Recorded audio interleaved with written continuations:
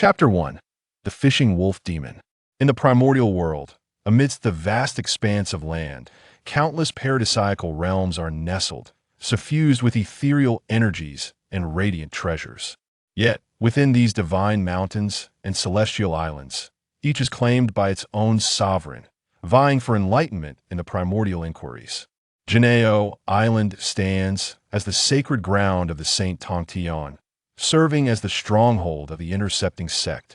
This island, situated in the overseas realms, is formed by the convergence of myriad divine mountains, surrounded by the boundless sea, rich with an overwhelming aura of spiritual energy.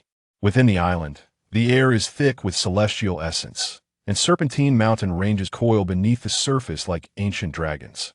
Amidst the celestial mists, countless celestial cranes soar, rendering it a veritable paradise. At this moment, a particular sea expanse off Xiao Island is suddenly beset by howling winds and torrential rains, as two formidable forces clash with ferocity, summoning a whirlwind of chaos upon the waters. From a distance, one can witness two celestial beings engaged in a fierce battle, a wolf demon and a crab demon. Both possess cultivation at the early stage of the heavenly immortal realm, evenly matched, yet the wolf demon's foundation appears to be more robust, subtly gaining the upper hand. In but a brief moment, the wolf demon lets out a thunderous roar, its claws radiating terrifying spiritual energy as it seizes the crab demon and ruthlessly rends it apart. The crab demon manages only a fleeting cry of despair before its life force abruptly wanes, severed limbs sinking into the depths of the sea. Another one, the wolf demon, surveys the waters with a calm gaze, speaking with human words. Ding! Congratulations, host, for completing the random kill task by slaying the crab demon. Bait 100. Simultaneously, a mechanical voice resonates within the wolf demon's mind. Hit. Another 100 bait acquired. The large wolf head of Xiao Feng displays a look of satisfaction. In truth, he is a transmigrator named Xiao Xian, who inadvertently met his demise in his previous life, only to be reborn in the primordial realm, inhabiting the form of a wolf demon. Trusting in fortune, he became a disciple of the intercepting sect. Having clung to the intercepting sect for millennia, he has lived a carefree and joyous life, yet his aptitude is lacking. Even after cultivating for 1,000 years within the sect, he remains at the early stage of the heavenly immortal realm, rendering him one of the lowest-ranking disciples. In a world where golden immortals are ubiquitous, he is akin to an ant. Fortunately, Xiao Feng recently unlocked his golden opportunity, the fishing system. This system allows him to manifest a realm of his own, wherein he may fish to obtain treasures and secret techniques. However, fishing comes with prerequisites. He must possess sufficient bait. The system also provides methods for acquiring bait, requiring Xiao Feng to complete randomly assigned tasks to earn it. Each unit of bait allows him to fish for a year in the system's evolved realm. With the 100 bait he just acquired from slaying the crab demon, he can fish for a century. Open the attribute panel. Xiao Feng silently commands. Ding! Suddenly, a virtual page materializes before him, displaying his various attributes. Host, Xiao Feng. Aptitude, acquired from highest to lowest. Saint, great power, innate acquired. Realm, early heavenly immortal. Heavenly materials and treasures, none. Secret techniques, Dao, decision. Storage space, none. Bait quantity, 300. Fishing realm level, yellow rank. Overall, Xiao Feng remains but a trifling existence in the primordial world, lacking even basic heavenly materials, let alone the power of rules and aptitude. Even his fishing realm level is the most rudimentary, classified as yellow rank. Yet, excitement gleams in his eyes through his recent slaying tasks. He now possesses 300 bait, sufficient to fish in the evolved realm. The secret technique he practices, Dao decision, is a heart method of the highest level, attained through a beginner's lottery reward from the system. Through rigorous training, Xiao Feng's mana has been refined to an unparalleled purity, and his physical strength has multiplied several times. Most critically, mastering the highest realm of the Dao-level heart method allows him to reach the Saint realm, the legendary Han Yuan de Luo Golden Immortal. There are even rumors that the Dao-level heart method extends far beyond this. Xiao Feng's ability to easily defeat the crab demon of the same realm stems from the Dao decision, despite their similar cultivation levels. His physical form is more robust, and his mana is more profound. After such diligent effort, I finally have enough bait. Hith hith. System, do not disappoint me. With this thought, Xiao Feng's eyes shimmer with excitement as he steps forward, transforming into a beam of light that reaches the sandy shores near Janeo Island. Here lies Xiao Feng's sacred ground. System, open the evolved realm and commence fishing. Upon reaching the edge of the sea, Xiao Feng silently commands. Boom! As soon as he utters these words, the surrounding sea quakes violently, and a transparent lake suddenly manifests, slowly merging with the seawater. To all but Xiao Feng, nothing appears amiss. This is the system's evolved realm, the yellow rank fishing realm. Simultaneously, a fishing rod emerges above the sea, with bait dangling enticingly from the hook, exuding an alluring fragrance. Seeing this, Xiao Feng's excitement surges as he waves his hand, condensing his mana into an energy grasp, then uses the fishing rod to cast the bait into the sea and begins to fish. After roughly half a day, the fishing line suddenly jerks. Xiao Feng quickly raises the rod, revealing a chaotic-colored bubble hanging from the hook, seemingly containing a sphere of blue energy. P.S. This special effect is visible only to the host. Ding! Congratulations, host, for acquiring an 80-year cultivation bubble. At the same time, the system's voice resonates in Xiao Feng's mind. To gain 80 years of cultivation in just half a day, this is impressive. Xiao Feng exclaims with joy, hastily storing the bubble in his storage space before resuming his fishing. One day later, ding! Congratulations, host, for acquiring a 100-year cultivation bubble. A month passes. Ding! Congratulations, host, for acquiring the Qiongao record one. Ding! Congratulations, host, for acquiring an aptitude fragment one. Ding! Congratulations, host, for acquiring the 5-fire 7 birds fan, an acquired spiritual treasure replica. Ding! Congratulations, host, for acquiring a strand of Nuwa's hair one. As time gently flows, the items Xiao Feng fishes up multiply cultivation bubbles, aptitude fragments, various treasures, and a plethora of miscellaneous items. P.S. The realms below that of immortals, rank from highest to lowest, are refining void and merging Tao, refining spirit and returning to void, refining Qi and transforming into spirit, guiding Qi into the body. The realms above immortals, rank from highest to lowest, are Great Luo Golden Immortal, Tai Golden Immortal, Tai Xian Immortal, True Immortal, Heavenly Immortal, Earthly Immortal. The saintly realms above the immortal level, ranked from highest to lowest, are Hunyuan Dao, Hunyuan Merging Dao Heavenly Dao, Hunyuan de Luo Golden Immortal Saint, Quasi-Saint. The levels of the fishing realm's evolution from highest to lowest are Universe, Cosmos, Primordial, Wild, Heaven, Earth, Xian, Yellow. Different levels correspond to the quality of obtainable items. Hongmeng Supreme Treasure, Hongmeng Spiritual Treasure, Chaos Supreme Treasure, Chaos Spiritual Treasure, Innate Supreme Treasure, Innate Spiritual Treasure, Acquired Supreme Treasure, Acquired Spiritual Treasure. Chapter 2. The Explosive Surge of Cultivation. In the blink of an eye, 300 years have passed. During this time, Xiao Feng remains seated upon the sandy beach, fishing within the system's evolved realm.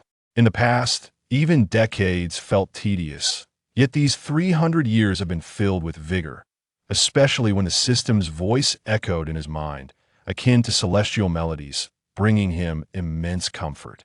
Ding! Insufficient bait. Please complete more tasks to earn sufficient bait and unlock the evolved realm. Suddenly, the system's voice rings in his mind, and the evolved realm vanishes from sight. Has it really been 300 years? Xiao Feng blinks in astonishment, feeling a pang of regret. However, he dismisses the thought and hastily probes into his storage space, where he discovers it brimming with countless bubbles, each varying in color and shape, encasing a myriad of items. System, open all the bubbles for me. Xiao Feng exclaims excitedly, licking his lips in anticipation. Bang! Bang! As soon as he speaks, all the bubbles in the storage space burst open. Ding! Congratulations, host, for acquiring 14,000 years of cultivation. Ding! Congratulations, host, for acquiring aptitude fragments 54. Ding! Congratulations, host, for acquiring the 5-fire, 7-birds fan, an acquired spiritual treasure replica. Bang!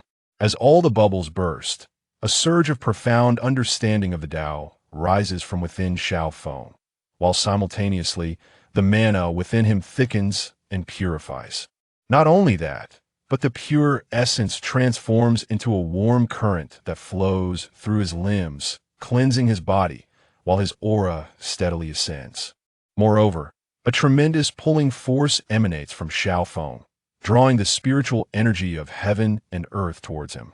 Suddenly, a vortex forms around Xiao Feng, voraciously absorbing the surrounding spiritual energy as his cultivation restraints begin to loosen. Early heavenly immortal, mid-heavenly immortal, early true immortal. In but a fleeting moment, as Xiao Feng's realm breaks into the early stage of the Xian immortal realm, the vortex of spiritual energy gradually dissipates. Indeed, after digesting the essence of 14,000 years of cultivation, Xiao Feng ascended from the celestial immortal realm to the profound immortal realm in a frenzied leap, transcending an entire major realm. The current Xiao Feng is incomparably stronger than his former self. If the power of celestial immortal resembles a gentle stream, then that of a profound immortal is akin to the roaring waves of the sea. The disparity between the two is as vast as that between a grain of rice and the stars. What excites the Mingyu the most is not only the tremendous breakthrough in Xiao Feng's realm, but also the fact that his physical body has been tempered to an astonishing degree, as if forged through countless trials. With a mere swing of his arm, he can effortlessly tear through the air, and with each breath, he can cause mountains to crumble. Next, Xiao Feng examined his other gains. He currently possesses 54 fragments of aptitude. Once he gathers an additional 46, he will be able to elevate his innate potential to a primal level. At that time, even if Xiao Feng fails to collect enough resources to initiate the evolution of the world, he can still enhance his cultivation through meditation. In addition to the aptitude fragments, he has also acquired 2 postnatal spiritual treasures imitations, namely the demon-slaying pestle imitation and the 5 fires, 7 birds fan imitation. The demon-slaying pestle imitation boasts a large head and a slender tail. Containing formidable magical power, it feels as light as a feather in hand, yet strikes with the weight of a mountain. The 5 fires, 7 birds fan imitation embodies the flames of the mortal realm, the fire within wood, the fire within stone, as well as the celestial fire, crafted from the feathers of the swan, peacock, phoenix, 7 avian species, azure phoenix, great crane, white crane, and owl. It seems that the treasure wielded by Taoist Moral is indeed the 5 fires, 7 birds fan, while Wei Hu possesses the demon-slaying pestle, does he not? Both treasures possess unparalleled might, although the system has bestowed only imitations. Their power is scarcely inferior to that of the originals. The system is truly remarkable, indeed. Xiao Feng, upon witnessing this, was filled with immense joy. With these 2 treasures by his side, he would have a greater chance against those of higher realms. After all, in the vast wilderness, combat prowess derives not only from one's realm, but also from the treasures one wields. Subsequently, Xiao Feng's gaze fell upon a tome within his storage space and a strand of hair levitating in the air. Although he has now reached the profound immortal realm, when his consciousness touched the strand of hair, he still felt an overwhelming sense of trepidation, as if it harbored a terrifying power within. The hair of a sage is indeed extraordinary. The power contained within it may very well rival the attacks of a great Luo golden immortal. Xiao Feng exclaimed in astonishment. But what is this Qiong Xiao record? Could it possibly document the life of the Qiong Xiao fairy among the 3 Xiao? With this thought in mind, Xiao Feng could not help but yearn to open it. Boom! Suddenly, an inexplicable wave of anxiety coursed through him. Above, the sky darkened with ominous clouds, morphing into a rolling thunderstorm. As Xiao Feng's keen eyes fell upon the heavens, his expression shifted dramatically. What on earth? Can my luck grow any worse? Is it already time for the transformation tribulation at the mere profound immortal realm? Xiao Feng couldn't help but curse vehemently. Boom, boom, boom. The thunder rolled ominously overhead, gathering intensity as a violet lightning web intertwined, seemingly brewing a dreadful force. Whoosh! Simultaneously, the winds around Xiao Feng surged as tumultuous waves rose, causing the seemingly indestructible boulders to shatter like tofu under the onslaught.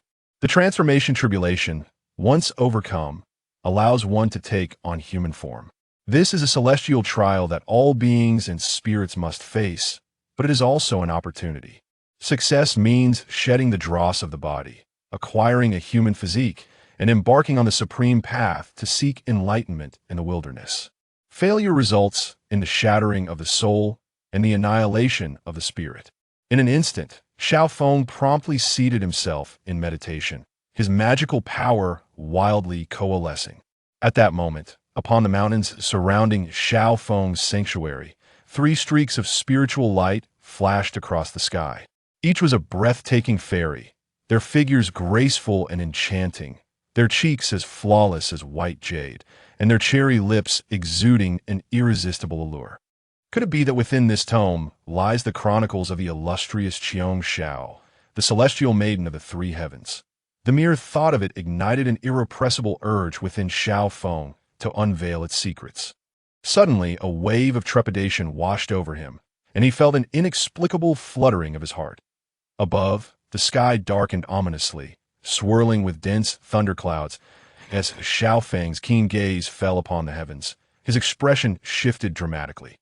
Goodness, can my luck possibly deteriorate any further? Is the tribulation of transformation into form already upon me at the level of Xianxian? He exclaimed, unable to contain his frustration. Boom! Boom! Boom! The thunder rumbled ominously in the sky, gathering into a tempestuous force, while violet lightning wove an intricate web, as if brewing a monstrous power. Simultaneously, the winds howled around Xiao Feng, and tumultuous waves surged, causing the once imposing boulders to crumble as though they were mere tofu beneath the ocean's wrath. The tribulation of transformation into form was a heavenly trial that all spirits must face. Success would grant one a human body, paving the way to transcendence amidst the primordial chaos. Failure, however, would lead to the scattering of one's soul and the obliteration of consciousness. In an instant, Xiao Feng hastily assumed a meditative posture, his magical energy surging wildly around him at that moment. Upon the mountains encompassing Xiao Feng's domain, 3 beams of ethereal light pierced the sky. Each was a breathtakingly beautiful fairy, their countenances as flawless as white jade, their lips akin to delicate cherries, radiating an enchanting allure. Yet, the 3 fairies possessed strikingly distinct styles. The one in the center resembled a blossoming rose, exuding a mature and seductive charm, her crimson gown billowing in the wind, her long, snow-white legs captivating the imagination. To her left stood a fairy akin to a graceful peony, embodying elegance in every gesture.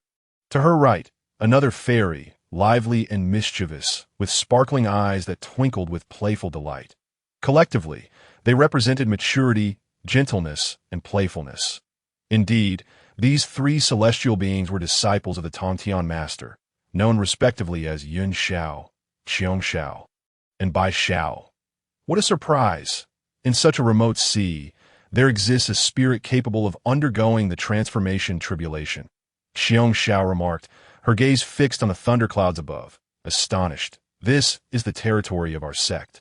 It must be one of our disciples. Yun Xiao chuckled, her eyes sparkling with allure. Hee, since my 2 elder sisters have suggested it, perhaps we should go and investigate. Bai Xiao blinked playfully. Indeed, as fellow disciples. If that spirit requires assistance, we must not stand idly by. Yun Xiao agreed with a nod. Whoosh! In the next moment, the 3 transformed into streaks of light, soaring toward Xiao Feng's location. Boom! Boom! Boom! Meanwhile, as the thunderclouds roiled, a column of violet lightning descended with ferocious intent, aimed squarely at Xiao Feng. Not daring to underestimate it, he summoned his magical energy, conjuring a thin, protective barrier. The violet lightning struck, creating only a slight ripple against the shield, leaving him unharmed. Is this tribulation really so feeble? I feel as though I could withstand it with my bare body, even utilizing the lightning's power to forge myself. Xiao Feng mused, somewhat incredulous. Initially, he had anticipated the transformation tribulation to be exceedingly formidable, especially with the thunder rumbling ominously in the sky, seemingly filled with immense power. Who would have thought this thunder tribulation was so ineffective? With that thought, Xiao Feng dispelled his protective barrier, just as the second bolt of lightning came crashing down. A tingling sensation coursed through his body, akin to a baptism in lightning. Yet this sensation was fleeting, and he remained unscathed. With such meager power, it hardly seems capable of refining my physical form. He sighed softly. Unbeknownst to him, due to his relatively low aptitude, he was experiencing the weakest tier of the transformation tribulation, while his rigorous training had already fortified his physical body. Suddenly, Xiao Feng's gaze locked onto the dense thunderclouds above. Let's take a closer look. With a firm step, he transformed into a streak of light, shooting toward the heart of the thunderclouds. In the distance, the three fairies descended upon a cloud, observing Xiao Feng's ascent toward the tempest. As they beheld his audacious approach to the heart of the thunder tribulation, their eyes widened in disbelief. Could this wolf spirit truly be heading for the center of the tribulation? Yun Xiao gasped, her mouth agape in astonishment. Although this transformation tribulation was of the lowest tier, the thunder at its center could easily obliterate him. Qiong Zhao's brow furrowed with concern. Her kind-hearted nature could not bear the thought of a life extinguished. Though somewhat reckless, this fellow is indeed intriguing, Bai Xiao remarked with a playful glint in her eyes. Alas, he is still one of our disciples. Should he find himself in peril, we cannot remain passive. Yun Xiao lamented. Fear not, dear sister. Qiong Xiao nodded in agreement. A person as interesting as him is not one I would wish to see perish. Bai Xiao chimed in cheerfully. That moment, Xiao Feng arrived at the center of the tribulation. It seemed the tribulation recognized his presence, perceiving it as a challenge, and erupted in a furious display. Boom! Boom! Boom! The lightning network surged violently, transforming into a dragon of thunder that charged at Xiao Feng with unbridled fury. In an instant, he was bombarded by countless lightning dragons, his body buzzing with paralysis. Yet he felt no pain. Instead, the vitality within him surged, growing stronger under the onslaught of the tribulation's power. Bang! Upon reaching a critical point, a deep, resonant sound echoed within him, and his physical strength broke through to a new realm, rendering him impervious to the relentless barrage of lightning. Roar! Xiao Feng felt an overwhelming surge of exhilaration, unleashing a thunderous roar that reverberated across the heavens, scattering the very clouds of tribulation. Whoosh!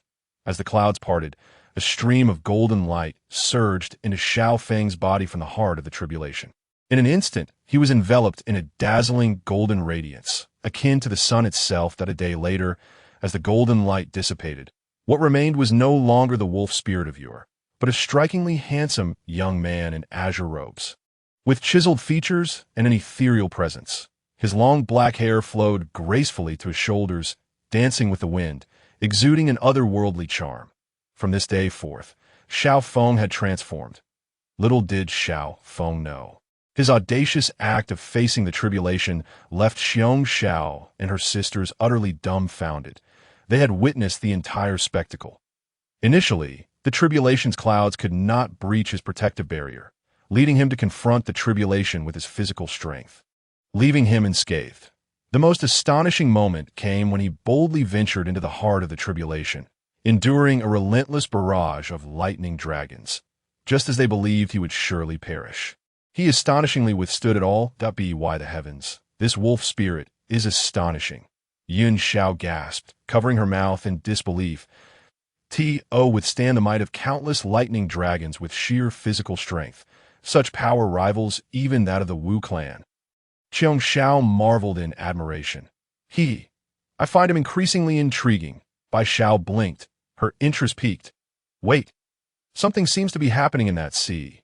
Suddenly, Yun Zhao's expression shifted, and she pointed towards Xiao Feng's domain. Xiao, and by Xiao followed her gaze. Witnessing tumultuous waves surging as a colossal creature, akin to an island in size, erupted from the depths of the sea. Its form resembled a serpentine dragon, its scales glistening ominously in the sunlight. Emanating a chilling aura of both ferocity and strength, the giant's eyes, as large as houses, glimmered with an eerie light before it opened its massive maw, poised to devour Xiao Feng from the skies above. In an instant, the world was engulfed by a tempest, and towering waves roared, the creature's gaping maw radiating a terrifying force that threatened to consume all. "This is bad. It's the Tianxian Sanjiao," Yun Xiao exclaimed in alarm. "The Tianxian Sanjiao is precisely our target, but it shouldn't be here." Bai Zhao's previously carefree demeanor faded, replaced by gravity. "We must act swiftly. That wolf spirit has just transformed and is merely at the Xianxian realm. He cannot withstand the might of a golden immortal's Tianxian Sanjiao." Xiong Zhao's expression darkened, her voice rising in urgency. As the words fell, the three individuals hurriedly dispatched their respective treasures, transforming into three streaks of light that hurtled towards the heavenly, mysterious toad dragon. Yun Xiao's treasure was the primordial golden dipper, a treasure of innate spiritual rank, capable of manifesting countless mountains as it suddenly crashed toward the heavenly, mysterious toad dragon. That Xiong Xiao's treasure was the golden dragon scissors. Also of innate spiritual rank, from which two golden dragons descended from the heavens, intertwining and roaring fiercely, intent on severing the heavenly mysterious toad dragon. Bixiao's treasure was the dragon binding rope, a 1,000 zhonglong golden rope that shimmered, tearing through space as it aimed to firmly bind the heavenly mysterious toad dragon. In an instant, the three unleashed their divine powers, seemingly seeking only to halt the advance of the heavenly mysterious toad dragon. Roar! The colossal eyes of the heavenly mysterious toad dragon flashed once more, followed by a thunderous roar that reverberated through the skies. The scales upon its body quivered violently, emanating a potent wave of sound, sweeping through the void like a tsunami. Simultaneously, the golden dragon scissors, the primordial golden dipper, and the dragon binding rope were all rendered ineffective, their attacks nullified and pushed back into the ocean, failing to inflict even the slightest harm upon the heavenly mysterious toad dragon. It was not due to the weakness of Xiong Xiao and the others. After all, they were separated from the heavenly mysterious toad dragon by a staggering distance of several 100,000 miles. Even with a sudden assault from their treasures, they could not impede the relentless onslaught of the heavenly mysterious toad dragon. Alas, they were all of comparable strength, being in the golden, immortal realm. How infuriating! It had no effect. "This toad dragon continues to attack my disciples. It must not be allowed to live. Darn it! This wolf demon is such a thrilling challenge, and yet it is to be torn apart by this creature. I'll make sure to beat it into submission." The three sisters, now thoroughly enraged, swiftly moved, transforming into three streaks of light as they flew towards the heavenly mysterious toad dragon. Meanwhile, after absorbing the energy from the thunder tribulation, Xiao Feng was still cultivating to stabilize the violent power within his body. Suddenly, his eyelids twitched, and he felt an acute sense of danger. As he extended his consciousness, he discovered a terrifying creature resembling a toad and a dragon below, opening its massive maw to devour him, while a dreadful force of magic bound the space around him, locking him inescapably. In other words, he could only escape by defeating this monstrous entity. What in the world is this? Xiao Feng was utterly stunned. Its size was akin to an island, towering tens of thousands of miles high, resembling both a toad and a dragon, with its enormous mouth containing a terrifying suction, as if it aimed to consume all of creation. Ding! Congratulations to the host for triggering a random quest. Eliminate the heavenly mysterious toad dragon, early golden immortal, for a reward of 3,000 bait. At that moment, the system's voice echoed in his mind, 3,000 bait. I must give it my all. Upon hearing this, Xiao Feng's eyes narrowed with determination, since his aura had already been locked. He had no intention of fleeing and resolved to fight back. Whoosh! As his consciousness stirred, a single strand of hair materialized in the void, imbued with devastating power. With the emergence of this hair, the world trembled, ethereal melodies filled the air, and celestial mist began to fall from the void, giving rise to countless golden lotuses. All things resonated, as if a sage had descended in the Bo Palace. Tong Tian sat in the void, embodying the essence of all things and utilizing the cosmos as his vessel, surrounded by the forces of the great Tao.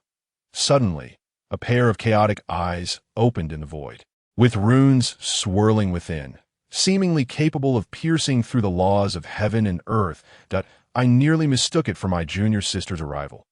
This wolf demon possesses considerable fortune, with my junior sister's hair in hand. He can surely weather this tribulation.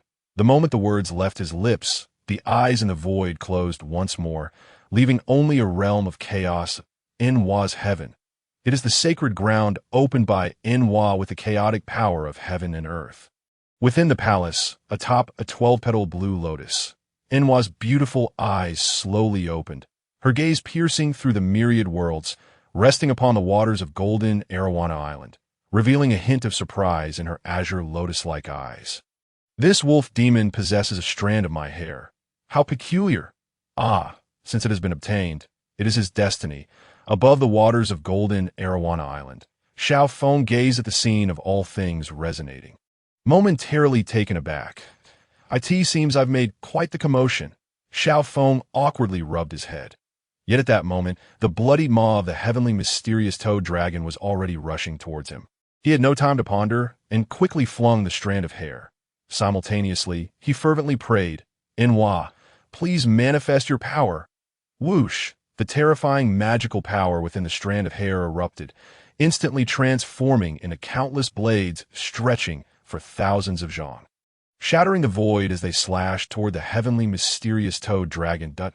In an instant, the vast ocean split in two, the void ruptured, and simultaneously, the blades of light dimmed and vanished, while the heavenly mysterious toad dragon was cleaved in two like the ocean itself. Blood gushed forth, staining millions of miles of ocean red. The 100,000 zhang body plummeted into the sea, creating colossal waves, the thick scent of blood crashing against the rocks.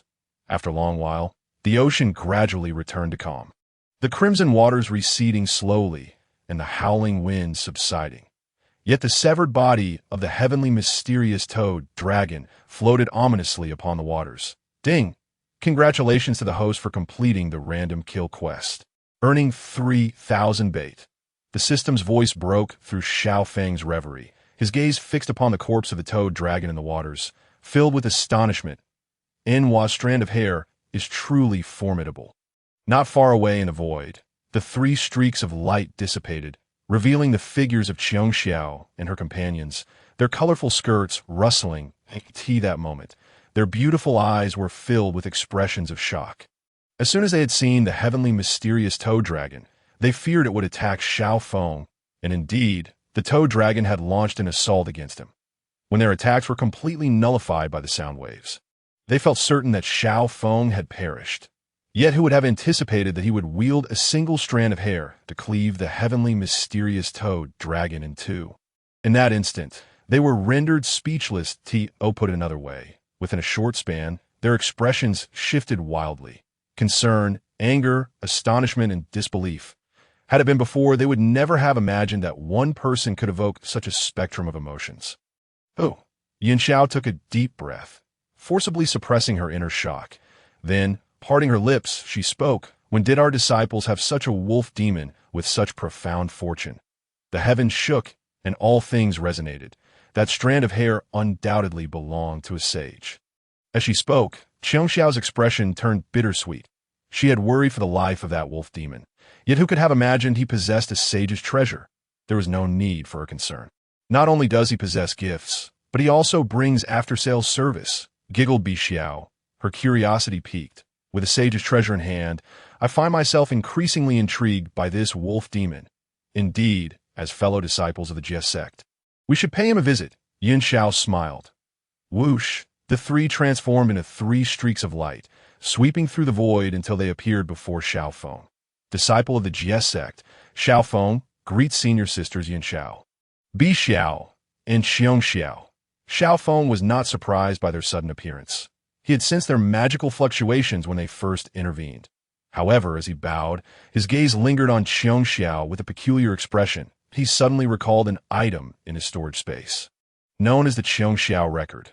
Junior brother Xiao need not be overly courteous. The three nodded in return, their gazes appraising Xiao Feng. Knowing their identities yet maintaining such composure. This wolf demon is extraordinary. Yin Xiao mused. Why does this wolf demon look at me so strangely? Though Xiao Feng's gaze only briefly touched upon Xiong Xiao, the peculiar look in his eyes did not escape her notice, prompting a hint of confusion to cross her face.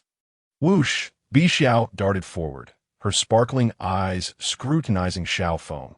Muttering in confusion, he seems rather ordinary. What audacity does he possess to forge his body amidst the thunder tribulation?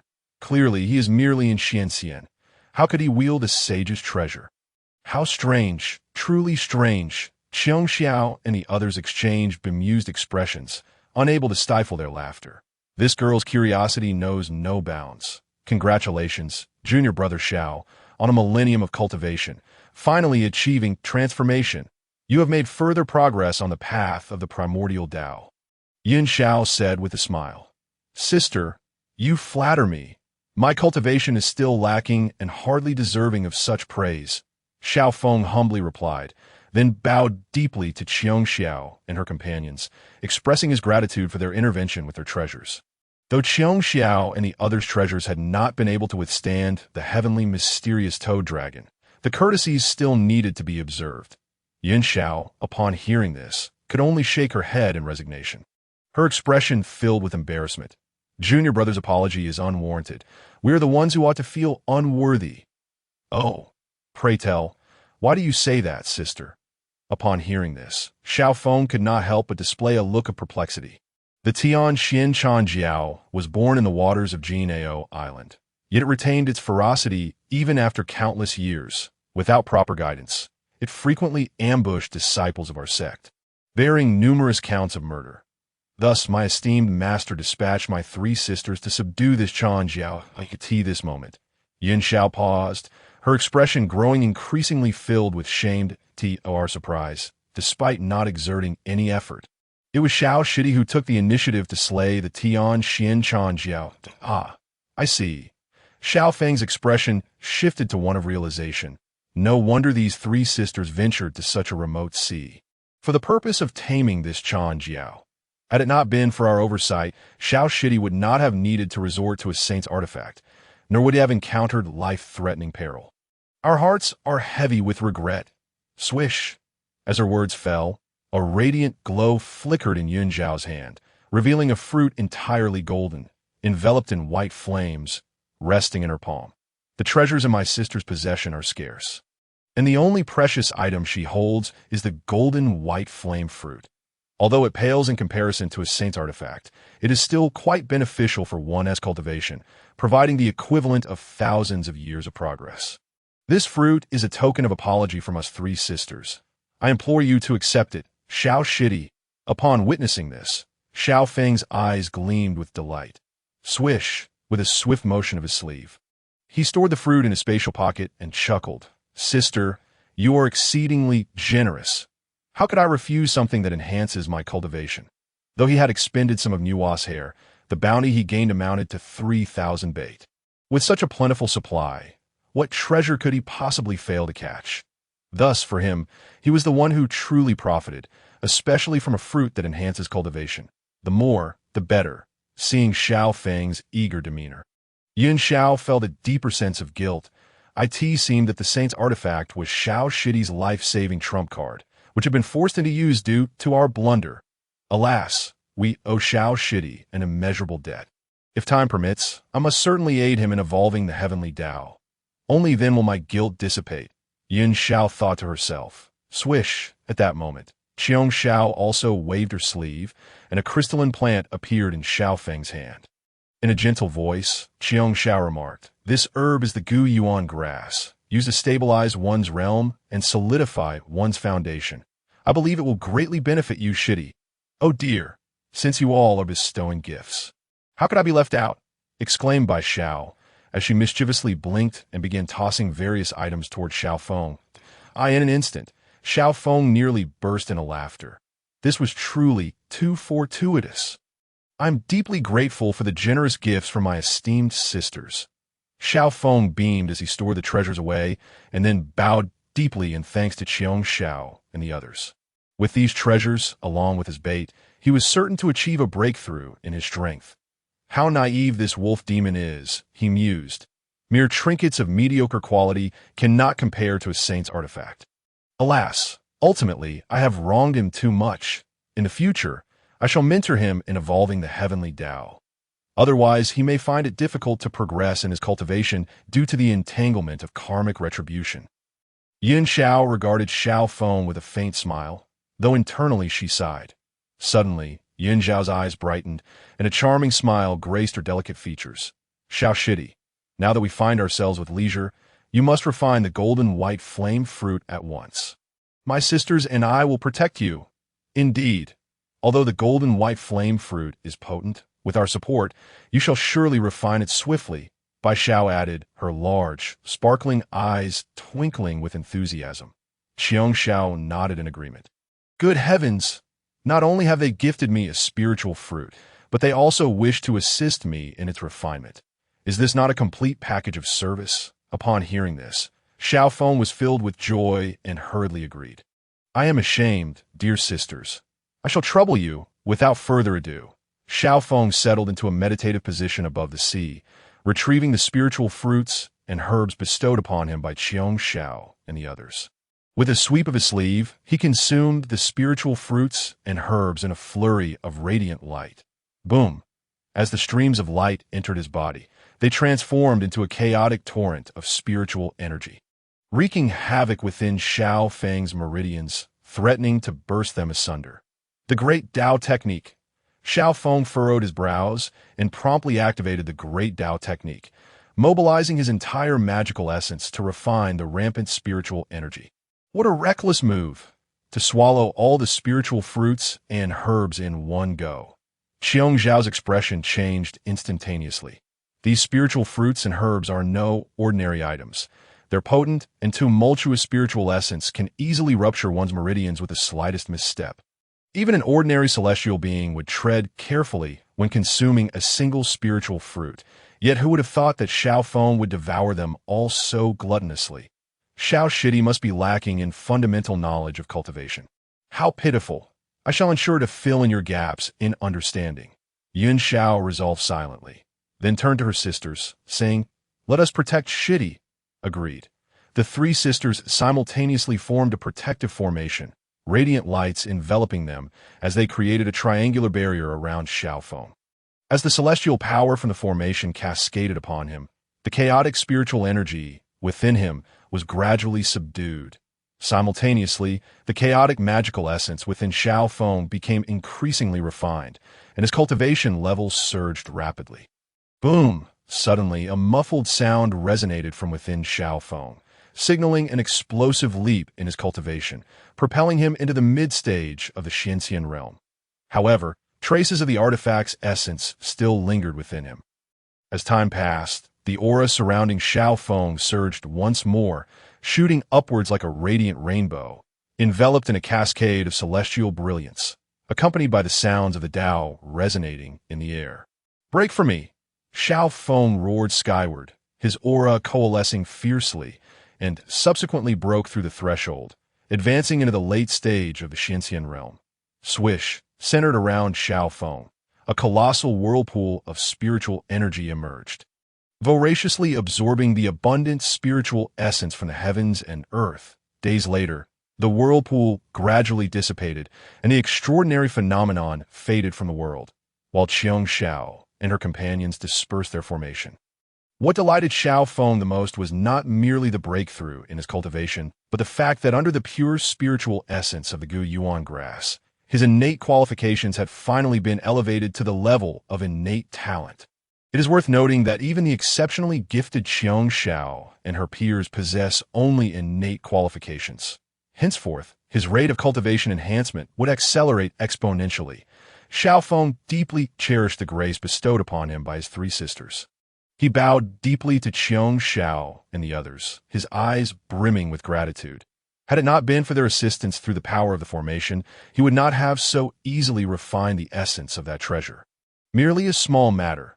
Yin Xiao waved her hand dismissively with a smile, adding, now that Shidi has reached the late stage of the Xianxian realm, he must solidify his foundation further.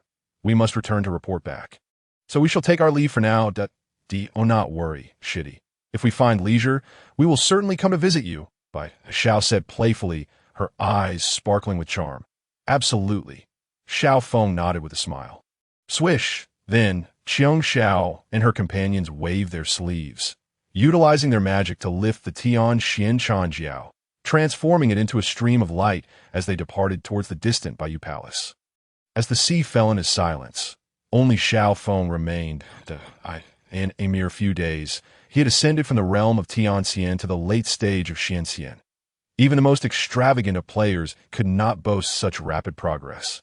Xiao Feng laughed heartily, sweeping his sleeves to unleash a torrent of magical energy, shattering the surrounding boulders with ease. With ample bait at hand, he resolved to fish while solidifying his cultivation, and he also needed to refine the 5-fire 7-bird fan, imitation, and the demon suppressing rod, imitation. Thus, Xiao Feng activated the system to evolve the world and began his fishing endeavor. Ding! Congratulations, host, you have gained 100 years of cultivation.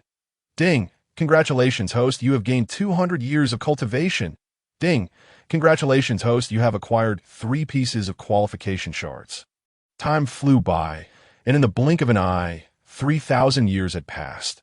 During this period, Xiao Feng, akin to a monk in deep meditation, fished in the sea, while simultaneously refining the 5-fire 7-bird fan, imitation, and the demon suppressing rod, imitation.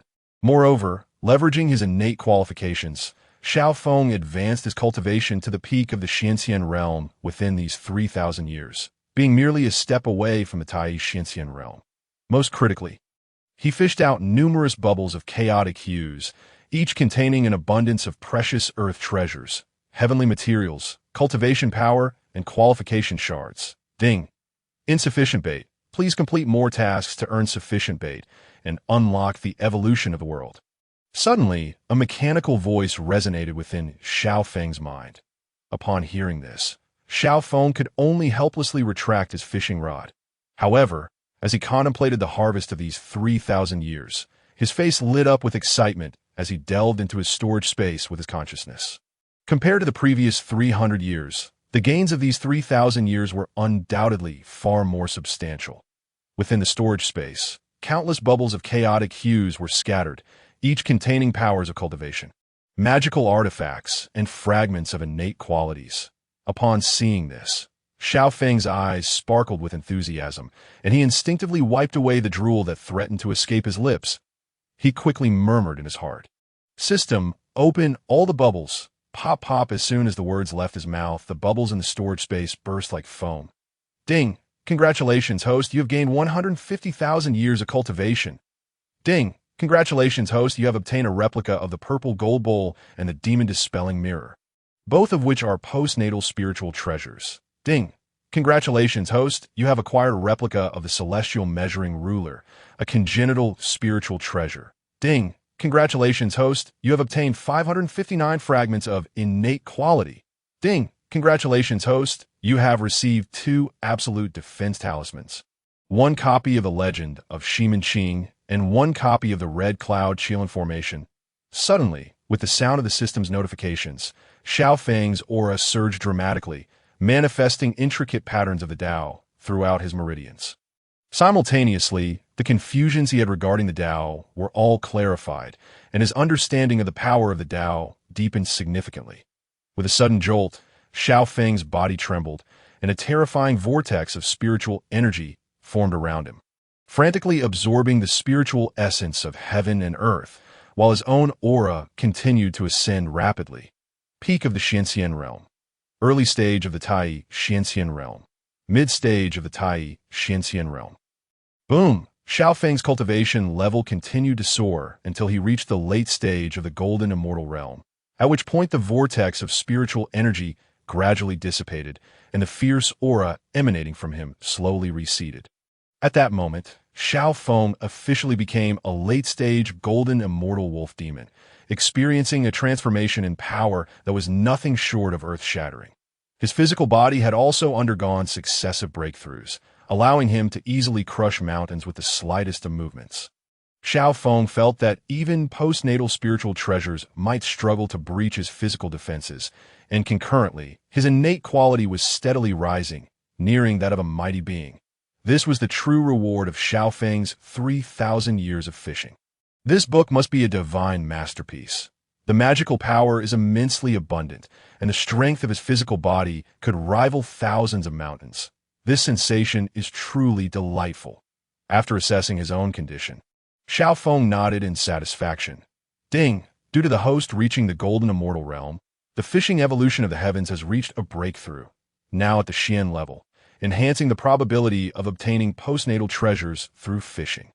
At this moment, the system's voice resounded in Xiao Feng's mind, indicating that his fishing evolution had indeed advanced in quality, which also meant that his chances of acquiring postnatal treasures through fishing had increased.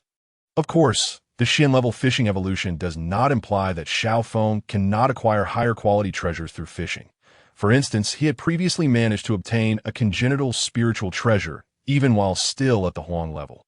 In summary, the quality of the fishing evolution simply denotes the probability of acquiring treasures. At this juncture, Xiao Feng did not examine other fishing items, but instead swiftly moved to the ocean surface. Boom! Suddenly, Xiao Feng clenched his fist and struck down towards the sea. Instantly, the terrifying force of his punch tore through space, causing the heavens and earth to tremble as if an earthquake had occurred.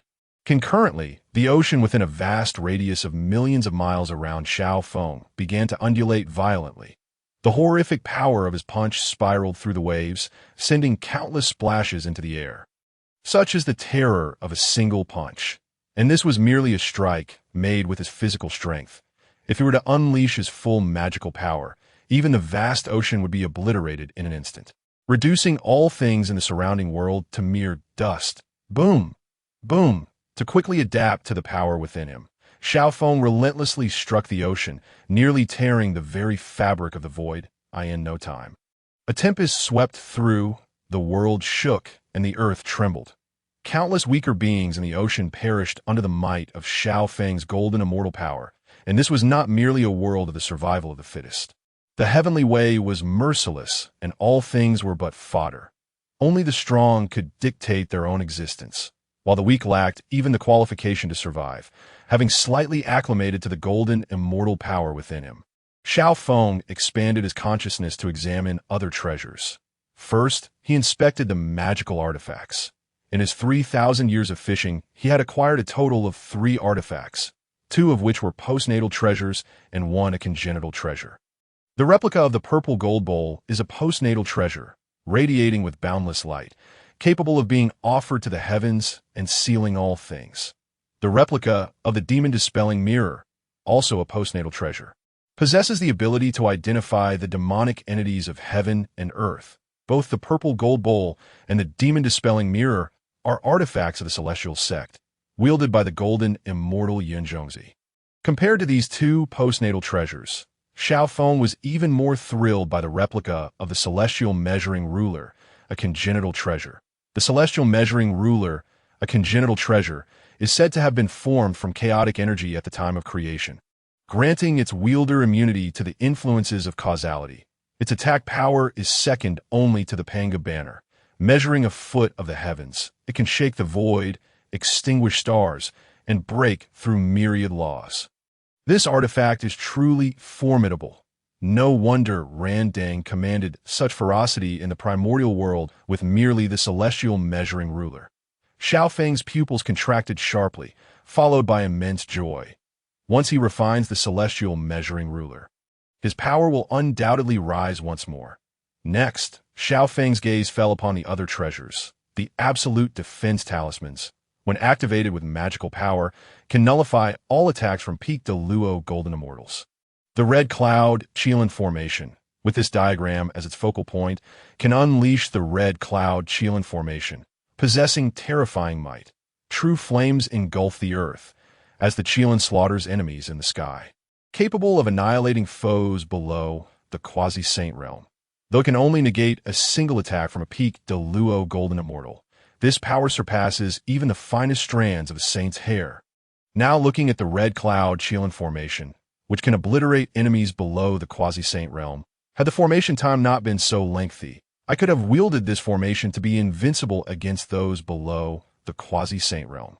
Subsequently, Xiao Feng's gaze shifted to the legend of Shimin Qing. In his previous life, this character had lived a rather flamboyant life in water margin. Then, Xiao Feng moved his figure to a towering ancient tree. Through the gaps in the leaves, he could faintly see the brilliance of sunlight. This ancient tree had existed for 1,000 years, with branches as large as a bed. Xiao Feng lazily reclined on one of the branches, slowly opening the volume of the legend of Shimin Qing and beginning to read with earnest attention. The host treats wine while sleeping with beautiful women, while in the West, feasts with Pan Jin Lian. Shimin Qing is indeed quite the dandy. As Xiao Feng read intently, his eyes occasionally sparkled with brilliance and at other times shook his head in disbelief. After a long while, he finally closed the book. This tome is truly a divine masterpiece, vividly depicting the battles between celestial beings. It seems I still possess the record book of Qiong Shao. Suddenly, Xiao Feng recalled that he had acquired a record book of Qiong Shao during his fishing endeavors. Seizing the moment of leisure, he flipped open that book. Upon his gaze landing on the first page, his pupils abruptly contracted, eyes glimmering with divine light, and drool unconsciously began to flow. Good heavens, the record book is filled with exquisite portraits of Qiong Shao.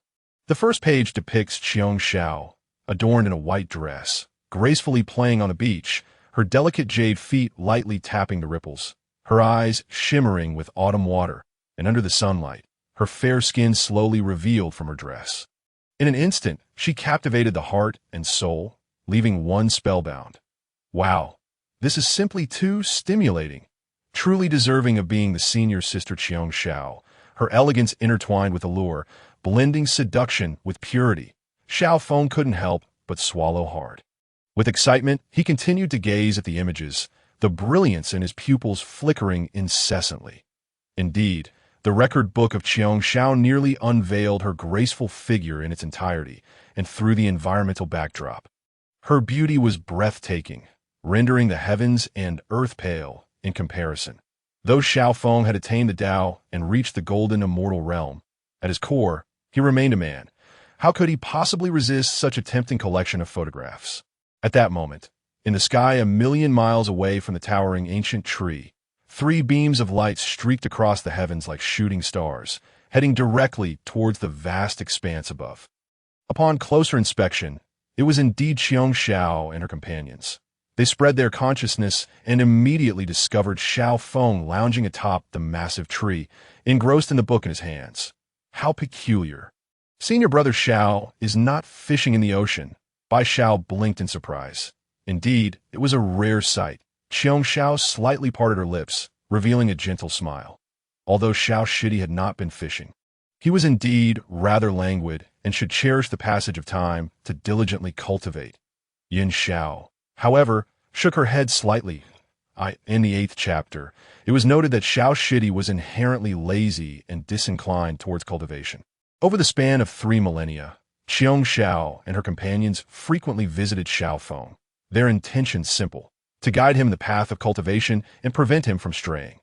Yet who could have anticipated that this fellow had spent every day and night over 3,000 years fishing, never letting his fishing rod leave his hand? When urged to focus on his cultivation, he would insist that fishing was far more enjoyable and had no desire to practice. Let him fish. Then, but what nearly drove Qiong Shao and the others to exasperation was that in all these years, Xiao Feng had never caught a single thing, not even a hare. The mischievous Bai Xiao, fearing that Xiao Feng might feel disheartened, even used her powers to summon thousands of fish from the sea to gather beneath his bait. Yet, astonishingly, those fish seemed oblivious to the bait, refusing to bite.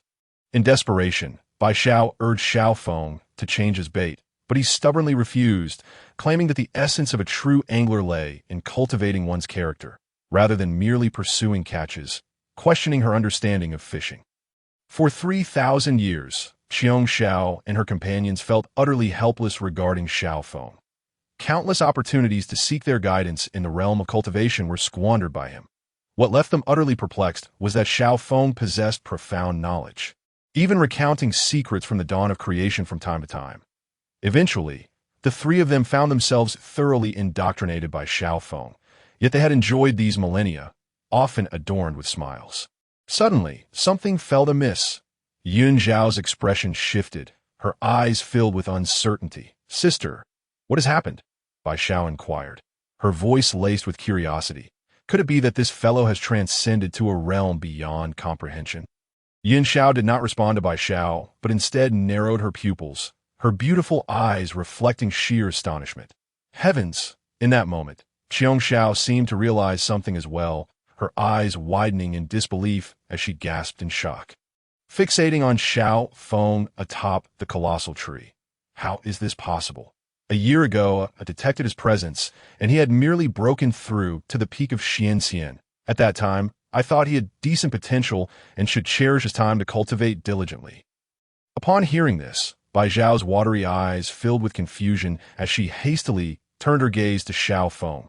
Unleashing her spiritual power, in an instant, her eyes widened in shock, her voice trembling. Is that truly Xiao Feng? His aura is far more formidable than any of ours. How can that be? My dear Shitty, who is so enamored with fishing, how could he possibly have cultivated?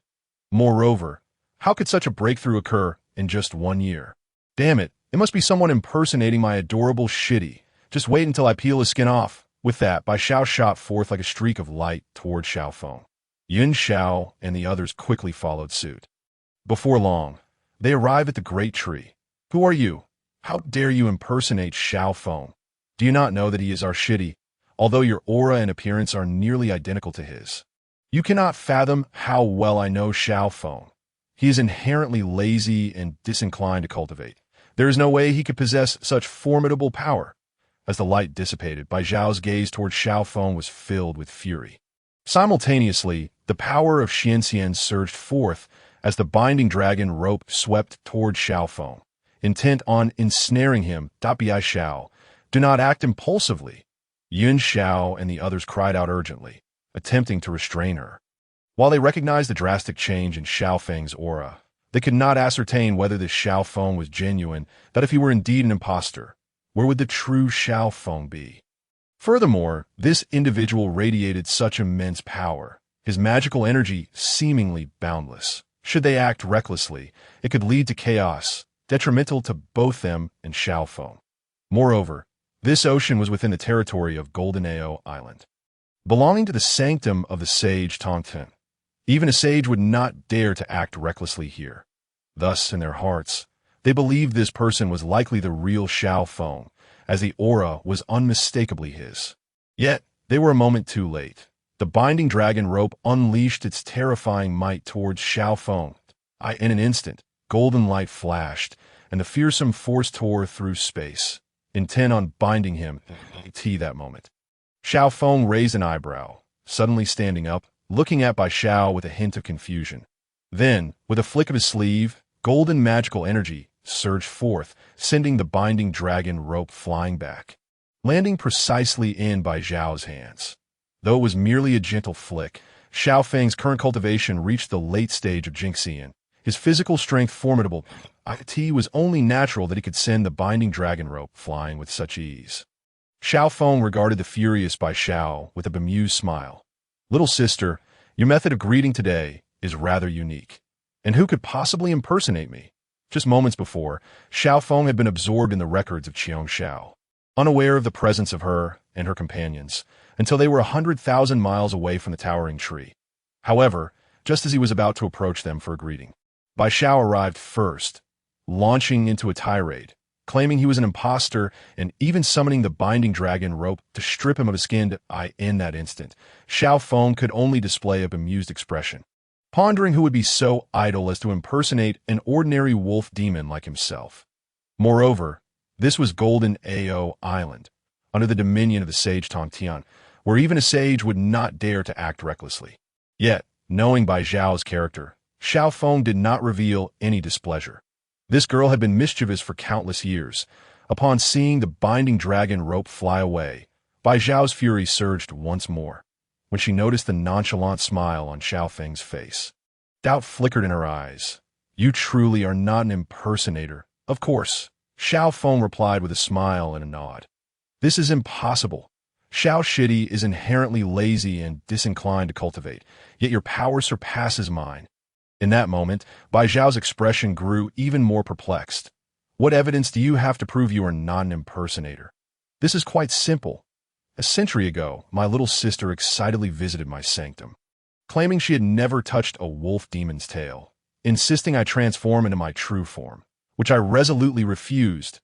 50 years ago, my little sister, fearing I would catch no fish, went so far as to use her powers to summon all the fish within 100 miles to my bait. In exasperation, Xiao Feng recounted Bai Zhao's transgressions one by one. Are you certain you wish to read this book? Ahem. Very well. I believe you are Xiao Shidi now. You need not elaborate further. Bai Zhao hastily waved her hand. Her face flushed, fearing that Xiao Feng would expose all her past shenanigans. Simultaneously, Bai Zhao and the others' pupils widened, their gazes fixed upon Xiao Feng, filled with disbelief. The expressions of the few elder sisters seemed to hold much intrigue. A smirk played upon Xiao Feng's lips, his eyes gleaming with mischief. He understood that it was a sudden rise in cultivation that had left Xiong Xiao and the others astounded. Indeed, Bai Xiao and the others transformed into 3 streaks of light. Approaching Xiao Feng, their eyes brimming with astonishment. Xiao Shidi, what is your current level of cultivation? Yun Xiao inquired, her gaze fixed intently on him. Just average, really, merely at the late stage of Jinxian. Upon hearing this, Bai Xiao and the others nearly spat out a mouthful of blood. Look at this. Is this something a person can say? You are at the late stage of Jinxian, and you call that average? I say, big brother, you have only taken on your true form for 3,000 years. 3,000 years ago, your cultivation was merely at the initial stage of Xianxian. To be precise, a year ago. Your cultivation was only at the peak of Xianxian, yet how did this wolf demon manage to break through to the late stage of Jinxian in just a year? If they had not witnessed it with their own eyes, Bai Xiao and the others would never have believed that a person, no, a wolf demon, could achieve such a monumental breakthrough in a mere year. Such a terrifying rate of advancement was utterly inconceivable. They had existed for over 100,000 years, and even with innate talent, their current cultivation was only at the initial stage of Jinxian, while Xiao Feng had surpassed them, reaching the late stage of Jinxian in a mere 3,000 years. It was simply unfathomable. Are you all well? Seeing Bai Xiao and the others in a daze, Xiao Feng extended his hand to wave at them. Only then did Bai Xiao and the others snap back to reality from their astonishment. Even with their steadfast resolve built over countless eons, they could not help but gasp in astonishment, the shock lingering in their hearts. Clearly, the impact that Xiao Feng had imparted upon them was overwhelmingly profound. Who among the heavens could ascend from the pinnacle of the Xianxian realm to the later stage of the Jinxian realm within just a year? Even those primordial celestial beings born at the dawn of chaos could scarcely achieve such heights. Otherwise, in the span of several hundred yuan hui, they would have long attained the Tao of Hun Yuan. Xiao Shidi, you must speak candidly. How on earth did you manage to elevate yourself to the later stage of Jinxian in merely a year? Bai Zhao's shimmering eyes sparkled with curiosity as she grasped Xiao Feng's arm. Apart from Bai Xiao, Yun Xiao and the others also gazed intently at Xiao Feng. Upon witnessing their expressions, Xiao Feng could only muster a look of helplessness. How could he explain that he had transcended through fishing? Ah, that does make sense. With a serious demeanor, Xiao Feng replied, I'm not entirely certain. I was merely fishing in the ocean when suddenly my cultivation surged remarkably. Bai Xiao and the others shot him incredulous looks, their faces rife with disbelief. Such a statement could hardly convince even a 3-year-old, let alone those who had cultivated for over 100,000 years. Could fishing truly lead to a breakthrough? It was utterly preposterous. Yet, since Xiao Feng chose to conceal the truth, they refrained from probing further, understanding that it was a secret. Oh, how disheartening. In the blink of an eye, Junior Brother Qin has surpassed me. Bai Xiao pouted, her face a picture of dissatisfaction. The way she furrowed her brow was simply too endearing. Suddenly, Bai Xiao's gaze fell upon the book in Xiao Feng's hands. "Oh, Xiao Shidi, why does this book bear the name of my second sister?" Upon uttering the words, Bai Xiao blinked her eyes, then seized the book, asking, "What is inside this book, Xiao Shidi?" Xiao Feng, realizing the predicament, thought it unfortunate. He had been absorbed in the Qiong Xiao record and, with Bai Xiao's sudden attack, had no time to conceal it. Now, the record lay firmly in Bai Xiao's grasp, and he was too late to retrieve it. "How curious! This book contains my second sister's name," Yin Xiao remarked, her lips parting in surprise. "Xiao Shidi, can I take a look?" Bai Xiao inquired, her big, adorable eyes gleaming with anticipation. "This book may not be suitable for you," Xiao Feng replied, exasperated. "Humph! Is there truly a book in this vast primordial world that I ascend suitable for me? Your words only pique my interest further. Xiao Shidi, do show it to me."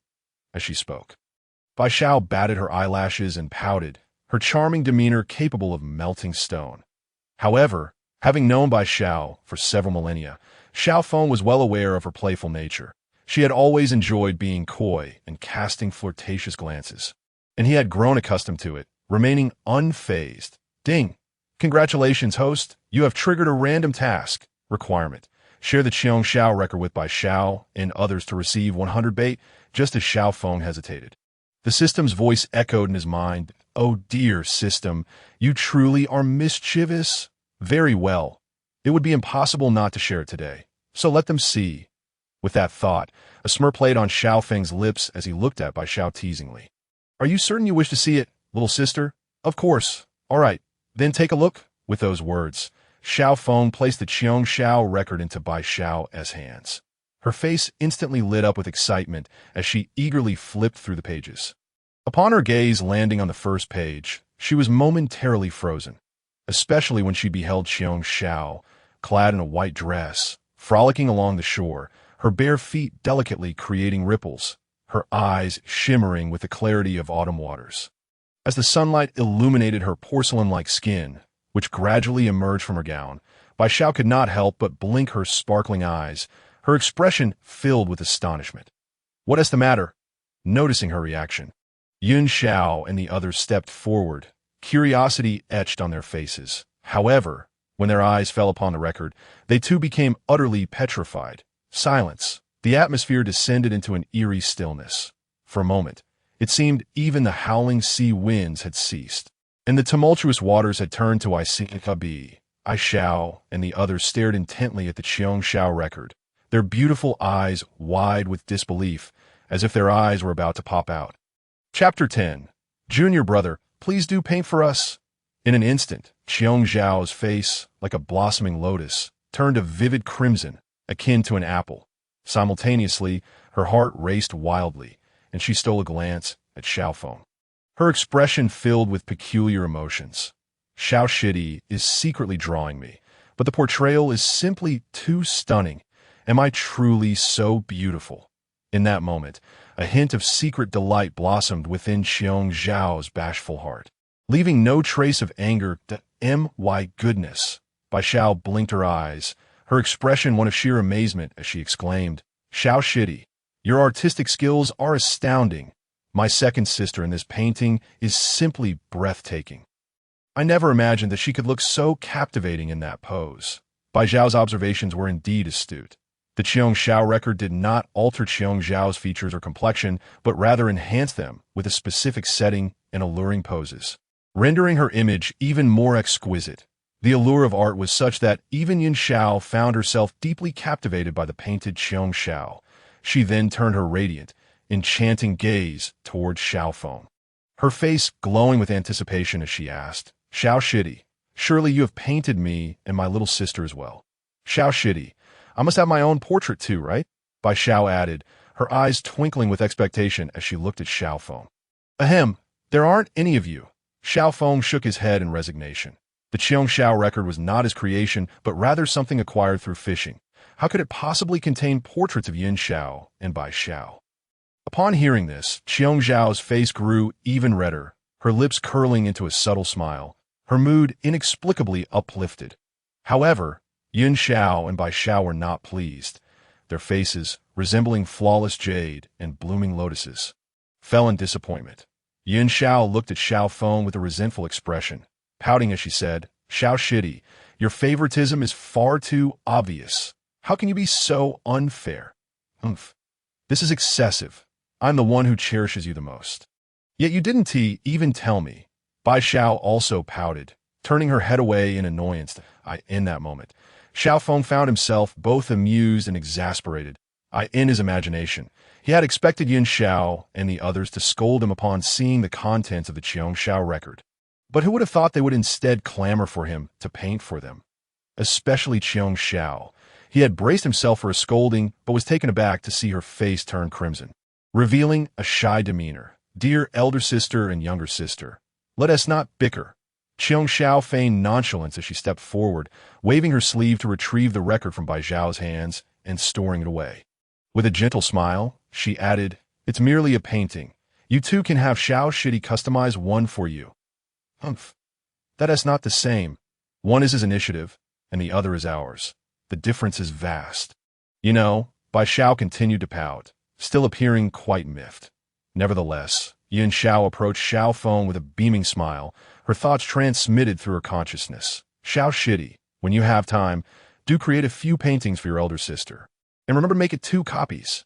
Xiao Feng, he wanted to be honest and say that it wasn't something he could just paint at will.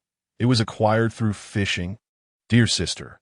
However, he instead communicated, "Elder sister, it's not that I don't wish to paint for you, but completing a portrait requires the subject to pose in the corresponding environment." Upon hearing this, Yin Xiao's fair neck tinged with pink, and with determination, she bit her lip and transmitted again, "Well, it's not impossible. Just let me know when you've chosen a time, and I'll be there in a flash." All right. The mere thought of Yin Xiao striking alluring poses made Xiao Feng unable to refuse. Upon hearing his affirmation, Yin Xiao revealed a sweet smile and quickly changed the subject, her voice flowing like a gentle stream, melodious and enchanting as she said, "Xiao Shidi, the reason we came to find you is quite important. Every 4,000 years, our master imparts teachings to the disciples. Do not miss this opportunity." Xiao Feng was well aware of the matters discussed in marketing, as he was a disciple of the Jiejiao sect, which boasted a multitude of followers.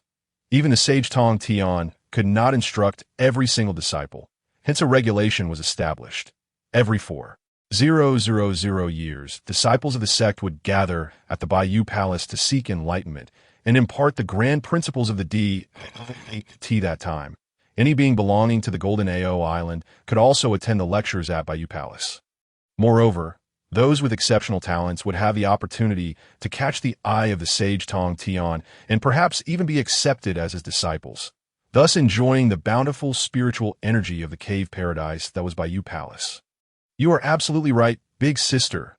It is a rare occasion for our master to impart his teachings. If you attend, it will surely be beneficial," Qiong Xiao reminded with a smile. "Indeed, Xiao Shidi, do not forget," Bai Xiao added earnestly, her earlier anger seemingly dissipated. Yes. Xiao Feng nodded seriously. To be able to listen to the teachings of the sage Tong Tian was indeed a significant advantage for him. The sage had long transcended ordinary understanding of the Tao and laws, soaring far above the level of beings like him. "Ding! Congratulations, host! You have completed the task and received 100 bait.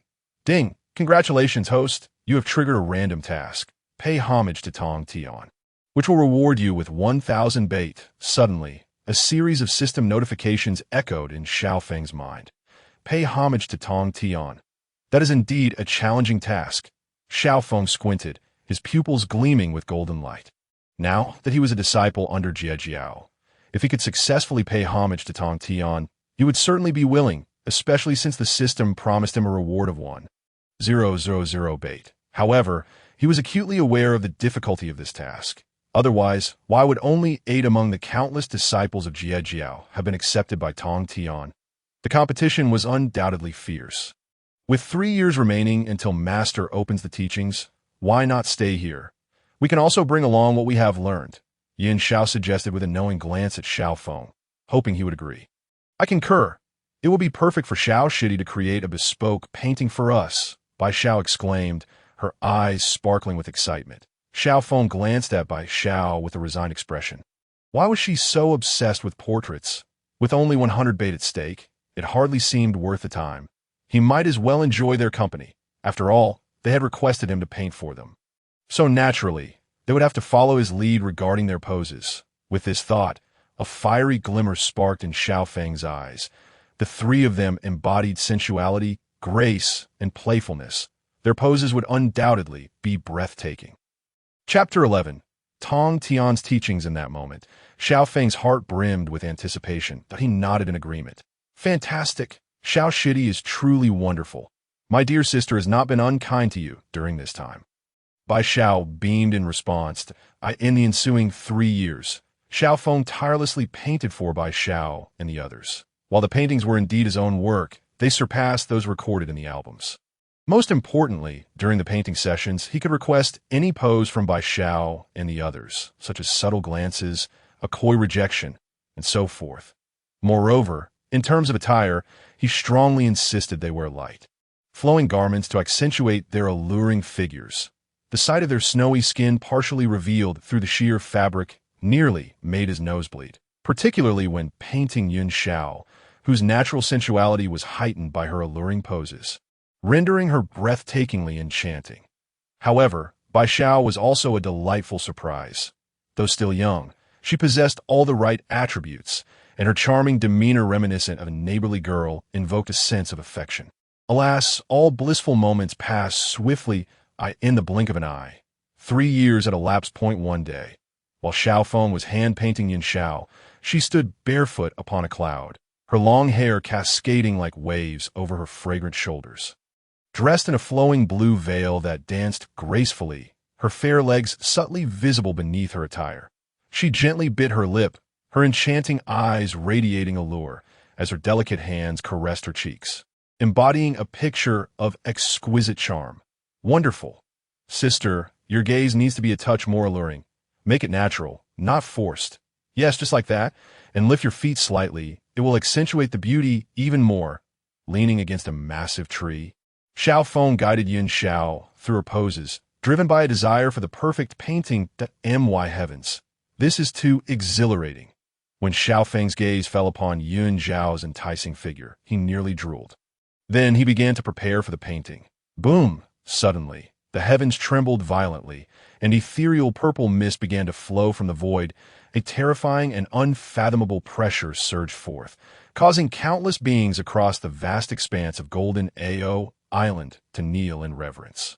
Simultaneously, from the chaotic void, the sound of the Tao resonated, celestial music swirling as myriad lights transformed into countless graceful celestial maidens, dancing in the air. On the earth, divine golden lotuses slowly bloomed, showcasing a myriad of colors.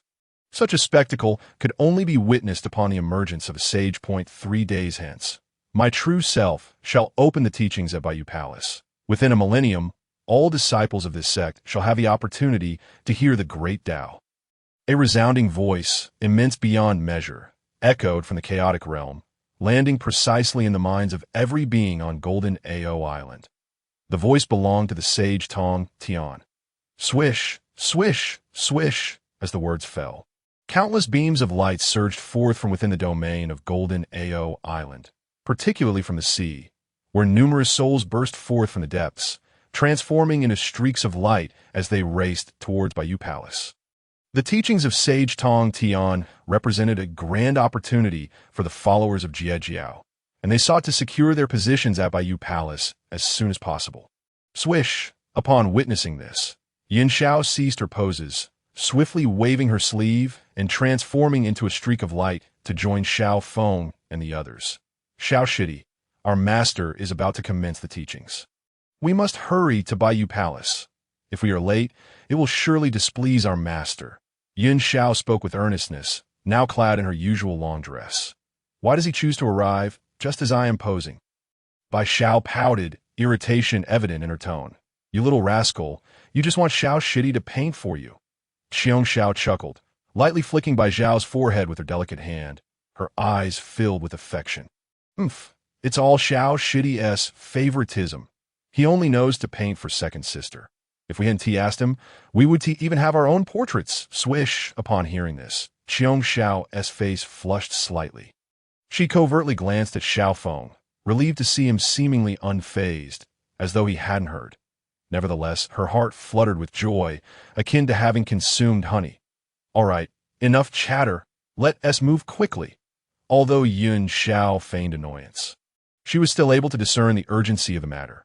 Subsequently, Bai Xiao and the others waved their sleeves, transforming into 4 streaks of light towards the direction of Baiyu Palace. Within a day, they arrived at a mountain range merely 10,000 miles from Baiyu Palace. From afar, Baiyu Palace stood majestically atop the highest peak, truly the heart of Golden Ao Island.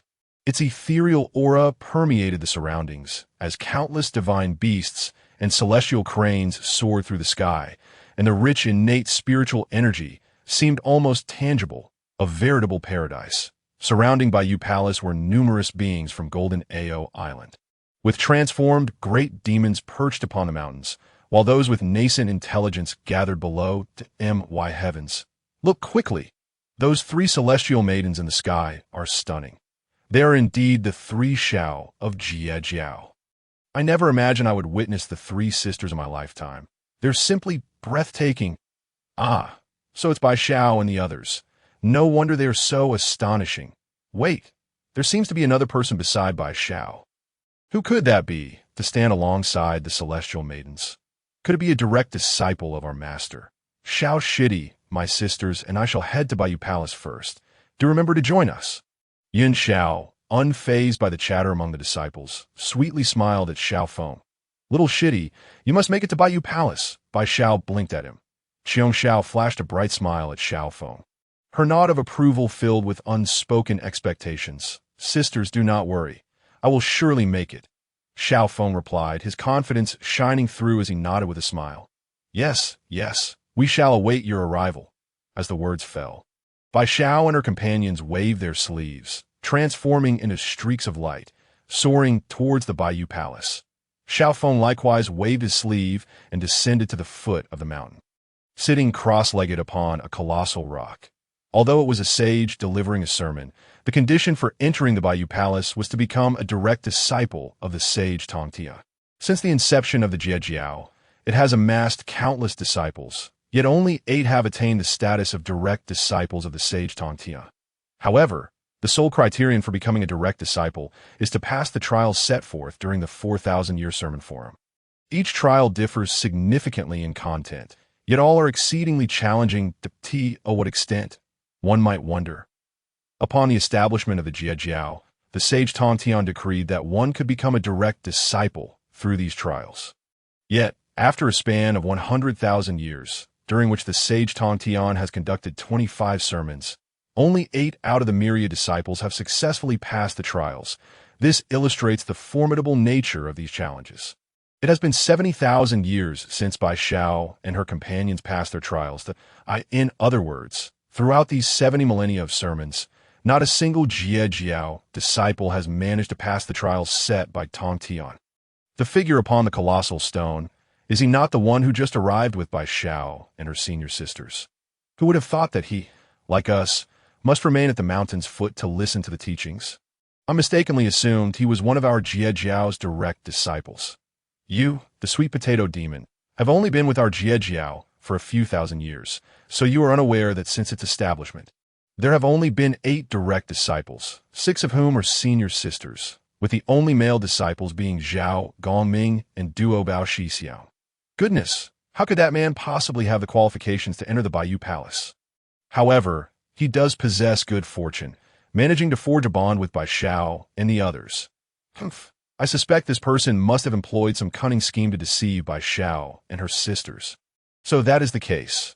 No wonder I sensed that his realm was not high, yet he could fly alongside Bai Xiao and her senior sisters. Perhaps it is because they are too kind-hearted, concerned that he might fall behind in keeping up with our master's teachings, that they brought him along out of compassion. The Jiejiao disciples within the mountain turned their gazes upon Xiao Feng atop the colossal stone, and immediately began to murmur among themselves. Some disciples looked at Xiao Feng with eyes brimming with envy and jealousy. To be associated with the direct disciples of the sage Tong Tian is a fortune that cannot be cultivated in a lifetime. Noticing this, Xiao Feng merely smiled faintly, choosing not to explain. To him, those gossiping were but jesters, unworthy of his concern. Why did they perceive Xiao Feng's realm as low? In truth, it was not that he deliberately concealed his realm. Rather, once one's cultivation breaks through to the golden immortal level, one's powers naturally become subdued. Only those whose powers far exceed his could discern his true level. Otherwise, they would be unable to gauge a specific realm. Why does this person's aura feel so familiar? Suddenly, a purple moon rhinoceros within the mountain turned its fist-sized eyes toward Xiao Feng and spoke. I remember now. This person is the wolf demon from the relatively remote waters near Jinao Island. Are you saying he is a wolf demon? Do you have any evidence? As soon as the words of the purple moon rhinoceros fell, the gazes of the crowd converged upon him, filled with inquiry. No wonder this aura feels so familiar. Several millennia ago, I, along with the elders of my clan, slayed the deep-sea fish demon S-Master in the waters and encountered this wolf demon. Seeing the skeptical expressions of the crowd, the purple moon rhinoceros hurriedly added, Indeed, what the purple moon rhinoceros said is true. Several millennia ago, he was merely a small wolf demon, and although he is transformed now, his aura remains unchanged. I can attest to that. At this, several Jie disciples chimed in. I thought this person was of great significance, but it turns out he is merely a wolf demon. Why would an old wolf leave the forest to roam in the waters? Could it be that he was too weak and was driven away? They laughed heartily, and no wonder by Xiao and her senior sisters brought him along. It seems they felt pity for him. All right, everyone disperse. He is just a wolf demon. Nothing to be concerned about. Indeed. Let us adjust our mindsets and await Master Tongtian's sermon. Perhaps we may be fortunate enough to pass the trials and become direct disciples. It has been 70,000 years since Master last accepted disciples. I have an inexplicable feeling that this time, during the sermon, some disciples will surely pass the trials. Naturally, I will definitely pass the trials. You little snail, why do you come here to join the excitement? Do you not find it amusing? You are but a small wall wolf, and your realm is even lower than mine. What qualifications do you have to comment? Once the crowd recognized Xiao Feng's identity, they resumed discussing the sermon. Concurrently, those disciples who had initially felt jealous of Xiao Feng had withdrawn their thoughts, no longer interested in him, for in their eyes, he was merely a lowly wolf demon, unworthy of their energy. The Jiejiao's principle of accepting disciples is to teach without distinction, and it is precisely this that has led to a vast number of disciples, albeit resulting in a mix of the capable and the incapable. Meanwhile, competition among disciples is exceedingly fierce. Boom! Suddenly, an unfathomable power of the great Tao surged forth from the Bayou Palace, sweeping across the heavens and the earth. In an instant, radiant clouds appeared in the sky, and golden lotuses blossomed upon the earth. Simultaneously, a voice of the great Tao began to resonate. The purple aura enveloping the heavens. One could see a figure of immense stature, slightly distorting the boundless void. A middle-aged man standing upon the void, seated amidst the cosmos. He had sharp brows and starry eyes, with the power of the great Tao warmly surrounding him. Within his closed eyes lay the intricate pathways of the great Tao. And with each gesture, he seemed to merge with the heavens and unite with all beings. Above this middle-aged man, chaotic and colorful clouds emerged, surrounded by auspicious divine beasts such as the Qilin and the Phoenix. This man is none other than the sage Tong Tian. Disciples pay their respects to Master. May Master enjoy a lifespan equal to the heavens and coexist with all beings. As soon as the sage Tong Tian revealed himself, countless Jiejiao disciples exclaimed with reverence. In that moment, the powerful voice surged towards the clouds, resonating through the chaos. Though Xiao Feng did not bow, he too regarded the sage Tong Tian with respect, performing a hand gesture of reverence. Boom! Suddenly, the chaotic eyes of the sage Tong Tian opened slightly, revealing myriad principles of the great Tao swirling within. With a detached glance, he surveyed the Jiejiao disciples surrounding the Bayou Palace. Upon spotting Xiao Feng atop the colossal stone, a ripple of surprise flickered across his timeless gaze, revealing a hint of astonishment. If I recall correctly, this wolf demon neutralized the attack of the heavenly Xian toad with the hair of my junior sister thousands of years ago. And at that time, his realm was merely at the early stage of the Xian. Yet, within just 3,000 years, he has already broken through to the late stage of the golden immortal. This child's aptitude is slightly inferior to that of Bai Xiao and the others. How could his cultivation have advanced so rapidly? Truly perplexing. At this moment, countless Jie Jiao disciples surrounding the Baiyu Palace also noticed the unusual behavior of the sage Tong Tian. Their gazes fell, as if observing someone. Whoosh! Upon noticing this, numerous Jie Jiao disciples raised their heads in unison, ultimately directing their attention towards Xiao Feng. Is this not the wolf demon we were discussing earlier? Indeed, quite peculiar. Why would Master gaze at him in such a manner? Could it be that Master is aware of his association with Bai Xiao and the others, hence the extra glance? Yes, it must be so. The group of Jie Jiao disciples could not help but engage in hushed discussions. Meanwhile, upon realizing the sage Tong Tian's gaze upon him, Xiao Feng's pupils suddenly contracted, though he was merely glanced at. It felt as though all his secrets had been laid bare, leaving him utterly astonished. Is this the power of a sage? It is simply unfathomable, terrifyingly so. No wonder it is said that below the sage realm, one is but cannon fodder and ants, while I remain in the latter. However, Xiao Feng did not fear the sage Tong Tian. His eyes were filled with tranquility, for he firmly believed that with the system's assistance, he would surely break through to the sage realm, even surpassing it. Subsequently, the sage Tong Tian withdrew his gaze, the power of the great Tao slowly circulating within his chaotic eyes, and spoke calmly. I shall once again deliver a sermon, lasting 1,000 years. You must listen attentively. What opportunities you may gain will depend on your own fortunes. At the dawn of chaos, when the heavens and earth were born, a spirit emerged, my esteemed teacher Hongjun. And alongside him was another being, regarded as the beginning of the chaos of heaven and earth, the mother of myriad beings. Hongjun Laozi observed the chaotic energies of heaven and earth, designating it as the Tao. The great Tao inherently has no form, and the heavenly Tao possesses no righteousness. Subsequently, the saint Tong Tian articulated the profound truths of the cosmos. Truly, it was a moment befitting a sage, as above the chaos, the mirror of the firmament emerged, revealing countless celestial maidens who danced upon the celestial bridge, while golden light surged forth from the earth. Countless disciples of the GS sect were captivated. Some wept openly, others gazed in a stupor, while there were those whose brows furrowed in contemplation. Each exhibiting their unique responses, it was evident that under the sage's dissemination of wisdom, they each attained enlightenment, gaining a deeper understanding of the great Tao. Seated upon a massive stone, Xiao Feng, with his eyes closed, also perceived the intricate patterns of the Tao surrounding him. Attentively listening to the sage's teachings, in that moment, the misunderstandings and confusions he had harbored regarding the Tao were instantly dispelled, and clarity blossomed within his heart. In the blink of an eye, a millennium had passed.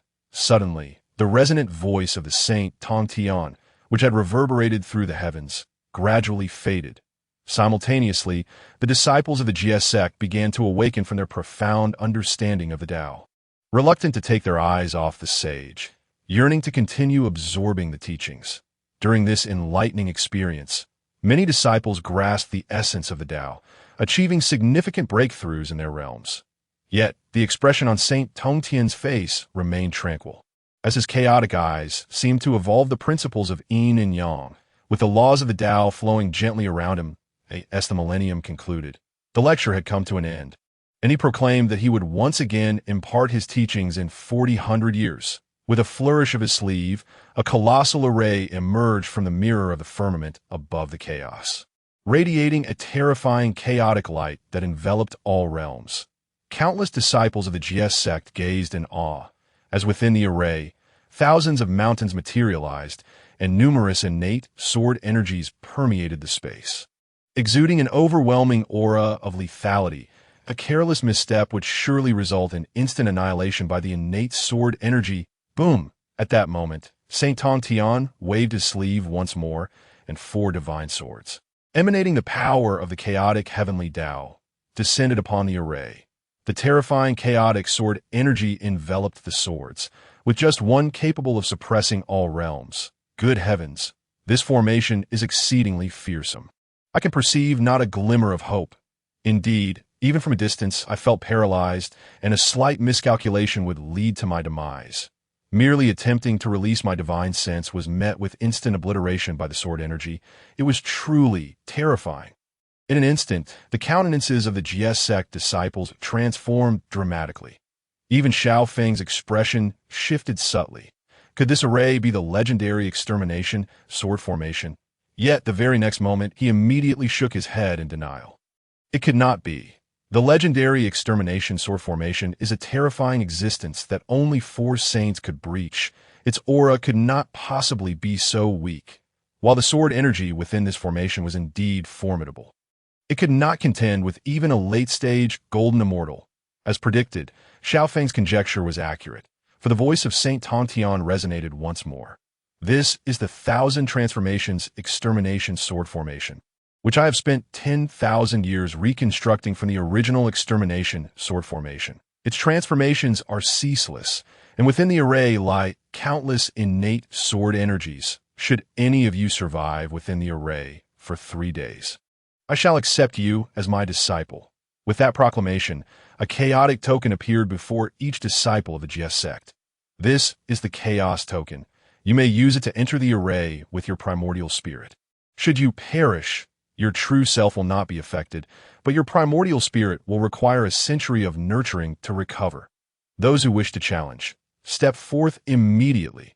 The sage's words, akin to the voice of the Tao, fell accurately upon the ears of the GS sect disciples in that moment. A fervent battle spirit ignited within the eyes of the disciples as they gazed at the 1,000 transformations extermination sword formation, fully aware that by exerting all their efforts to survive for 3 days, they could become direct disciples of Saint Tongtian.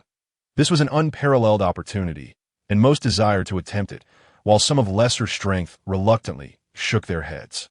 Suddenly, several streaks of light surged towards the 1,000 transformations extermination sword formation. It was Tianyu Xian and Tianya Xian.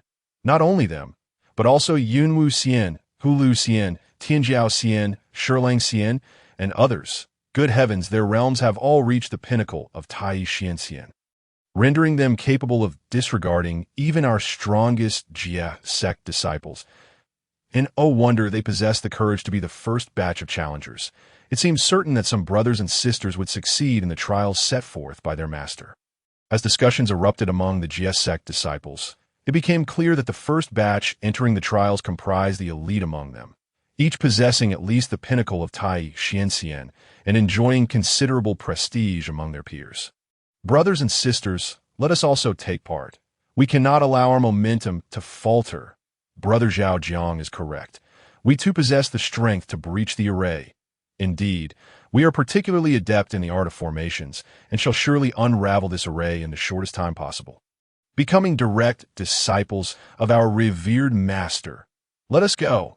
In an instant, 10 streaks of light darted forth from the multitude of GS sect disciples toward the 1,000 transformations extermination sword formation. These were the 10 heavenly lords, surprising all with their involvement. The 12 of them were renowned for their unparalleled prowess in the art of formations, and their 10 absolute formation was exceedingly profound. Perhaps they could outpace Tianyu Xian and the others. Indeed, while their realms may not match those of Tianyu Xian, they are formidable in their mastery of formations. Chapter 14. The overlooked fish in the 1,000 transformations extermination sword formation. The so-called 10 heavenly lords were renowned disciples of the GS sect from Jinao Island, namely the Holy Mother of Golden Light, Qin Wan, Bai Li, Zhang Xiao, Dong Quan, Zhao Jiang, Yuan Jiao, Yao Bin, and Wang Yi. Each of them possessed extraordinary talent in the art of formations, and the 10 absolute formation they devised was incredibly powerful. After a few breaths, over 100 streaks of light surged into the formation, all being formidable beings. The GS sect disciples within the mountains hesitated briefly before activating their chaos tokens, transforming into streaks of light as they entered the array. Simultaneously, Xiao Feng waved his sleeve and joined the others in entering the formation. The main hall of Bo Palace. 8 colorful clouds adorned the space, upon which sat 8 individuals. These were the direct disciples of Saint Tongtian, including by Xiao and others. Elder sister, have you seen Xiao Shitty? He has also entered the array. Bai Xiao exclaimed with excitement upon spotting Xiao Feng merge into the formation. Hearing this, Yin Xiao smiled and turned her gaze towards Xiao Feng. Remaining silent, it seems that the Xiao Feng frequently mentioned by the 3 junior sisters is indeed that wolf demon. Zhao Gongming remarked with a grin, his attention drawn to Xiao Feng within the formation. Indeed, indeed. Xiao Shitty is extraordinarily powerful, Bai Xiao declared without reservation. Junior sister, did you not often criticize Xiao Feng for his laziness and lack of interest in cultivation? Why then do you praise him so highly now? Moreover, from my observation, his realm is only at the early stage of the heavenly immortal. Facing the 1,000 transformations extermination sword formation, he is almost certain to perish. Zhao Gongming questioned, perplexed, having just utilized his divine sense to assess Xiao Feng's realm. He found it to be unremarkable. Brother, you must be mistaken. Xiao Shitty has surely advanced to the late stage of golden immortal. Bai Xiao was anxious to clarify, but then a thought crossed her mind, and she looked intently at Zhao Gongming. Zhao Shixiang, shall we make a bet on whether Xiao Shitty can pass the trial? Oh, Zhao Gongming raised an eyebrow, amused. It seems you have great confidence in Xiao Shitty. I shall accept your bet, but what shall the stakes be? I heard that Brother Xiao obtained a Xiantian blood-condensing pill in a secret realm thousands of years ago, which greatly benefits the cultivation of physical strength. Upon hearing this, Zhao Gongming's smile broadened. I can wager that, but what will you stake, junior sister? Me. Do I need to? Xiao Shitty will definitely pass the trial. I cannot possibly lose. Bai Xiao resolutely waved her hand, unwilling to offer any treasure as a stake. Isn't this wager a bit? Zhao Gongming sighed, looking at Bai Xiao with a hint of indulgence. Very well. I shall bet with you. After all, that Xiantian blood-condensing pill is of no use to me, and I do not hold high hopes for Xiao Shitty. Ha ha. Is settled then. Brothers and sisters, you must bear witness. Bai Xiao's eyes gleamed with confidence, as if victory was already assured that I in that moment. The other direct disciples upon the colorful clouds looked on in astonishment. Junior sister, his strength is indeed only at the early stage of the heavenly immortal. Are you perhaps blindly optimistic about him? Guling Shengmu chuckled. Indeed, such cultivation is utterly insufficient to survive for 3 days within the ever-changing sword array of extermination. The Holy Mother of No Dao similarly harbors no optimism regarding Xiao Feng. Within the sword array of extermination, the sword energy rages violently, imbued with a lethal aura akin to a net of heavenly traps. Even we would find it nearly impossible to emerge unscathed, let alone the wolf demon. The Golden Spirit Holy Mother also shook her head in agreement. Aside from the 3 heavens, scarcely any of the disciples have faith in Xiao Feng's capabilities. Not necessarily. At this moment, the Taoist Du Bao, perched upon the clouds, opened his eyes slightly, his corpulent form radiating profound spiritual resonance, and remarked meaningfully, Junior Brother Xiao is far from being as feeble as he appears. Suddenly, the expressions of the Holy Mother of No Dao and others shifted, their faces clouded with confusion as they gazed at Taoist Du Bao. They were acutely aware that Taoist Du Bao was the first direct disciple of the celestial saint. Having witnessed the process of the saint's ascension, his own realm was unfathomably deep, having long since transcended the great Luo realm. Thus, his words carried substantial weight. Why does the senior brother say so? Zhao Gongming inquired, perplexed. The secrets of heaven cannot be divulged. When the time is ripe, you shall all come to understand. Taoist Du Bao revealed a mysterious smile. Zhao Gongming and the others, feeling powerless, could merely await in silence. At this moment, within the sword array of extermination, as the disciples of the Jie sect stepped in, the rampant sword energy immediately launched an assault against them. The might of this sword energy is truly terrifying. I cannot withstand it at all. Damn it, is it not a bit too outrageous? I shall attempt my hidden shintong and see if I can exceed the intake. Puffed, puffed, puffed. In an instant, countless disciples were struck by the onslaught of sword energy within the array. Many were unable to muster even the most basic resistance before being shredded by the chaotic forces within, their chaos tokens transforming into a protective barrier that expelled them from the array. This simultaneously signified their failure. As time slowly passed, more and more disciples activated their chaos tokens. Though they were reluctant to accept it, they had no choice but to confront reality. Within less than 2 hours, only about 100 remained within the array. Alas, my realm is ultimately a bit too low. Junior brother need not lose heart. Your late-stage Xianxian realm naturally cannot withstand such sword energy. Even I, at the pinnacle of Xianxian, fell to the rampant sword energy. Senior brother speaks wisely. For now, we can only act as spectators. The remaining brothers within the array must have at least attained the Tai Xianxian realm. Indeed, only by breaking through to the Tai Xianxian level can one withstand the ferocity of that sword energy. Wait a moment. Look, there's actually a disciple at the Tianxian realm still surviving within the array. How is this possible? Is that not the wolf demon from before? How did he manage this, given that his realm is merely at the initial stage of Tianxian? Heavens, it truly is that wolf demon. How can this be? Does he possess incomprehensible fortune? Chapter 15. Xiao Feng's mad actions. The disciples who had failed the trial cast their astonished gazes upon Xiao Feng within the array, their eyes filled with disbelief, each believing that his survival was merely a stroke of luck. Yet, few considered that Xiao Feng had endured due to formidable strength, for they had never witnessed him strike or the sword energy assaulting him. Within the sword array of extermination, in a chasm of unfathomable depth, sword energy permeated the air, harboring terrifying intent to kill. The surrounding boulders were ruthlessly torn apart by the rampaging sword energy. However, within the chasm, there appeared to be a natural cliff that could withstand the outer sword energy's ferocity. Xiao Feng stood with his hands clasped behind his back, calmly atop a massive boulder. His azure robe billowed in the wind, and his long black hair cascaded over his shoulders, his black pupils reflecting a serene demeanor. This place is where the sword energy converges most fiercely. It is indeed a fitting location that, if I wish to implement my plan, I must first test the strength of the sword energy. Bang! As he spoke, Xiao Feng extended his right hand and suddenly grasped. A torrent of magical power surged forth, his hand resembling that of a colossal heavenly claw, effortlessly seizing a strand of sword energy and altering its trajectory to slash toward himself. Whoosh! The rampant sword energy tore through the void, infused with a sharp and terrifying aura, transforming into a luminous blade of over 100 feet, cleaving towards Xiao Feng. Clang!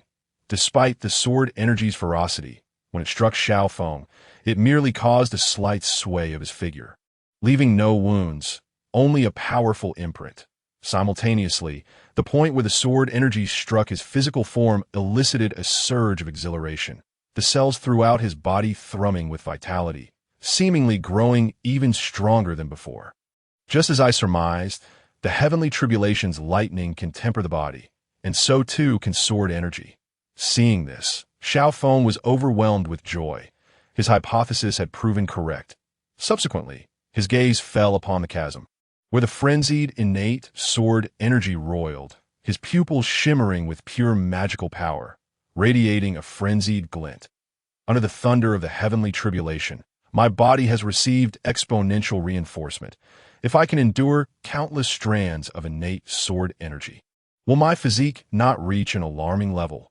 With this thought, a divine light ignited within Xiao Feng's eyes. Swish! He then waved his sleeve, transforming into a streak of light as he darted toward the chasm. Boom! Xiao Feng's appearance was akin to a massive rock crashing into the ocean, stirring up tumultuous waves. In an instant, the rampant innate sword energy above the chasm surged toward him with a fierce howl. In the grand hall of the Bo Palace, Zhao Gongming's gaze fell upon Xiao Feng, who had entered the chasm, and he couldn't help but chuckle. Ha ha! Little junior sister, you were once so confident in Xiao Feng. Do you believe he can survive 3 days in his current state? He is indeed clever, knowing how to utilize the natural cliff of the chasm to fend off sword energy, yet the sword array of extermination is not a static formation. It can change in an instant, and the trajectory of the sword energy may shift at any moment. This cliff may shield him temporarily, but cannot protect him for 3 days. Once the trajectory of the sword energy alters, he will undoubtedly succumb to its lethal strikes. The celestial Saint Tong Tian previously stated that the sword array of extermination is ever-changing. In the blink of an eye, its trajectory may shift, meaning that any disciple who steps into the array will inevitably face the sword energy's onslaught. Xiao Feng is simply too lazy. If he were to take the initiative, what could the sword energy do to him? Xiao propped her chin, defending Xiao Feng. Little junior sister need not worry. If he avoids the sword energy, the sword energy will seek him out, Zhao Gongming replied with a smile. However, in the next instant his smile froze, his mouth twitching involuntarily. He beheld Xiao Feng extend his right hand, transforming it into a colossal heavenly claw, forcibly bending the trajectory of a strand of sword energy and striking it toward himself. The outcome was merely a slight sway of his figure, with no damage inflicted. When Zhao Gongming saw Xiao Feng's subsequent actions, his eyes widened in shock as he stood up, exclaiming, "How dare he? Is this fellow mad?" Swish! Zhao Gongming's gaze followed Xiao Feng, who waved his sleeve and transformed into a streak of light, hurtling toward the void above the chasm. Suddenly, the rampant sword energy above turned its focus toward Xiao Feng, shooting toward him with explosive speed. Puffed. Witnessing this, Zhao Gongming nearly spat out a mouthful of old blood. His eyes filled with astonishment as he stared fixedly at the defiant figure above the chasm. He had previously claimed that Xiao Feng merely relied on cunning and dared not confront the sword energy directly, even asserting that Xiao Feng could not withstand a single strand of sword energy. Yet he never expected the slap to his face to come so swiftly, leaving him bruised and battered. Xiao Feng not only refrained from hiding beneath the chasm, but also, with his profound magical power, seized a strand of sword energy to use against himself. More astonishingly, he charged toward the area where the sword energy was most densely concentrated. Has this wolf demon gone mad? Zhao Gongming murmured in disbelief.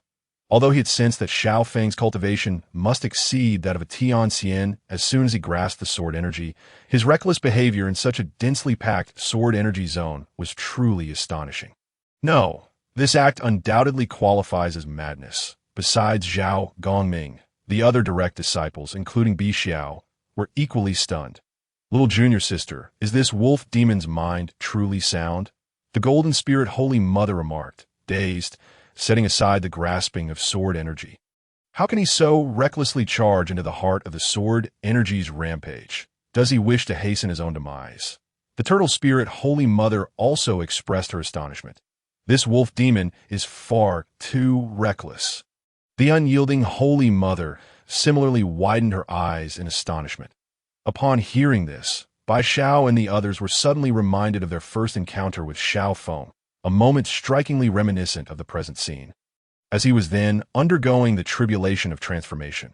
Initially attempting to withstand the might of the heavenly tribulation with sheer physical strength, he ultimately forged his body with the very lightning of the trial. He was not deranged. He had always been this way. Yun Xiao gave a resigned smile.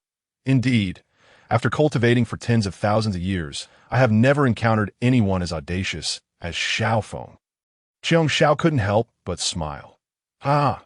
Bai Xiao blinked her large, watery eyes and let out a melodious laugh, exclaiming, "This is the Xiao Feng I know, always bringing surprises. He is simply too entertaining."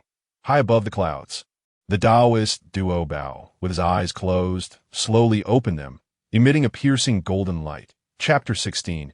Is it not the innate sword energy? Come, strike me fiercely. The playful smile of the Taoist Duo Bao gradually faded, replaced by a serious expression that, if I am not mistaken, Xiao Feng, my junior brother, intends to harness the innate sword energy to forge a formidable physique. As for his cultivation level, I have long since ascertained it. He has reached the late stage of the golden immortal realm, and his physical strength is astonishingly formidable, equal to even the most powerful of the Wu clan within the golden immortal realm. What? Are you saying that his cultivation level is at the late stage of the golden immortal? Zhao Gongming's pupils constricted sharply. So, his strength surpasses ours. The Holy Mother of the Turtle Spirit gasped in shock. Though she is a direct disciple of the Jie, her current level has only reached the mid-stage of the Golden Immortal realm. This is utterly incomprehensible. This wolf demon has only been transformed for over 3,000 years. And prior to that, he was merely at the initial stage of the profound immortal realm. How could he achieve this? The Holy Mother of the Gold Spirit also bore a face of astonishment. As the second senior disciple among the direct disciples, her cultivation was only at the late stage of the Golden Immortal realm. Even if he is at the late stage, the act of forging his body with innate sword energy is simply too insane. The unyielding Holy Mother exclaimed, her expression one of disbelief. Hearing this, the Taoist Duobao chuckled, saying, "You shall witness for yourselves." At that moment, within the ever-changing sword array of extermination, as Xiao Feng arrived at the precipice of the heavenly abyss. Countless terrifying innate sword energies were born from the void, transforming into hundreds of feet of light blades, striking his flesh with a terrifying force. Not only that, the entire sword array of extermination was violently shaking, with an endless stream of innate sword energy rising from the ground, soaring through the void toward Xiao Feng. In other words, Xiao Feng was now akin to a magnet, attracting all the innate sword energy towards himself. Onlookers outside the array were left in utter shock that, my goodness, has that wolf demon gone mad? Is he not afraid of death to summon countless innate sword energies to bombard himself? Within the array, the innate sword energies numbered in the millions, each one formidable enough to be beyond the reach of any below the Tai profound immortal realm. Yet this fellow had the audacity to stand at the heart of the array, where the sword energies were the most violent and terrifying. Even knowing he could not pass the trial, was it necessary to go to such lengths? Instantly, the millions of Jie disciples outside the array looked on in disbelief at Xiao Feng within, fervently discussing, almost unanimously believing that Xiao Feng had indeed lost his mind, with no one considering he sought to forge his body using the innate sword energy. After all, the idea of using millions of innate sword energies to forge one's body was far too outrageous. They dared not entertain such thoughts. Within the sword array of extermination, atop the heavenly abyss, Xiao Feng stood proudly in the void, his long black hair billowing wildly in the wind, with his arms slowly outstretched and a piercing gaze fixed above. He seemed to be anticipating something. Above him, the sword energies raged violently, with countless innate sword energies converging in astonishing speed, releasing a terrifying aura. In an instant, innumerable innate sword energies coalesced, transforming into myriad sword lights that descended upon Xiao Feng with tremendous force. In that moment, heaven and earth trembled, and the void fractured. Each innate sword energy radiated a brilliant light, morphing into hundreds of feet-long swords, poised to cleave Xiao Feng in two. However, despite the overwhelming aura emanating from those swords, when they struck Xiao Feng, they merely caused his body to sway slightly, failing to inflict any harm. Simultaneously, Xiao Feng's physique began to absorb the power of the innate sword energy, visibly strengthening at an observable rate. As the saying goes, steel is forged through 100 strikes. Xiao Feng was akin to an unrefined gem, and a myriad innate sword energies acted as the blacksmith, tirelessly forging his body with every blow. Comfortable, but this degree is far from sufficient. My body can absorb even more innate sword energy. Feeling the augmentation of his physical strength, Xiao Feng could not help but let out a furious roar towards the heavens. Then, he paused his steps, unleashing an immense power akin to an ocean, which transformed into a colossal hand of the heavens, enveloping all the innate sword energies within the array. Is it not the innate sword energy? Come, strike me fiercely, Xiao Feng bellowed, and the colossal hand of the heavens forcefully altered the trajectory of all the innate swords within the array. In the next moment, all the innate sword energies within millions of miles of the array surged towards Xiao Feng as if they had gained sentience. Most terrifyingly, some innate sword energies fused as they rushed, erupting with an even more horrifying brilliance, causing the entire sword array of extermination to tremble. Above the firmament, the void shattered, and countless innate sword energies converged like thunder.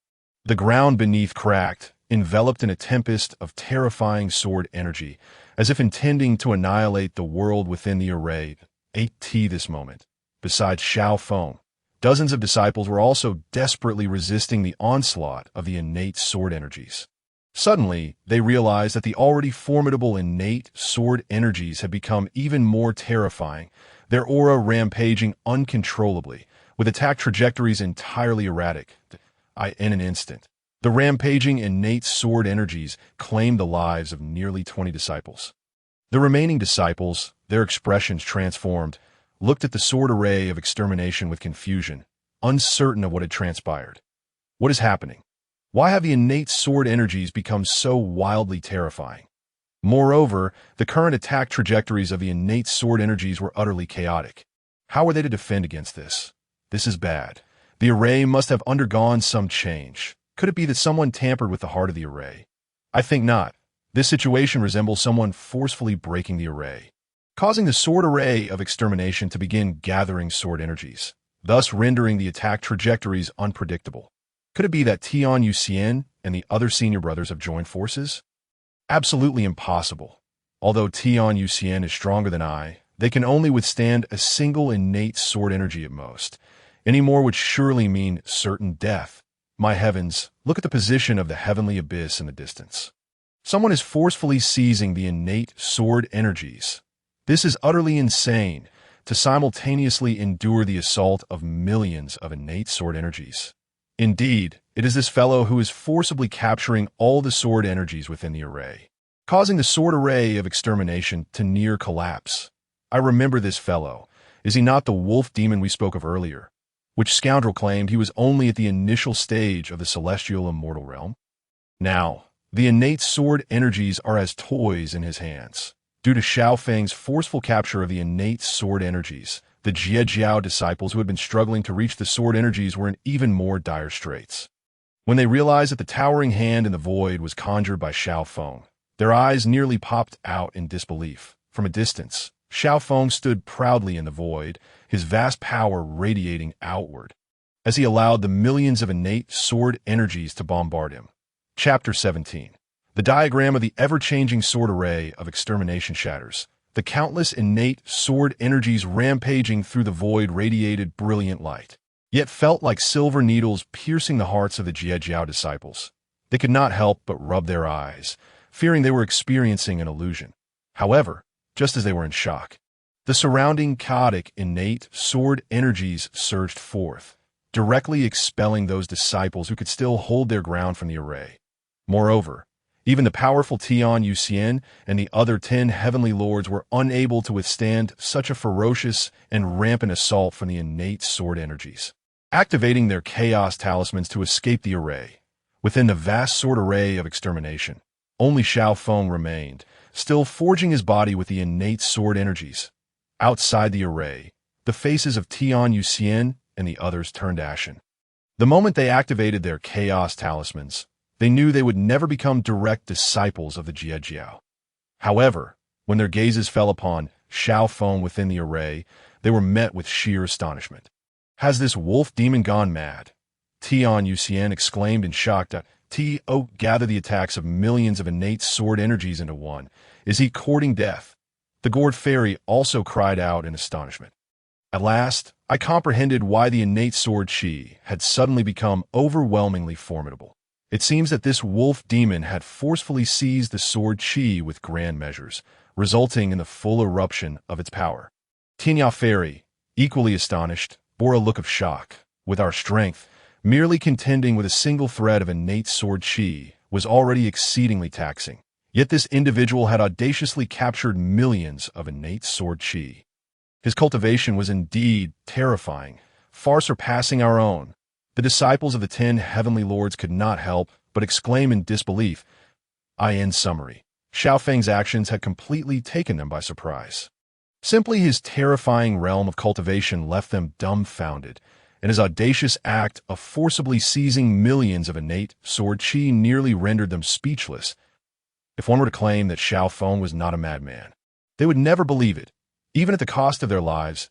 This moment, outside the formation, countless disciples of the stood petrified, their gazes fixed on the figure within the formation, being bombarded by myriad innate sword chi. In the Bayou Palace, within the Holy Hall, the sage Tong Tian sat cross-legged in the void, surrounded by resonances of the great Tao. Suddenly, those eyes, which devoured the void and contained chaos, slowly opened, as if they could penetrate through all realms. Ha ha ha! A smile unexpectedly appeared on the ancient visage of sage Tong Tian, his gaze filled with astonishment. You, wolf demon, truly surprised me. While I had already foreseen your success in the trial, I did not anticipate such a reckless endeavor to forge your flesh with millions of innate sword chi. I have not witnessed such an intriguing spectacle in countless eons. Since you wish to forge your body, allow me to bestow upon you an opportunity. As soon as his words fell, sage Tong Tian waved his sleeve, unleashing a chaotic divine light that entered the ever-changing Zhuxian sword array. That moment. Within the Zhuxian sword array, innumerable threads of innate sword chi erupted with resplendent brilliance, infused with a terrifying aura, striking against Xiao Feng. Yet, Xiao Feng furrowed his brow. It was insufficient. These powers were far from adequate. With just this sword chi, it was utterly impossible for my body to break through to the next stage. However, if I were to forcibly seize more sword chi, the Zhuxian sword array might very well collapse. Is this not the formation laid by the sage? How could it be so inadequate? Xiao Feng's gaze fell upon the precarious Zhuxian sword array, and he could not help but scoff. Boom! Suddenly, an abrupt change occurred. The innate sword chi within the Zhuxian sword array seemed to be stimulated, gradually beginning to merge. Above the void, dark clouds gathered as countless threads of innate sword chi converged into a purple heavenly sword. The might of these purple sword chi far surpassed that of the previous innate sword chi. Even a single strand inflicted a painful sensation upon Xiao Feng's body. Above the void, the purple sword chi spun wildly, transforming into innumerable sword blades, exuding a destructive aura, hurtling towards Xiao Feng with a deafening roar. Upon witnessing this, Xiao Feng was filled with exhilaration. Excellent. This is precisely the power of sword chi I desired.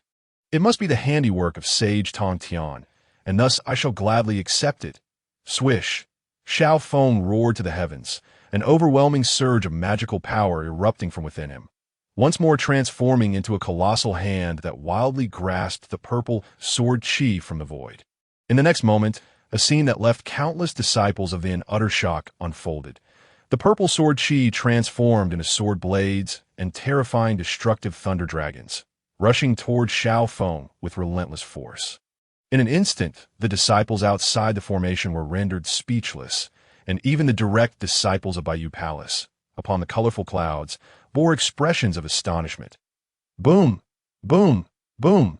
The purple sword chi transformed into a terrifying force, relentlessly bombarded Xiao Feng for indefinite duration. The Zhuxian sword array began to tremble, the forces of the world within the array erupting in chaos. Even the power of the laws that created the array quaked violently, as if on the verge of disintegration. Yet within the void, the figure atop the chasm radiated brilliance, his body emanating a terrifying power, seemingly on the brink of reaching a critical point, about to transcend his shackles. Boom! After a prolonged interval, the Zhuxian sword array above Bayou Palace unexpectedly manifested cracks, and the space within the formation began to collapse in various places, the violent spatial forces rampaging everywhere. Simultaneously, the array could no longer withstand the frenzied power and abruptly exploded, unleashing a wave of horror and destruction that swept across all realms. In an instant, the void shattered, the clouds dissipated, and the earth quaked violently. The disciples of the witnessing this displayed expressions of sheer terror. If this terrifying energy were to surge forth, even Jineo Island would suffer immense losses, and many blessed lands would undoubtedly be obliterated by this force. Swish! At that moment, in the void, above the firmament, a colossal hand suddenly appeared, encompassing all creation beneath its grasp. With a slight clutch, it effortlessly crushed the terrifying and destructive energy, and simultaneously, that massive hand began to dissipate. Undoubtedly, it was Sage Tong Tian who had intervened to extinguish that power at this moment. Where the array had shattered, a figure stood proudly in the void, long black hair billowing in the wind, his pupils radiating a terrifying golden light. Swish! Countless disciples of the directed their gazes toward that figure, their eyes filled with astonishment. My heavens! The ever-changing Zhuxian sword array was actually shattered. Is this for real? The colossal hand grasped millions of innate sword chi, forging his body with countless purple sword chi. How terrifying is that? I never expected this wolf demon to be the mightiest of them all. We expend all our effort to resist a single thread of innate sword chi. Yet he audaciously seizes millions of them. Such physical strength is truly formidable. My goodness, how could someone achieve such a feat without surpassing the celestial immortal realm? Who was the fool that claimed his realm was that of a celestial immortal? Not even a peak golden immortal, or perhaps even a great Luo golden immortal, could accomplish such a feat. To possess the physical strength capable of shattering the Zhuxian sword array is simply inconceivable. In summary, Xiao Feng's exhilaration rendered all the disciples of the utterly speechless, igniting fervent discussions among them. When their eyes fell upon Xiao Feng, the previous disdain and mockery had vanished, replaced by admiration and fear. In other words, Xiao Feng had earned the recognition of everyone present, for he was so powerful that they could not even entertain the thought of resistance. In the Bayou Palace, Zhao Gongming, upon seeing Xiao Feng standing proudly in the void, could not help but take a deep breath. The shock within his heart lingered, for he could not fathom that Xiao Feng was not of the celestial immortal realm, but rather at the late stage of golden immortal. Furthermore, his physical strength was astonishingly formidable.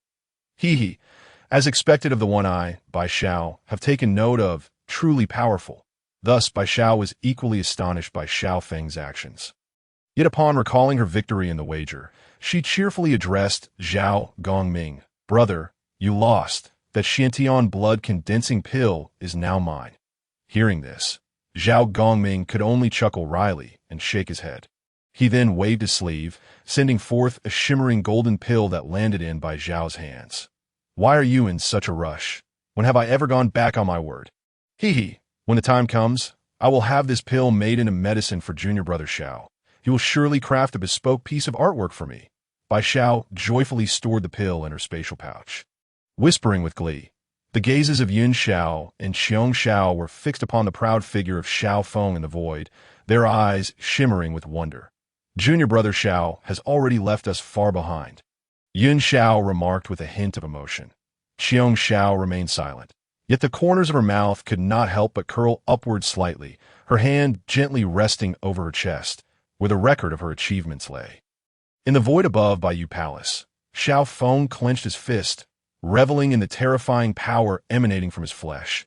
Feeling an overwhelming sense of joy, his gaze fell upon the void ahead.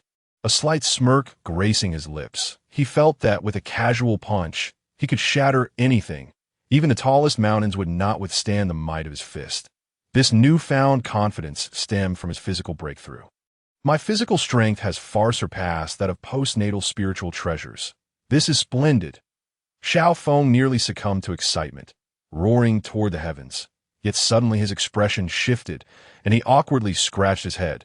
Hadn't he only entered the ever-changing Zhuxian sword array less than 3 days ago?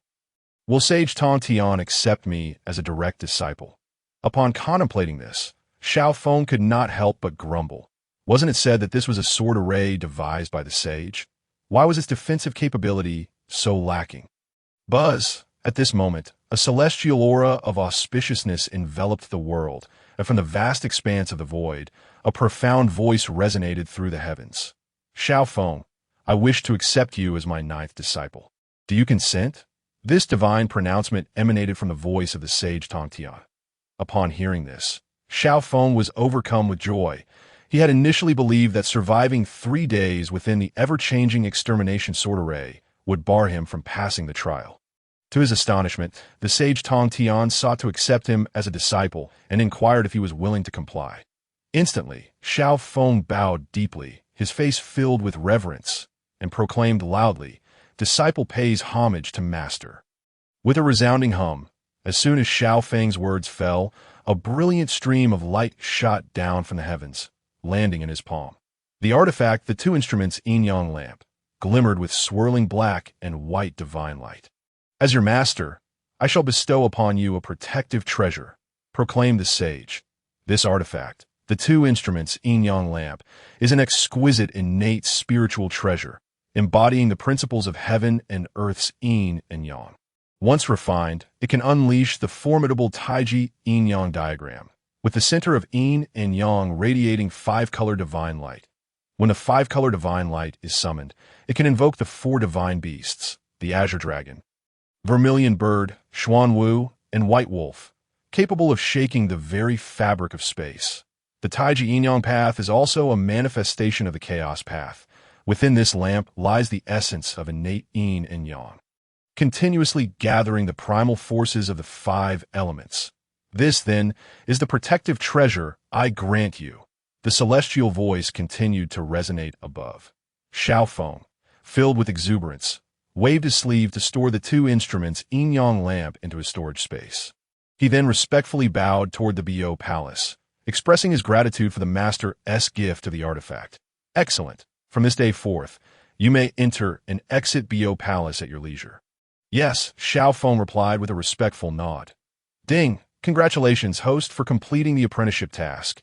You are rewarded with 1,000 bait points. At that moment, the system's voice echoed in Xiao Feng's mind, informing him of the completion of his apprenticeship task and the increase of his bait points by 1,000. With this, Xiao Feng now possessed a total of 1,100 bait points, sufficient to sustain him in the realm of fishing and evolving the cosmos for 1,100 years. Suddenly, 8 streams of light shot forth from Bo Palace, landing before him. They were all direct disciples of the Jiejiao. Congratulations, junior brother Xiao Feng, for becoming the direct disciple of our master. Daobao Daoist greeted him warmly, his demeanor friendly and devoid of any condescension. Junior brother Xiao Feng is immensely powerful. Upon entry, he has already left senior sisters behind. How embarrassing, the Golden Spirit Holy Mother remarked, a hint of embarrassment in her tone. Congratulations, junior brother Xiao Feng, echoed the Turtle Spirit Holy Mother. The Wudong Holy Mother and Zhao Gongming, their tones rather neutral. However, the Bixiao sisters approached Xiao Feng with radiant smiles, their faces alight with joy. Junior brother Xiao, it seems that in the future, we need not venture to that remote place to find you for outings. Yun Xiao said with a cheerful smile. Junior brother Xiao, our Bo Palace is home to countless blessed lands. If you wish, I can take you to a place rich in spiritual energy, Qiong Xiao added shyly. Her gaze fixed on Xiao Feng. Junior brother Xiao, your recent actions were quite bold, and I absolutely adore it, Bi Xiao exclaimed, her eyes sparkling with excitement. Then, Bi Xiao dashed to Xiao Feng's side and communicated with him telepathically. Junior brother Xiao, I won a Xintian blood by betting against Zhao, senior brother. If you could paint me the most exquisite artwork, the elixir would be yours. In the Bo Palace, within a cave blessed with abundant, innate spiritual energy, Xiao Feng sat cross-legged atop a mat formed from the gathered essence. With his eyes tightly shut, he breathed in rhythm, the surging power within him gradually flowing. The pounding of his heart echoed like thunder, each breath akin to a tempest. Xiao Feng was diligently channeling the great Tao formula to stabilize the immense physical strength within him. This sanctuary had been sought by Bi Xiao and her companions. It was a rare spot within the Bo Palace, rich in spiritual energy. After selecting the location for his training, Xiao Feng, using the pretext of seclusion, sent Bi Xiao and the others away, then proceeded to harness the surging power within him. A century passed. Xiao Feng fully digested the overwhelming strength within, and due to the rich spiritual energy of the cave, his cultivation had significantly progressed. Having assimilated his physical power, the next step was to refine the artifacts. The quality of the purple gold bowl replica and the demon illuminating mirror replica was merely that of postnatal treasures, of little use to him. However, the two instruments yin-yang lamp and the cosmic measuring rod replica stood among the finest innate treasures, their refinement being particularly arduous. Nevertheless, he was determined to refine them. As he spoke, a divine light sparkled in Xiao Feng's eyes, and he retrieved the two artifacts to commence their refinement. Naturally, while refining, Xiao Feng simultaneously operated the Great Tao formula, radiating a tremendous that absorbed the spiritual energy from the cave, gradually enhancing his cultivation. In the blink of an eye, a millennium had passed. Suddenly, the power surrounding Xiao Feng surged violently, rapidly escalating as a massive vortex of spiritual energy formed around him, drawing in the surrounding essence. Xiao Feng's tightly closed eyes seemed to flow with the rhythms of the Great Tao, his entire being enveloped in a mysterious state. His aura soared. An overwhelming force of magic swept forth, with five-color divine light emanating from his chest, radiating brilliance. "Break for me." With a sudden opening of his eyes, Xiao Feng emitted a flash of golden light, and with a deafening roar, his aura surged to new heights, breaking through to reach a pinnacle of the golden immortal realm. Indeed, after a millennium of seclusion, Xiao Feng had leveraged the abundant innate spiritual energy of the cave to achieve a breakthrough. He now stood at the pinnacle of the golden immortal realm. The power within him was more formidable than before. Simultaneously, Xiao Feng sensed the subtle forces of the laws of the cosmos. If he could master these laws, he would be one step closer to reaching the supreme golden immortal state. Xiao Feng's rapid advancement stemmed from two key factors. First, the rich innate spiritual energy provided a solid foundation for his breakthrough.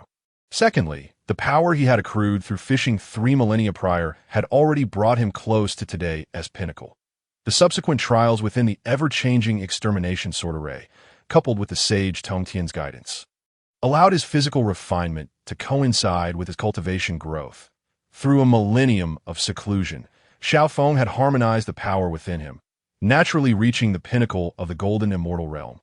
However, upon breaking through, he did not immediately exit his retreat. He understood that consolidating his newfound realm was of utmost priority. 300 years swiftly passed. Suddenly, Xiao Feng's tightly closed eyes opened slowly, revealing 2 piercing golden beams that shot through the void toward the heavens.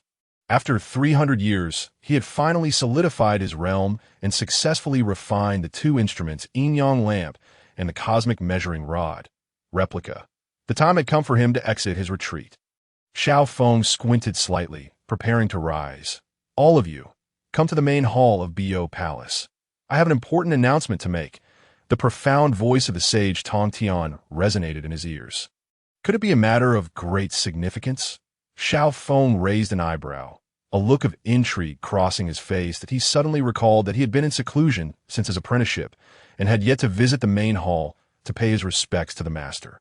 With this thought, he swiftly waved his sleeve, transforming into a beam of light as he sped toward the Bo Palace main hall. Upon arrival, he beheld the sage Tongtian seated atop the highest cloud in the hall. With Daobao Daoist closest to him, the others had not yet arrived. Disciple Xiao Feng pays respects to master. He stepped forward, his gaze filled with reverence as he bowed deeply. Splendid, truly worthy of being my disciple." The sage Tongtian slowly opened his eyes, the chaos of the great Tao shimmering within his pupils. As his gaze fell upon Xiao Feng, he could not help but laugh heartily, his expression brimming with satisfaction, and then waved his hand slightly. "Ninth brother, take your seat." "Yes," Xiao Feng replied respectfully, subsequently seating himself on the lowest cloud. Yet another breakthrough in cultivation after a millennium. Such profound fortune and auspiciousness truly elicit envy. I, who once prided myself on my aptitude, have cultivated for tens of thousands of years, yet my realm remains stagnant compared to junior brother. Daoist Duobao gazed deeply at Xiao Feng, his eyes filled with a sense of wonder. Clearly, aside from the Saint Tong Tian, who had perceived Xiao Feng's breakthrough, Daoist Duobao had also discerned it, hence his astonished expression. "Such praise from the senior brother leaves me quite humbled," Xiao Feng modestly responded. Swish, swish. Moments later, 7 streams of light surged in from various directions, and as the light dissipated, it revealed Zhao Gongming, the sisters by Xiao, and the Holy Mother of Golden Spirit, among others. However, what surprised Xiao Feng was that, over the course of a millennium, the 3 sisters of Bai Xiao had also achieved a breakthrough, now reaching the mid-stage of Golden Immortal, their magical prowess both rich and stable, clearly having solidified their realms. I have summoned you all to the Grand Hall for an important announcement. Each of you is an outstanding disciple of my GS sect. You know why I chose Golden Ao Island as the exclusive dojo for our sect. The inscrutable gaze of Saint Tongtian fell upon Taoist Duo Bao and the others as he spoke in a calm tone. Could it be related to the saint's secret realm here? Taoist Duo Bao replied, his eyes narrowing slightly. The saint's secret realm? Upon hearing this, Bai Xiao and the others raised their brows in curiosity, their expressions filled with confusion. Indeed, Saint Tongtian nodded with a smile. In my pursuit of the primordial Tao, I parted ways with Laozi of Taijing and Yuanshi Tianlin, wandering through the vast wilderness with only Taoist Duobao by my side. By chance, I arrived at Golden Ao Island, and perhaps by fate, I sense that this island harbors a hidden world containing the saint's secret realm. The secret realm is suffused with chaotic spiritual energy, and the power of the laws here is abundant, making it an exceptional place for cultivating the Tao. However, it is regrettable that the realm lacks primordial power, leading to incomplete order laws. Should the innate spiritual energy within the secret realm deplete excessively, it could result in the disintegration of primordial power and a rupture of the order laws. Thus, I have chosen Golden Ao Island as the dojo, using the power of the saint to establish a grand formation to seal the secret realm, allowing it to open only once every 100,000 years. Today marks that 100,000-year period, and the spiritual energy within the secret realm is now abundant, presenting a great opportunity for you all. Upon hearing this, Zhao, Gongming, and the others exhibited expressions of realization. It was no wonder they had been unaware of any information. The secret realm opened only once every 100,000 years. It explained why, during the conferred God War, among the three great sects, GS sect possessed the most formidable strength, nearly overwhelming the other two. It was truly reliant upon this saint's secret realm. As Xiao Feng felt excitement, he also displayed a hint of realization. If you are all prepared, I shall send you into the secret realm. Saint Tongtian spoke again after a brief pause. I am fully prepared. Good. You must remember, the secret realm can only be sustained for 1,000 years. When the time is up, you must leave immediately. Swish. As his words fell, Saint Tongtian waved his sleeve, and a vast legal force surged forth, coalescing into a door suffused with chaotic divine light. Within the door, the laws of heaven and earth continually revolved, and primordial power gradually emerged, a sight of great mystery to go. Saint Tongtian said calmly, swish, swish. Subsequently, Taoist Duo Bao and the others waved their sleeves, transforming into streams of light as they entered the door. Buzz. After Xiao Feng and the others had stepped through the door, Saint Tongtian waved his sleeve once more, and a light curtain appeared in the void, displaying the scene of Xiao Feng and the others within the secret realm.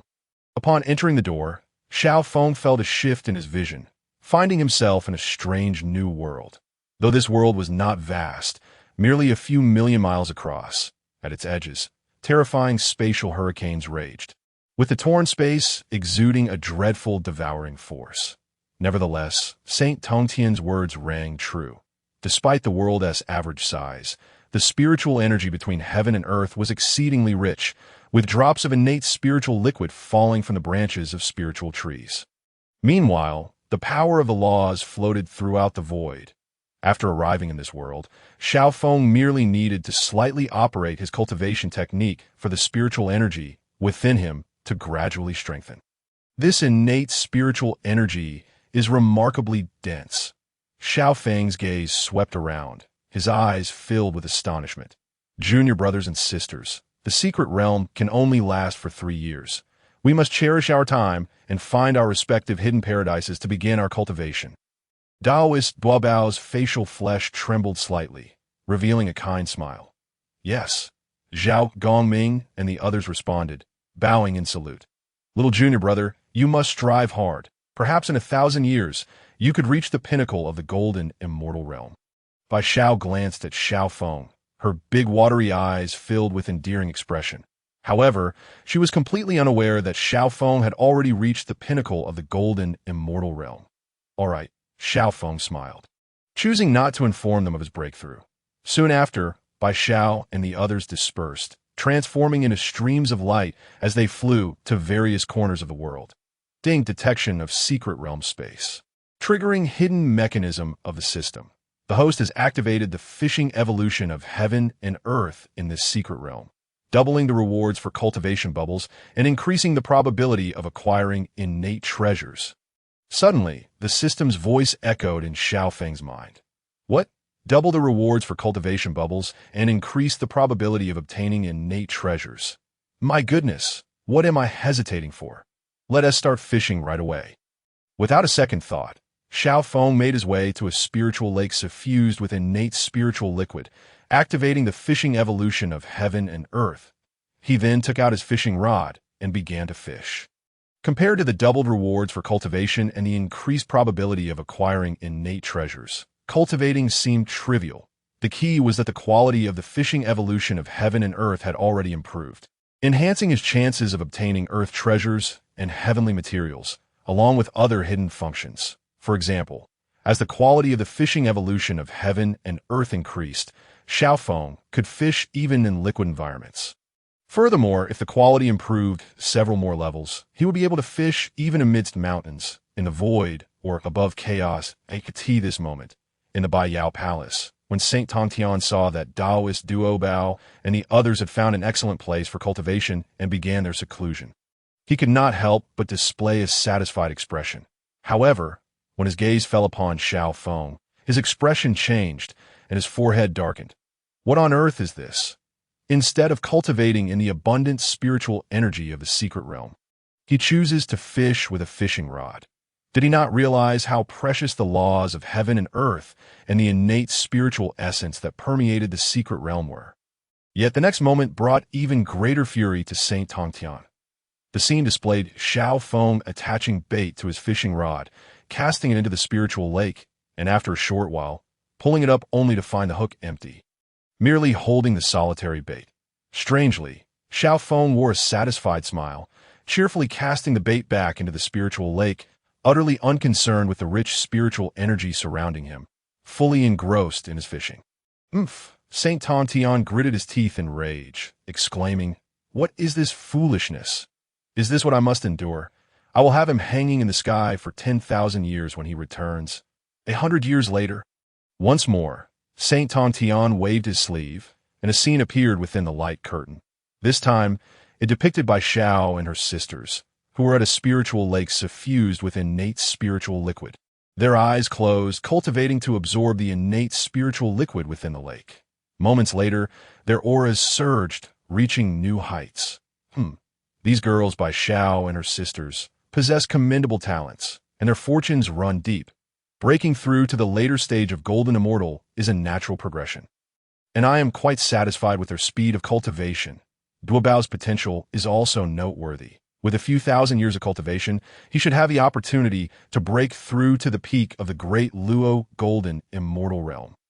Zhao Gongming, Wudong, and the Holy Mother of Golden Spirit have also made considerable gains, each achieving significant breakthroughs. The secret realm has been open for nearly 1,000 years, and they have not disappointed my expectations. The gaze of the sage Tongtian fell upon Duo Bao and the others, his eyes brimming with satisfaction. Although the disciples of the Jie sect were numerous, their capabilities were rather mediocre, and only his personally taught disciples were truly noteworthy.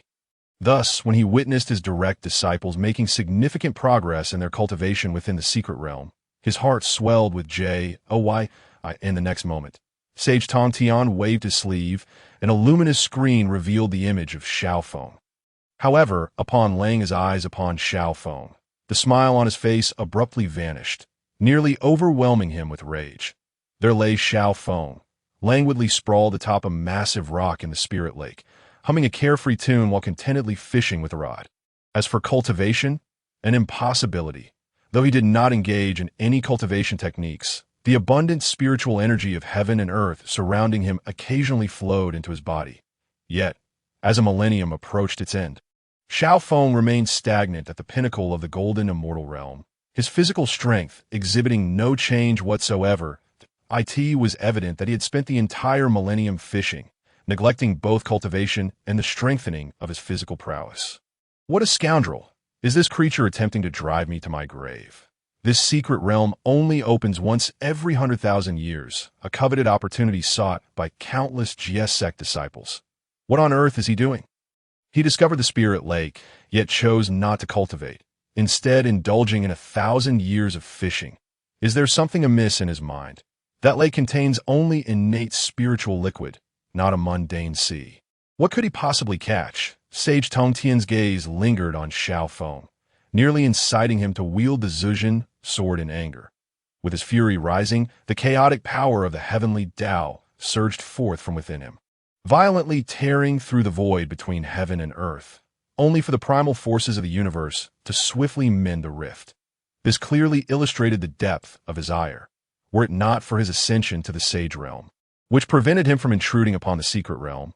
He would have long since summoned the Zhejian sword, cleaving the secret realm open and administering a thorough thrashing to that rascal.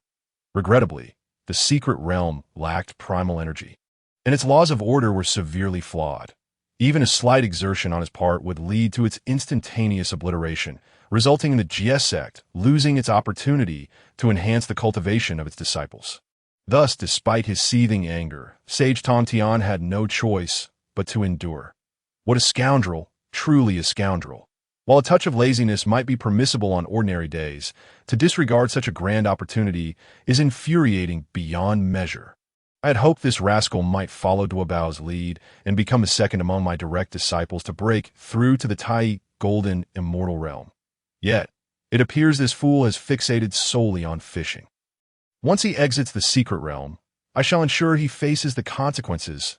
Sage Tong Tian, upon seeing Xiao Feng, was nearly driven to instability in his Tao heart. Over the past millennium, the insults he hurled at Xiao Feng far exceeded the number of words he had spoken in the course of his cultivation. Meanwhile, within the secret realm, Xiao Feng reclined lazily upon the massive rock, humming a divine melody from his past life. However, his golden-hued eyes were fixated upon the spirit lake. Suddenly, aside from Xiao Feng, no one noticed the fishing line in his grasp thrashing wildly. The intensity of the commotion indicated that something extraordinary was at play.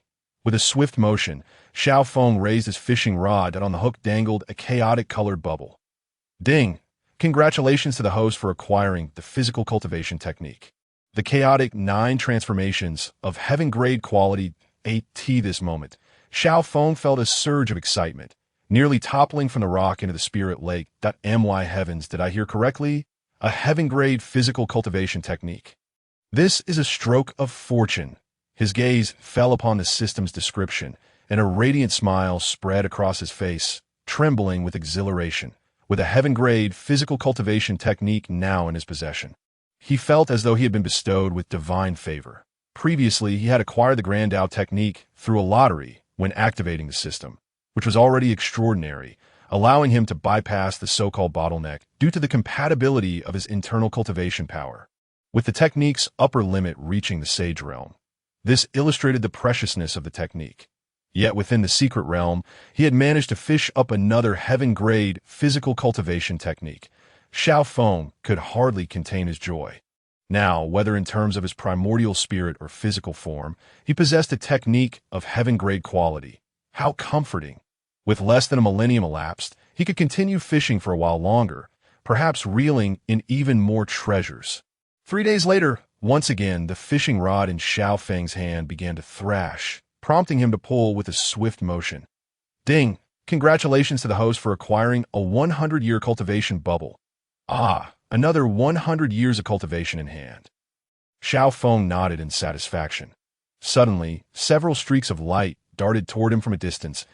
But as he looked up, he was surprised to see Bai Xiao and the other direct disciples approaching in an instant. They stood before Xiao Feng, their expressions momentarily taken aback upon seeing the fishing rod in his grasp. Especially Duobao Daoren, whose eyes shone with astonishment, though he furrowed his brow and asked, "Junior brother, what are you doing?" "Isn't it obvious, senior brother?" Bai Xiao interjected, casting an exasperated glance at Duobao. "He's obviously fishing." Simultaneously, she turned to Xiao Feng with a cheerful smile, winking playfully. Thanks to the abundant, innate spiritual energy in this secret realm, My strength has already reached the late golden immortal stage. You must have attained the peak of the golden immortal realm by now, right? From Bai Zhao's perspective, Xiao Feng had undoubtedly reached the peak of the golden immortal realm through cultivation before taking time to fish. For who would be foolish enough to fish in this spirit lake, knowing it contained only innate spiritual liquid devoid of any creatures? Indeed, Xiao Feng replied, nodding slightly, while the power of the peak golden immortal stage radiated from him. My heavens! Junior brother Xiao truly possesses extraordinary fortune and outstanding talent. I feel utterly ashamed. Zhao Gongming gasped in astonishment. The stability of your realm is as solid as a rock, far surpassing us. Gu Ling Xingmu remarked, equally shaken. Junior brother Xiao has only transformed for a few thousand years, yet he has already broken through to the peak golden immortal realm. His cultivation is remarkably stronger than ours. I genuinely feel humbled, Wu Dang Xingmu added, shaking her head in disbelief. Their levels of cultivation were closely matched, and even after a millennium of training in the secret realm, they had only just reached the late golden immortal stage. Still a considerable distance from a peak. True. While I too have reached the peak golden immortal stage, the purity of my power cannot compare to junior brother Zhao's, Jinling Xingmu chimed in, releasing her own peak golden immortal stage power. Yet in terms of purity, it paled in comparison to Xiao Feng's. This was entirely understandable, as Xiao Feng had already broken through to the peak golden immortal stage a millennium prior. And the technique he practiced was the Grand Dao technique, of heaven-grade quality, resulting in a level of power that was simply beyond their reach. Junior brother Xiao, you have indeed lived up to your senior sister's expectations. Yin Xiao said with a radiant smile, nodding in satisfaction. Congratulations. Those two words, when spoken by Qiong Xiao, were imbued with warmth and tenderness. Beside them, Duo Bao Daran wore a dark expression, although Zhao Gongming and the others were oblivious. He was not. Before arriving at the secret realm, Xiao Feng had already broken through to the peak golden immortal stage. After spending a millennium in the secret realm, it was implausible that he had made no progress whatsoever.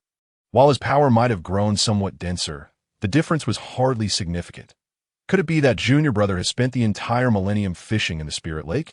A ludicrous thought suddenly crossed Duobao's mind. But he quickly dismissed it. What nonsense! This secret realm only opens once every 100,000 years. It is an exceedingly rare opportunity, and who but a fool would forsake cultivation for fishing? Yet, something still felt amiss. Given junior brother's talent, he should have made substantial progress, even if he couldn't reach the Tai golden immortal stage in the short term. Duo Bao Daran couldn't help but feel puzzled once more. Meanwhile, Xiao Feng had no intention of pondering Duo Bao's thoughts. He wished to fish for a few more days while the secret realm remained open. Ding! Congratulations to the host for acquiring a 100-year cultivation bubble. Xiao Feng's gaze fell upon the swaying fish tank, a trace of delight unconsciously appearing on his face. From that moment onward, Taoist Duo Bao and the others sat beside Xiao Feng by the spirit lake, quietly awaiting the closure of the secret realm. Days later, two beams of divine light blossomed in Taoist Duo Bao's eyes, and he solemnly spoke, Junior sister and junior brothers, the secret realm is about to close. Let us depart. With that, as his words fell, Taoist Duo Bao waved his sleeve, and a jade pendant radiating dazzling divine light suddenly appeared. He then summoned a surge of magical power to shatter it. The fragmented jade pendant emitted waves of light, transforming into a grand doorway. Swiftly, Xiao Feng and the others waved their sleeves, morphing into streaks of light as they entered the portal. Soon, they found themselves back in the grand hall. Disciples pay their respects to Master. Taoist Duo Bao hurriedly led the other direct disciples to respectfully address the sage Tong Tian in the void above. Your 1,000-year sojourn in the secret realm has yielded commendable gains. I'm very pleased. Sage Tong Tian's gaze fell upon Taoist Duo Bao and the others, nodding in satisfaction. However, when he set his eyes on Xiao Feng, he nearly erupted in fury, ready to strike him down with a sword.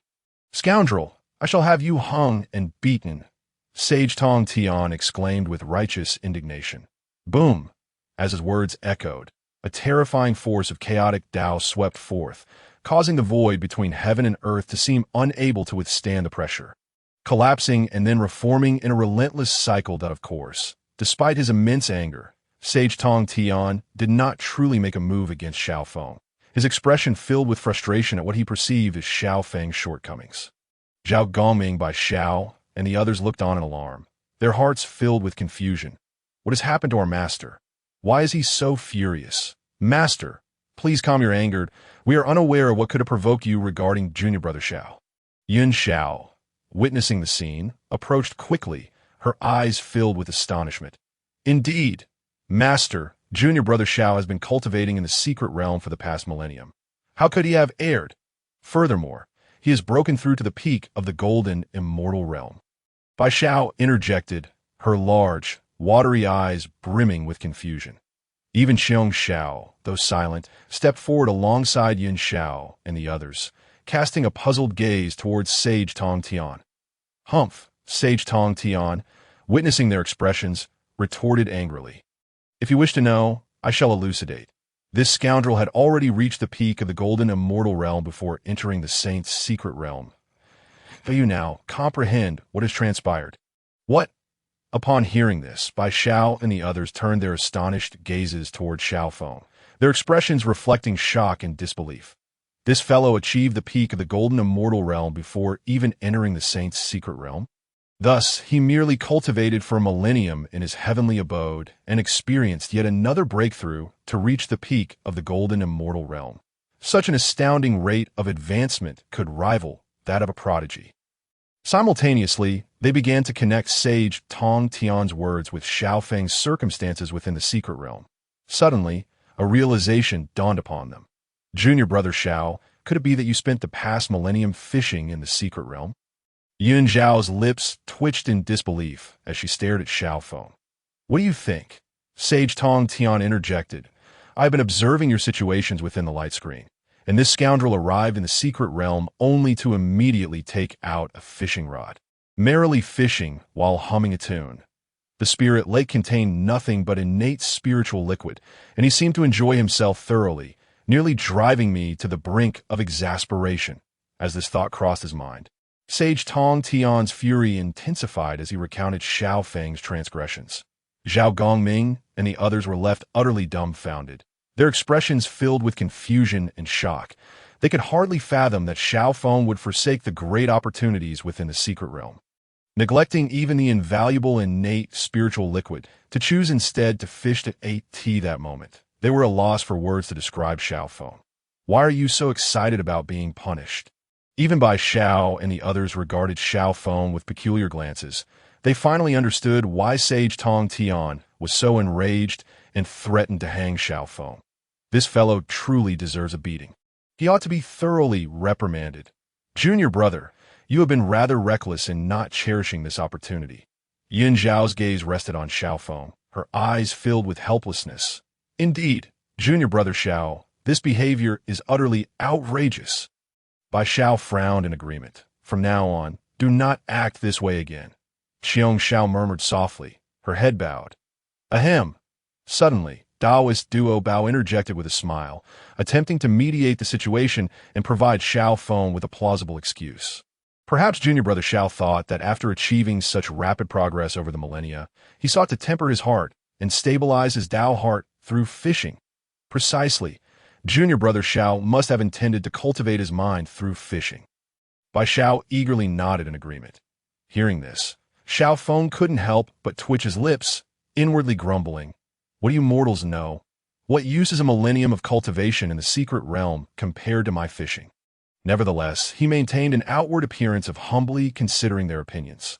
Humph! Suddenly, Sage Tong Tian let out another cold snort, his eyes, radiating chaotic Dao light, piercing through Xiao Feng's facade. Do you believe that I cannot see through this scoundrel's foundation? The purity and depth of his magical power are exceedingly rare. Where is this instability of Dao heart you speak of? At that moment, Sage Tong Tian's gaze shifted back to Xiao Feng. Xiao Feng, do you realize the error of your ways?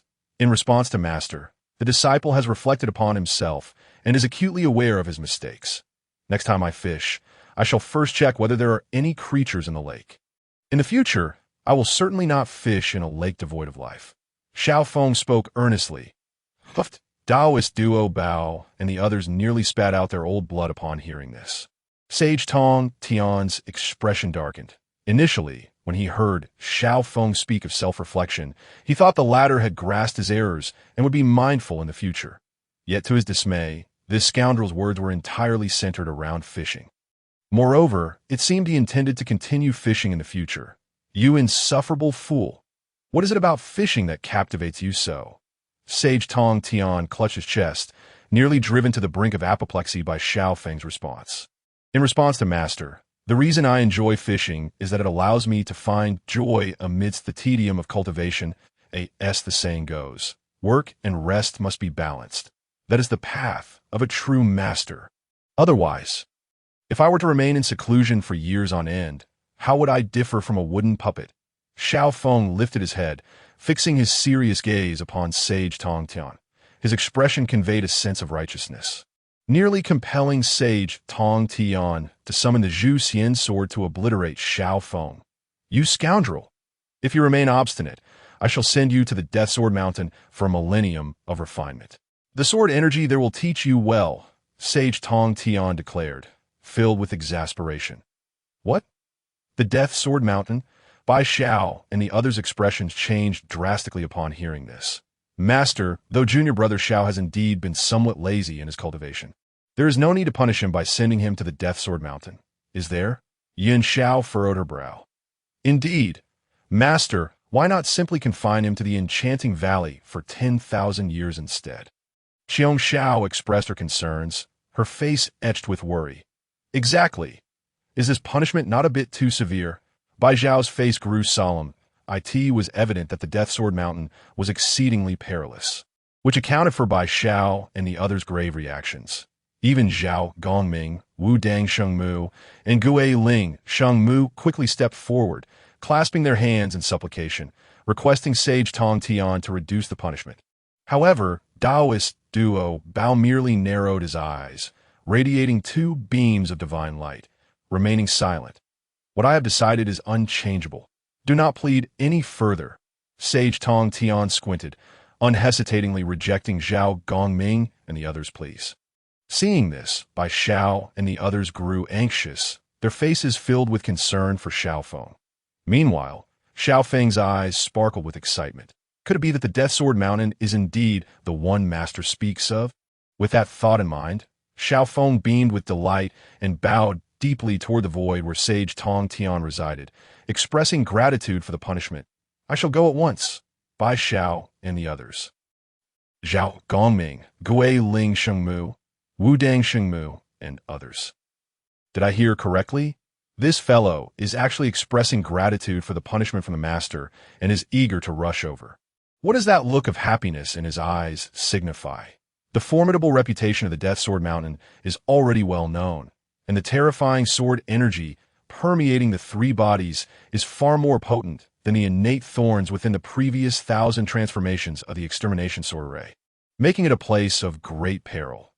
Even celestial beings at the golden immortal level find it exceedingly difficult to resist the dreadful sword energy within, although Xiao Feng has broken through to the pinnacle of the golden immortal realm.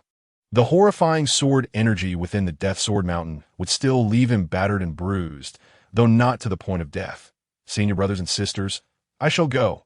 With a swift flick of his sleeve, Xiao Feng transformed into a streak of light, dashing towards the outskirts of the Bio Palace at an astonishing speed. His demeanor suggested he was eager to reach the Death Sword Mountain, as if it were a land of great fortune rather than one of immense danger. Bi Xiao and the others stood dumbfounded at the sight. Can someone explain what just happened? This guy disregards the incredibly dense, innate spiritual liquid within the secret realm, yet is so exhilarated by the perilous Death Sword Mountain. Haha, Xiao Shidi is indeed Xiao Shidi, always capable of surprising us. Bi Xiao returned to her senses, her eyes crinkling into crescent moons. I have no words left. Yin Xiao shook his head in resignation. What a needless worry. Xiong Xiao couldn't help but smile. Soon after, Zhao Minggong and Bi Xiao transformed into streaks of light and departed. In the Grand Hall. Only the sage Tongtian and Dao Bao Daoist remained. Master, I can go to the Death Sword Mountain to protect my junior brother. After all, the sword energy there is released from the extermination sword array, while it is indeed effective for physical refinement. Xiao Shidi's cultivation is still relatively low.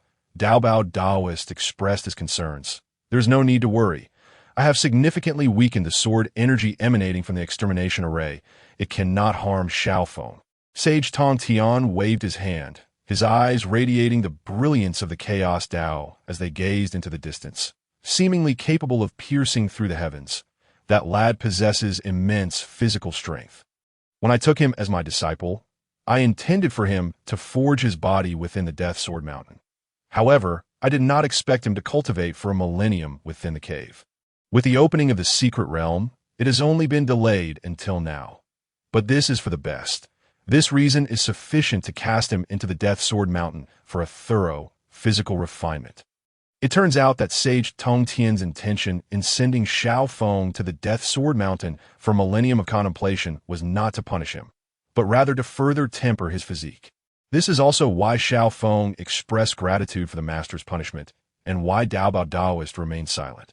After all, besides Xiao Feng, only Sage Tongtian and Daobao Daoist understood just how formidable his physique truly was. Even Bi Xiao and the others did not believe Xiao Feng could withstand the terrifying sword energy within the Death Sword Mountain. There was no denying it.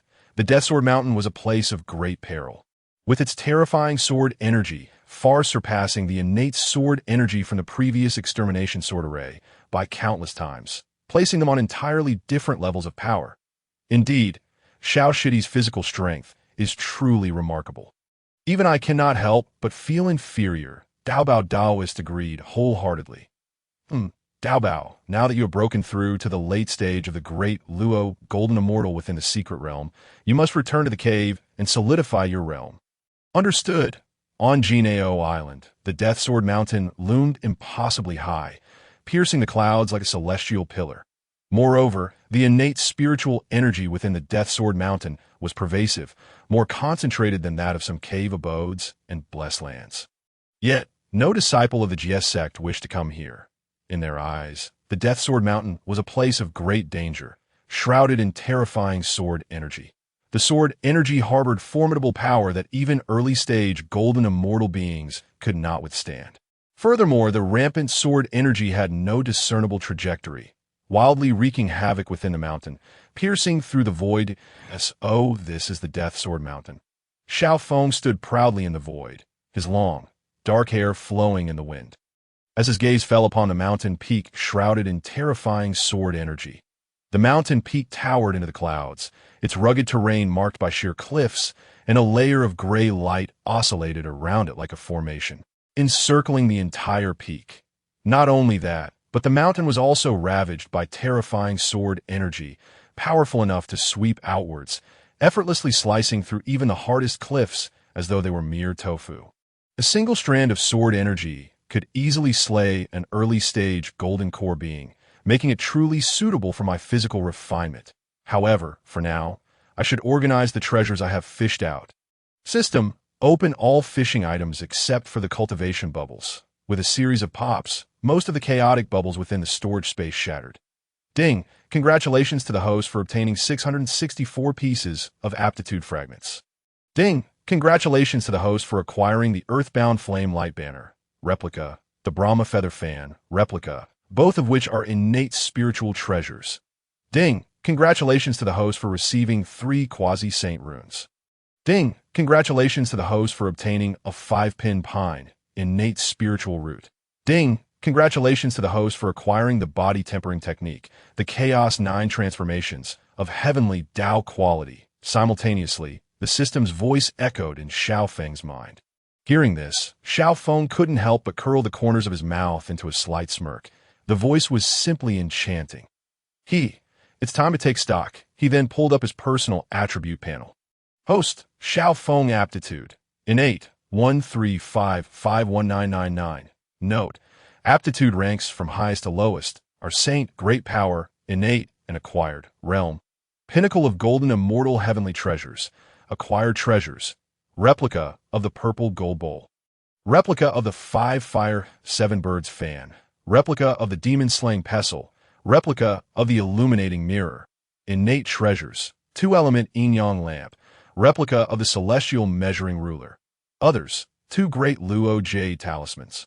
3 quasi-saint runes, 1 Shao Qilan formation map, 1 Shimin Qing biography, 1 law power, none secret techniques, great Dao technique storage space, treasures, replica of the burning sky feather fan, replica of the earthbound flame light banner, status, unrefined others, 5-pin pine, 1 quality, innate spiritual root, status, unrefined chaotic bubbles, 1263, bait quantity, 100 fishing evolution quality, mysterious tier comparing his initial attributes. Xiao Feng's strength had undergone a tremendous transformation. Not only had he broken through to the pinnacle of the golden immortal realm, but his aptitude had also reached the innate level, and the quality of the fishing evolution had similarly advanced to the mysterious tier, along with a plethora of treasures at his disposal. I must fish diligently to reach the pinnacle of my life. Xiao Feng chuckled, then proceeded to review the treasures obtained from the secret realm. He had acquired nearly 700 aptitude fragments, and he believed it would not be long before his aptitude could break through to the level of great power that time. The speed at which he absorbed the spiritual energy of heaven and earth would reach a terrifying level. As for the treasures, while he had not fished any acquired treasures, he had gained 2 additional innate treasures. Earthbound Flame Light Banner, replica, one of the 5 Chaos Banners, possessing the ability to reverse yin and yang, covering the 5 elements and slaying demons. Burning Sky Feather Fan, replica forged from the feathers of innate birds such as peacocks, geese, cranes, pheasants, and eagles. It possesses the power to burn heaven and earth. Both of these are exquisite innate treasures with immense power. Next, Xiao Feng's gaze fell upon the quasi-saint runes, which bore the same effects as the great Luo jade talismans, except that the quasi-saint runes contain the power of late-stage quasi-saint beings, which could be used as offensive means. As for the 5-pin pine, it was one of the top 10 spiritual roots born at the dawn of heaven and earth. If he could refine this spiritual root, he could take root in the chaotic void and continuously absorb chaotic energy, infusing it into his body. In other words, refining the 5-pin pine would equate to cultivating every moment. Wow, this is simply incredible. Upon seeing the aptitude fragments and quasi-saint runes, Xiao Feng felt a surge of joy. But when his gaze fell upon the 5-pin pine, he was utterly stunned. His expression shifted to one of wild elation, his body trembling with excitement. To take root in the chaotic void, continuously absorb power, and infuse it into his body. Wasn't this the perfect idle mode? This was no mere innate spiritual root. This was a divine treasure. If he could successfully refine the 5-pin pine, it would mean constant cultivation. How absurdly powerful is that? Chapter 25. Still the old method compared to those peach trees, ginseng fruit trees, Bodhi trees, and Huangzong pears, although they are all incredibly formidable innate spiritual roots, they pale in comparison to the 5-pin pine. Xiao Feng exclaimed with palpable excitement. Indeed, the process of refining the 5-needle pine was no trivial task.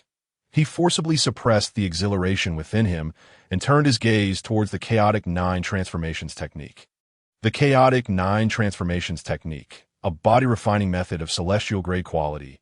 If cultivated to the 9 transformation, it could directly elevate one's physical form to the status of a saint.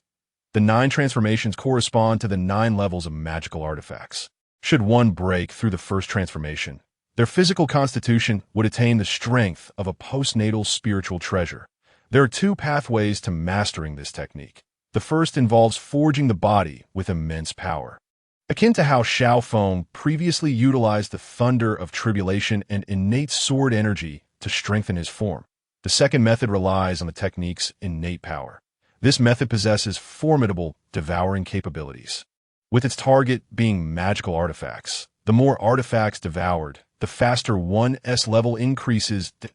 My heavens, celestial grade techniques are truly extraordinary. They're simply defiant against the heavens. After thoroughly absorbing the introduction to the technique, Xiao Feng could not help but draw a sharp breath. Just the first transformation grants physical strength comparable to a postnatal spiritual treasure. Thus, the second transformation would bestow a body as formidable as a postnatal supreme treasure. If one could break through to the fifth transformation, their physical prowess would rival that of a chaotic spiritual treasure, enabling them to attain sainthood in body alone, should one reach the ninth transformation. Wouldn't that be akin to obliterating the very fabric of existence, to shatter the laws of heaven and earth with a single punch? Much like Pangu, reopening the chaotic primordial realm in a moment. Xiao Feng's heart brimmed with excitement. However, although this technique is indeed remarkable, the number of magical artifacts required is quite excessive. My current resources are utterly inadequate. Once I emerge from the Death Sword Mountain, I must venture into the primordial world to explore. At that time, if I were to seize a few treasures, wouldn't I gather a plethora of magical artifacts. For now, I shall refrain from practicing the chaotic 9 transformations technique. System, open all cultivation bubbles. Pop, pop, pop, ding. Congratulations, host. You have acquired 120,000 years of cultivation. As the words fell, all the chaotic bubbles within the storage space burst open. Instantly, Xiao Feng entered a state of enlightenment. The misunderstandings he had regarding the Tao were suddenly clarified. Simultaneously, a warm current surged within him, flowing into his limbs and bones. The already robust meridians erupted with boundless vitality, akin to flowers absorbing sunlight, blooming with infinite radiance. Each beat of his heart resonated like rolling thunder. Every drop of blood coursing through him contained immense magical power, and moreover, wisps of profound Tao rhythm flowed gently around him that moment. Centered around Xiao Feng, a massive vortex of spiritual energy formed, voraciously absorbing the innate spiritual energy from the heavens and earth. Xiao Feng's realm surged dramatically. Peak Golden Immortal. Initial stage of Tai Golden Immortal. Peak of initial stage of Tai Golden Immortal. Even upon reaching the peak of the initial stage of Tai Golden Immortal, the rising momentum surrounding Xiao Feng showed no signs of abating. Boom! Accompanied by a muffled sound from within, Xiao Feng's aura erupted once more, breaking through to the mid-stage of Tai Golden Immortal. As the vortex of spiritual energy above his head gradually dissipated, the terrifying aura enveloping him, akin to a tempest, also dispersed entirely. However, due to his recent breakthrough, some magical powers still leaked from his body, radiating an intensity far surpassing that of before.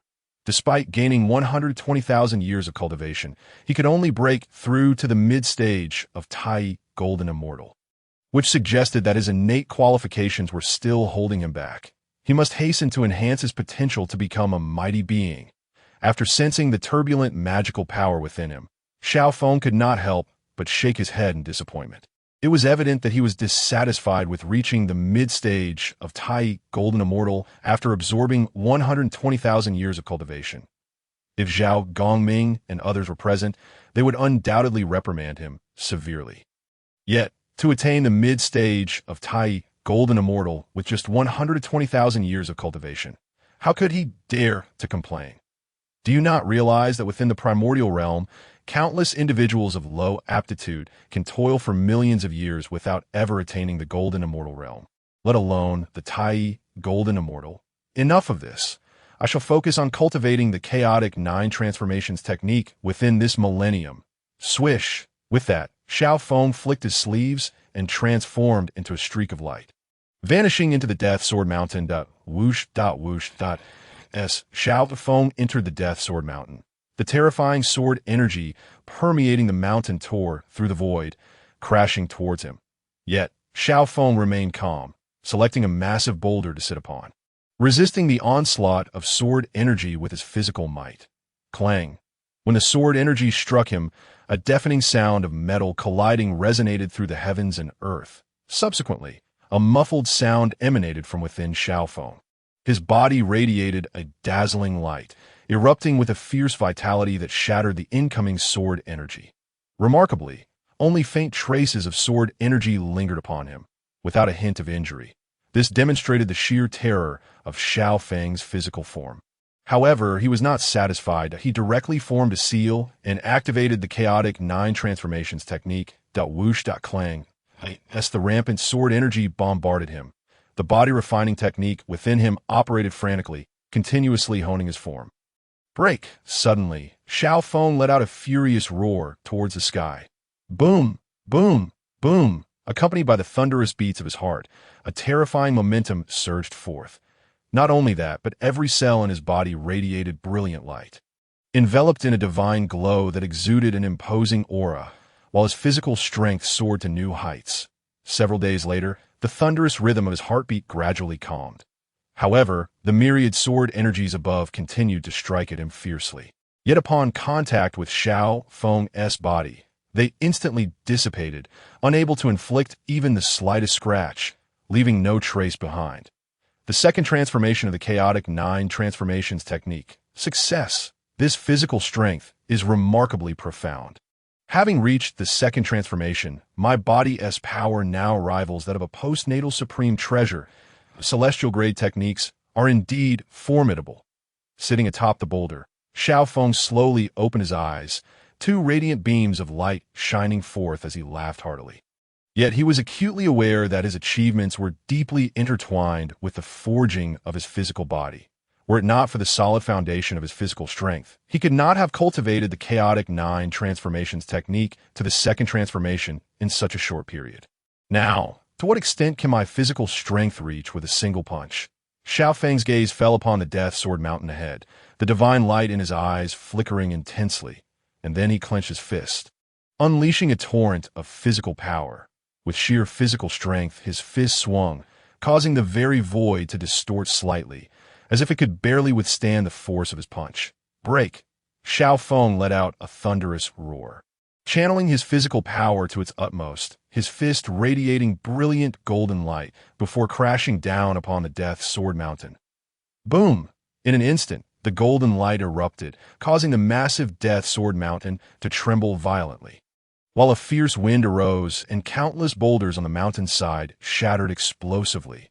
Above, the multitude of sword energies were instantly obliterated, while the rich innate spiritual energy dissipated abruptly, causing the surrounding land for miles to crack open, unleashing a wave of destructive force. Crack! At that moment, the faint light barrier atop the Death Sword Mountain suddenly emitted a sharp cracking sound, followed by the emergence of countless fissures that spread with the naked eye's speed. Boom! In an instant, this towering Death Sword Mountain unexpectedly collapsed, causing the earth to tremble and a wave of destruction to sweep forth, turning the innate spiritual energy within 100,000 miles into a raging tempest. With merely a single punch, the Death Sword Mountain had been obliterated. My heavens! Upon witnessing this, Xiao Feng's pupils constricted sharply, and he could not help but draw a cold breath. My power truly this formidable. As his gaze fell upon the exploded Death Sword Mountain and the rampant, violent sword energy, his expression shifted, and he immediately thought that if the Saint of Heaven were present, he would undoubtedly be punished severely. This mountain is utterly pathetic. I merely used a punch to obliterate it, and now I will return only to be reprimanded. The sound of Xiao Feng's helplessness resonated through the heavens and earth. At the barrier of the Death Sword Mountain, 3 striking figures stood gracefully, their long black hair flowing gently like willows in the spring breeze. They were the Bixiao sisters. Eldest sister, hasn't the Millennium period already arrived? Why are we yet to see the figure of junior brother Xiao? Could it be that he has been injured by the sword energy within? Bixiao's eyes revealed concern as she anxiously gazed at the barrier ahead. You need not fret unnecessarily. Junior brother Xiao's physical strength is exceedingly robust, and look how excited he was when he entered the Death Sword Mountain. How could that sword energy possibly harm him? Yin Xiao affectionately patted Bixiao's head, smiling as she spoke. Her stunning visage, even in a smile, rendered flowers and grass pale in comparison. It is a pity that this place is enveloped by a barrier. Without the Master's permission, we cannot enter, let alone release our spiritual consciousness. Qiong Xiao lamented as she brushed her hair back. Boom! Suddenly, a resounding tremor erupted from within the barrier. Subsequently, the heavens and earth changed color. The void shattered, and the ground for millions of miles trembled violently, as if it were collapsing into ruin. Not only that, but the very fabric of space twisted and fractured, Dark clouds in the sky dispersed wildly, and fierce winds arose. Upon witnessing this, the Bixiao sisters' pupils constricted, their eyes filled with shock. "What on earth is happening?" Bixiao exclaimed, her face a mask of astonishment. Such a commotion seems to have originated from the Death Sword Mountain. Could it be that junior brother Xiao is in trouble? Yin Xiao furrowed her brow, her beautiful eyes brimming with worry as she fixed her gaze upon the Death Sword Mountain. And why heavens! Suddenly, Yin Xiao's expression changed dramatically. Her delicate face turned ashen, her eyes wide with disbelief, and her jade hand trembled as she pointed toward the Death Sword Mountain. "Quickly, look at the Death Sword Mountain!" Swish! Hearing this, Bixiao and Xiao hurriedly looked up, only to see that the barrier not far away had developed numerous cracks. Simultaneously, within the barrier, the Death Sword Mountain began to crack open slowly, spreading at a visible pace. Boom!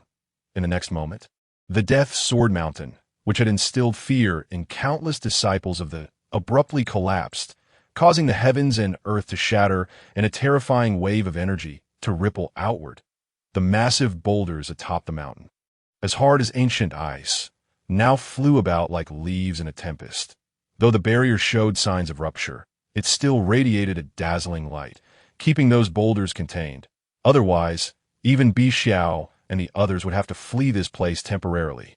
My heavens! Upon witnessing this, the Bixiao sisters could not help but swallow hard, their eyes filled with astonishment. That is the Death Sword Mountain, the most perilous location on Jinao Island, perpetually shrouded in terrifying sword energy. Yet it has suddenly exploded?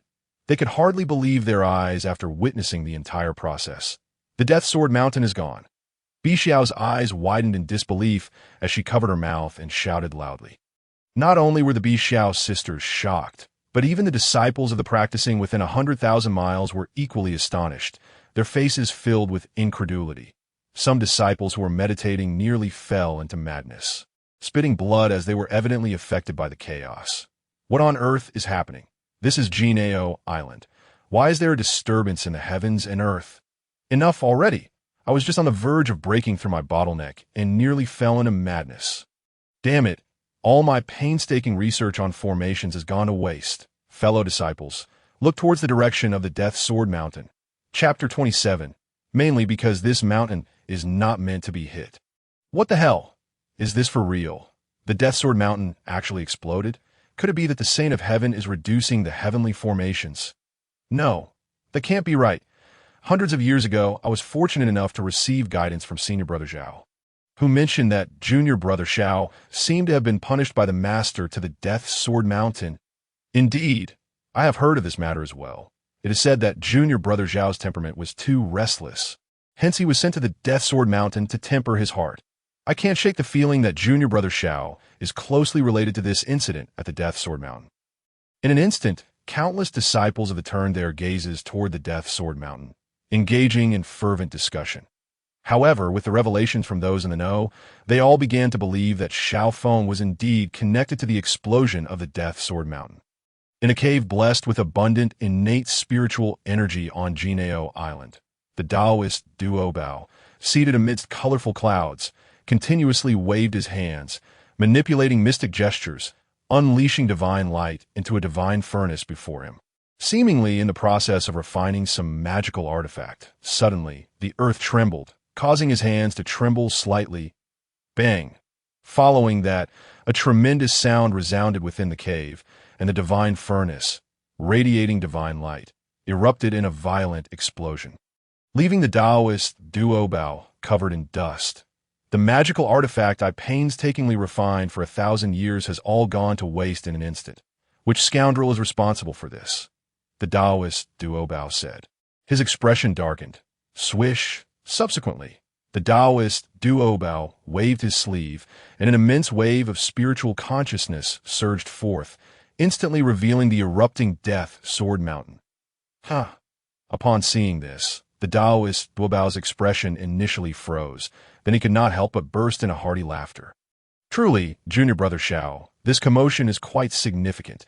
You've even obliterated the Death Sword Mountain. The Master will surely be wearing a dark expression now. Suddenly, the Taoist Duo Bao seemed to realize something. and his smile vanished abruptly.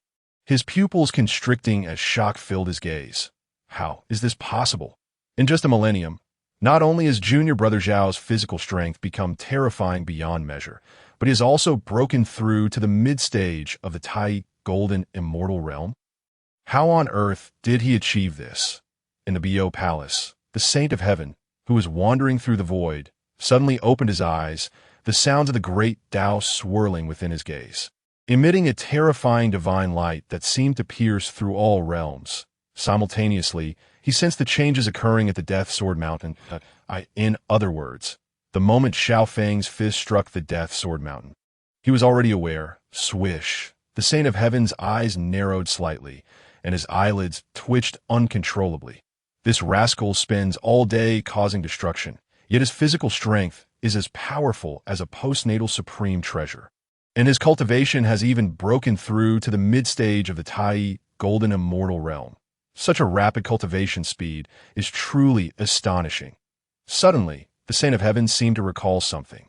His mouth twitching, and his expression darkened. That, of course, it was not that Xiao Feng single-handedly destroyed the Death Sword Mountain. It is merely a sword mountain, and he could create one at any time.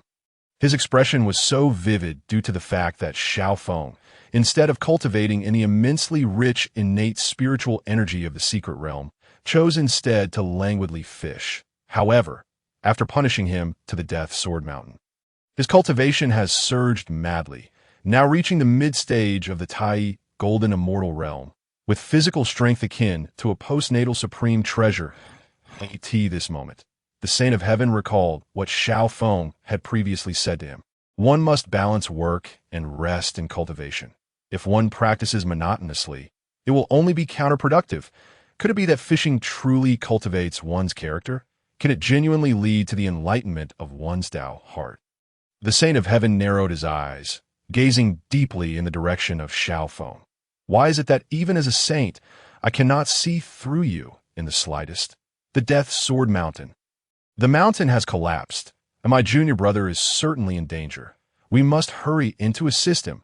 Bi Xiao's gaze fixed upon the raging Death Sword Mountain, her voice tinged with urgency. However, just as she was about to set off, she was stopped by Yun Xiao. Little sister, there is no need to worry. Such a great commotion has occurred at the Death Sword Mountain. It is impossible for us not to be aware. If junior brother Xiao were in danger, do you think the master would remain indifferent? Suddenly, Xiong Xiao beside her brightened her eyes, pointing ahead and calling out loudly, "Eldest sister, little sister, come quickly." Brother Xiao has emerged. Upon hearing this, Yun Xiao and the others hurriedly looked up, and when they beheld the scene before them, their expressions froze in astonishment. They saw a figure slowly stepping out from the chaotic barrier filled with innate spiritual energy, his body radiating a dazzling golden light. A serene smile gracing his lips, and his long, dark hair flowing in the wind. The rampant spiritual energy around him transformed into sharp blades, rushing towards him. However, when they reached a distance of 10 feet from his body, the brilliant golden light suddenly dispelled them. Leaving him unscathed, he then stood with his hands clasped behind his back, stepping forward in the void, his eyes shining with a divine light.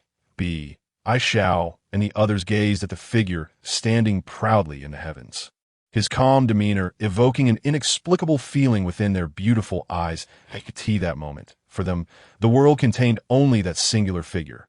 Dear sisters, why are you all standing there in a daze? Xiao Feng smiled slightly, effortlessly crossing a vast distance to stand before Bai Xiao and the others. Swish! At his words, Bai Xiao and the others finally regained their senses, a blush involuntarily rising on their cheeks, their eyes sparkling with a peculiar light. Seemingly shy, unable to meet Xiao Feng's gaze directly. Indeed, just moments ago, Xiao Feng had stood proudly in the void, his imposing aura deeply etched into their minds, causing their hearts to race uncontrollably. We came to pick you up. Bai Zhao's large, watery eyes were filled with bashfulness, her cheeks as red as an apple. I see. Then let us be on our way. Xiao Feng chuckled lightly, not giving it much thought, and the four of them transformed into streaks of light, soaring towards the distance. Brother Xiao, you didn't happen to destroy the Death Sword Mountain, did you? After a while, Yun Xiao, having regained her composure, smiled as she asked Xiao Feng, Ahem. Do you believe me when I say it wasn't intentional? Xiao Feng scratched his head somewhat sheepishly, then couldn't he help but begin to complain that I never expected that dilapidated mountain to be so fragile. I merely punched it once, and it shattered. At his words. Bai Xiao and the others couldn't help but twitch at the corners of their mouths, nearly losing control of their mana and plummeting from a void. Look at that. Is this something a cultivator should say? We used brute force to smash the Death Sword Mountain, then shifted the blame onto it. Simultaneously, Bai Xiao and the others were filled with shock. Now it was evident that Xiao Feng could shatter the Death Sword Mountain with a single punch, highlighting the terrifying strength of his physical prowess. Furthermore, the Death Sword Mountain was a notorious place on Jinao Island, shrouded in countless sword energies, each powerful enough to slay even early-stage golden immortals. For tens of thousands of years, no disciple of the Jiejiao had been able to withstand the numerous sword energies within the mountain. This fellow, however, seemed to think the Death Sword Mountain was too weak. Appearing rather disdainful, Brother Xiao, has your physical strength broken through again? Bai Xiao blinked, her expression filled with uncertainty. Indeed, it was all thanks to those sword energies. Xiao Feng replied with remarkable composure. I Xiao and the others were taken aback. It appeared that Master had not punished him by sending him to the Death Sword Mountain, but rather rewarded him. Otherwise, how could he have honed his body using the power of the sword energies and achieved a breakthrough? No wonder Brother Xiao had looked excited upon hearing of Master as punishment. For him, it was no different than a reward. Yin Xiao couldn't help but reveal a wry smile in an instant. They had arrived at Baiyu Palace. Above the palace, the Saint Tong Tian sat cross-legged amidst the colorful clouds of the Tao, seemingly having anticipated their arrival, his eyes imbued with the patterns of the Tao. Slowly opening, disciples pay their respects to Master. Xiao Feng and the others quickly bowed in greeting. Good. The Saint Tongtian nodded slightly, his gaze settling on Xiao Feng, a peculiar expression on his face. Xiao Feng, your abilities are quite impressive. I summoned you to the Death Sword Mountain for training, yet you managed to shatter it with a single punch. Upon hearing this, Bai Xiao and the others turned pale, anxiety washing over them. It seemed Master intended to settle the score with Xiao Feng. Replying to Master, the collapse of the Death Sword Mountain was not intentional on Brother Xiao's part. It was likely an accident. Please do not hold him accountable. Yin Xiao quickly stepped forward to plead. Yes, it must not have been Brother Xiao's intention. Bai Xiao also hurriedly interjected. Perhaps Brother Xiao experienced a breakthrough in his physical prowess, and his strength was unmanageable, so he asked Master to refrain from punishment. Xiong Xiao chimed in as well. However, just as Bai Xiao and the others were pleading for mercy, Xiao Feng maintained a calm expression. Muttering under his breath, this isn't my fault. The Death Sword Mountain is simply too fragile. Besides, without me, there would still be rampant sword energies on that mountain. Although Xiao Feng's voice was low, how could it escape the ears of the Saint Tongtian? The Saint's forehead darkened, and he couldn't help but think, what a mischievous little rascal. Not a shred of repentance, with a glare at Xiao Feng. He slowly said, if it weren't for your cultivation already reaching the mid-stage of Tai Golden Immortal, I would certainly punish you properly. At his words, Bai Xiao and the others' pupils widened in shock. What did Master just say? Did he just state that Brother Xiao has reached the mid-stage of Tai Golden Immortal? Bai Xiao's large, watery eyes were filled with disbelief as she stepped forward, asking Master, you're not joking, are you? Little Brother's realm has truly reached the mid-stage of Tai Golden Immortal. My heavens, how did he achieve this in just 1,000 years? Yin Xiao, too, was utterly astonished. Gasping in disbelief, I never expected the gap between us would become so vast. Xiong Xiao was equally stunned, her heart brimming with amazement. In truth, had this not been spoken by the Saint Tongtian himself, they would never have believed that Xiao Feng had achieved another breakthrough in his realm, and moreover, had done so in merely 1,000 years to reach the mid-stage of Tai Golden Immortal. The speed of such cultivation was simply unfathomable. It wasn't just them who were astonished. Even the saint himself wore a look of disbelief. He had thought to have him temper his heart and character in the Death Sword Mountain. Yet he had managed to break through so swiftly. Even the saint found it difficult to comprehend. Subsequently, the Saint Tongtian urged Xiao Feng to return promptly to solidify his realm. Otherwise, he might throw him into another dangerous place. On Jin-Ao Island, within Xiao Feng's cave abode, he sat cross-legged upon clouds formed from gathered innate spiritual energy, his tightly shut eyes radiating a kaleidoscope of divine light, forming a vortex of spiritual energy centered around him. Continuously absorbing the innate spiritual energy within the cave. Boom, whoosh, boom, whoosh. As he breathed, it was akin to the sound of thunder, and fierce winds began to swirl.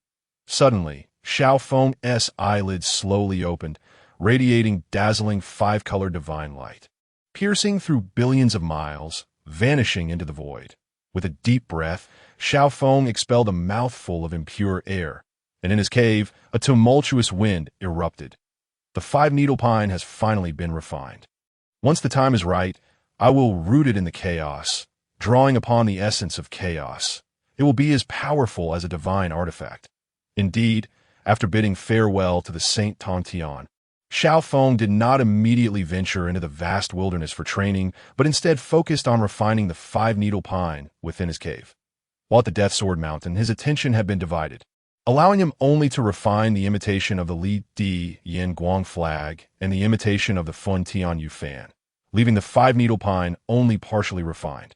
Now, having spent 500 years in his cave, he had finally completed the refinement of the five-needle pine. Having practiced for thousands of years, it was time to venture into the wilds, gather more magical treasures, and elevate his body refining technique to the next level. Xiao Feng thought to himself, then waved his sleeve, transforming into a streak of light as he soared towards the vast wilderness beyond Jin-Ao Island. Just moments after Xiao Feng departed, 3 streaks of light came to a halt outside his cave. Indeed, it was by Xiao and the others. Where is Brother Xiao? Looking at the empty cave, Bai Zhao's face was filled with confusion. He is probably off fishing in some blessed land. We can search elsewhere. Yun Xiao smiled and spoke. However, despite Bi Xiao and her companions thoroughly searching every cave and paradise on Golden Ao Island, they found no trace of Xiao Feng. In their helplessness, they had no choice but to consult Saint Tongtian. The latter simply uttered a brief remark. That lad is currently in the vast wilderness beyond Golden Ao Island. Upon hearing this, Bi Xiao and the others were momentarily taken aback, then quickly waved their sleeves, transforming into streaks of light as they flew towards the wilderness beyond Golden Ao Island. Xiao Shidi is being too unreasonable. He goes to the wilderness without even informing us. Bi Xiao exclaimed angrily, her large, watery eyes filled with dissatisfaction. Indeed, otherwise we wouldn't have spent so long searching for him on Golden Ao Island. Yun Xiao echoed her displeasure. Perhaps Xiao Shidi had urgent matters to attend to and simply didn't have the chance to inform us. Qiong Xiao, known for her gentle demeanor, said somewhat hesitantly. Sister, that rationale seems rather forced, Bi Xiao replied, her expression one of disbelief. Regardless, our immediate priority is to find Xiao Shidi. He promised to create the most exquisite painting for me, and he even envisioned the pose. With that, Bi Xiao and her companions began their search for Xiao Feng within the vast wilderness. At that moment, Xiao Feng had already arrived in the wilderness. Compared to the domain of Saint Tongtian, the spiritual energy in the wilderness was indeed relatively sparse. However, it possessed its own advantages. The terrain of the wilderness stretched endlessly, with countless mountains undulating like ancient dragons, spanning across the heavens and the earth. The landscapes varied, with lush forests and towering mountains shrouded in ethereal mist, while some sect peaks soared into the clouds. Xiao Feng's purpose for venturing into the wilderness was quite simple: to seek out more magical treasures to enhance his physical cultivation. Thus, he promptly unleashed his divine sense, searching for traces of magical artifacts within the wilderness. One day, as he traversed a mountain that pierced the clouds, he paused, his eyes alight with a brilliant 5-colored radiance. For he had detected the presence of magical artifacts here, or rather, it seemed that practitioners were engaged in a duel. With a swish, Xiao Feng waved his sleeve and vanished in a flash of light. Following the great cataclysm of Long Han, the 4 seas were safeguarded by the Dragon Clan, while the undying volcano in the southernmost reaches was under the protection of the Zhuge clan. The Qilin clan emerged as a symbol of auspiciousness between heaven and earth, ruling over the western lands. However, it wasn't long before two races in the wilderness rose at an astonishing pace, dominating the realm with their overwhelming power, becoming the most formidable factions in the wilderness. These two races were the Yao clan and the Wu clan. The highest cultivators of the Wu clan were the 12 ancestors of Wu, formed from the essence of Pangu's blood after his fall. Thus the Wu clan referred to themselves as the Pangu clan. From their inception, they possessed terrifying physical strength, capable of shattering the void with a single punch.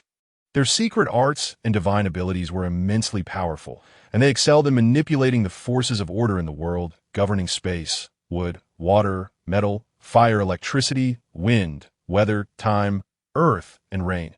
The leaders of the Yao clan were Dijuan and Tai. Born from the fiercely blazing solar star, endowed with innate power to command the Yao clan. From their birth, they wielded formidable secret arts and great fortune, accompanied by innate spiritual treasures. Dijuan possessed the Yao Emperor Sword and the River Map, while Dongwang Tai was blessed with immense fortune, wielding the Chaos Bell, a terrifying existence among innate treasures. Both clans sought supremacy in the wilderness, leading to incessant conflicts since their inception, especially after Hongjun Laozi preached in the wilderness. A great war erupted between the two clans, resulting in the annihilation of heaven and earth and the demise of countless beings. In a critical moment, it was once again Hongjun Laozi who commanded both clans to cease their hostilities and imposed a decree for mutual rest and recuperation, forbidding further conflict. Now, several 100,000 years had passed since the last Great War, and both clans had restored their powers to their peak, or perhaps even surpassed it, although there hadn't been large-scale wars recently. Friction between the practitioners of both clans had been frequent over the past hundreds of thousands of years. Within Xiao Feng's divine sense, he perceived that the combatants were none other than the Wu clan and the Yao clan. Boom, boom, boom! In the mountains, violent magical power surged everywhere. The duel was between the practitioners of the Wu clan and the Yao clan, each displaying their secret arts, their magical treasures radiating brilliant light as they clashed in the void. The Yao clan's practitioners were all transformed great demons, wielding their divine sense to control their treasures, infused with a terrifying aura as they hurled them towards the Wu clan, while simultaneously unleashing their secret arts to strike at their opponents. Members of the Wu clan, naturally unable to cultivate the primordial spirit, possessed immensely terrifying physical strength. As they swung their fists, even the void itself twisted. They easily lifted gigantic mountains and boulders, hurling them at the Yao clan, their overwhelming power tearing the void apart, resulting in countless casualties among the Yao clan. The practitioners from both sides had their strengths and weaknesses. The Wu clan's practitioners were physically powerful, prompting the Yao clan to engage in long-range attacks, while the Wu clan, unable to cultivate the primordial spirit, had to close in on the Yao clan, using their brute strength to eliminate their foes. In that moment, the air was filled with violent energy. Countless mountains and boulders shattered, and both clans suffered casualties. Kunlun, you dare to consume the deep-sea python. Do you know he is one of my subordinates? Today, I will take your life. A powerful practitioner of the Yao clan unleashed terrifying magical power, declaring fiercely into the void that he was the strongest among the Yao clan, a python who had just broken through to the Tai golden immortal realm. Truly laughable. At that moment, a deafening voice resonated from the Wu clan. Bang, bang! The heavens and earth trembled as a figure, as imposing as his intellect, stepped forward, each step causing the very fabric of reality to shudder. With a fierce gaze, he fixed his eyes upon the python in the void.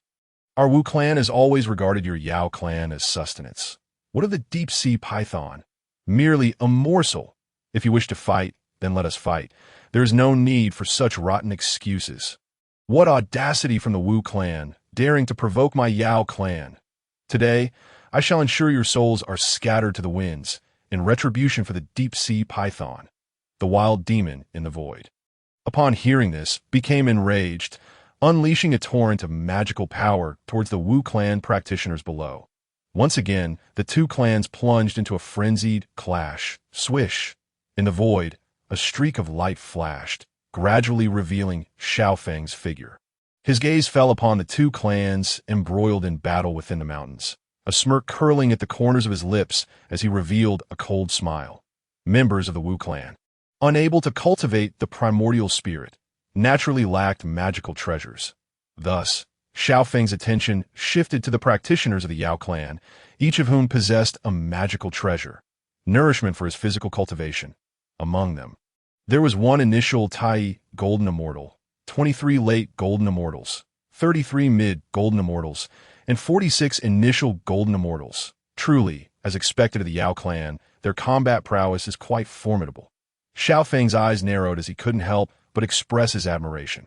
Chapter 30. Magical treasures, surely obtained through robbery. The two mightiest clans in the wilderness are indeed extraordinary, with golden immortals aplenty and Tai being commonplace. Having only just arrived in the wilderness for a few days, the practitioners of both the Wu and Yao clans he encountered were all capable of reaching the golden immortal realm, in stark contrast to the disciples of Jiao, who seemed utterly weak. Yet, after a moment of contemplation, Xiao Feng came to understand. The Wu and Yao clans' formidable cultivation levels were a result of their practitioners having cultivated for nearly several million years. Thus, reaching the golden immortal realm was quite normal. Ding! Congratulations, host! You have triggered a random quest. Eliminate the python. Reward. 300 bait. Suddenly, the system's voice resonated in Xiao Feng's mind. After thousands of years, the system has finally issued a task. Xiao Feng exclaimed with great joy. Swish! With that, Xiao Feng waved his sleeve, transforming into a streak of light, suddenly appearing on the battlefield. Swish! As the Wu and Yao clans furiously battled, they suddenly noticed a figure materializing in the void. Instinctively halting their clash, their gazes fixated upon the newcomer. Halt! Who dares to intervene in our conflict? The python's gaze fell upon Xiao Feng, his brows furrowing in his divine senses probing. He could not ascertain Xiao Feng's precise cultivation level, which could only mean one thing. This fellow's realm was not beneath his own and was likely even stronger, causing the python to regard him with grave concern and trepidation. The one who shall kill you. Buzz! Xiao Feng replied coolly, then waved his sleeve, summoning the burning heaven feather fan, imitation, directing it towards the Yao clan. Whoosh! In an ephemeral moment, an innumerable array of true flames emerged between heaven and earth, subsequently coalescing into a dragon of true fire, exuding an aura of terror as it surged towards the demon clan. Simultaneously, the might of the true fire distorted the surrounding void, rendering millions of miles unbearably scorching, akin to celestial fire descending upon the world. With a mere flick, it could incinerate the heavens and annihilate the earth. Alas, it is indeed the power of true fire. We must flee at once, for we shall undoubtedly be unable to withstand it. Yet, we have already been locked onto by its divine sense, leaving us with no escape. Damn it! If it comes to that, let us perish together. If it dares to kill us, Lord Baizé of the demon gods will surely avenge us. No, I do not wish to die. As the dragon of true fire descended, the demon cultivators were consumed in flames, their desperate attempts to conjure protective barriers proving utterly futile against the overwhelming power of the true fire dragon. In the blink of an eye, dozens of demon cultivators were entirely devoured by the dragon. Even the serpent could not evade its fate. After annihilating all the demon cultivators, the true fire dragon gradually receded, while the bodies of the fallen demon cultivators plummeted from the sky, crashing to the ground like meteorites, causing the earth to tremble.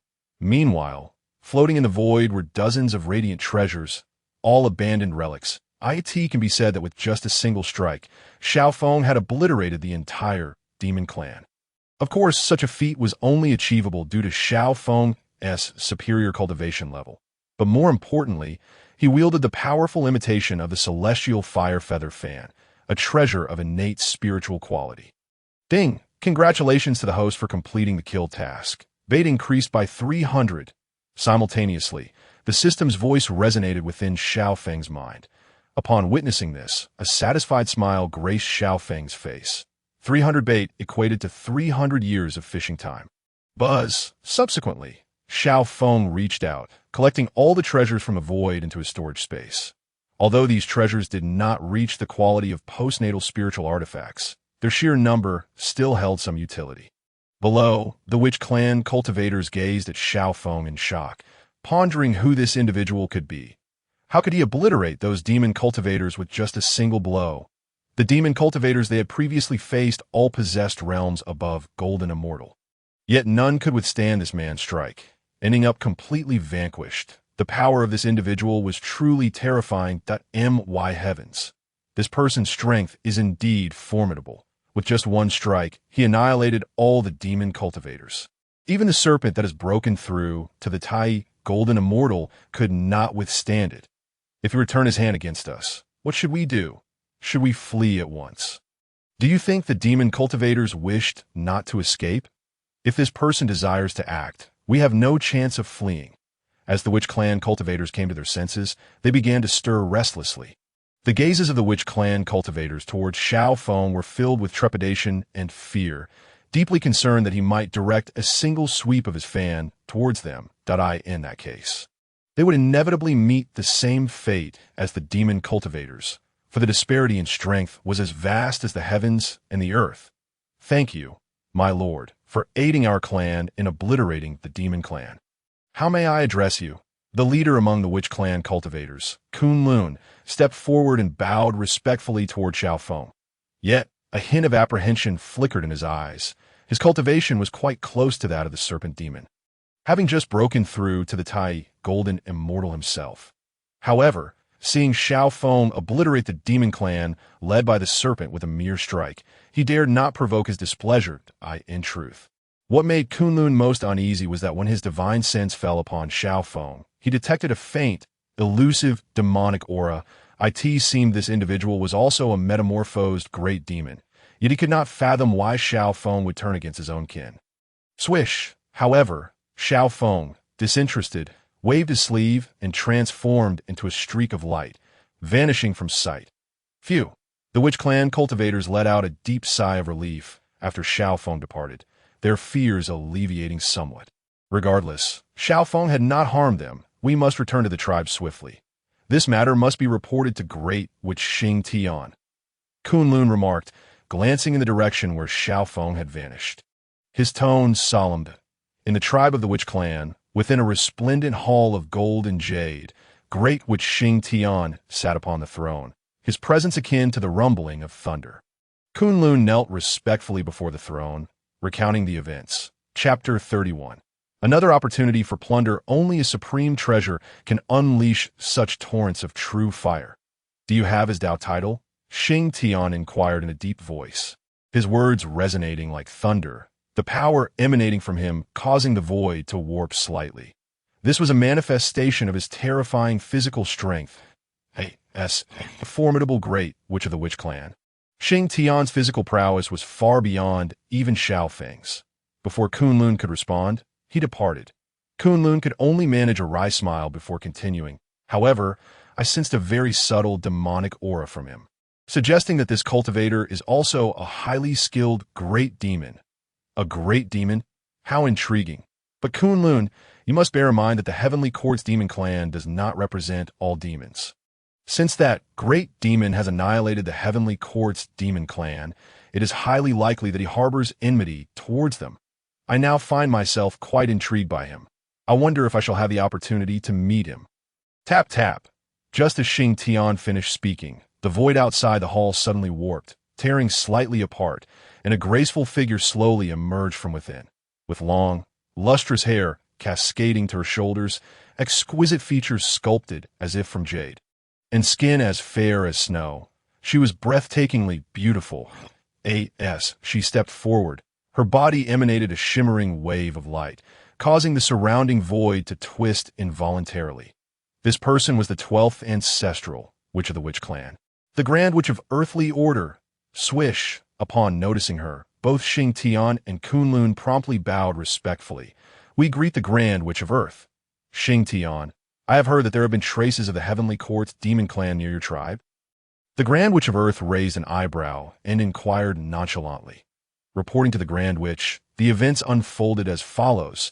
Xing Tian repeated Kunlun's account that I did not expect that a demon cultivator would be the one to obliterate the Heavenly Court's demon clan. How amusing! A flicker of interest appeared in the grand witch of Earth's otherwise placid gaze. Xing Tian, I shall be departing for a while. During my absence, you shall manage all matters of the tribe. Xing Tian will obey. Meanwhile, after vanquishing the serpent, Xiao Feng chose to roam the vast wilderness of the primordial world once more. Whenever he encountered a cultivator wielding a treasure, regardless of their status, he would not hesitate to engage in battle to him. Treasures held far greater value than the lives of those cultivators. After all, the primordial world is one where the strong prey upon the weak, and the powerful reign supreme, leaving the weak without even the right to govern their own lives. As a result, the number of treasures Xiao Feng plundered continued to grow. He now possessed hundreds of treasures, and the system occasionally surprised him with kill missions. Thus, while robbing treasures, he also accumulated a significant amount of bait. There is indeed wisdom in the saying that robbery is the quickest path to wealth. One day, as Xiao Feng reclined upon a colorful cloud in the void, chewing on a blade of grass and occasionally humming a tune, he exuded an air of laziness and contentment. After a century of plundering, he now possessed an impressive collection of treasures, which brought him great joy. In his storage space lay 450 treasures, along with 2,500 bait earned through completing the system's kill missions. Xiao Feng could not help but marvel at the abundance of treasures within the primordial world. It seemed that every cultivator of the primordial spirit possessed at least one treasure, with some even having 2 or 3. Swish, suddenly, in the northeast direction, tens of thousands of miles away, a dazzling golden light erupted from the ground, scattering the dark clouds and revealing a vibrant tapestry of colors, reminiscent of rare treasures about to reveal themselves. Swish!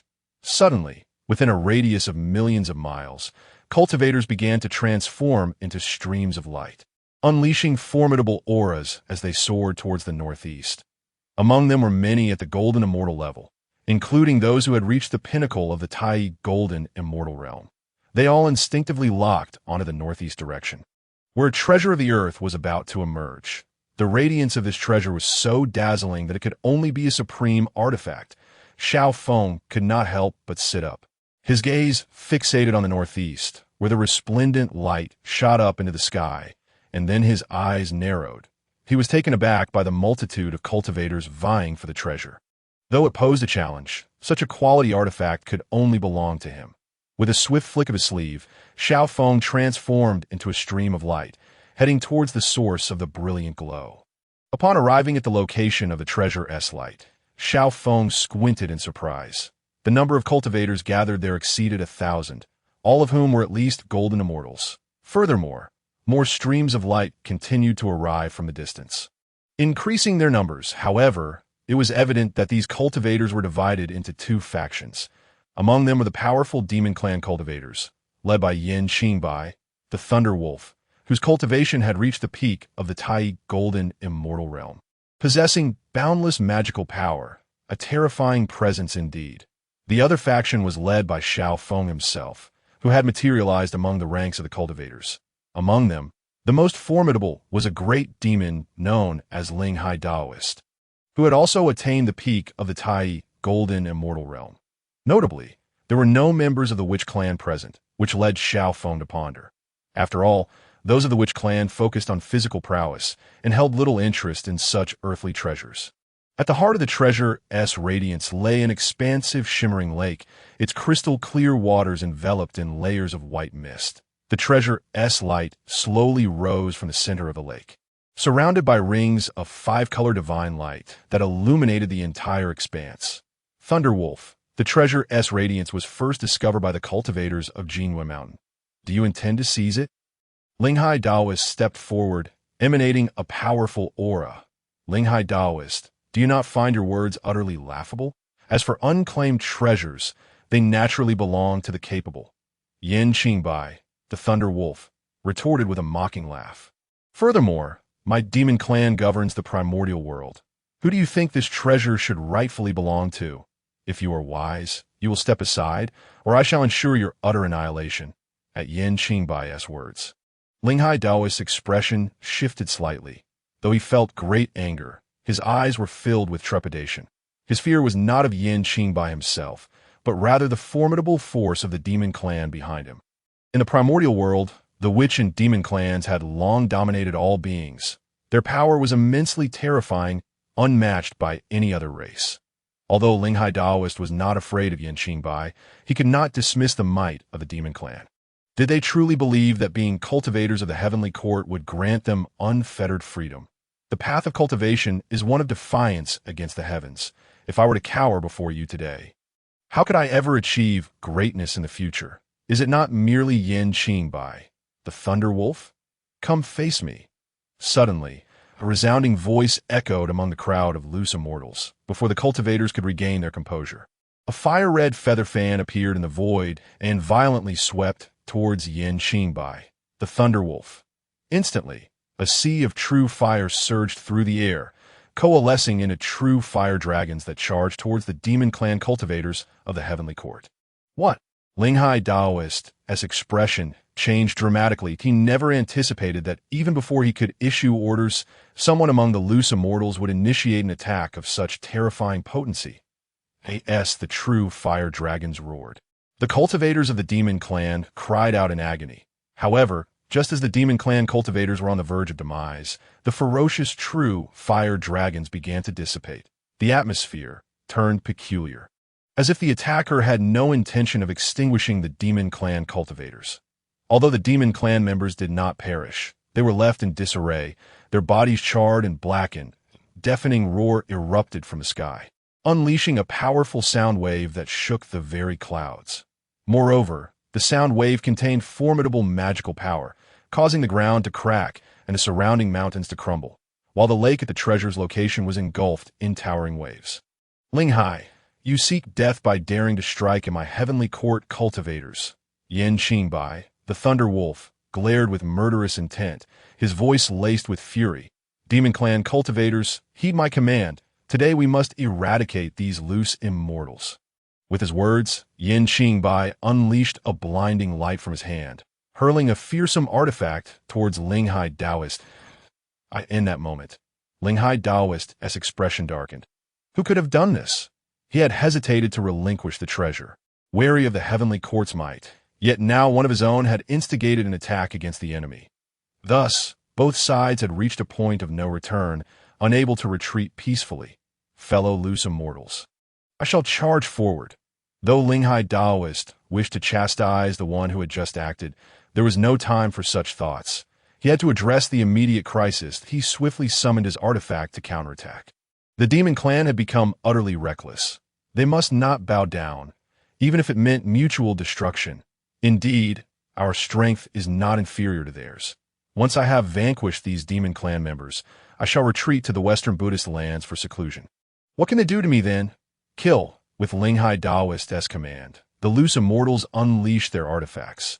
Charging towards the demon clan cultivators, in an instant, waves of terrifying magical energy surged forth, the air filled with flashes of various artifacts. The clash of countless secret techniques erupted, unleashing a wave of destructive power. The colossal mountains within millions of miles crumbled, massive boulders plummeting from their peaks, extinguishing countless lives. Amidst the chaos, the air crackled with violent magical energy. Thunderclaps resounded, gales surged, and the very sky changed color. Those of lower realms within millions of miles felt as though the end of days had come, while many cultivators in seclusion were caught in the aftermath, meeting their demise. Yet despite the fierce battle, both sides instinctively avoided the lake shimmering with treasure light. Thus, while the lake was stirred into tumultuous waves, it remained largely unaffected. Xiao Feng stood proudly in the void above, observing the fierce conflict below. They're still concerned about this and that during a fight.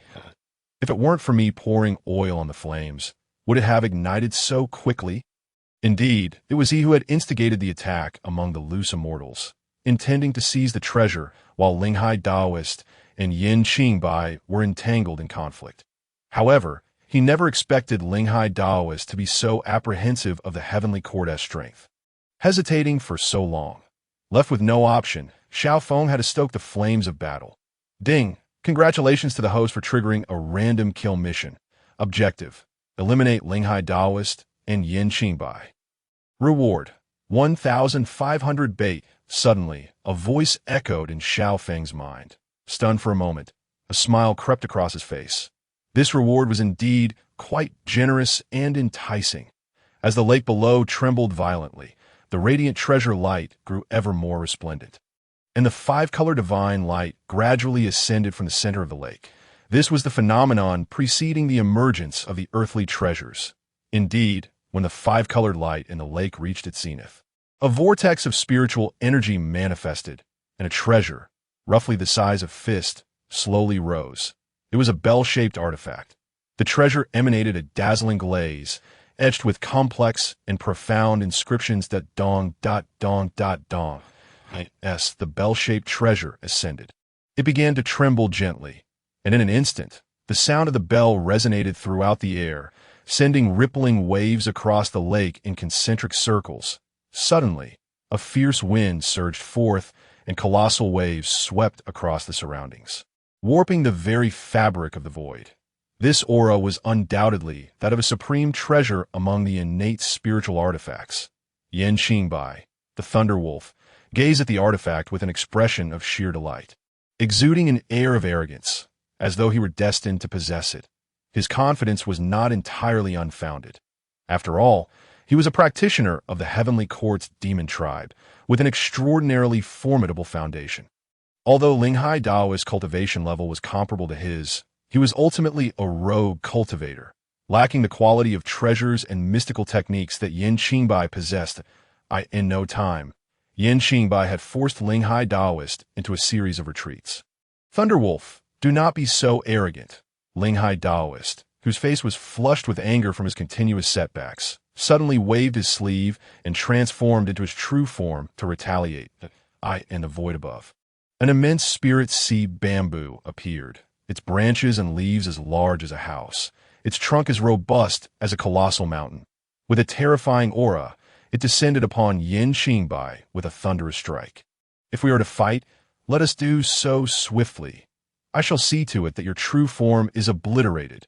Yin Qingbai roared, and the two engaged in a frenzied battle, with the artifact now manifested. They held nothing back, unleashing their full power, which obliterated mountains for millions of miles, reducing them to dust. Suddenly, a colossal hand from the heavens emerged from the void, reaching for the treasure at the center of the lake. And in the blink of an eye, it vanished with the artifact. The rapidity of these events left both Yin Qingbai and Linghai Taoist momentarily stunned, and by the time they regained their senses, the treasure had already disappeared. Damn it! The two of them howled in rage, halting their attacks against each other and unleashing their formidable mana towards the colossal hand in the sky. Just then, a sea of true fire erupted in the void, coalescing into a dragon of true fire that descended with overwhelming force. Instantly, the temperature soared across millions of miles, and the terrifying power contained within the true fire dragon was far beyond what had come before. Even Linghai Taoist and Yin Qingbai, who had reached the pinnacle of the Tai golden immortal realm, dared not confront the true fire dragon directly and could only defend themselves with their treasures. Although they managed to withstand the assault of the true fire dragon, the cultivators behind them faced a grim fate. Their cultivation levels were vastly inferior to those of Yin Qingbai and his kin. And thus, under the onslaught of the terrifying true fire dragon, they were reduced to ashes that moment. In a void several tens of millions of miles away from the lake, a graceful figure stood amidst the colorful clouds. Her long black hair cascading down her shoulders, her eyes shimmering with the patterns of the Tao. She was Hutu, one of the 12 ancestors of sorcery. Her gaze fell upon the direction of the lake, and her brows furrowed slightly. This wolf demon is no ordinary being. He has exterminated thousands of celestial spirits with the true fire dragon, though his cultivation is only at the mid-stage of Tai golden body. His mana is remarkably profound. This aura rivals that of a late-stage Tai golden immortal. Furthermore, the treasure in his possession must be extraordinary that I am quite curious. How will he evade the pursuit of two practitioners at the pinnacle of the Tai golden immortal realm? Buzz, the sky was engulfed in a sea of true fire, and even the spirit-rich Ling Shui River was instantaneously dried up. cracking under the scorching flames. The burning heaven feather fan, capable of annihilating all things in existence, was wielded by Xiao Feng, who reclined upon the colorful clouds, holding the fan in his left hand and the fist-sized bell in his right. With a swift flick of his sleeve, he stored the bell-shaped treasure into his storage space. "Damn it, it's you!" Linghai Daoist bellowed in fury, his enormous true form casting a dark glare at Xiao Feng.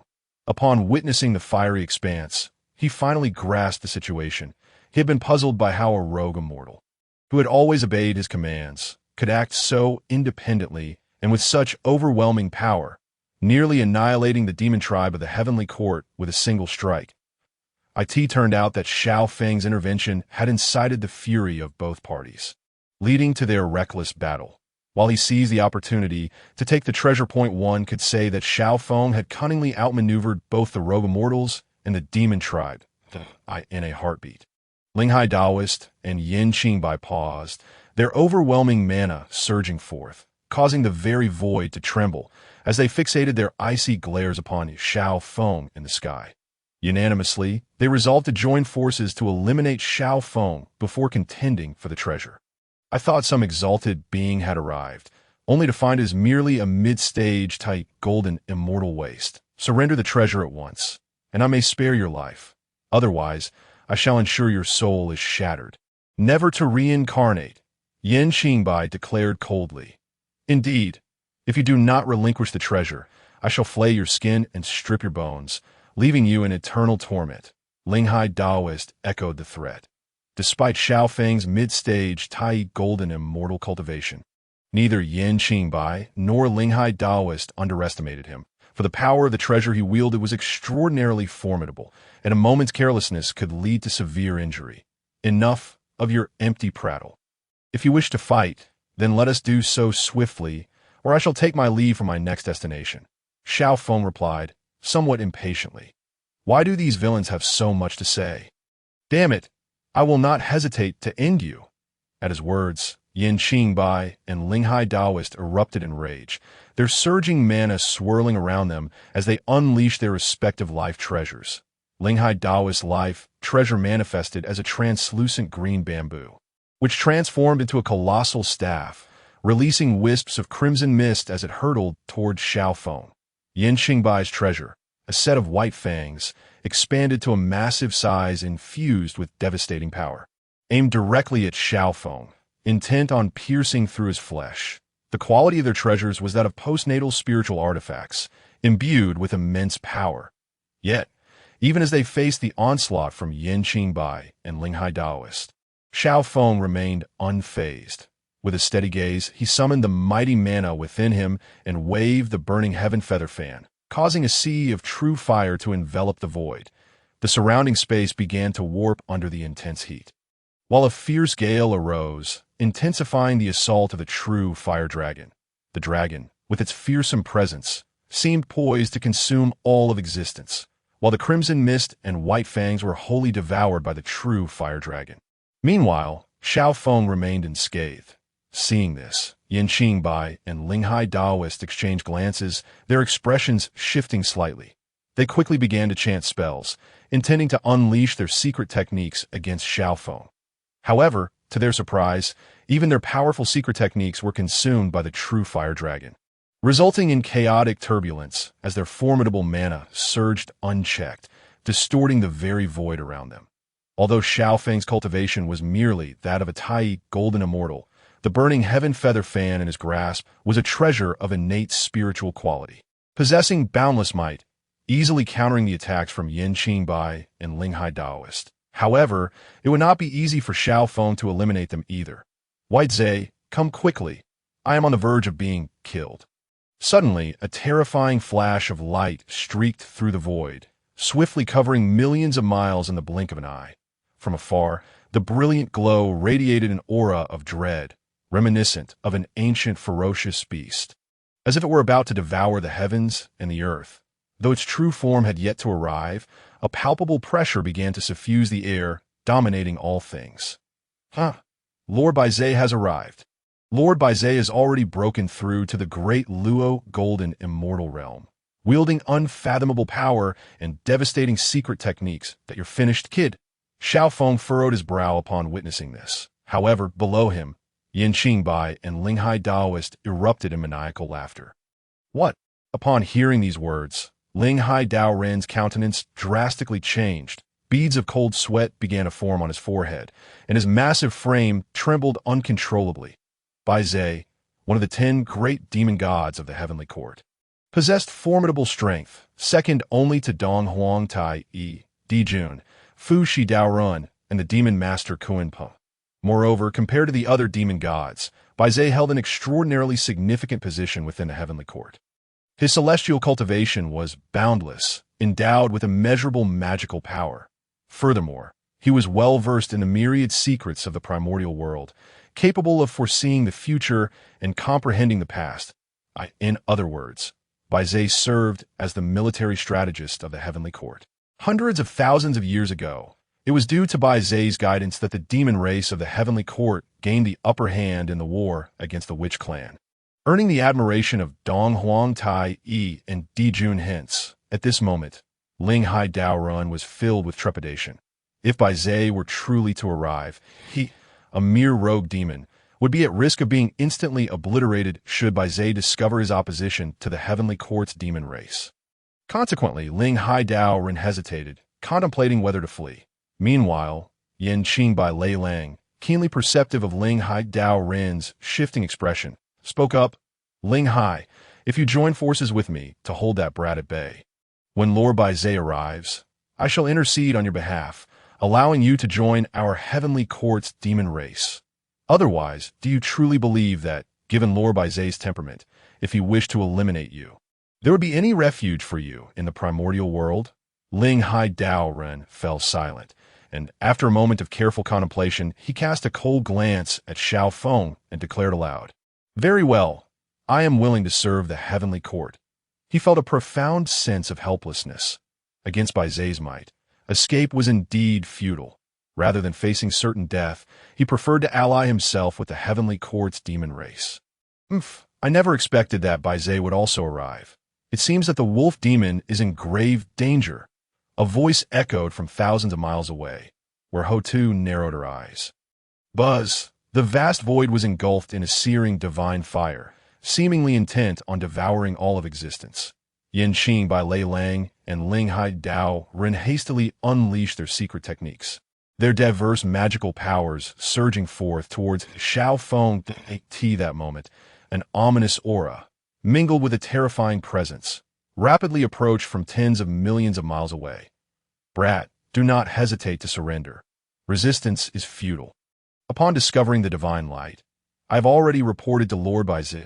He is merely tens of millions of miles away and will soon arrive here.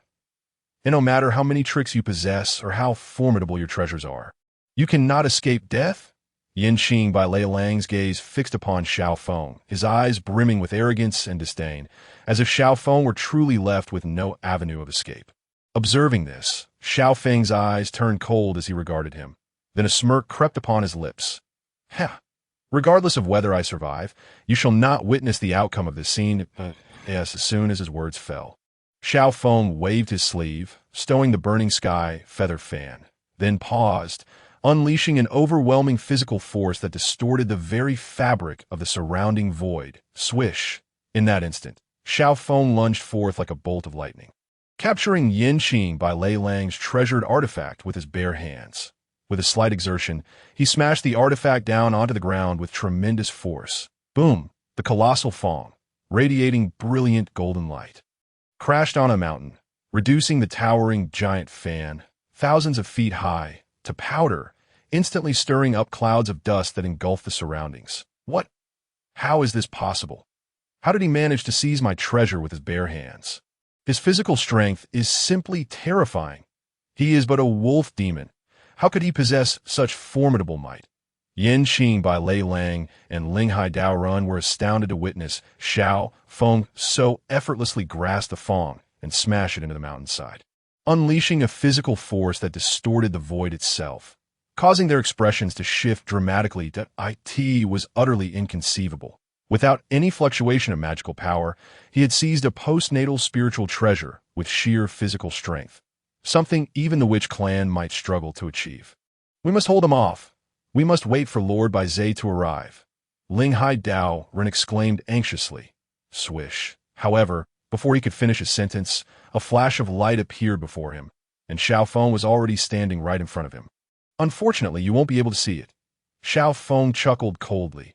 Boom! With that, Xiao Feng's fist, infused with enough power to shatter the void, struck Ling Hai Dao Ren squarely in the abdomen. Bang! Ling Hai Dao Ren's eyes bulged with fury as he gazed at Xiao Feng in terror. Struggling to extend his hand, but before he could even touch Xiao Feng, his body exploded violently. With a single punch, he obliterated Ling Hai Dao Ren, who had reached the peak of the Tai Golden Immortal realm, showcasing the sheer terror of Xiao Feng's physical prowess. Yin Qing by Lei Lang, witnessing the entire scene, felt his pupils constrict in horror. Swish! Without a moment's hesitation, Yin Qing by Lei Lang swiftly waved his sleeve and transformed into a streak of light, fleeing frantically towards Baizhe, not daring to utter a single word. What a joke! If Ling Hai Dao Ren, at the peak of the Tai Golden Immortal realm, could be obliterated with a single punch, remaining here would be tantamount to seeking death. This guy's physical power is simply monstrous. Even I, a member of the Wolf Clan, would be utterly incapable of enduring Xiao Feng's strike. I must run. I need to escape quickly. Yin Qing by Lei Lang called out loudly towards Baizhe's direction as he fled. Lord Baizhe, please come quickly to save me. I am about to be killed. Chapter 35. I still prefer to eliminate you seeing this. Xiao Feng did not immediately pursue, but instead waved his sleeve to collect all the floating treasures in the void into his storage space, including the treasures that Yin Qing by Lei Lang had smashed into the giant mountain.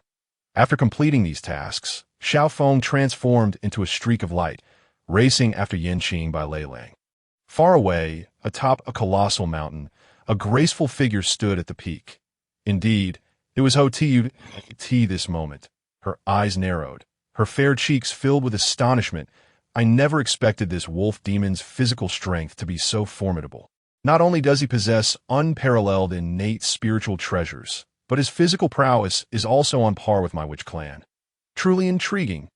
Wait, has this wolf demon lost his senses? Suddenly, Ho Tu's expression shifted. In her view, Xiao Feng was not fleeing. Instead, he was pursuing Yin Qing by Lei Lang, heading straight towards Baizhe. Could it be that this wolf demon intends to confront Baizhe as well? This is utter madness. Even if his physical strength is terrifying, with his current realm, he cannot possibly contend with Baizhe. Baizhe is a demon god of the heavenly court. How could a mid-stage Tai Golden Immortal practitioner hope to challenge him?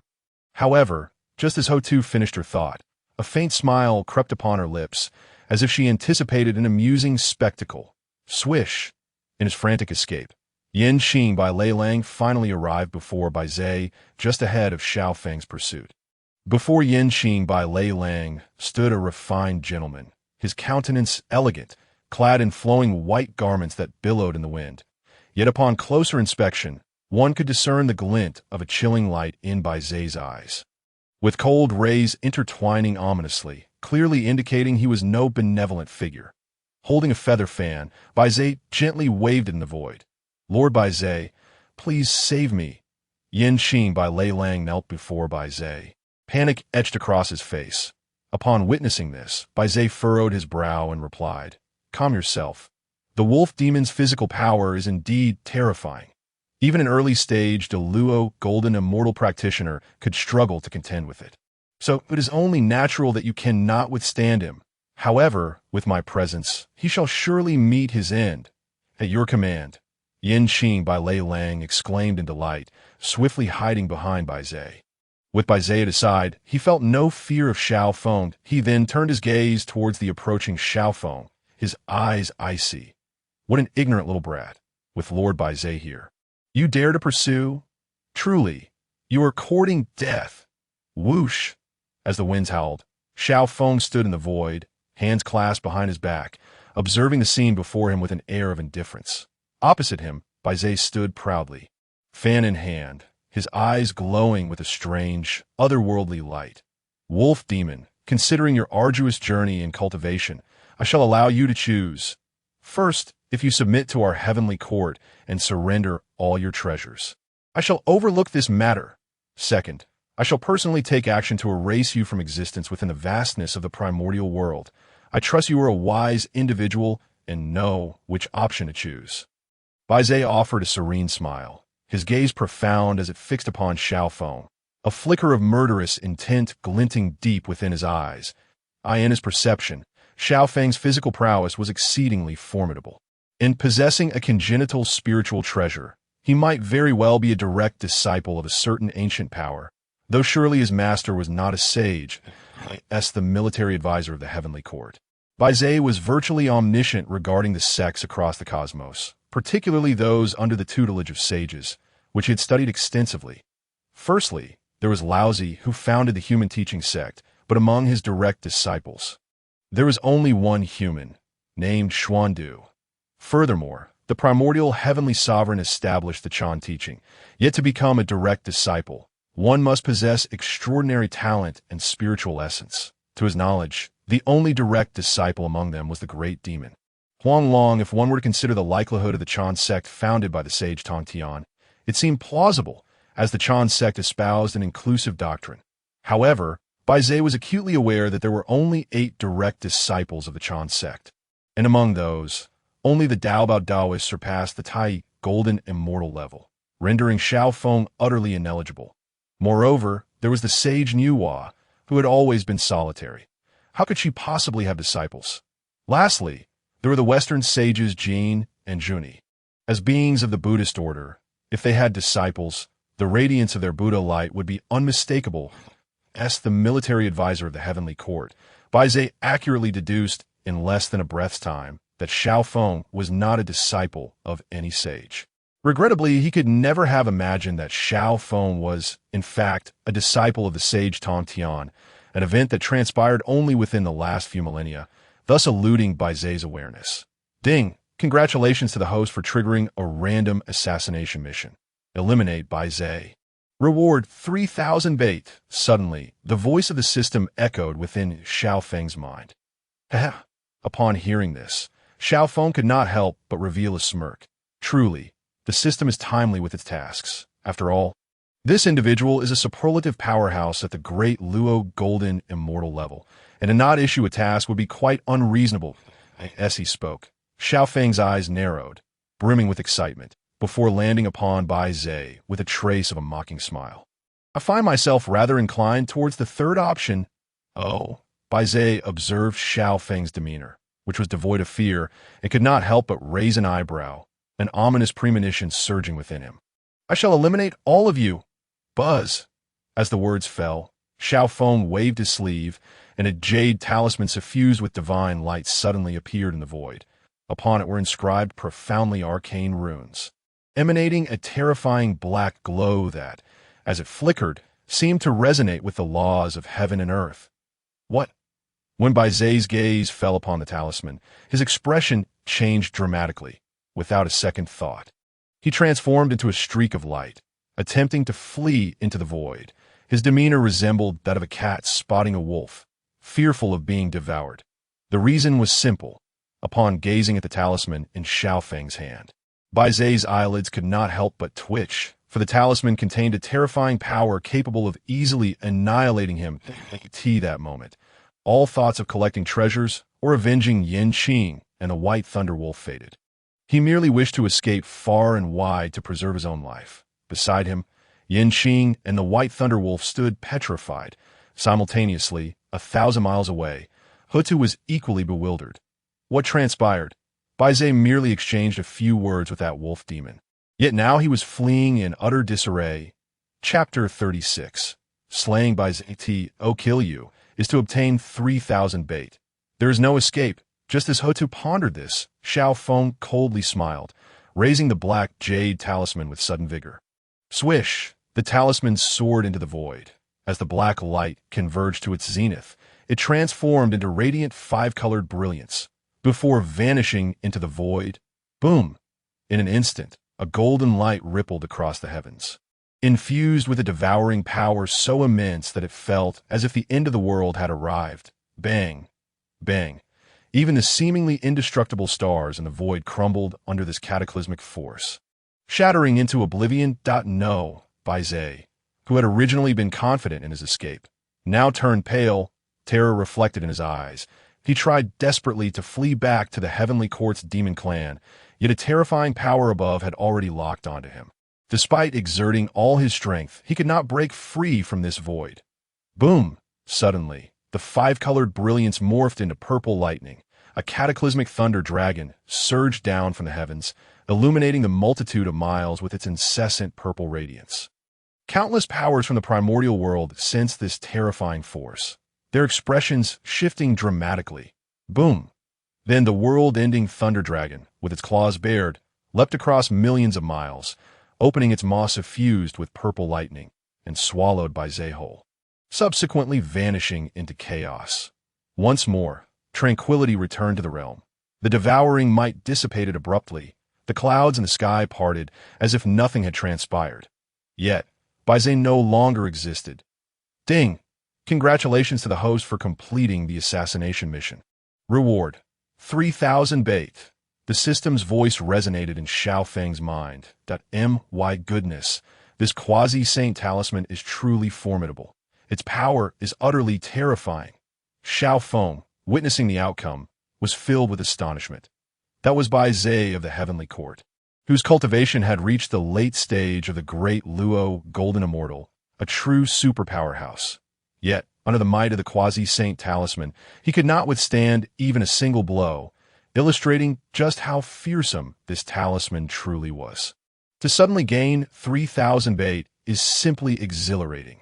When Xiao Feng beheld the system's reward, he could not help but smile broadly, yet he was unaware that his use of the quasi-saint talisman had drawn the attention of numerous powerful beings within the primordial world.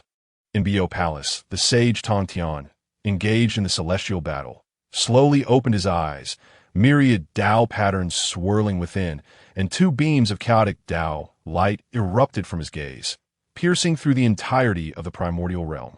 The power of a quasi-saint, you say? That rascal is actually there. Huh.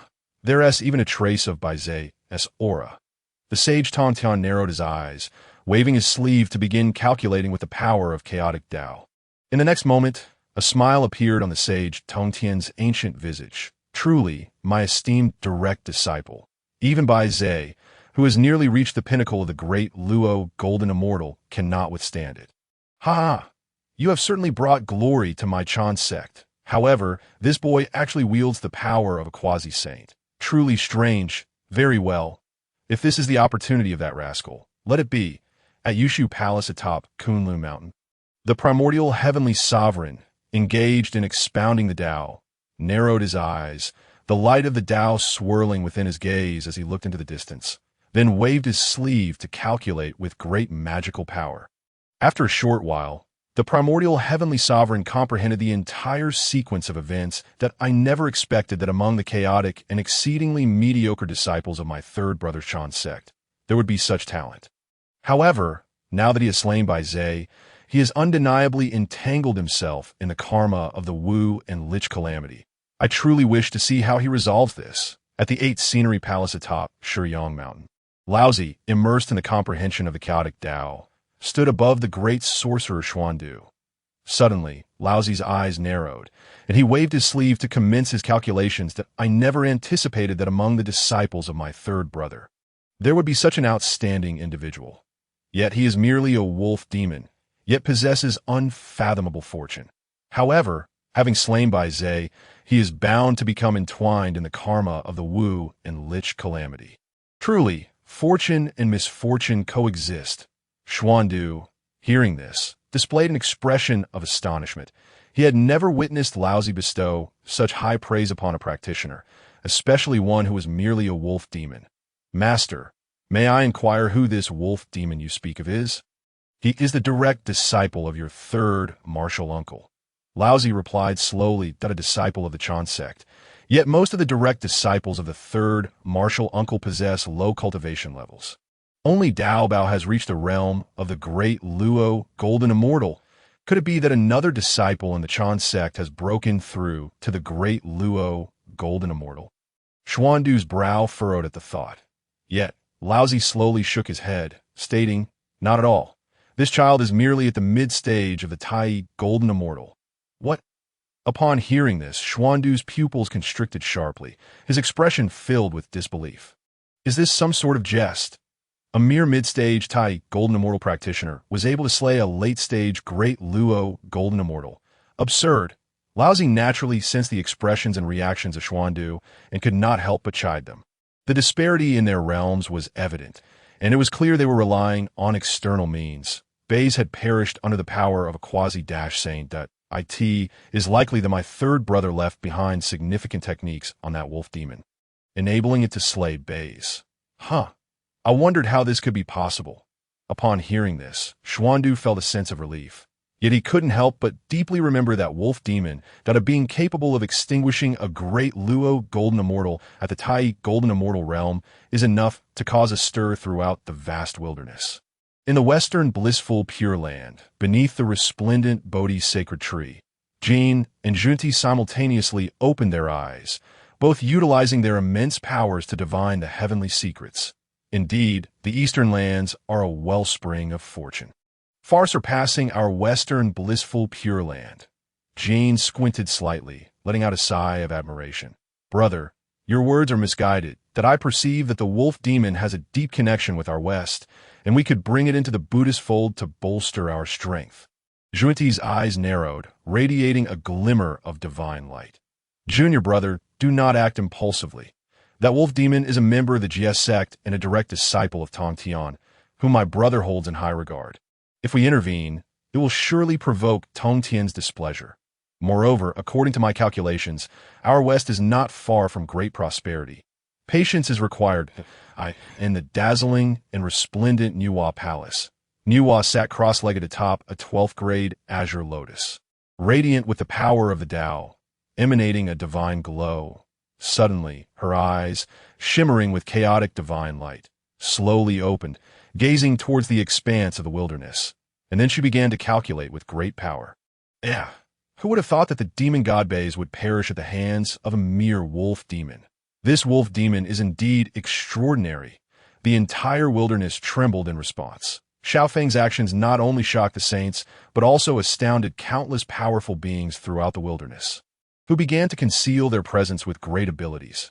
After all, below the saints, quasi-saints are invincible entities. Unfortunately, without the support of chaotic Tao power, these mighty beings could not discern the truth, compounded by Saint Tongtian's grand methods obscuring the heavens. Thus, they could only glimpse a vague figure in the heavenly secrets, unable to discern its countenance. On Mount Buzhou, the strongest faction of the demon race, the heavenly court, resided, within the magnificent and resplendent Sun Palace. The leaders of the demon race, Donghuang Tai and Dijuan, sat upon their thrones, the terrifying golden crows faintly manifesting behind them. Not long ago, they too sensed the emergence of quasi-saint power within the wilderness and attempted to divine the heavenly secrets, but could only see a hazy silhouette. What event could possibly have prompted a quasi-saint to act, causing the stars in the void to be extinguished?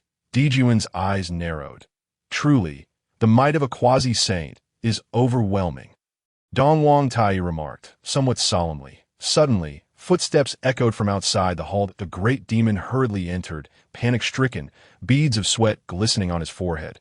"Such disarray is unbecoming," Donghuang Tai remarked, revealing his discontent. "Esteemed lords, something has occurred. Bays' life talisman has shattered." "What?" Both Donghuang Tai and Dijuan's eyes widened in shock. Bays was not only a strategist for the heavenly court, but also possessed the strength of a demon god, having reached the late stage of the great Luo Golden Immortal realm, an irreplaceable existence within a heavenly court. Now, for that great demon to claim Bays' life talisman shattered implies Bays has fallen. What on earth transpired? How could Bays have perished? Dijuan suppressed his rising fury and asked in a deep voice. The great demon, trembling with fear, replied, "I am responsible for safeguarding the life talismans of the various demon gods. However, just moments ago, Bays' life talisman suddenly developed cracks and then exploded. Boom!" As soon as he finished speaking, two terrifying presences surged through the hall, overwhelming the great demon, who collapsed onto the ground, unable to breathe. Simultaneously, ancient golden crows manifested behind Dongwang Tai and Dijuan, their eyes bursting forth with two terrifying beams of golden light. Akin to scorching suns, their gazes radiated boundless fury, their brows furrowed with malevolence. The so-called life talisman is forged from the essence of the demon race's primordial spirits. The heavenly court governs a vast portion of the wilderness, with powerful demon clans safeguarding various regions. Currently, there are 10 demon gods and 3,000 demon kings within the heavenly court, each overseeing significant areas to prevent unforeseen events. Dongwang Tai and Dijuan expended immense power to forge life talismans for the demon gods and kings within the heavenly court. The only circumstance under which a life talisman shatters is when the demon god or king it represents has perished. Damn it! Who dares to lay hands on my heavenly court strategist? The Dongwang bell before Donghuang Tai spun wildly, radiating brilliant light. This is hardly surprising to I in the wilderness, who would dare oppose my heavenly court and possess the strength to slay bays, if not the witch clan? It must be the 12 ancestors of the witches. Dijuan's eyes narrowed, his gaze icy. Something feels amiss. Even if the 12 ancestors of the witches were to strike down bays, how could they conceal the heavenly secrets? This matter is undoubtedly related to the obscuring of the heavens. Upon hearing this, Donghuang Tai's expression shifted. Brother, are you suggesting this is the work of the saints? Only those with the strength to obscure the heavenly secrets could possess such power, which must reach the level of a saint. As he spoke, Dijuan's eyes narrowed, glinting with cold light. Yet it does not necessarily mean a saint was responsible for Baze's demise. After all, if a saint were to act, we would be utterly powerless to resist. Why would they then need to conceal the heavenly secrets? Donghuang Tai's expression also displayed uncertainty, his eyes revealing a chilling glint. Humph, should I uncover who is behind this? They shall not escape my wrath. Brother, I shall leave matters of the heavenly court in your hands. I will personally handle the situation regarding Baze. If a saint is indeed behind this, my demon race will not let it rest. I will seek an explanation from ancestor Hongjun. Buzz. As he spoke, Dongwang Tai waved his sleeve and transformed into a streak of light, soaring from the heavenly court this moment, in the vast expanse of the wilderness. Atop an immense mountain, after Xiao Feng dispatched the quasi-saint talisman to slay Baze, he turned his gaze to the yanching white thunderwolf. Yet he found the latter standing motionless, eyes wide with shock. This is impossible. How could Lord Baze have perished? Yanching white thunderwolf muttered, as if lost in despair. If you miss Baze so dearly, why not accompany him? Xiao Feng revealed a cold smile, appearing suddenly before yanching white thunderwolf. He then clenched his fist, infused with terrifying power, and struck the wolf's head. That overwhelming force instantly tore apart the yanching white thunderwolf, leaving even its primordial spirit unable to escape. Ding! Congratulations to the host for completing the kill task. Gaining 1,500 bait. Simultaneously, the system's voice echoed in Xiao Feng's mind, that he also realized that the system tasks had a characteristic. The so-called random kill tasks also yielded random rewards. He vaguely recalled when he used a strand of Saint's hair to eliminate the heavenly Xian Chan Jiao, who had merely reached the early stage of the Golden Immortal realm. He received a reward of 3,000 bait. Yet now, having employed a quasi-saint talisman to slay Baze, who was at the late stage of the Great Luo Golden Immortal realm, the reward was only 3,000 bait. Nevertheless, Xiao Feng paid little mind to these matters. His current priority was to collect treasures. He waved his sleeve, retrieving all the treasures that floated in the void after Baze's demise into his storage space. Indeed, as a cultivator on the brink of the Great Luo Pinnacle, Baze's legacy was remarkably rich, as evidenced by the innate treasures he left behind. Chapter 38. Serious nonsense after Xiao Feng stored the water-repelling dragon-stop fan in his storage space. His consciousness descended into that realm. Within the confines of the space lay countless treasures, shimmering with golden light. Upon a cursory examination, there were nearly 3,000 items. Initially, the number of treasures in his storage had reached 450. And with the recent plundering, he had amassed over 2,000 additional artifacts. Suddenly, Xiao Feng felt an overwhelming sense of wealth wash over him. if I were to cultivate the Chaos 9 transformation technique and devour all these treasures, my physical strength would undoubtedly ascend to a new level. The mere thought ignited a spark of excitement in his eyes. However, he did not immediately refine the treasures. Instead, he expanded his consciousness, directing his gaze to the north. Earlier, during the annihilation of Baizé, he had sensed an incredibly powerful aura emerging from that direction, albeit subtly, yet he had still perceived it. Buzz, far away in the northern mountains, millions of miles from Xiao Feng, a graceful figure stood atop a peak. Indeed, it was Ho-Tu that moment. Her eyes narrowed slightly, her fair cheeks filled with astonishment. Upon witnessing Baizé's fall, she was engulfed in shock and disbelief. A mere wolf demon possessed such terrifying abilities. Not only was its physical strength comparable to that of my witch clan, but the power it unleashed could even annihilate cultivators at the pinnacle of the Tai Golden Immortal realm. Furthermore, the quality of the innate spiritual treasures it wielded was exceedingly rare, particularly the runes capable of slaying Baizé, which were truly exceptional. After a prolonged moment, Ho-Tu regained her composure, her eyes reflecting her astonishment. Simultaneously, a faint smile involuntarily appeared on her face. This wolf demon was indeed extraordinary. As long as it could sense her power fluctuations, it could be worth forging a connection. Buzz, as soon as the thought crossed her mind. Ho-Tu took a step, instantly traversing millions of miles to stand before Xiao Feng. I am Ho-Tu. May I inquire how to address you, friend? Her gaze settled on Xiao Feng, revealing a hint of a benevolent smile. Ho-Tu. Hearing this, Xiao Feng's eyes narrowed, astonishment gleaming within them. In his previous life, he had perused texts on the myths of the Primordial era and was quite familiar with the name Ho-Tuesday. Although Ho-Tu was one of the 12 ancestors of the witch clan, she was utterly unlike the others, harboring no intent of slaughter. Her actions and cultivation were driven by a desire for harmony in the world, embodying compassion for all beings. Moreover, she had transformed herself into the realm of reincarnation, solely to provide a resting place for the souls of those who fell in the world, making her one of the most benevolent powerhouses in the Primordial era, second only to Niwa. Thus, upon hearing Ho-Tu's name, Xiao Feng immediately smiled and returned the greeting.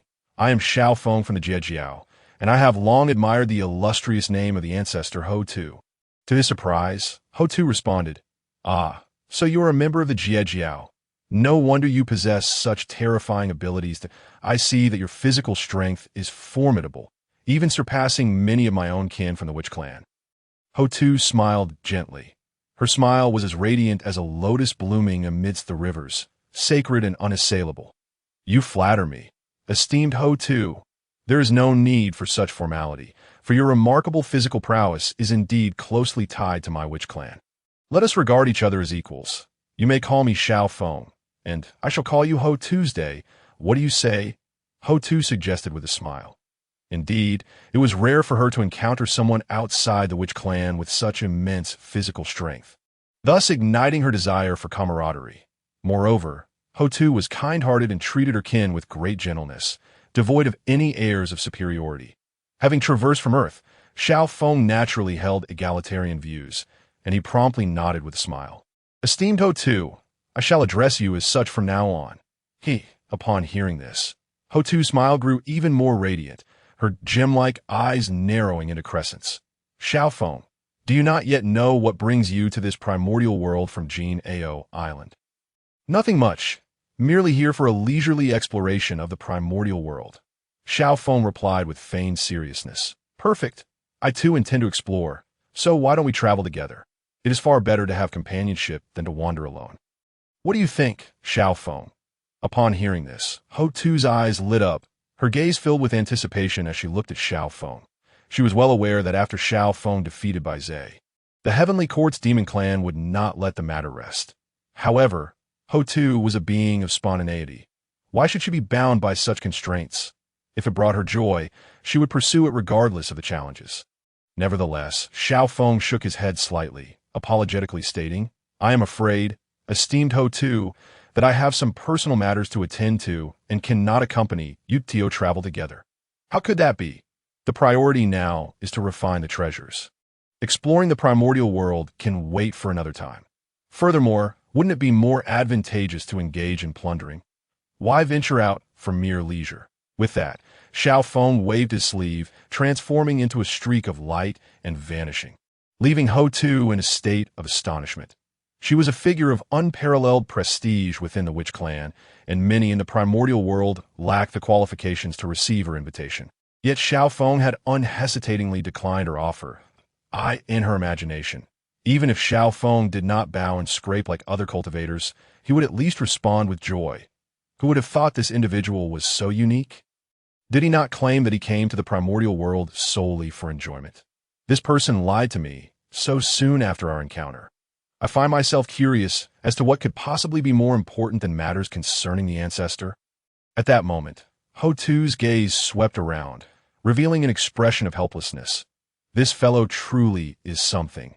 Does he not know to erase his traces after slaying a cultivator? Buzzed as soon as the words left her lips. Ho-Tu extended her jade hand and suddenly grasped up boom. In an instant, the space within millions of miles around Ho-Tu shattered, chaotic and explosive forces rampaging through the area. Satisfied, Ho-Tu nodded and then transformed into a streak of light, pursuing the direction in which Xiao Feng had departed. Chapter 39. Is this speed of enhancement not a bit too terrifying? Moments later, a formidable aura descended upon this realm, tearing through space as it slowly emerged. Above his head floated the essence of chaos, and behind him loomed a terrifying phantom of the Golden Crow. As he descended, the temperature in the world surged dramatically, even the void warping under the intensity of the heat. He stood barefoot, treading upon the void, a lotus form from the true fire of the sun blooming beneath his feet. This individual was none other than Dong Huang Tai. Buzz! Dong Huang Tai narrowed his eyes, his broad palm striking the void with sudden force. Instantly, a light screen appeared in the void, though the image upon it was exceedingly vague, surrounded by wisps of earthy light. Damn the forces of order. They have even masked the aura of this realm. Who could be responsible for such an act? Dong Huang Taiyi's eyes blazed with fury upon seeing this. Meanwhile, after parting ways with Ho-Tu, Xiao Feng arrived at a concealed, colossal mountain. The air here was thick with celestial essence, enveloped in heavy white mist, resembling an ethereal paradise. Towering trees stood within, and the air was filled with the songs of birds and the fragrance of flowers. At the center of this great mountain lay an expansive lake, its deep blue waters shimmering with strands of celestial essence. This shall be the place. Xiao Feng, upon observing the scene, could not help but reveal a satisfied expression, then sat cross-legged by the lakeside. Simultaneously, he extended his consciousness into the storage space to tally his spoils. The number of ordinary treasures reached 670. There were 6 postnatal spiritual treasures and 3 postnatal supreme treasures. Ha! By devouring these treasures, I will surely break through my physical cultivation once more. Moreover, the bait now totals an impressive 7,100 points. I wonder what delightful surprises await me. Buzz! Without delay, Xiao Feng initiated the fishing evolution technique. But while fishing, he simultaneously practiced the Chaos 9 transformation technique and refined the innate spiritual treasures he had acquired. Feiyun Qian Bell, a treasure that gathers 5-color divine light upon oneself. Possessing formidable defensive capabilities, able to ward off myriad laws and repel evil. Truly a top-tier innate treasure. To think I have stumbled upon an innate treasure with defensive capabilities, and a supreme one at that. Upon finishing the description of Feiyun Qian Bell, Xiao Feng was elated. He had thought he would only be able to withstand the chaotic energy after reaching the Deluo Golden Immortal realm, thus anchoring the 5-pin pine within the chaos. Yet unexpectedly, he had received such a timely boon. As long as I thoroughly refine the Feiyun Qian Bell, even the chaotic energy shall pose no threat to me. Indeed, Xiao Feng has been tirelessly seeking a way to enter the chaos and take root with the 5-needle pine. Only then can he activate the idle mode. Unfortunately, within the chaos, the chaotic energy continuously permeates. And in his estimation, entering below the Deluo Golden Immortal level is tantamount to certain death. Now, upon seeing the introduction of the Feiyun Qian Bell, he is immensely delighted.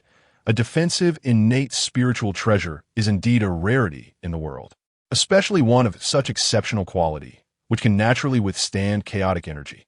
With this thought, Xiao Feng's face fills with excitement as he eagerly begins to refine the Feiyun Qian bell, simultaneously continuing with the 9 transformations of chaos technique. With a whoosh, accompanied by the gradual absorption of the treasure into his body, an inexplicable surge of energy flows through his limbs and bones, coursing from his blood to his heart, subsequently erupting into a powerful vitality. As Xiao Feng's heart beats, a tempest arises, thunder and lightning crash, and the blood vessels within him undergo relentless forging and enhancement, amplifying the terrifying physical power he emanates. With each breath, even the exceedingly firm void begins to warp. While the vast mountains sway, the lake upon which he sits churns with colossal waves, the turbulent waters surging forth. Fortunately, Xiao Feng is fishing within the realm of systemic evolution. Otherwise, he would be left with nothing. Far away, on a mountain several million miles distant, Ho-Tu squints her eyes, focusing her gaze on Xiao Feng by the lakeside, her expression shifting involuntarily. This fellow is rather excessive. He is clearly lounging lazily while fishing, yet claims to have personal matters to attend to. Is my invitation as an ancestral witch truly so unappealing? Could it be that I have aged and he finds fishing more entertaining? That shouldn't be the case. Humph. Let me go and see how he justifies himself. As she speaks, Ho-Tu prepares to soar towards the lake. Suddenly, her expression changes drastically. In her line of sight, Xiao Feng, who had just begun fishing at the lake's edge, is experiencing an unexpected surge in physical power. Akin to tender shoots breaking through the earth in spring, growing at an astonishing pace after receiving the nourishing rain, she also observes the slightly distorted void and the trembling mountains. How is he achieving this? Witnessing this, Ho-Tu is filled with shock. Despite pondering for a long while, she cannot fathom how Xiao Feng's physical power could escalate so rapidly. After a lengthy pause, Ho-Tu takes a deep breath. Her eyes still filled with astonishment. One of the 12 ancestral witches of the world. She has never witnessed a practitioner enhancing their physical strength simply through meditation, and the speed of such enhancement is utterly unfathomable. Is this fellow truly just a disciple of the? Ho-Tu gazes deeply at Xiao Feng, unable to suppress her admiration. Perhaps his words were not mere exaggerations. This is indeed a personal matter he intends to address. A breakthrough in physical strength. Xiao Feng, my curiosity about you grows ever greater. I am eager to see how far your physical strength can advance. Subsequently, Ho-Tu takes her seat upon a mountain peak, settling down to observe Xiao Feng. Ding! Congratulations to the host for acquiring a bubble of cultivation experience worth a century. Ding! Congratulations to the host for obtaining 3 fragments of aptitude. Time flies, and in the blink of an eye. Xiao Feng has been meditating by the lake for 5 centuries. During this time, the number of chaotic bubbles in his storage space has increased significantly, including cultivation experience bubbles and aptitude fragments. Among others, 1 day. Buzz. Xiao Feng opens his eyes, and 2 beams of 5-colored light burst forth from his pupils, as a bell the size of a fist rises from the crown of his head and hovers above him. Simultaneously, the Feiyun Qian bell radiates myriad beams of 5-colored light, enveloping Xiao Feng within. The dazzling brilliance dims even the heavens and the earth. After 5 centuries, I have finally completely refined the Feiyun Qian bell. You act like a stubborn adhesive. Now I possess the strength to reach the depths of the chaos. It seems I must first postpone my fishing and the 9 transformations of chaos. I wonder how my physical cultivation and fishing endeavors have fared over these 500 years. With a thought, Xiao Feng places the Feiyun Qian bell into his storage space and then uses his divine sense to assess his condition. Over the past 500 years, due to practicing the 9 transformations of chaos, he has consumed an astounding 1,670 ordinary treasures, while simultaneously making considerable breakthroughs in physical strength. Although Xiao Feng was capable of killing the Spirit Sea Taoist with a single punch at close range, he can now shatter the void with a punch even from tens of thousands of miles away, his fist power capable of obliterating the latter. Unfortunately, despite the consumption of 1,670 treasures, his 9 transformations of chaos has yet to reach the 3rd transformation. However, after a moment of contemplation, Xiao Feng feels at ease. After all, although his physical strength is currently only at the 2nd transmission, even practitioners at the peak of the Tai Golden Body cannot withstand a single punch from him. Should he break through to the 3rd transformation, would he not be able to crush a Deluo Golden Immortal practitioner with a mere kick? If he reaches the 4th transformation, even quasi-saint powers may not withstand him. While the 5th transformation should correspond to the saint realm, the mere thought of validating the Tao through power fills Xiao Feng's eyes with excitement. System, open all bubbles. Xiao Feng silently commands within his heart. Pop dot pop pop. With the utterance of his command, all the chaotic bubbles within his storage space burst open. Ding! Congratulations to the host for gaining 40,000 years of cultivation experience. Ding! Congratulations to the host for obtaining 230 aptitude fragments. Ding! Congratulations to the host for acquiring an innate treasure. Suddenly, the system's voice resonates within Xiao Feng's mind. Simultaneously, he falls into a state of enlightenment, his understanding of the power of the Tao deepening further. While a warm current inexplicably arises within him, forming a spiritual energy vortex centered around him, voraciously absorbing the spirit energy of the heavens and the earth. Subsequently, Xiao Feng's primordial spirit cultivation and physical power rapidly elevate once more. However, as the cultivation experience gained amounts to only 40,000 years, it is insufficient for him to break through to the late stage of the Tai Golden Immortal realm. After 500 years of effort, it still feels a bit hasty. As for not achieving a breakthrough in cultivation realm, Xiao Feng does not find it surprising. However, the gains over these years are still commendable. The aptitude fragments have increased by 230, bringing the total to 15,851,999. He believes it won't be long before he can elevate the quality of his aptitude to that of a great being. I wonder how rapidly my realm will advance with great being aptitude combined with the external artifact. With this thought, a smile emerges on Xiao Feng's face as he continues to examine his other gains. Over the past 500 years of fishing, he has consistently acquired cultivation experience bubbles and aptitude fragments, along with 1 innate treasure and 2 innate spiritual treasures, though their potency is rather ordinary. Nonetheless, they are more than sufficient as nourishment for his physical cultivation. It is time to take root with the 5-needle pine deep within the chaos. Having completed all of this, Xiao Feng's gaze shifts towards the depths of the chaos, his eyes brimming with excitement. On a peak several million miles away from Xiao Feng, Ho-Tu sits cross-legged atop a towering ancient tree, her gem-like eyes fixed on Xiao Feng, filled with astonishment. Over the past 500 years, his physical strength has been enhancing at an alarming rate. I observe that his physical power during his breathing is already comparable to that of a newly ascended Deluo Golden Immortal. Not only that, but his cultivation realm has also seen significant breakthroughs. Xiao Feng, what secrets do you conceal? Buzz. Subsequently, Ho-Tu squints her eyes, her figure shifting to appear before Xiao Feng. Why is it you? Ho-Tu, you haven't been following me all this time, have you? Xiao Feng initially stares in surprise upon seeing Ho-Tu, then reveals a helpless expression. They had only parted 500 years ago. He cannot believe they would randomly encounter each other after such time. The vastness of the primordial world is boundless. How could they possibly meet unless traveling in the same direction? Seeing this, Ho-Tu's cheeks involuntarily flush, and she smiles brightly, changing the subject. Xiao Feng, did you not tell me 500 years ago that you had personal matters to attend to? Is this personal matter merely fishing here for 500 years? More importantly, I have yet to see you catch anything. I fish, I take pride in it. Did you not notice my cultivation skyrocketing without a single fish caught? Although Xiao Feng wishes to respond thus, he thinks better of it and instead smiles at Ho-Tu's not at all. The outcome is not necessarily important. The process is what holds true value. Why does that reasoning seem rather skewed? By the way, where do you intend to go next? To the depths of the chaos. Xiao Feng spoke candidly. What brings you to the depths of chaos? Secrets, Buzz. As soon as the words left his mouth, Xiao Feng waved his sleeve, transforming into a streak of light and soaring into the void above. Initially taken aback, Ho-Tu gazed helplessly in the direction Xiao Feng had departed. Do I appear frightening? Why does it seem as though he is reluctant to see me? Humph.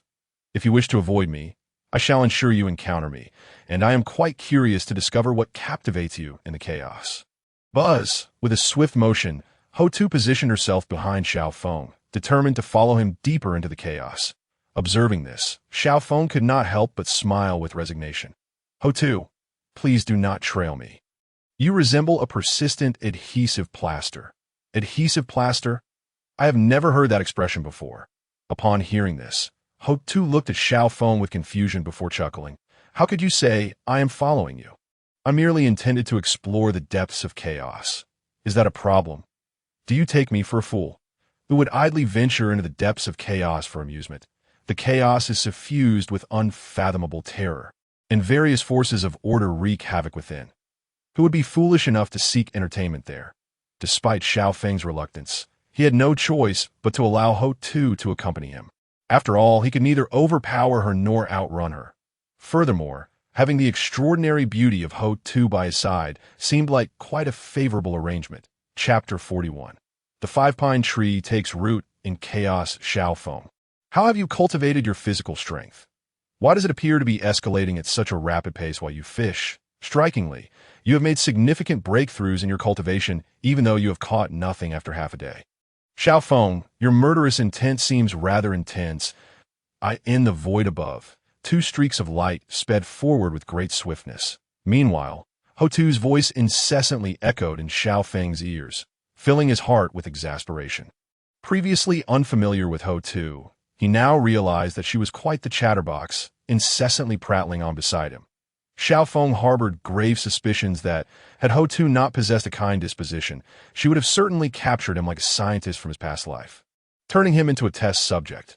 Moreover, her demeanor bore an uncanny resemblance to Bai Zhao's. These two women were strikingly similar in temperament. Were they to be placed together, even after thousands of years? Boredom would never ensued. A mischievous thought flickered through Xiao Feng's mind. Xiao Feng, why are you silent? I have posed so many questions. Seeing Xiao Feng's indifference, Ho-Tu pouted, appearing rather discontented. Xiao Feng glanced at her, the corners of his mouth twitching. Ho-Tu, with so many in the witch clan, is there truly no one to converse with you? Ah, how do you know? You are surprisingly astute. Upon hearing this, Ho-Tu's eyes widened with curiosity as she gazed at Xiao Feng. Though I am cherished by my brothers, they are far too fond of fighting, leaving us little to discuss. As for the witch clan, they treat me with utmost respect, so who would dare engage me in conversation? I only converse with my sister, Xianming, occasionally. Upon hearing this, Xiao Feng's expression shifted to one of realization. In no wonder Ho-Tu exhibited such traits. It seemed her life among the witch clan had been quite stifling. Contemplating that in the future, Ho-Tu would transform into the 6 paths of reincarnation, dwelling in the underworld for eternity, he couldn't help but feel a pang of sympathy that a woman of such discernment ultimately destined for solitude. With this thought, Xiao Feng cast a deep gaze at Ho-Tu and then smiled broadly. Ho-Tu, since you claim we are fated, let us be friends from this day forth. Do you agree? Taken aback, Ho-Tu's eyes widened, and upon meeting Xiao Feng's sincere gaze and gentle tone, she felt a flicker of emotion stir within her. For thousands of years, she had known only loneliness and desolation, never experiencing the warmth and happiness of this moment. Especially when she beheld Xiao Feng's tender smile, she felt a rush of shyness, her cheeks flushing involuntarily. Quickly averting her gaze, she composed herself before turning back, her dark hair gently swaying in the breeze. Ho-Tu bestowed upon Xiao Feng a sweet, radiant smile. Very well. From this day forth, you shall be my first friend. At that moment, Ho-Tu's gaze lingered on Xiao Feng's handsome visage. Momentarily lost in thought that, there's something on my face? Why the prolonged stare? Xiao Feng, sensing her gaze, remarked with mild exasperation, no. Ho-Tu's cheeks reddened, and she quickly lowered her head, a bashful expression adorning her features as she softly inquired. Xiao Feng, what is your purpose in venturing into the depths of chaos? You will discover that in due time. Xiao Feng replied with a mysterious smile. Buzz, Once more, the two sped forward in astonishing velocity toward the heart of chaos. At a certain moment, Xiao Feng and Ho Tu traversed countless voids, successfully arriving at the edge of chaos. There, they beheld the terrifying winds of chaos swirling violently, accompanied by the ferocious forces of order permeating the air. Additionally, chaotic black holes sporadically emerged, harboring powers that even a Deluo golden immortal might struggle to withstand. Xiao Feng, while your physical strength has reached a level comparable to that of a nascent Deluo golden immortal, the power of the chaotic storm should not be underestimated. Allow me to assist you. Buzz!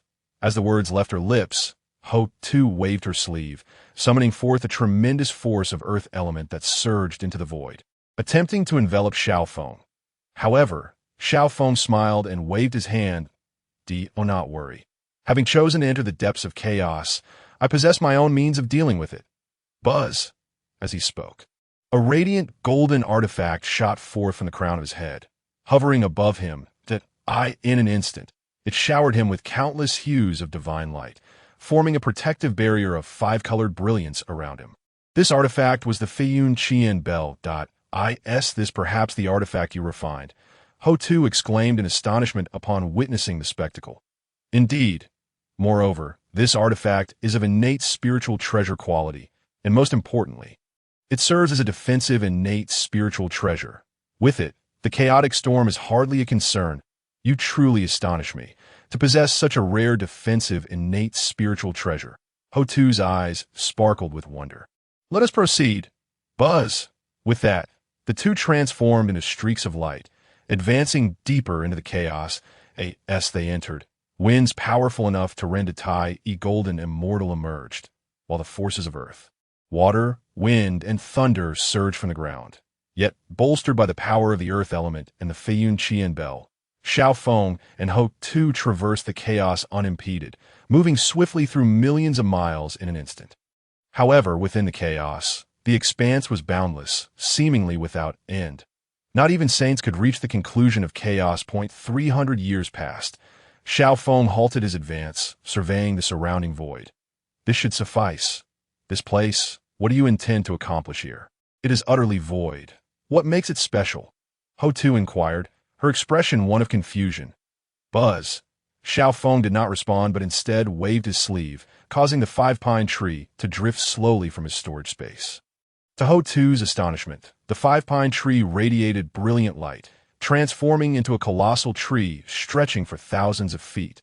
Simultaneously, its numerous roots plunged deep into the chaos, effortlessly dispersing the chaotic storms that even Deluo golden immortals dared not approach. Ho Tu was filled with awe, unable to fathom that such an extraordinary divine object existed in Xiao Feng's possession. Had she not witnessed it with her own eyes, she would never have believed it. Is it truly possible for such a treasure to take root in the depths of chaos in this primeval world? Observing its appearance, it was evident that it had remained completely untouched by the chaotic essence, instead thriving on the primordial energy of chaos. This entity was the five-pine tree, a primordial spiritual root that had emerged in the depths of chaos during ancient times. For it, the chaos was akin to home. With a smile, Xiao Feng remarked. However, he refrained from disclosing its specific function to Ho Tu. Ho Tu was already aware of this matter and thus did not inquire further, though her eyes were filled with astonishment. Ho Tu, please wait a moment. I still need to make some arrangements. Very well, with a resonant hum. As soon as the words were uttered, Xiao Feng waved his sleeve, causing a dazzling golden array to manifest within the chaos. The moment the array appeared, it expanded to a staggering million zhong, completely enveloping the five-pine tree rooted in the chaos. The array depicted terrifying ancient beasts within its runes, emanating countless auras from the depths of hell. Simultaneously, Xiao Feng continuously formed hand seals, unleashing torrents of luminous energy towards the array. In response, the array trembled violently, radiating layers of brilliant light. Within the array, streams of crimson flames gathered, inscribed with extraordinarily profound inscriptions. Transforming in an instant, each transformation containing the patterns of the great Tao, Xiao Feng's innate power surged forth without reservation, transforming into a torrent of light that rushed toward the array. 100 years later, two streams of five-colored light erupted from Xiao Feng's eyes, and he took a deep breath, halting his actions that moment. The array in the chaos quaked violently, subsequently unleashing countless rays of light before vanishing into the void without a trace. Naturally, the five-pine tree, which had originally stood millions of zhang tall and rooted deep within the chaos, also disappeared. The formation Xiao Feng had set up was the previously obtained Qi Xiao Qian array, which, when its main function was rescinded, possessed immense power, requiring a quasi-saint cultivator to breach it. However, to enhance the array's defenses and prevent other cultivators from discovering the five-pine tree, Xiao Feng had added a quasi-saint rune to the rescinded Qian array. With the inclusion of the quasi-saint rune, even quasi-saint level cultivators would find it challenging to breach this formation at that moment. Within the palace of the Heavenly Empress Nuwa, she sat amidst the 12-petal azure lotus, radiant with the brilliant light of the great Tao surrounding her form. Suddenly, Nuwa's eyes slowly opened, emitting two beams of chaotic Tao light as her gaze fell upon the chaos. Who dares to disturb the changes of chaos? It's that young lad again. How intriguing. Not only does he possess strands of my hair, but the powers in his hands also rival those of a quasi-saint cultivator, and now he stirs the chaotic winds. I am curious to see what marvels you possess, with a resonant hum, as her words echoed like a chorus of myriad Tao. Nuwa's form gradually vanished, instantly traversing billions of miles to enter the chaos. Meanwhile, on the opposite shore of the chaos stood an ancient palace that a plaque, formed from the intertwining patterns of chaotic Tao, inscribed with the characters Zi Shao Palace, adorned its entrance. The palace was enveloped in a myriad of primal forces, with the sounds of the Tao swirling gently, and even the most terrifying chaotic storms instinctively avoided this place. Suddenly, the primal energy circulating within the palace came to a halt, and even the rampant elemental forces and chaotic turbulence in the void ceased abruptly. Within the Zi Shao Palace, a pair of eyes, seemingly born from the other shore of chaos and containing the essence of myriad worlds, slowly opened in the void. Instantly, countless rays of light surged within the chaos. Various forces of order displaying exuberant gestures as if welcoming the arrival of a formidable presence. Fortunately, after a brief moment, those immensely terrifying eyes slowly closed, and the chaos returned to its previous tranquility. After Xiao Feng set up the Qi Xiao Qian array, he intended to depart the chaos with Ho Tuesday suddenly. A multitude of radiant lights surged within the chaos, revealing a figure imbued with the power of chaotic Tao. Even the most arrogant chaotic storms instinctively shied away from this figure, who gracefully moved, causing azure lotuses to manifest in the void, while the sounds of the Tao resonated throughout heaven and earth. In an instant, purple qi permeated the air, accompanied by the gentle echoes of the Tao. "What is this?" Xiao Feng exclaimed in surprise. Initially, he was concerned that his recent planting of the five-pine tree would attract the attention of powerful beings from the primordial world. However, upon witnessing the extraordinary phenomenon before him, he suddenly realized that this was a manifestation of a saint's descent. The visage, sculpted like a flawless gem, rendered the world dim. Around her emanated an incredibly gentle, chaotic radiance, with a serene expression gracing her lips, reminiscent of an exceptionally proud white lotus, divine in her essence. As she emerged into the chaos, even the most violent chaos transformed into something ineffably beautiful, blooming with brilliant light as if to welcome her arrival, that if one could articulate the beauty of Bai Xiao and others along with Ho Tu, this figure transcended description, existing above chaos, emerging from a mud amidst ethereal spirits. This was not to say that the appearances of Bai Xiao and others were inferior. It was merely that their aura paled in comparison. I did not expect you, once so bold, to display such astonishment today. Just as Xiao Feng was lost in admiration, a melodious and ethereal voice resonated from above the chaos. "Xiao Feng, Ho Tu, I pay my respects to the Saint Nuwa." Upon hearing these words, both Xiao Feng and Ho Tu regained their senses and promptly bowed respectfully. Meanwhile, Xiao Feng's heart brimmed with astonishment, questioning the situation. Did I not merely come to plant the five-pine tree? Was it truly necessary to draw the attention of a saint? Little one, I see you stirring the chaos. I wonder what your intentions are. Suddenly, the ethereal voice of the Saint Nuwa echoed once more from above the chaos. Observing this, Xiao Feng couldn't help but twitch his lips, inwardly muttering, "You are a saint. How could you not be aware of my actions?"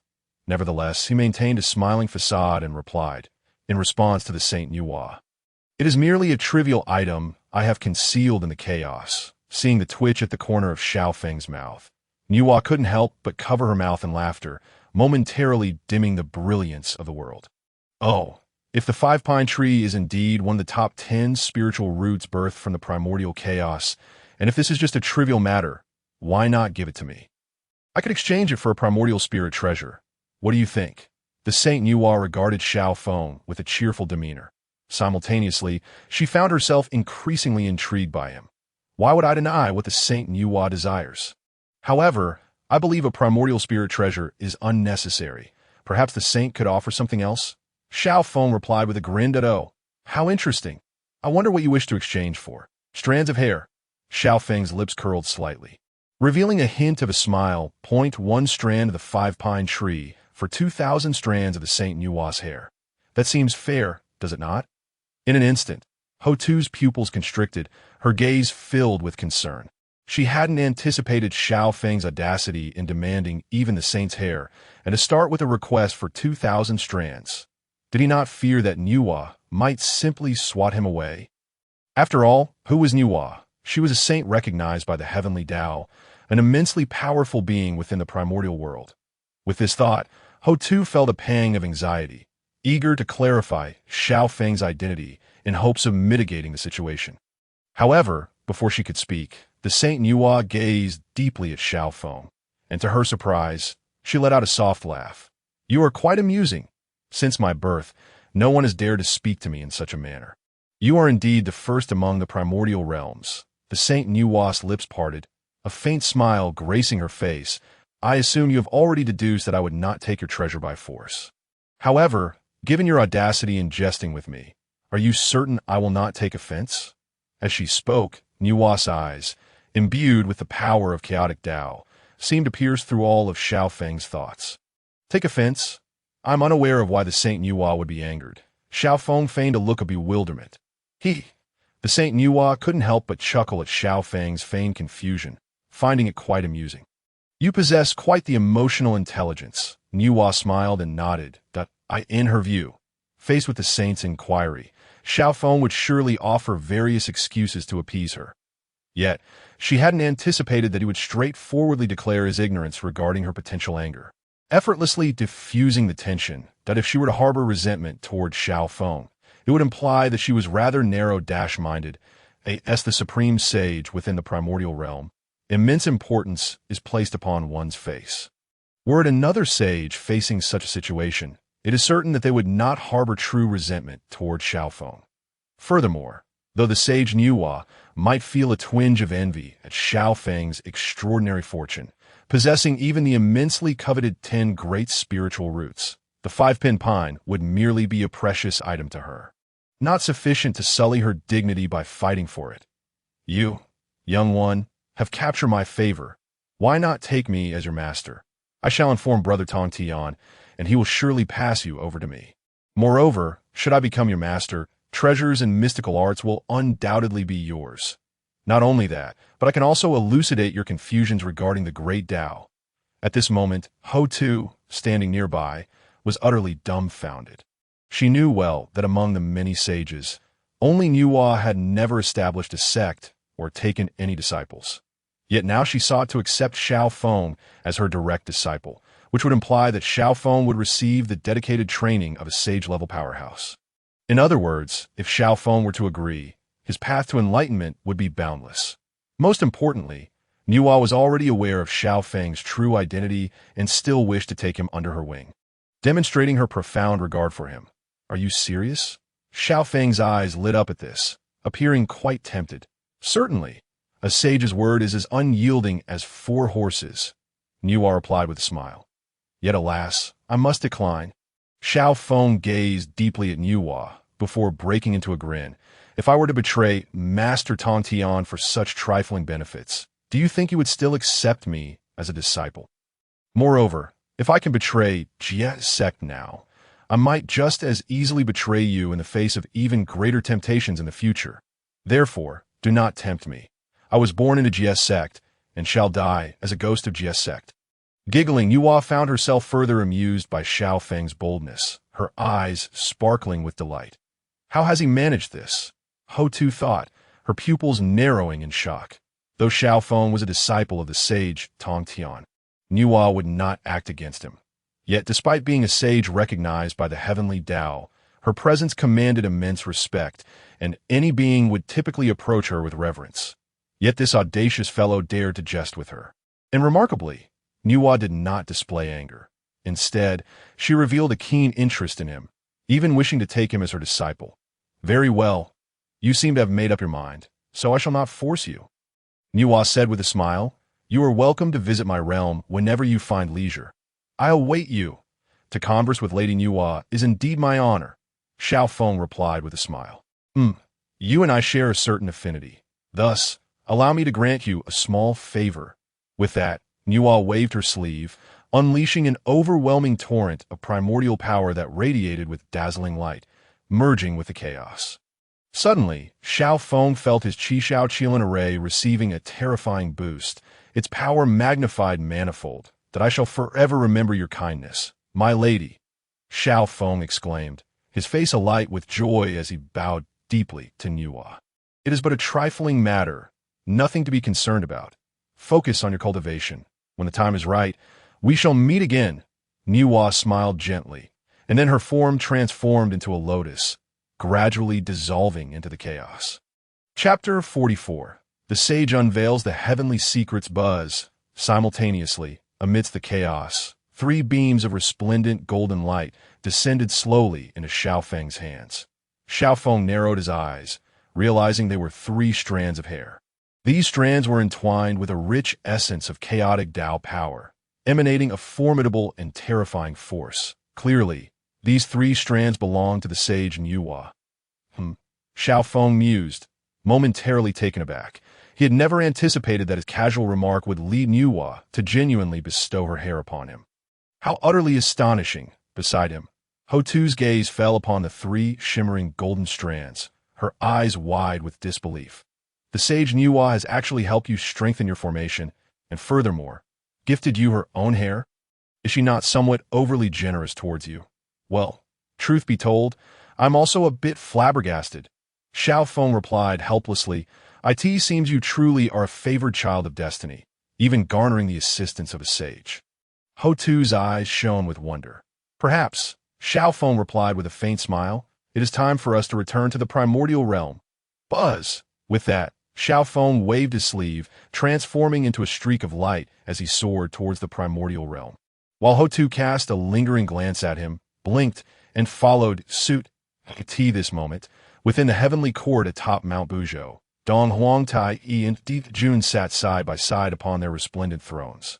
Their faces darkened, exuding an air of danger.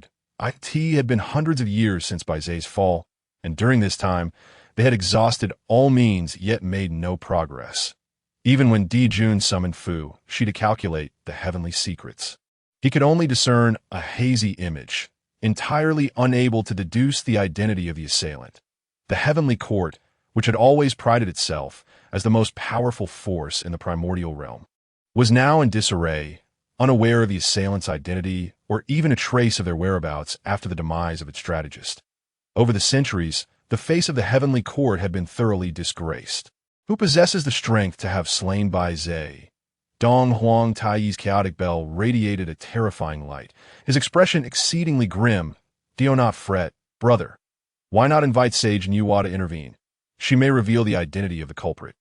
Di Jun suggested, attempting to comfort Dong Huang Taiyi. However, upon hearing this, Dong Huang Taiyi's expression soured even further. Elder brother, you know well that though she belongs to the same demon race as us, she has always turned a blind eye to our affairs. Even if we were to seek her aid, it would likely be in vain. The primordial world is thus. The heavenly Tao is indifferent. And all beings are but insignificant insects. How could a sage deign to regard us? Jun shook his head in resignation, fully aware of the truth. Although he held the title of Emperor of Heaven and presided over one of the strongest races in the primordial realm. To a sage, he was merely a slightly sturdier insect. Despite this, the matter of Baizay's fall could not simply be dismissed. I shall dispatch great demons to continue the investigation, Jun declared. Agreed, Buzz. Suddenly, an astonishing turn of events unfolded.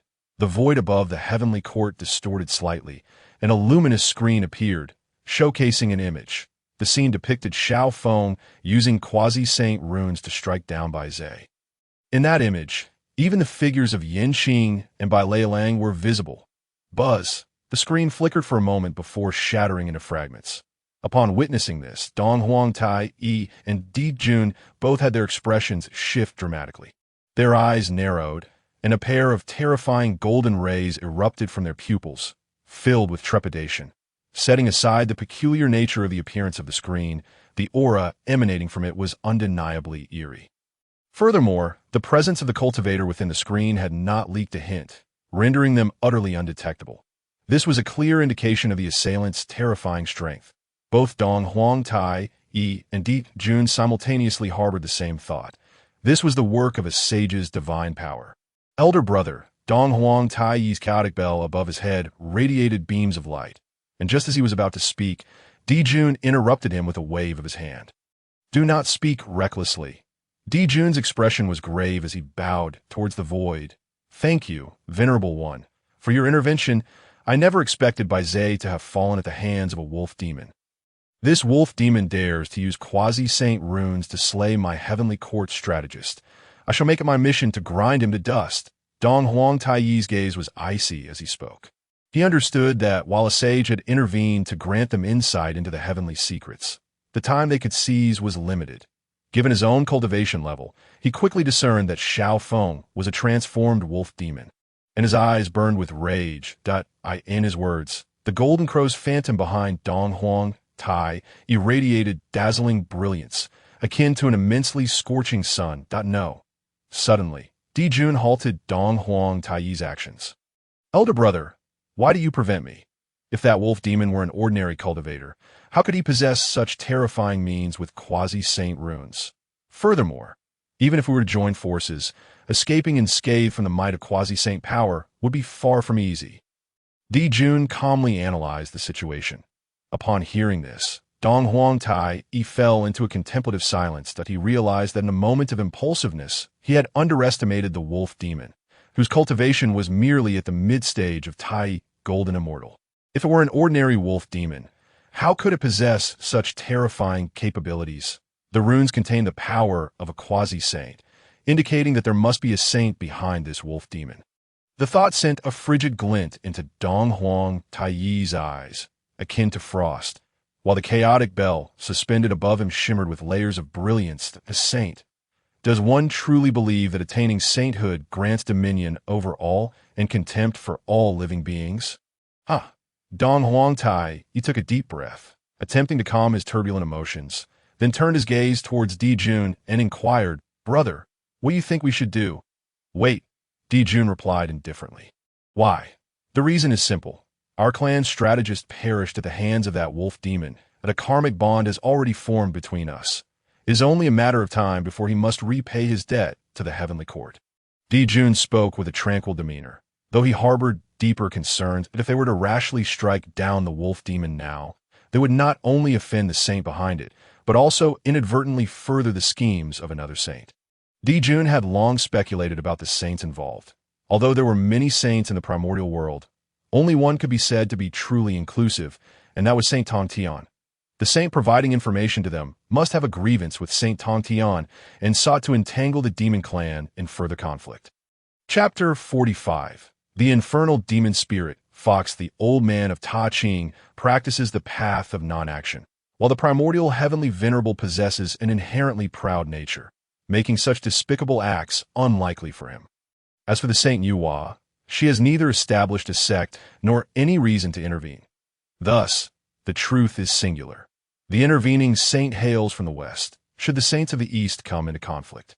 Potentially disrupting the balance of the primordial world that has persisted for millennia, the beneficiaries would undoubtedly be the Western Buddhists.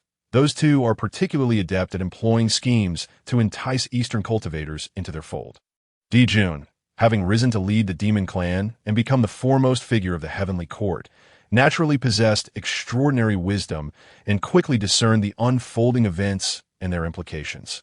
Let us proceed, as you suggest. Brother, although Dong Huang Tai, he had a volatile temperament, he swiftly grasped the hidden conspiracy beneath the heavenly machinations through Jun's guidance that in the western pure land of ultimate bliss, beneath the vast Bodhi tree. Ti and Jian sat, surrounded by radiant Buddhist light, with two ancient-looking Buddhas manifesting behind them. Suddenly, Ti's eyes, imbued with supreme Buddhist radiance, slowly opened, revealing a gleam of cold light. He was pleasantly surprised by the demon clan leader's wisdom, who managed to forcibly suppress his fury and refrain from taking action. Junior apprentice, you have acted impulsively, Jian remarked, his eyes also opening to emit two beams of terrifying golden light, though he shook his head in resignation. Xiao Feng is the disciple of senior brother Tong Tian, and thus our nephew by revealing the heavenly secrets. You have intertwined your fate with senior brother Tong Tian if he learns of this matter. The West shall surely face calamity. Ti, however, maintained his composure and responded, Brother, your words are misguided. I perceive a profound connection between that wolf demon and our Buddhist sect. I ought to join the West and cultivate the path of ultimate bliss. In due time, the bond between me and Tong Tian shall naturally be severed. Moreover, even though Tong Tian is a saint, he too cannot interfere with the freedoms of the cultivators in the primordial world, as established by the ancient ancestor Hongjun. Sighing, Jian shook his head helplessly, his face illuminated by the Buddhist light, betraying a hint of bitterness. Ti's gaze, however, flickered with cold determination as he began to calculate.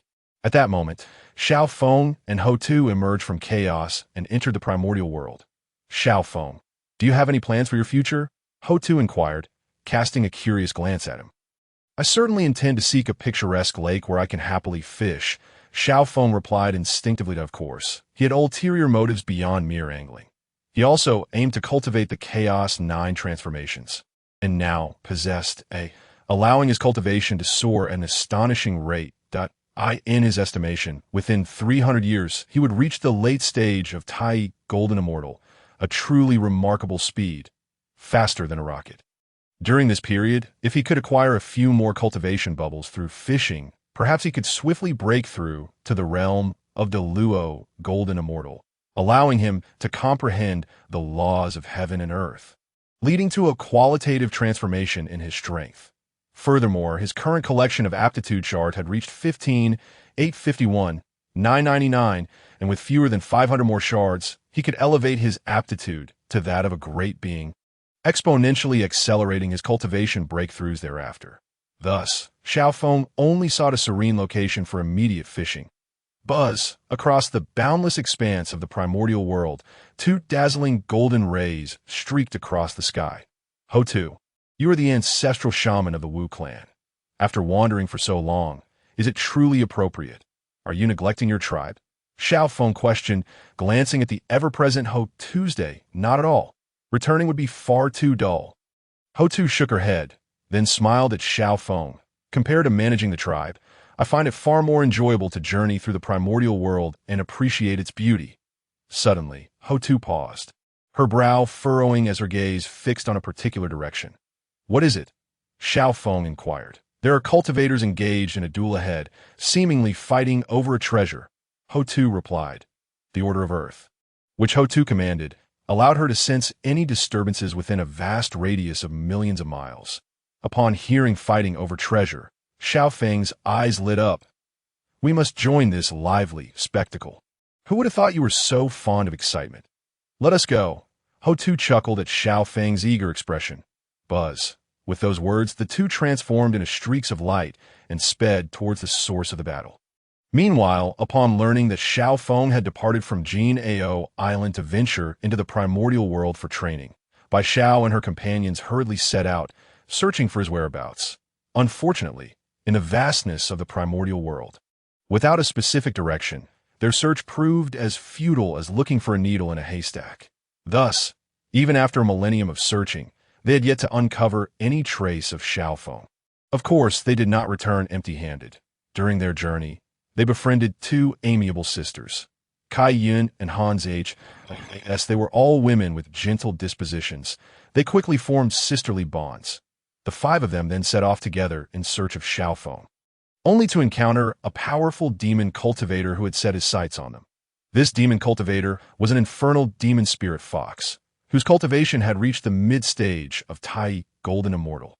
Boasting tremendous strength, he had targeted Hanji, intent on devouring her. Naturally, Bai Xiao and her companions could not stand idly by and engaged in battle with the infernal demon spirit fox. Although their cultivation was only at the late stage of Golden Immortal, their innate treasures provided them with formidable combat prowess. However, the cunning infernal demon spirit fox lured them into a formation that nullified the power of their innate treasures and began to suppress them with overwhelming magical might. Thus, despite facing 5 opponents, the infernal demon spirit fox maintained a decisive advantage. The infernal demon spirit fox let out a chilling laugh, its eyes shimmering with a cold light as it gazed at Bai Xiao and her companions. A bloodthirsty glint evident in its gaze. Submit and cease your struggles. I can spare your lives. Otherwise, Bai Xiao and her companions exchanged glances, realizing the gravity of their situation if they continued the fight. Defeat was inevitable given the vast disparity in their cultivation levels. If not for the inherent strength of their magical powers and the continuous use of secret techniques, they would have long since fallen to the infernal demon spirit fox. Even so, their current predicament was dire, and it was merely a matter of time before the fox triumphed. Bai Xiao shot a cold glare at the infernal demon spirit fox.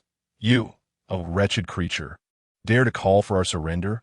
I will surely skin you alive. Indeed, not only are you repulsive, but you're also exceedingly treacherous. You could forget about tricking us into submission. Kaiyun shouted loudly in agreement. Indeed, even if it means fighting to the death, I would never beg for mercy like you. Old man Yunxiao's gaze was frigid, and her magical power surged around her. Beside her, Fairy Hanji, moved by the words, felt an overwhelming sense of guilt. She understood all too well that had it not been for Bai Xia, the 3 of them, and Caiyun's efforts to protect her, they would not have found themselves in such dire circumstances. Sisters, please entrust me to him. That way, you can leave safely. Fairy Hanji said softly after a moment of struggle, "Do not speak such nonsense." Jiang Xiao shot a glare at Fairy Hanji. If we abandon you, how are we any different from that old fool? With her words, Jiang Zhao's gaze shifted to Yun Xiao and the others. Sisters, as long as I unleash the Yellow River 9 Curse formation, we can surely vanquish this old creature. However, before that, you must do everything in your power to hold him back. No problem. The others nodded vigorously, their powerful magic once more surging forth as they chanted incantations, unleashing their secret techniques to bombard the purgatory demon spirit fox. Why struggle? There's only one fate awaiting you. I shall torment you to death, one by one. The purgatory demon spirit fox sneered at the onslaught of magical attacks. Suddenly, it unleashed a blinding radiance, transforming into an enormous 3-colored spirit fox. Its 3 tails of different hues swaying gracefully. Bai Xiao clutched tightly to Xiao Feng, her tear drops, as small as pearls, cascading down her cheeks, the fragile sound almost shattering Xiao Feng's heart. Previously, Bai Xiao had always been carefree and optimistic, having never shed tears in front of others, particularly with Yun Xiao standing nearby. Witnessing this, Xiao Feng could only shake his head in helplessness, gently patting Bai Xiao's back while soothingly assuring her, "Little junior sister, fret not. With me around, no one shall bully you." Bai Xiao nodded vigorously in response, yet she continued to cling to Xiao Feng. Observing this, Yun Xiao and Xiong Xiao exchanged glances filled with sympathy, for the 3 of them were like sisters, and it pained them to see the youngest sister so wronged, leaving them with a sense of guilt. Suddenly, Huta descended slowly from the void, her expression peculiar as she gazed at Bai Xiao nestled in Xiao Feng's embrace. Almost forgetting to introduce them, Xiao Feng promptly began the introductions. Soon as Bi Xiao sensed Hutu's arrival, she shyly retreated to stand beside Yin Xiao, her fair face flushed like an apple, her sparkling eyes involuntarily darting towards Hutu, brimming with astonishment. Did you just say you hail from the witch clan and are the legendary Hutu of the 12 ancestors? Bi Xiao wiped her tears and looked at Hutu with wide-eyed curiosity. Do I not resemble Hutu? Hutu chuckled. No. I've heard that those of the witch clan possess immense strength and are incredibly robust, wielding the power to devastate the heavens and earth, thriving in battle. I never anticipated that Sister Hutu would be so beautiful, not at all resembling a member of the witch clan. Giggle. Upon hearing this, Hutu's lips curled into a slight smile as a melodious laughter escaped her. She then stepped forward, seriously examining Bi Xiao. I believe my dear sister is equally extraordinary in beauty. Are you speaking the truth? Bi Xiao's eyes sparkled with excitement upon hearing this, and she timidly inquired again. Of course, I never speak falsehoods. How could I possibly be more beautiful than Sister Hutu? Thus, the two quickly became the best of friends, exchanging playful banter, despite the considerable age gap between them, which did not hinder the blossoming of their camaraderie. My initial assumption was indeed correct. Birds of a feather flock together, and chatterboxes gather in groups. Xiao Feng couldn't help but display a bemused expression as he turned his gaze towards Yun Xiao and Xiong Xiao. Sisters, were you not cultivating on Golden Ao Island?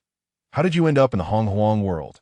At his words, the faces of Yin Xiao and Xiong Xiao instantly flushed crimson, a hint of shyness preventing them from meeting Xiao Feng's gaze. Ahem, there is nothing particularly special about it. We merely wish to venture out for some training. Yin Xiao coughed lightly, feigning composure as she spoke. Indeed, we came here for training, Xiong Xiao quickly echoed. Not at all. However, they did not anticipate that Bi Xiao had overheard their response and promptly approached to clarify. Sisters, have you forgotten?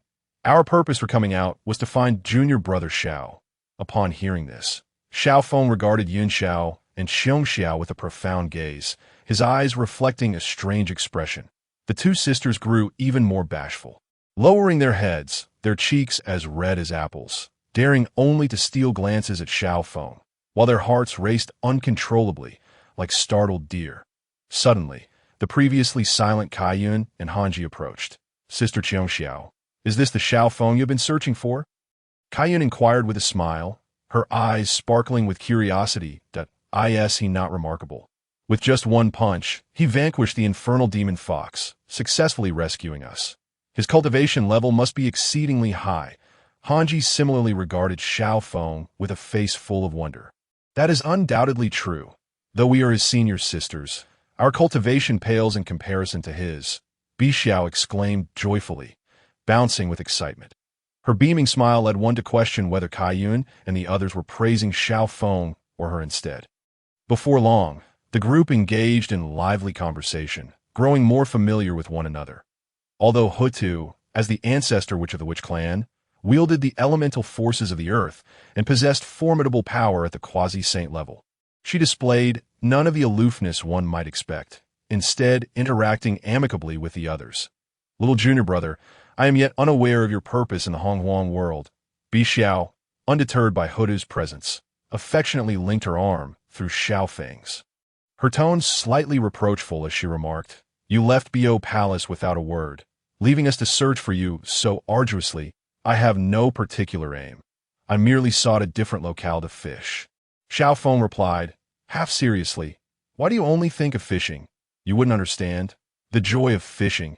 Xiao Feng was about to repeat his well-known adage when Bi Xiao interrupted him with a wave of her hand. All right, I know what you're going to say. You are far too verbose, always repeating that line. Hearing this, Xiao Feng couldn't help but twitch his lips, seemingly someone else was more talkative than him. After a moment of contemplation, Xiao Feng's eyes lit up as he addressed everyone.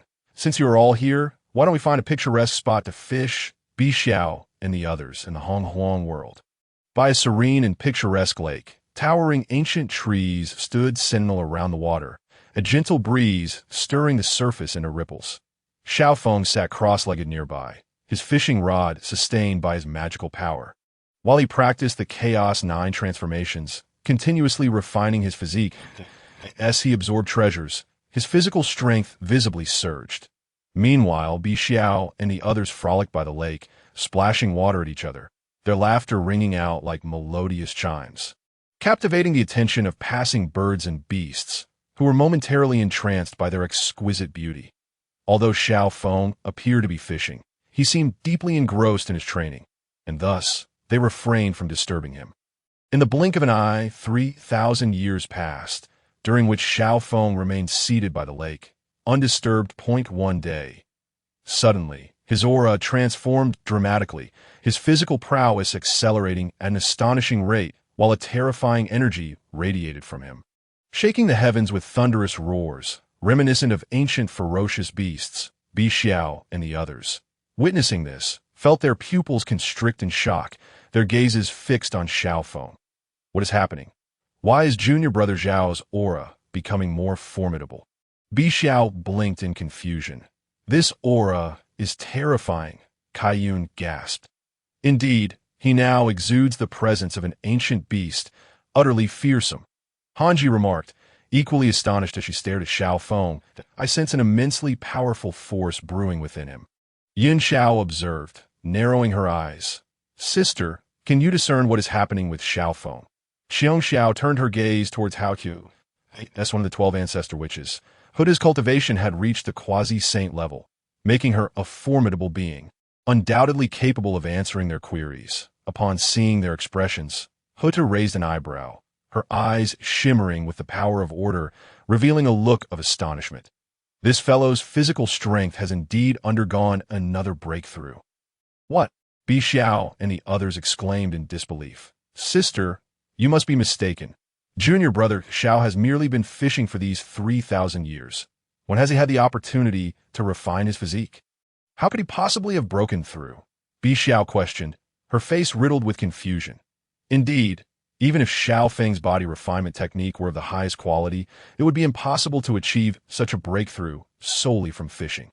He would at least need external assistance, Kaiyun added, equally perplexed in their understanding. To enhance physical strength, one had to rely on external forces to refine their body over time.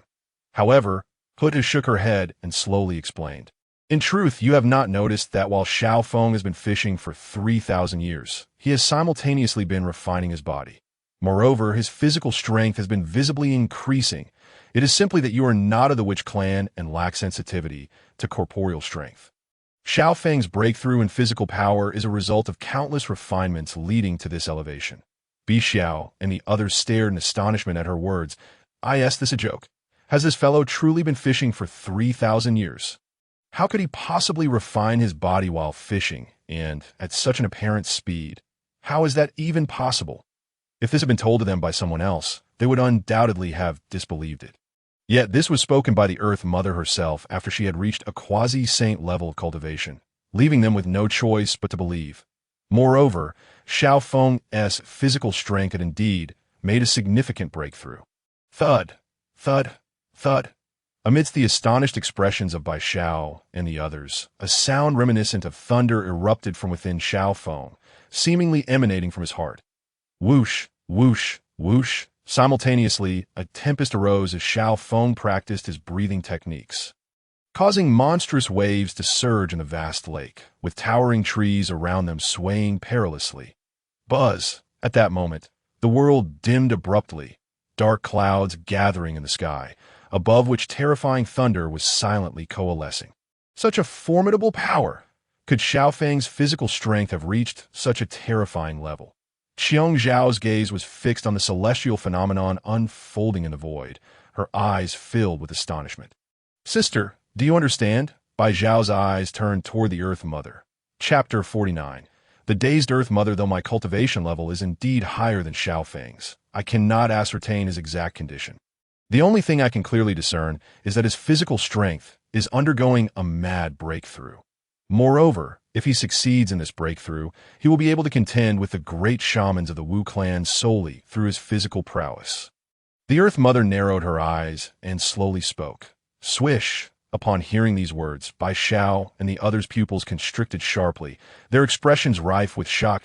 To be able to rival the great shamans of the Wu clan solely based on physical strength. What does that imply? In the Primordial World, which race is renowned for its formidable physical power, undoubtedly, it is the Wu clan who possess an innate and unparalleled physical strength.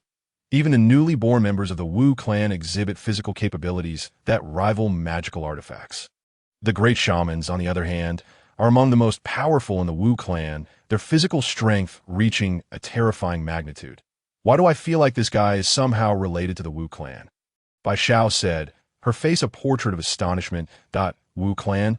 Nonsense. Our junior brother is a wolf demon in human form. Yun Xiao retorted dismissively, casting a glance at Bai Xiao. Then why is his physical strength so terrifying? Buzz. Just as everyone was left in disbelief, the aura emanating from Xiao Feng's body intensified, shaking the very heavens and earth, even for those seated by the lakeside. Thud. As Xiao Feng practiced his breathing, fierce winds arose, and thunder roared, boom! In an instant, the sky above Xiao Feng erupted with thunder, as violent winds spiraled around, the terrifying force of heavenly thunder slowly gathering in the void at the same time. Xiao Feng's physical power seemed to reach a critical point, bursting forth in a dazzling radiance that shattered the boundaries of his realm, unleashing a horrifying force that even fractured the void. Buzz. Suddenly, Xiao Feng's eyes slowly opened, his pupils igniting with two brilliant beams of light. This power is astonishing, Xiao Feng exclaimed, feeling the terrifying force surging within him. He had an inexplicable sense that even the most unyielding space could be crushed effortlessly beneath his grasp. And even the mightiest mountains could be obliterated with a single punch. Not even the stars in the void could withstand the force of his fist. In that moment, a faint smile crept across Xiao Feng's lips. Whoosh! Taking a deep breath, he summoned a whirlwind, causing the lake before him to surge with towering waves. His current physical cultivation had already broken through to the third turn of the Chaos 9 transformations, and the power contained within him was vastly superior to what it had been before. If at the second turn, he could annihilate a peak Tai Golden Immortal with a single punch. Now, even a peak Deluo Golden Immortal would find themselves obliterated in the face of his might. This newfound confidence, born of his third turn breakthrough, instilled in him the conviction that he could annihilate a peak Deluo Golden Immortal with nothing but the power of his fist. Moreover, the strength he now possessed was such that even the great shamans of the Wu clan would feel inferior, with only the 12 ancestors being slightly stronger than him, in the distance. Bai Xiao and the others fixed their astonished gazes upon Xiao Feng, particularly when they witnessed him generating monstrous waves in the boundless lake purely through the might of his physical body. They were left utterly petrified. Could there be other cultivators in the Primordial World, apart from the Wu clan, with such terrifying physical strength? His physical power is truly astounding, Bai Xiao exclaimed in shock. Whoosh! Even the Earth Mother could not suppress her narrowed eyes, revealing an expression of astonishment. It seems I have underestimated him. The power he possesses now far exceeds that of the great shamans of my Wu clan. Beside her, Kai Yun and Han Ji were left speechless, unable to comprehend the scene before them, their eyes filled with disbelief as they gazed at Xiao Feng. My heavens, I too wish to possess such physical strength. I must seek his guidance. Bai Xiao's eyes sparkled with excitement as she prepared to approach Xiao Feng. However, after taking a few steps, she abruptly halted. I could see that moment. An extraordinary phenomenon reappeared around Xiao Feng. A colossal vortex of spiritual energy formed around him, rapidly absorbing the essence of the primordial world at a terrifying speed. The onlookers were once again left stunned. Can someone tell me what is happening? Kai Yun asked, her face marked by astonishment. Hasn't his physical realm already broken through? How can there still be such a phenomenon? Hanji echoed, equally perplexed. Meanwhile, the Earth Mother and the others found themselves in a state of shock, fully aware that such a terrifying vortex of spiritual energy only arises under one circumstance. Xiao Feng is breaking through his realm. While appearing to be leisurely fishing, he was actually not only amplifying his physical strength, but also achieving a breakthrough in his primordial spirit cultivation. Hadn't he only attained the late stage of Tai Golden Immortal over 2,000 years ago, the Earth Mother was filled with astonishment. Indeed, Xiao Feng had spent approximately 300 years fishing in this place. and his cultivation had inexplicably reached the late stage of Tai Golden Immortal. Thus, while the Earth Mother and her companions were somewhat puzzled, they were far from shocked. After all, they believed that his cultivation had certainly reached the peak of the mid-stage Tai Golden Immortal, making a breakthrough to the late stage a natural progression. But now, this fellow had only broken through his realm over 2,000 years ago, and he was doing so again. In an instant, everyone was left dumbfounded. Buzz. At that moment, an immense influx of spiritual energy from the surrounding heavens and earth surged toward Xiao Feng. Meanwhile, his magical power continued to ascend, soon breaking through to the pinnacle of the Tai Golden Immortal realm. However, Xiao Feng's breakthrough did not cease there. Buzz, suddenly, dazzling golden light emerged in the void above, suffused with incomprehensible runes. Alongside the appearance of this golden radiance, the spiritual energy erupting from the world began to exhibit signs of submission. The Earth Mother, witnessing this, felt her pupils constrict sharply, utterly unable to remain composed, her expression filled with profound shock. This is the power of the laws. As Xiao Feng broke through his physical cultivation, he commanded the system to release all the cultivation bubbles stored in his spatial realm. At the same time, he entered a state of enlightenment, deepening his understanding of the great Tao, and the confusions he had previously encountered suddenly cleared away. Subsequently, a colossal vortex of spiritual energy formed around him, voraciously absorbing the essence of the heavens and earth.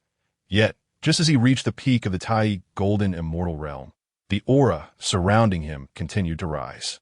Chapter 50, Realm, Deluo Golden Immortal Buzz.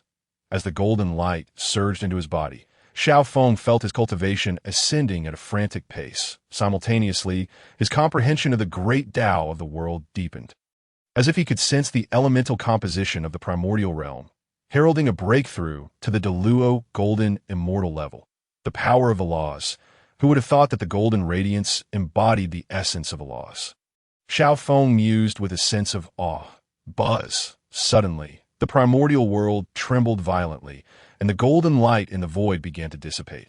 However, Xiao Feng's cultivation experienced a monumental transformation as he stood there seemingly merging with the very heavens and earth, exuding a faint aura of the laws. Indeed, Xiao Feng had successfully broken through to the initial stage of the Deluo Golden Immortal realm. Is this the true essence of Deluo Golden Immortal power?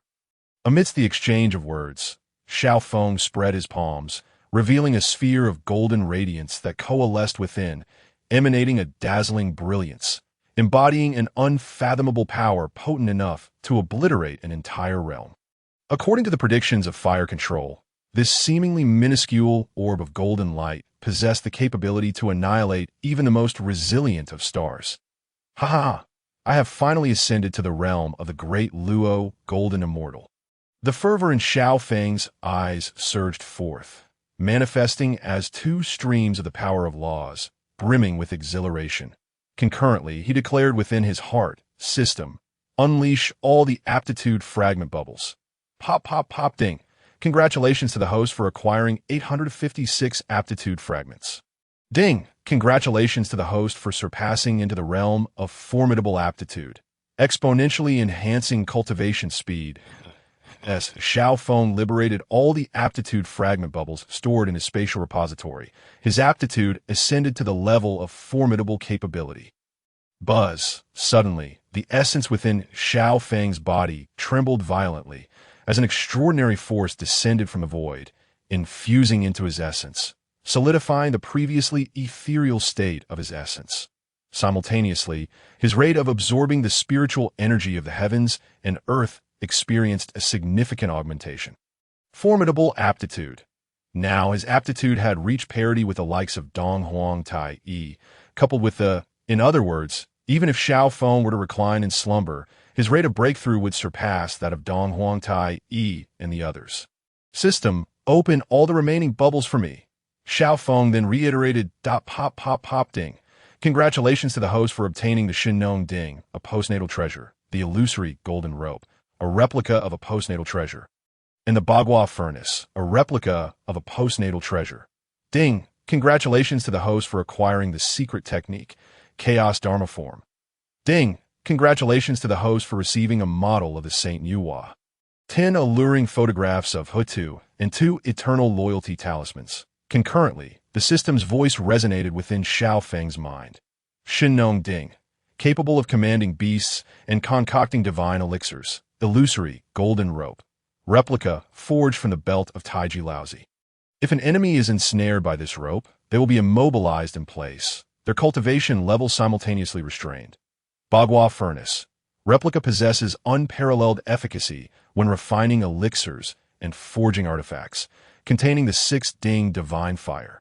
After perusing the introductions of these treasures, Xiao Feng could not help but feel a twinge of disappointment.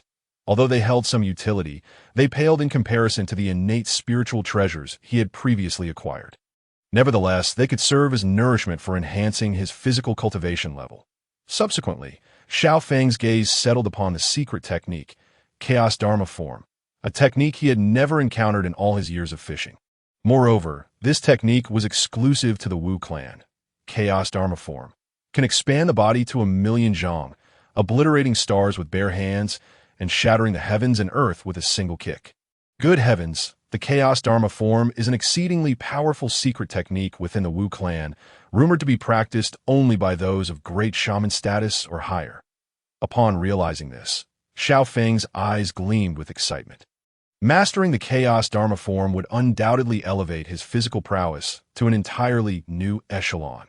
His gaze then shifted to the other items, but after reviewing the introductions, he could not help but display a peculiar expression.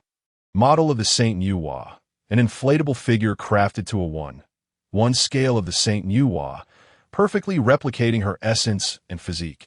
Alluring photographs of Hutu.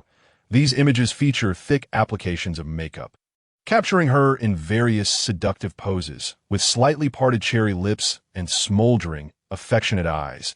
After merely glancing at a few, Xiao Feng felt a stirring within his heart.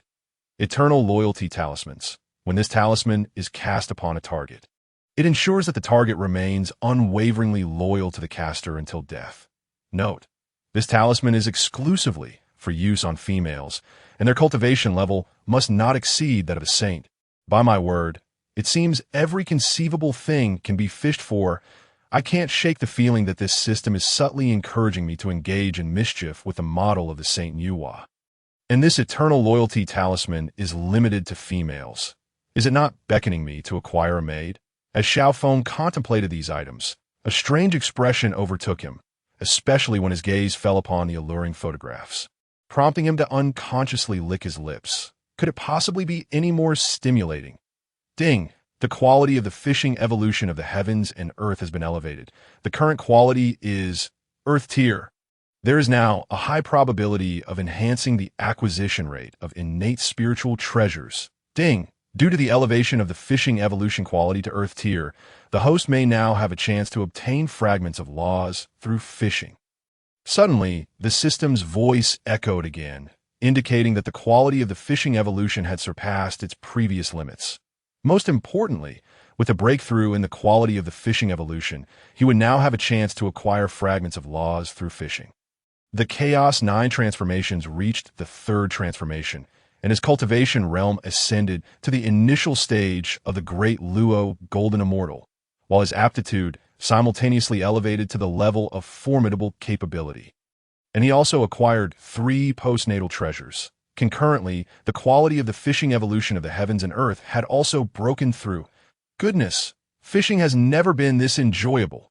System, display personal attributes. Xiao Feng hurriedly commanded the system to display his personal attributes. Host, Xiao Feng aptitude. Formidable level, 44119999. Cultivation realm. Initial stage of the Great Luo Golden Immortal Earth treasures. Postnatal treasures. Illusory Demon Mirror, replica. 5 Fire 7 Birds Fan, replica. Innate Treasures, Cosmic Measuring Ruler, replica. Grounded Flame Light Banner, replica. 2 Yin Yang Lanterns, Flying Cloud Red Flame Bell, Celestial Burning Feather Fan, replica. Chapter 51. This fellow is truly a prodigy. Others, 2 Great Luo Jade Talismans.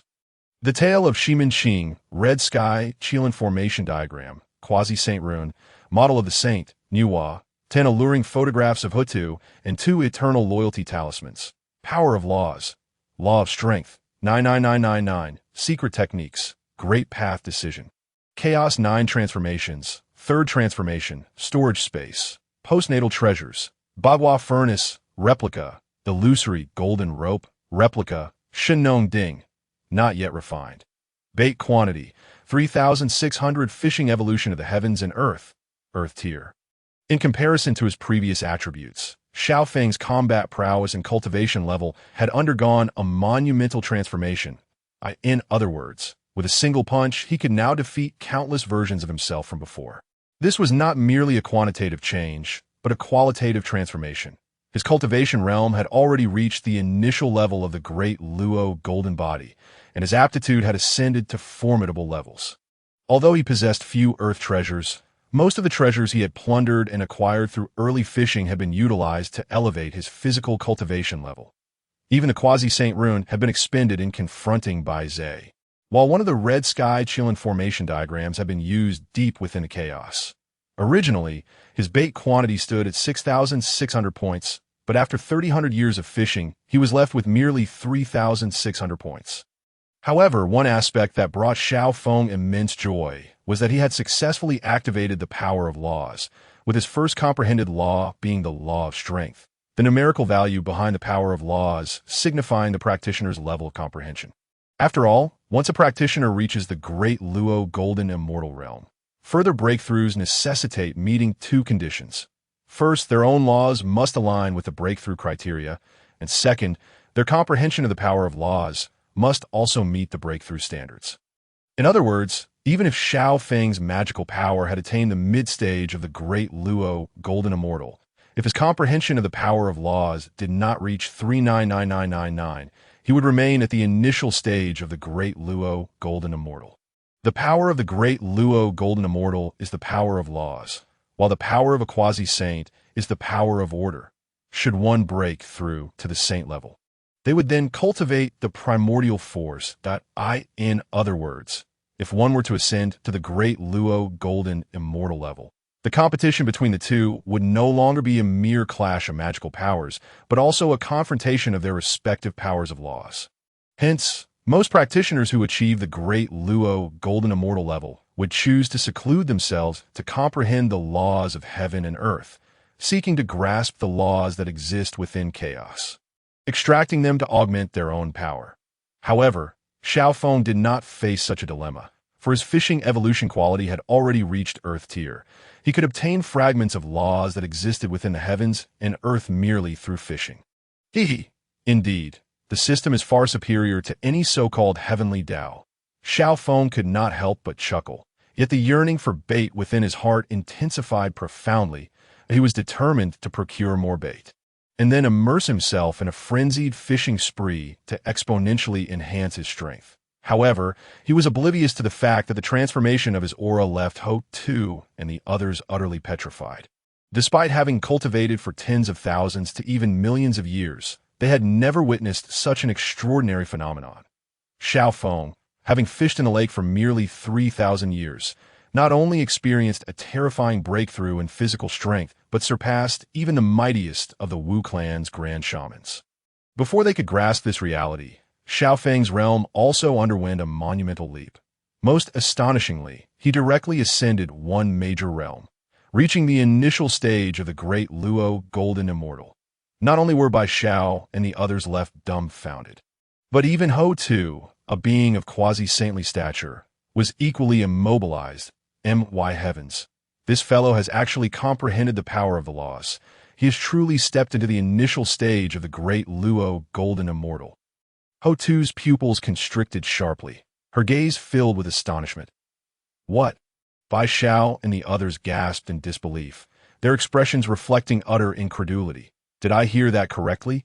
Xiao Feng has broken through to the great Luo golden immortal? Please tell me I am not dreaming. Yin Xiao exclaimed, her face a mask of disbelief. Wasn't he just fishing? How could he break through after only 3,000 years? The shock on Kai Yun's face was unmistakable. To enhance one's strength merely by fishing is utterly unfathomable. Hanji exclaimed, astonished, covering her mouth in disbelief. Wow, I also find this absurd. To think he reached the latter stage of the Tai Golden Immortal only a few thousand years ago. And now, after fishing, he has attained the initial stage of the Tai Golden Immortal? How on earth did he accomplish this? He is nothing short of a prodigy. Bai Zhao's eyes widened in disbelief, her expression mirroring the astonishment of her peers. Junior brother Xiao is indeed extraordinary. He is not a typical cultivator, and everything that transpires around him can only be described as miraculous, Qiong Xiao remarked with a sigh of wonder. It was not that Bai Xiao and the others were overly dramatic. Rather, Xiao Feng's feats were simply beyond comprehension that a mere mortal fishing by the lake for 3,000 years could transcend a major realm and achieve a breakthrough in cultivation. I feel my feeble heart being severely struck, Bai Xiao exclaimed, her eyes wide with shock. And you, Yun Xiao and the others, rather than feeling disheartened, I feel my very Dao heart is wavering.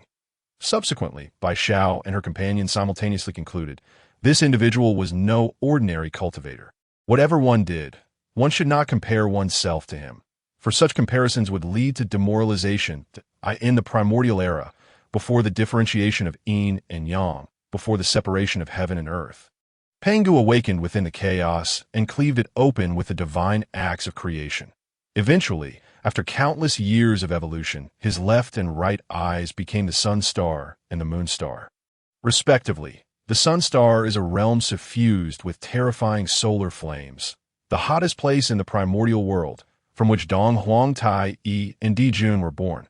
From their inception, they possessed the ability to command countless demon clans in the primordial world, coupled with unparalleled divine powers. Similarly, life also emerged on the moon star, represented by Shi He and Chang Shi, both of whom wielded lunar powers and possessed formidable divine abilities from the moment of their birth.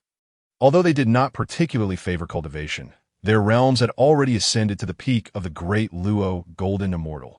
The reason for this was their exceptional innate talents. Thus, despite not frequently practicing over millions of years, their realms approached quasi-saint status.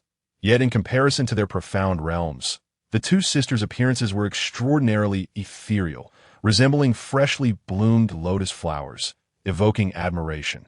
Chapter 52. The frightened Chang Shi, although they were sisters, their personalities exhibited marked differences.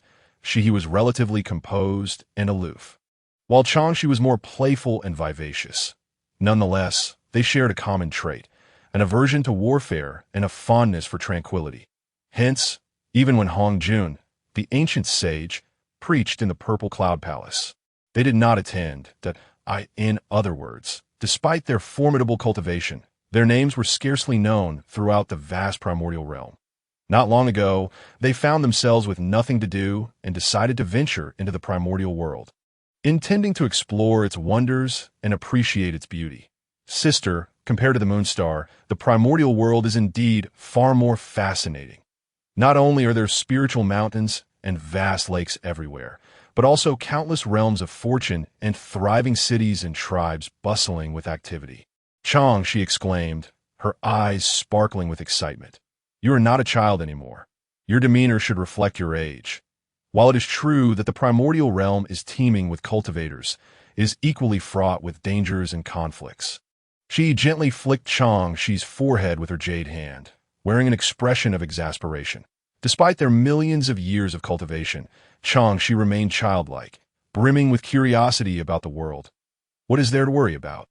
Even if they are dangerous, they cannot defeat me, Chang Shi replied, winking adorably. One day, the two sisters traversed the primordial realm, transforming into streaks of light as they reveled in the scenic landscapes of mountains and rivers.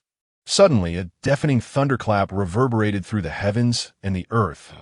He and Chang Shi looked up, only to witness the surrounding space, spanning millions of miles, violently trembling as countless towering mountains swayed precariously, seemingly on the verge of collapse. What is happening? She squinted her eyes, displaying a look of confusion to quick-witted Chang. She immediately identified the source of the tremors and pointed towards the right front, exclaiming, "Look over there!" In that direction lay an immense mountain range, its peaks reaching the sky, while countless other mountains undulated and folded upon themselves. The air was thick with rich spiritual energy and enveloping mist. Though the spiritual energy appeared somewhat violent, accompanied by ominous rumbling sounds that hinted at an underlying power, this terrifying force emanated an ancient aura, as if some dreadful entity was stirring from slumber. As time passed, the ominous presence grew ever more formidable, slowly rising, causing the heavens and the earth to shift, stirring up a tempest. He and Xi's expressions shifted dramatically, their eyes narrowing instinctively. Before they could fully process the situation, they observed the laws of the universe converging frantically towards that location, as if a formidable cultivator was drawing in the very essence of the laws from the cosmos. This aura indicates that a cultivator has stepped into the realm of the great Luo golden immortal, she remarked, her expression serious. Aside from the one undergoing the breakthrough, there are indeed several other cultivators present. Among them, one cultivator exuded an incredibly terrifying aura, a presence that even we cannot withstand. Even if we cannot fight, can we not flee? What is there to fear? It is a rare opportunity to witness a cultivator breaking through to the realm of the great Luo golden immortal. We should go take a look, she declared with excitement. With a whoosh before she could respond, she waved her sleeve and transformed into a streak of light, darting towards the distance. Alas, this girl is far too impulsive, she sighed, shaking her head in resignation, before following suit and hastily pursuing her sister. Before long, they arrived at an expansive peak where a cultivator, shrouded in a terrifying aura, hovered above a lake. Surrounding him was a dense manifestation of his own Tao power, as he absorbed the law energies that permeated the heavens and the earth. He consumed this power. His aura surged violently, rapidly ascending to the initial stage of the great Luo golden immortal heavens. This fellow is a wolf demon. He is astonishingly powerful. Not only has he reached the initial stage of the great Luo golden immortal, but his physical strength is also immensely formidable. Xi's eyes widened in astonishment. Sister, if you continue to be so reckless, I shall give you a good spanking. She shot a disapproving glance at Shi. However, as her gaze fell upon the lake, a serious expression enveloped her features. Indeed, the wolf demon's strength was fearsome, particularly his physical prowess, which contained the power to obliterate the very heavens and earth. I fear even I would be unable to withstand it. Sister, take a look at that female cultivator beside him. Upon hearing this, Chang'e's gaze immediately shifted to the back, and her expression abruptly changed, revealing a look of astonishment. Heavens! This woman's physical strength is even more terrifying than that of the wolf demon. Moreover, it seems that an aura of the power of order pervades her very being. I fear that even together we would not be a match for her. Indeed, the power of order she wields is the essence of the earth element from the Primordial World, and she is none other than the legendary ancestral witch of the Witch Clan. Hutu, Shiha gravely remarked. What? She is the ancestral witch Hutu from the legends of the Witch Clan? Upon hearing this, Chang'e could not help but feel her pupils constrict sharply, gasping in shock, her eyes filled with astonishment and panic. Although she is known for her playful nature, she is acutely aware of the formidable ancestral witches within the Witch Clan, who have reached the quasi-saint level, the most powerful practitioners beneath the saints. Furthermore, the people of the Witch Clan are known for their love of battle. During the ancient conflict between the witches and the demons, they ravaged the primordial world, nearly devastating even the Moonstar. Cough, cough, perhaps we should retreat? Chang'e suggested in a hushed tone, her mind conjuring images of the furious Hutu using the power of order to lift her up and strike her down. Unable to restrain her laughter, glanced at Chang'e with a serious expression, then burst into giggles, her eyes crescent-shaped with mirth that aren't you usually quite bold. Why are you so frightened now? Cough, cough, it's just that I could defeat others. But you see, Hutu's realm surpasses ours, and the Witch Clan is exceedingly fond of warfare, that if we do not flee now, it will be too late. Chang'e wore a fearful expression. This fellow can't possibly be mentally challenged. Can he? She had chuckled, unable to contain her amusement. You need not worry. Although Hutu is the ancestral witch of the witch clan. She possesses a remarkably gentle disposition, making her one of the rare compassionate practitioners in the primordial world. Since we have the fortune to encounter her, we ought to take the opportunity to befriend her. Sister, are you speaking the truth? When have I ever deceived you? Shiha reproached lightly, flicking Chang'e's forehead as soon as she finished speaking. Shiha waved her sleeve and transformed into a stream of light, soaring towards Xiao Feng and the others. Tap tap. Upon witnessing Xiao Feng stabilize his realm, Bai Xiao and the others hurried over. Junior brother Xiao, has your realm truly reached the early stage of the great Luo Golden Immortal? Bai Xiao asked, still somewhat incredulous. Indeed, it's quite strange how I improved so suddenly, Xiao Feng replied, maintaining a serious facade, for he could never disclose the secret of his fishing prowess. And even if he did, they would hardly believe that it was through fishing that he had grown stronger. Upon hearing this, Bai Xiao and the others couldn't help but twitch their mouths, staring at Xiao Feng with black lines of disbelief. Look at what this guy is saying. Is that something other practitioners can achieve? How could it be so strange to improve? Why can't they improve in such a peculiar manner? You say you broke through, and so you did, but how is it that not only your physical strength has advanced, but even your primordial spirit cultivation has reached the early stage of the great Luo Golden Immortal? Other practitioners may spend millions of years in their own cave abodes and still not make any progress. Yet this fellow merely fished for 3,000 years, and not only did his physical strength soar, but even his primordial spirit cultivation experienced an odd breakthrough. Fortunately, Bai Xiao and the others have quite stable hearts. Otherwise, spending time with this guy would surely dampen their spirits. Junior brother Xiao, I must admit, you're truly a prodigy. Yin Xiao gazed earnestly at Xiao Feng, then said seriously, Indeed, this fellow is extraordinarily gifted, and his realm has advanced at an astonishing rate. B. I Xiao wholeheartedly agreed. That I concur. Qiong Xiao nodded in agreement as well. So do we. Kai Yun and Han Ji chimed in, nodding vigorously. This fellow is indeed excessively prodigious. However, having merely encountered a wolf demon, even in terms of physical strength, we of the Witch Clan cannot compare. Moreover, this guy has fished for 3,000 years without even catching a single fish. Yet he has made a remarkable breakthrough in both physical strength and primordial spirit cultivation, truly deserving the title of prodigy. Hutu remarked with a smile.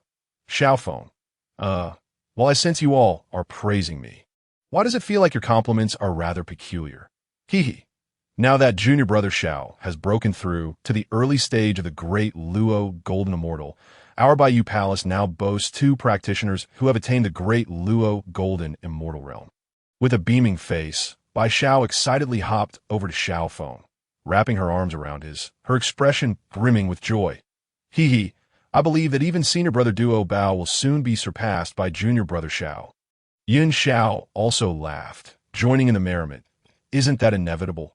Bai Xiao replied with unwavering confidence. Suddenly, Xiao Feng narrowed his eyes, beams of divine light bursting forth from his pupils as his gaze fell into the distance. Before them, 2 radiant golden beams of light were hurtling toward them, swiftly approaching. When Xiao Feng and the others looked up, they beheld 2 enchanting female cultivators, their exquisite features strikingly similar yet distinct. One wore a playful expression, brimming with vivacity, while the other exhibited an air of serene composure, gracefully poised in every movement. Chang'e and Shiha paid their respects, addressing Hutu and their fellow comrades, after the shimmering light dissipated. Shiha and her companion courteously bowed to Xiao Feng and the others. Xiao Feng, taken aback, felt his pupils constrict in surprise. If his intuition served him correctly, these 2 were the goddesses born upon the Moonstar. What brought them here? However, one thing was certain. These 2 goddesses were as breathtakingly beautiful as the tales depicted, transcending the ordinary. After the introductions, Shiha and her companion quickly engaged in conversation with Bai Xiao and the others, their melodious voices ringing joyfully around the lakeside. Xiao Feng, observing the scene, wore a helpless expression and could only pick up his fishing rod, returning to the lake's edge to continue his fishing. For him, conversing with women paled in comparison to the joy of fishing. Moreover, As the quality of fishing had seemingly evolved, he was even more eager to discover what treasures of heaven and earth he might catch. After all, in his quest to cultivate the chaotic 9 transformations, Xiao Feng had consumed all the treasures he had accumulated over the millennia.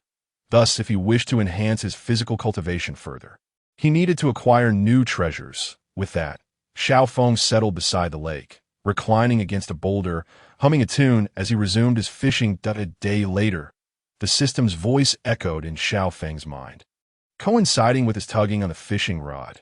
Ding!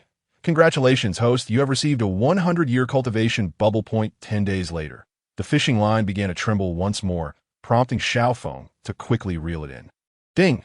Congratulations, host, you have obtained 2 fragments of the power of law.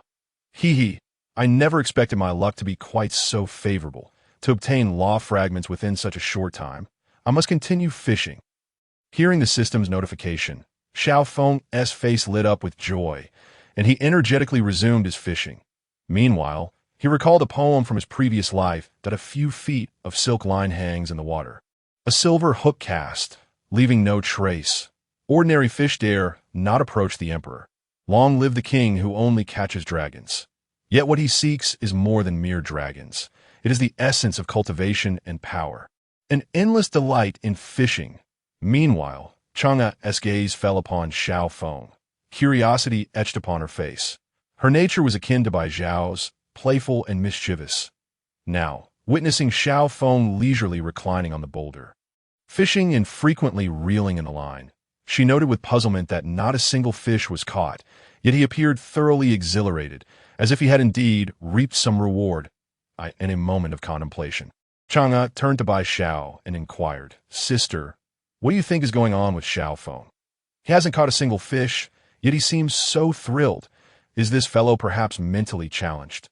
Puff! At this, Bai Xiao couldn't help but burst into laughter. Don't be so alarmed. That's just how he is. He loves to fish, and he is utterly obsessed with it. Ah! Chang'a's expression of confusion deepened. Fishing is one thing, but doesn't Tihi feel bored if he hasn't caught anything? How would I know what goes on in his mind? He just seems very happy. Bai Xiao shrugged, indicating that she had grown accustomed to it. I have another question. Aren't you from his world? How is it that even he cannot surpass his cultivation? Changshi asked earnestly. Cough cough. In fact, our original cultivation was indeed superior to his.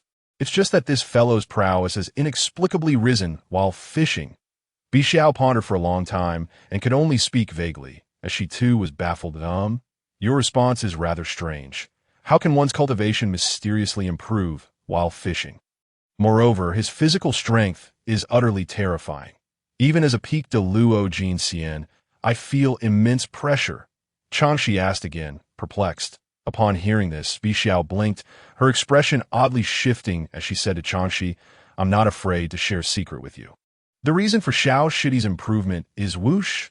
At this point, Bi Xiao deliberately lowered her voice, prompting Changshi to lean in eagerly, her face alight with curiosity and anticipation.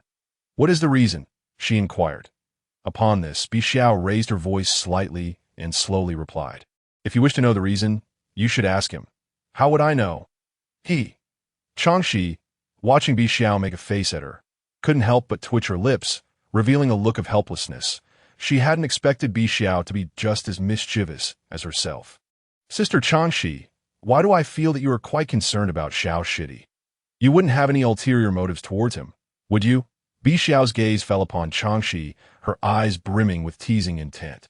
You don't speak nonsense. Changshi shot a displeased glance at Bi Xiao, though her peripheral vision couldn't help but steal glances at the figure of Xiao Feng atop the massive stone, her eyes filled with curiosity. In her entire existence, she had never encountered such an extraordinary cultivator. However, she was merely curious and held no other thoughts about Xiao Feng, at least for the time being. In the western pure land of ultimate bliss. Beneath the resplendent Bodhi tree, the 2 saints, Zhuanti and Jin, sat side by side in the void, with the Buddha's ethereal image radiating a dazzling divine light behind them. Moreover, the air was filled with the resonant sounds of the chaos Tao, akin to the Buddha singing praises. Suddenly, Zhuanti's eyes slowly opened, emitting 2 beams of Tao light, as the power of the chaos Tao swirled within his gaze, seemingly capable of piercing through the myriad realms. Simultaneously, a hint of astonishment flickered across his features. I never expected even the heavens would lend me a helping hand. After a series of calculations, Zhuan-Ti couldn't help but display a joyous expression. Meanwhile, the Buddha behind him shone with brilliant golden light in the void, conjuring various miraculous phenomena. Even the resplendent Bodhi tree swayed, as if celebrating something. "Junior brother, why are you so elated?" The nearby, Jean, also opened his eyes, beams of divine light blossoming within them, and curiously asked, "Brother, just now, through the calculations of heavenly mysteries, Junior brother discovered that Shiha and the little wolf demon are together. Furthermore, upon my second calculation, I found that Dongwang Tai and the others have a karmic connection with Shiha. If Dongwang Tai and the others become aware of this heavenly secret, what do you think will happen to that little wolf demon?" When the little wolf demon is pursued by the heavenly demon clan within the Honghuang world, with nowhere to escape, he will inevitably have to return to our Buddha's fold. Upon hearing this, Jane revealed a hint of bitterness and earnestly advised, "Junior brother, do not act impulsively, even if one reaches the saintly realm. If one carelessly divulges the heavenly mysteries, one will surely incur the power of karma, and trouble may ensue." However, Zhuan-Ti remained unconcerned and replied, "Brother, if I incur it, so be it, as long as I can bring glory to our Buddha's teachings. What does it matter if I pay a great price for this karma?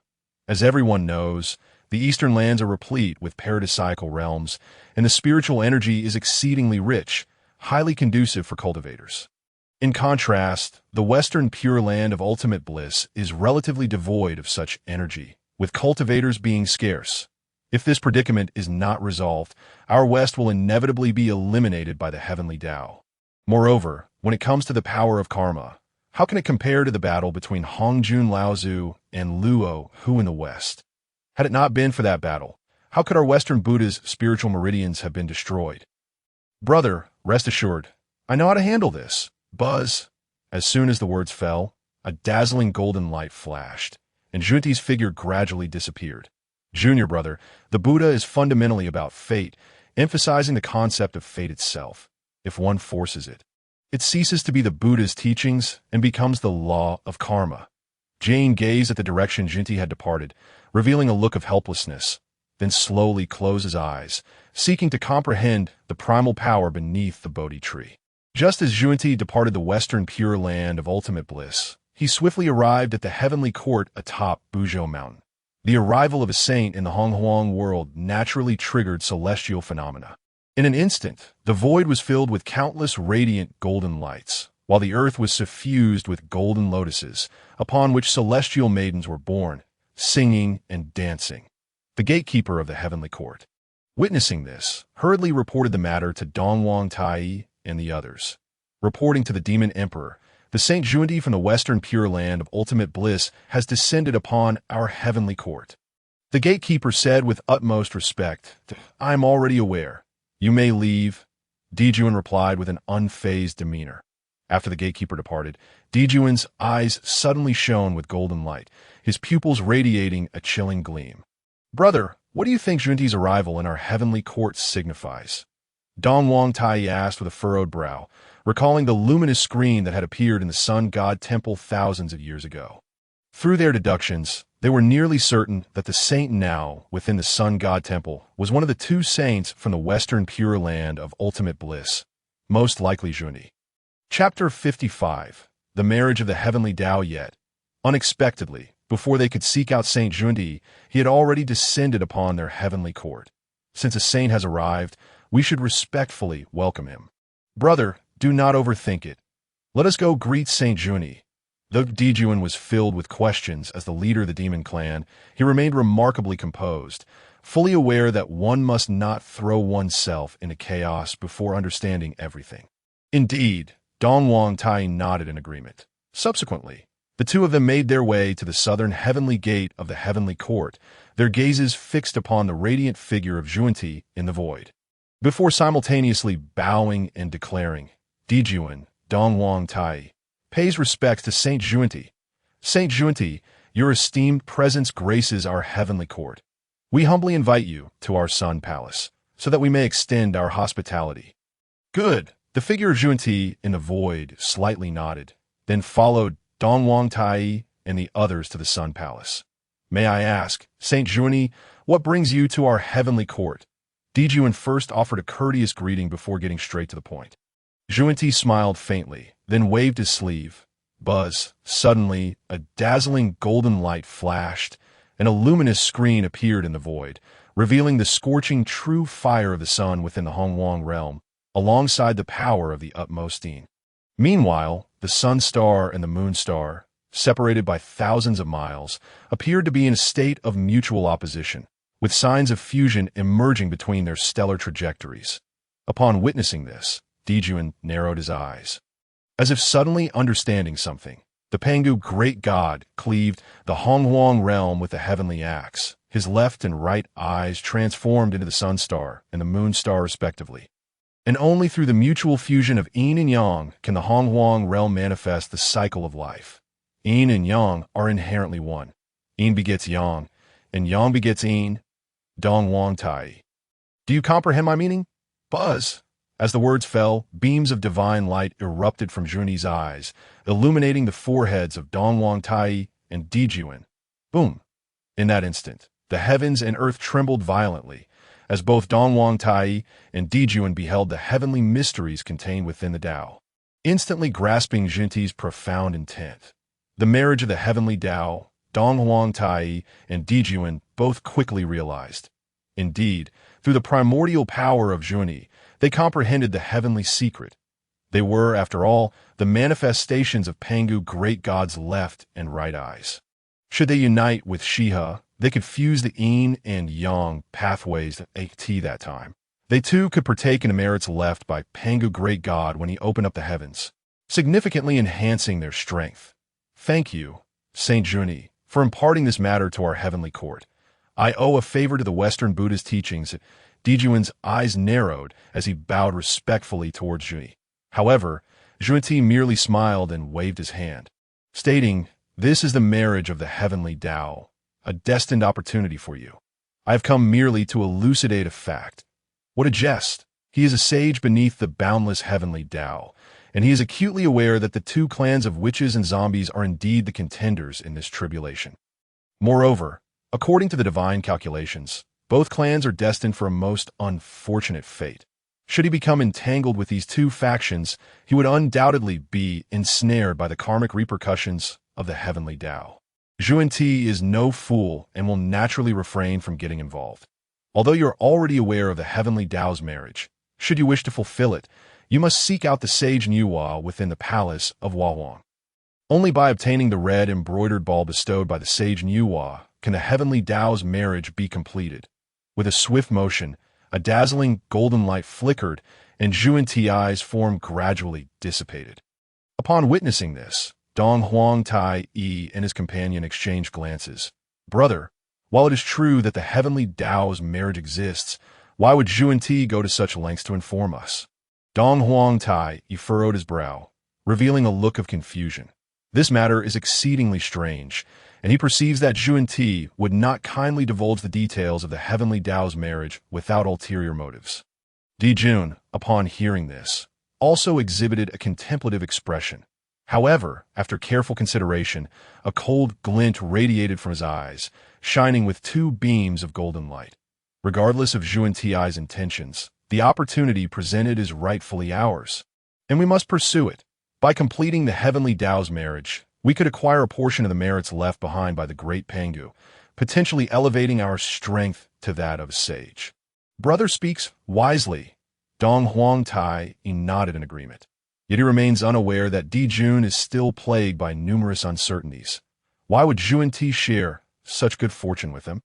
Furthermore, when he suggested that the heavenly court would owe a favor to the Western Buddhist sect in the future, why did Junti categorically refuse? Could it be that he has glimpsed some divine secret? As this thought crossed his mind, Dijun narrowed his eyes as the leader of the demon clan. Dijun's intellect is nothing short of extraordinary, and he has discerned the underlying oddities from Junti's scant words. Regrettably, even in his deep contemplation, He cannot fathom that Zhuan Ti's refusal of the Heavenly Court's favor is due to the inevitable fall of the Heavenly Court in the face of the impending tribulation. After reaching a decision, Dong Huang Tai Yi and his companion transformed into flowing light, soaring towards the palace of Huahuang in the chaotic realm, in the ethereal palace of Huahuang, a resplendent abode of gold and jade.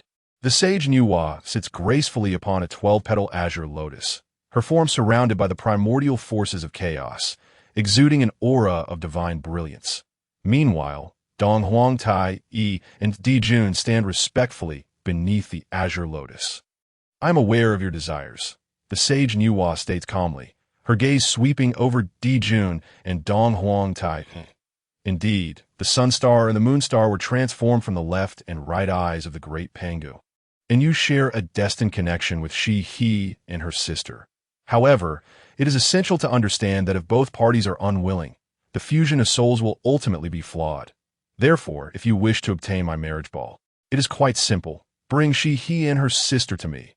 With that, Dong Huang Tai Yi and his companions' faces lit up with joy, and they quickly bowed to the sage Niuhua, expressing their gratitude for her guidance. They then hastily waved their sleeves, transforming into streaks of light, racing back to the primordial world, intent on finding He and winning her heart to fulfill the heavenly Tao's marriage. Meanwhile, at the edge of a tranquil lake, Xiao Feng leisurely indulges in fishing. Suddenly, the fishing line begins to tremble once more, prompting him to reel it in again. Ding! Congratulations to the host for acquiring 3 fragments of the fire law. At the same time, the system's voice resonates within Xiao Feng's mind. Upon hearing this, Xiao Feng's expression brightens with delight. Aside from the power law, I have finally caught fragments of another law. Ordinarily, when a cultivator reaches the great Luo golden immortal realm, they may choose to comprehend different laws of power, yet it is generally assumed that they will not pursue multiple laws simultaneously. After all, merely mastering one law is already a demanding endeavor, let alone multiple laws. Most crucially, once they achieve sufficient understanding of a single law, they can break through to a new realm. Why then squander excessive energy on comprehending other laws?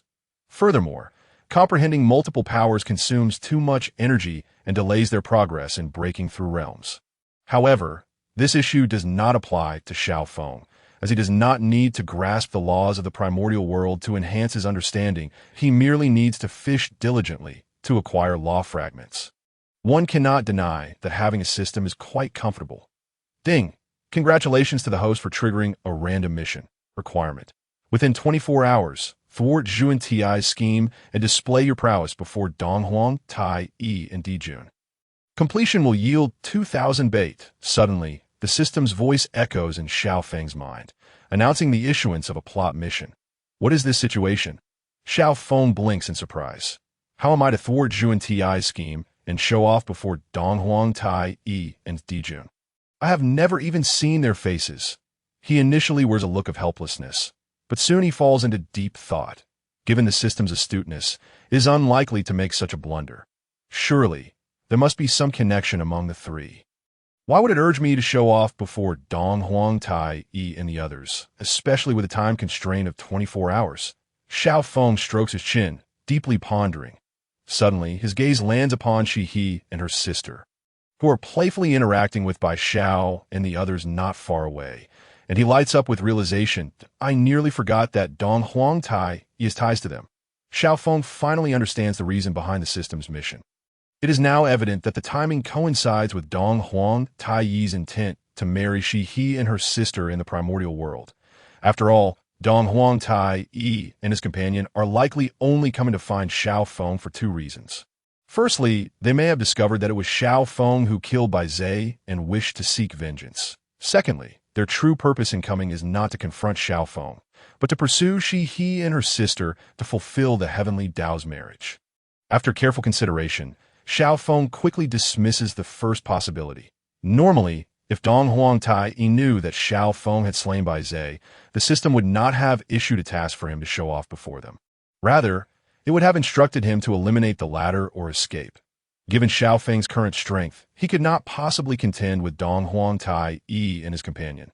Thus the task to show off was the only option. Therefore, It stands to reason that Dong Huang Tai Yi and his companion's sole purpose in coming is to retrieve he and her sister for the marriage. If Xiao Feng disrupts Dong Huang Tai Yi's plans, causing the demon clan leader to lose face, then his display of prowess would indeed be substantial. Yet how to thwart Zhuan Ti's scheme remains unclear to Xiao Feng. Nonetheless, he believes that this task is not insurmountable. He must carefully contemplate how to obstruct Dong Huang Tai Yi in his actions. Reclining against a massive stone, Xiao Feng strokes his chin, lost in thought. I almost forgot about this treasure. Suddenly, a spark of inspiration strikes Xiao Feng, and he delves into his storage space with his divine sense. There, he discovers two shimmering talismans floating within the space. Unwavering bond talismans. When this talisman is used, the target will be bound to an unwavering commitment to the caster. This talisman is only effective on female cultivators, and their realm must not exceed that of sage. Excellent. Xiao Feng realizes that these two talismans are the key to resolving the current predicament. Since the two sisters have yet to reach the sage realm, casting these talismans upon them will prevent Dong Huang Tai from taking them away. With this thought, a smirk creeps onto Xiao Feng's lips. As he and her sister play nearby, he discreetly retrieves the unwavering bond talismans. The talismans are inscribed with countless profound runes, and a subtle yet intricate resonance of the great Tao flows around them. Even though Xiao Feng has ascended to the great Luo golden immortal realm, he still cannot fully comprehend the principles of these talismans that are in the chaotic primordial realm. Xiao Feng quickly recites the incantation and performs the necessary hand seals. With a hum, the two talismans transform into beams of golden light and gradually vanish. Is it really this simple after reciting the incantation? He muses, slightly incredulous. Xiao Feng was rendered utterly astonished.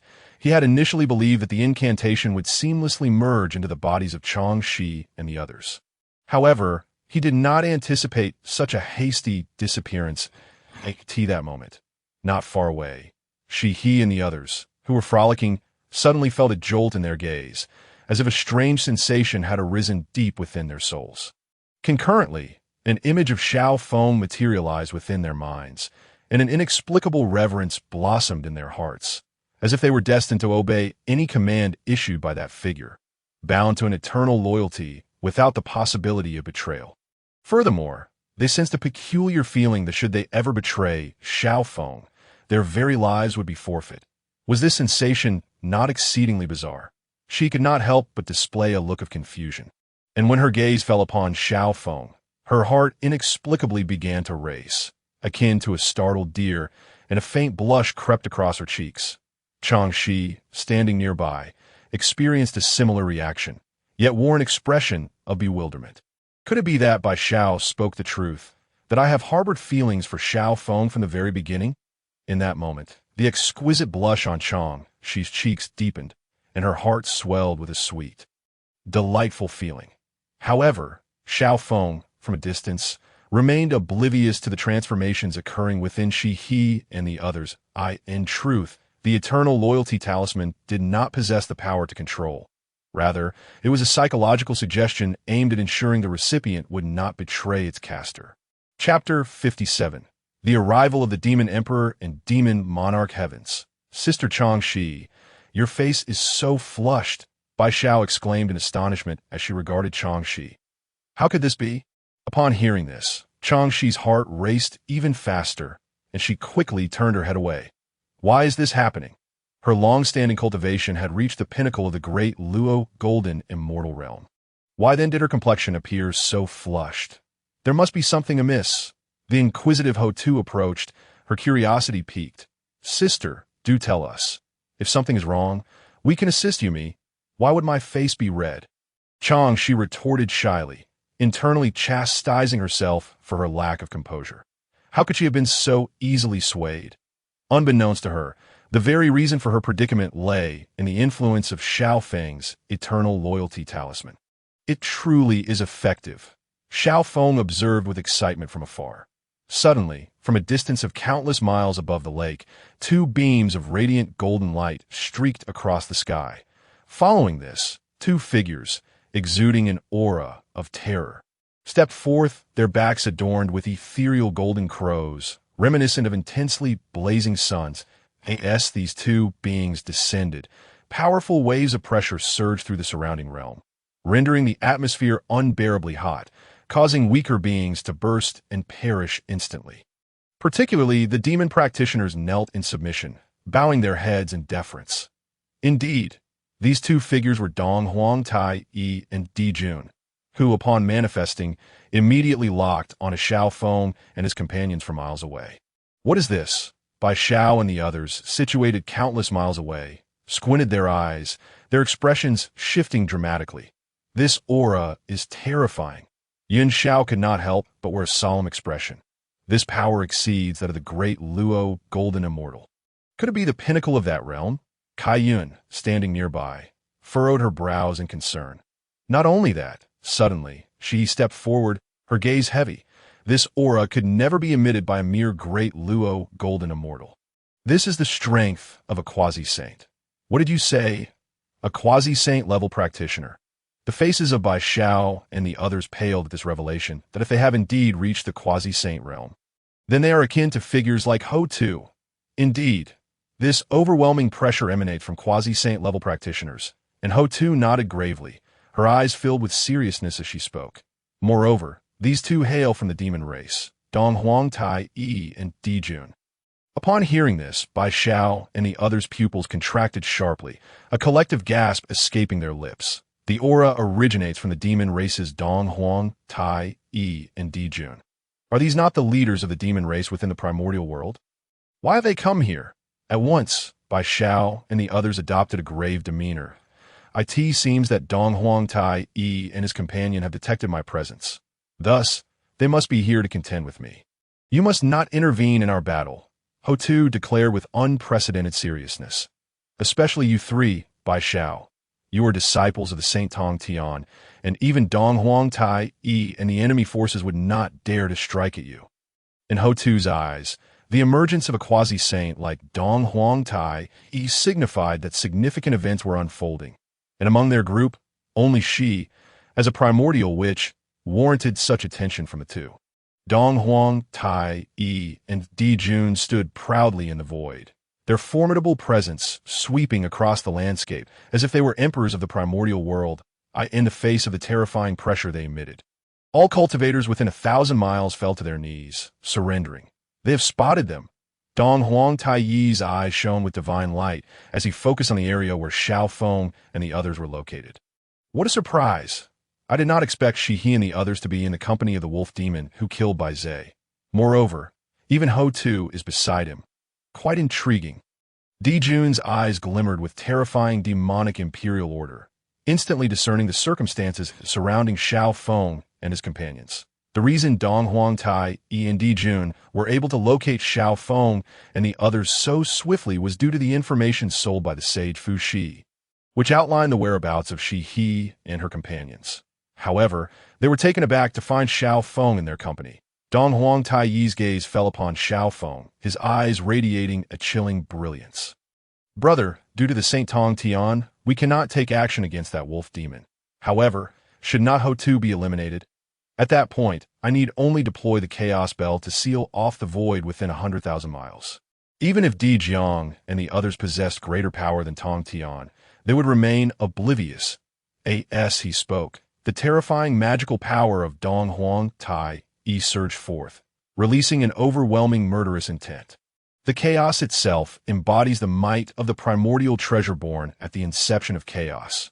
Not to mention confronting Ho Tu alone, even opposing 3 quasi-saint level practitioners would not place Dong Huang Tai Yi at a disadvantage. No, though we possess great confidence in defeating Ho Tu, it would undoubtedly provoke a fierce backlash from the Witch Clan at this moment. Our foremost priority is to bring Shi-He and her sister back to the palace of Huahuang. Di Jun's eyes also sparkled with divine light, yet he waved his hand, asserting that once the heavenly Dao wedding was completed, the Witch Clan would be of no concern. Very well. In the next moment, Dong Huang Tai Yi and Di Jun transformed into 2 streams of light, rapidly arriving before Xiao Feng and the others.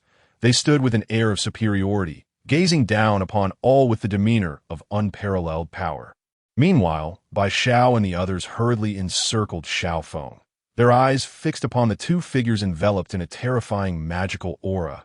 Filled with trepidation, they did not even realize that, in the face of danger, they instinctively regarded Xiao Feng as their leader. Xiao Feng, what shall we do? Bai Xiao clutched Xiao Feng's arm nervously, her expression fraught with concern. "Oh, not worry, little sister. We are disciples of the Saint Tong Tian. Even if they are bold, they would not dare to act against us." Yin Zhao's gaze was frosty, though her tone betrayed no significant anxiety. "Step." Ho Tu, her expression grave, first glanced at Xiao Feng and the others before resolutely stepping into the void.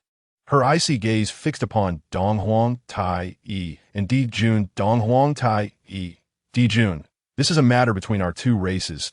Do not harm the innocent, that if a battle is to ensue, I shall accompany you to the bitter end."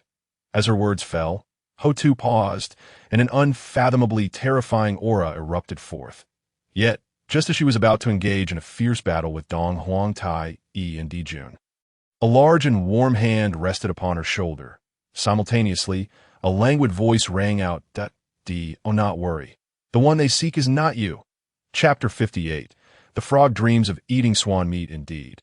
It was Xiao Feng who intervened to stop Ho Tu. He stood proudly in the void, calmly regarding Dong Huang Tai, and Di Jun. Ho Tu was momentarily taken aback, her expression revealing her confusion. The two kings of the demon race had emerged, yet their target was not her. Who could it be? Could it be Xiao Feng? Suddenly, Ho Tu recalled the incident in which Xiao Feng had slain Bai Zhe. Could it be that Dong Huang Tai Yi and Di Jun were aware of this and had come to exact revenge on Xiao Feng? With this thought, Ho Tu grew tense, declaring, "Unless you step over my dead body, do not lay a finger on Xiao Feng." At that moment, the gazes of the Eastern Emperor Tai Yi and his companion fell upon Xiao Feng, who stood behind Hudo. Instantly, their eyes narrowed, and a chilling glint radiated from their pupils. Particularly for Di Jun, he was astonished to discern that Xiao Feng's cultivation had already ascended to the early stage of the Deluo Golden Immortal realm. Not only that, but his physical prowess was also exceedingly formidable, surpassing even that of the great shaman of the Witch clan. Over the course of several millennia, this individual's cultivation had soared from the mid-stage of the Tai Golden Immortal realm to the current early level of the Deluo Golden Immortal, with his physical strength being enhanced countless times compared to before.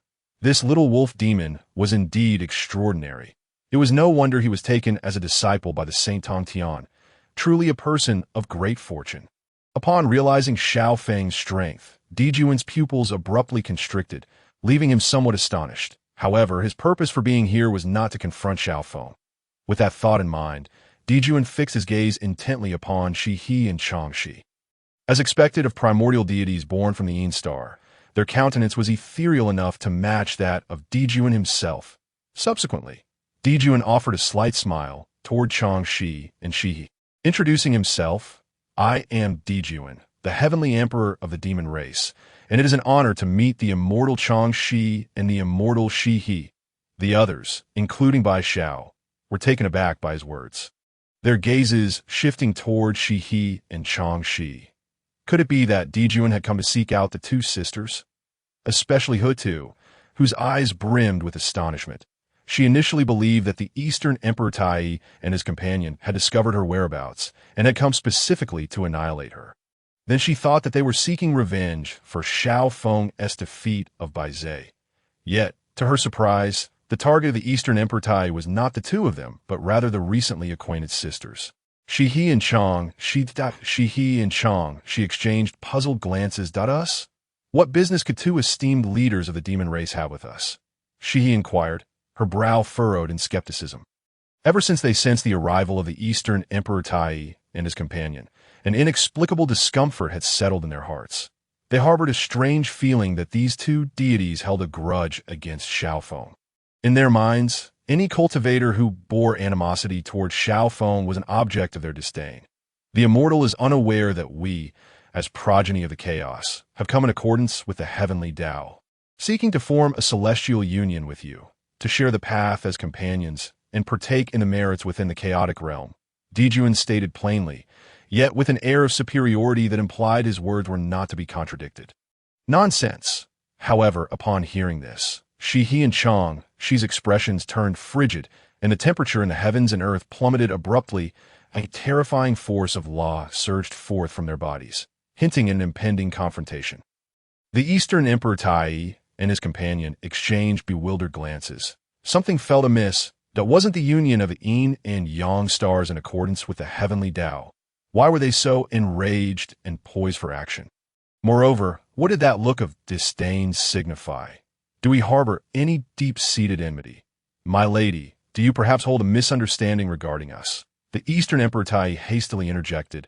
We are the sun and moon stars, born at the dawn of the primal chaos, destined to harmonize with the heavenly Tao and fulfill the union of yin and yang.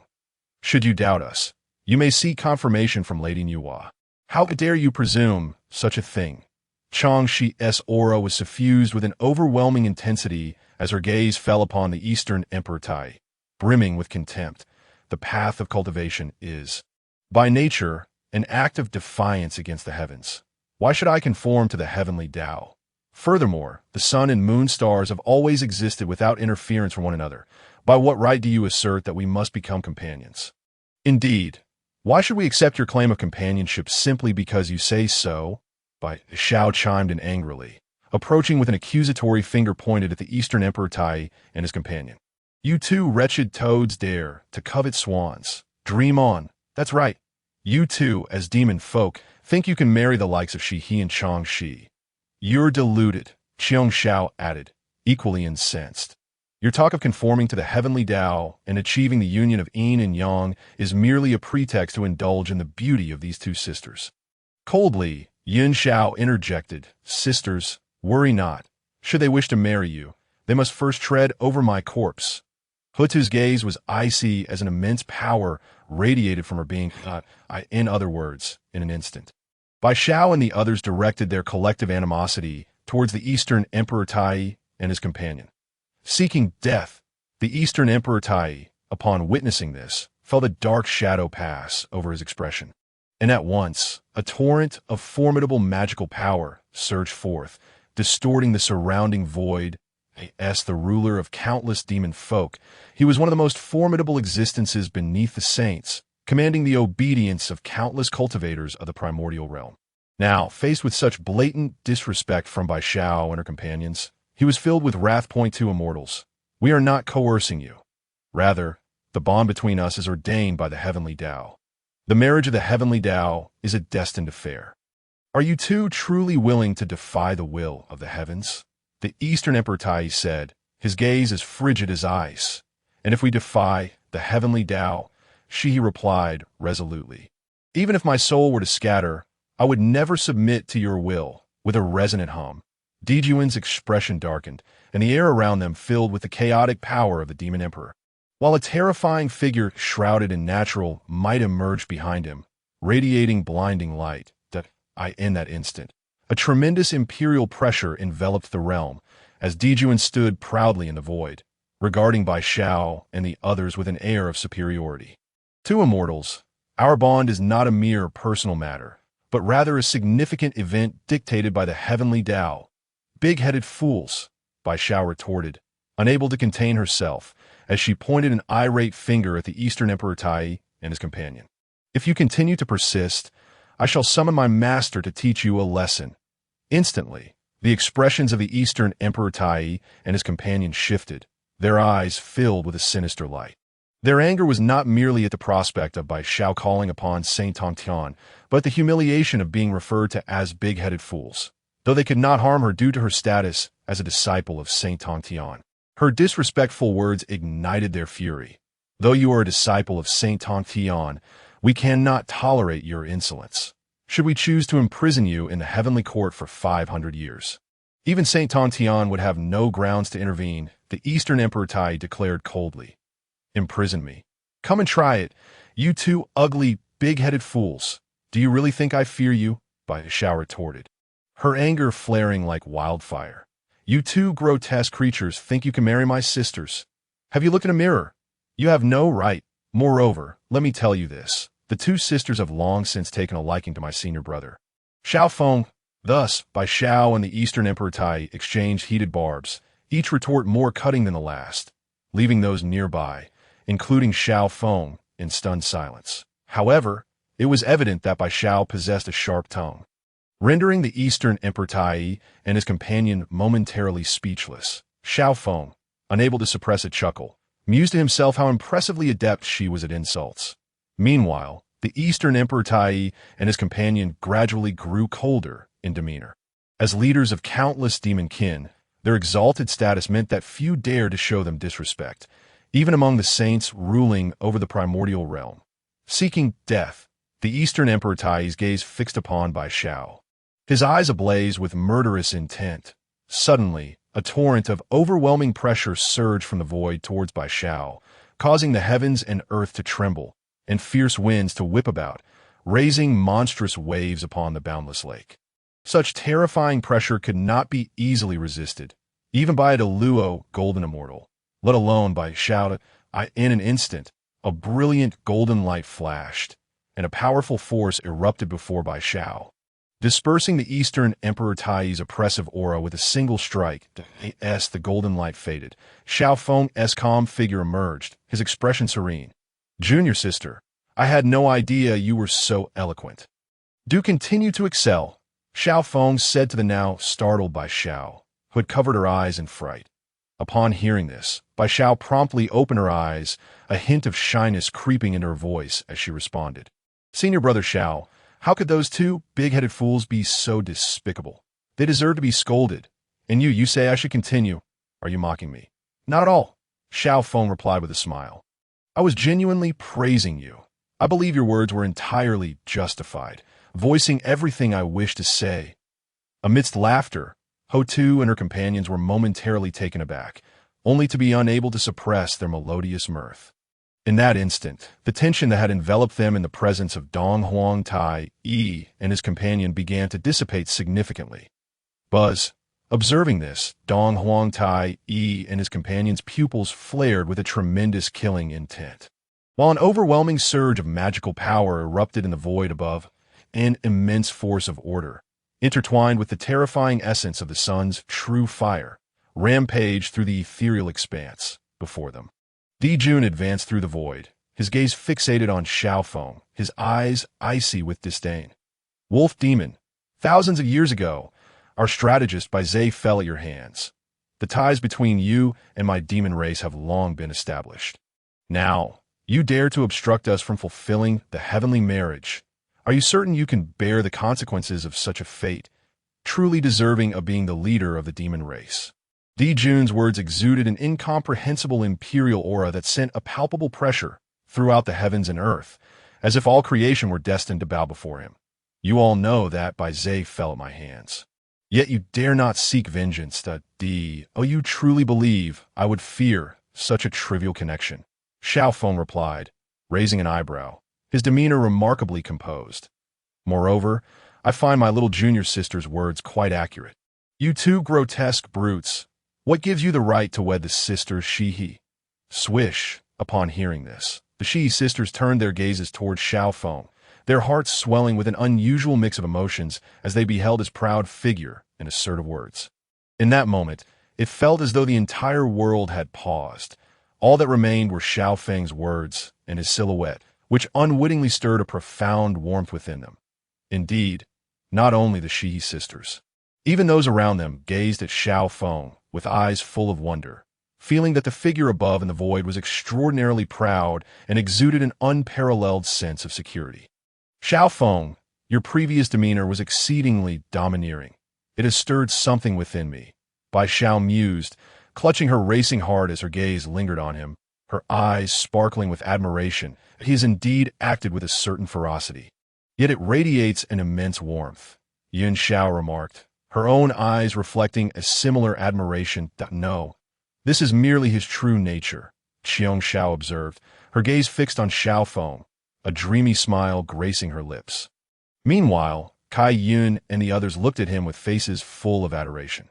Though Ho-Tu felt a hint of shock, her eyes narrowed as she approached Xiao Feng. After all, they were facing two unparalleled titans on the verge of attaining sagehood. She could not allow Xiao Feng to confront them alone, especially since he was a friend she cherished outside her own tribe. In stark contrast, Dong Huang Tai Yi and his companion wore expressions of extreme displeasure. Since their arrival, they had endured numerous insults from Xiao Feng and his group. Even though they were renowned for their composure, the blazing sun fire behind them began to flicker with agitation.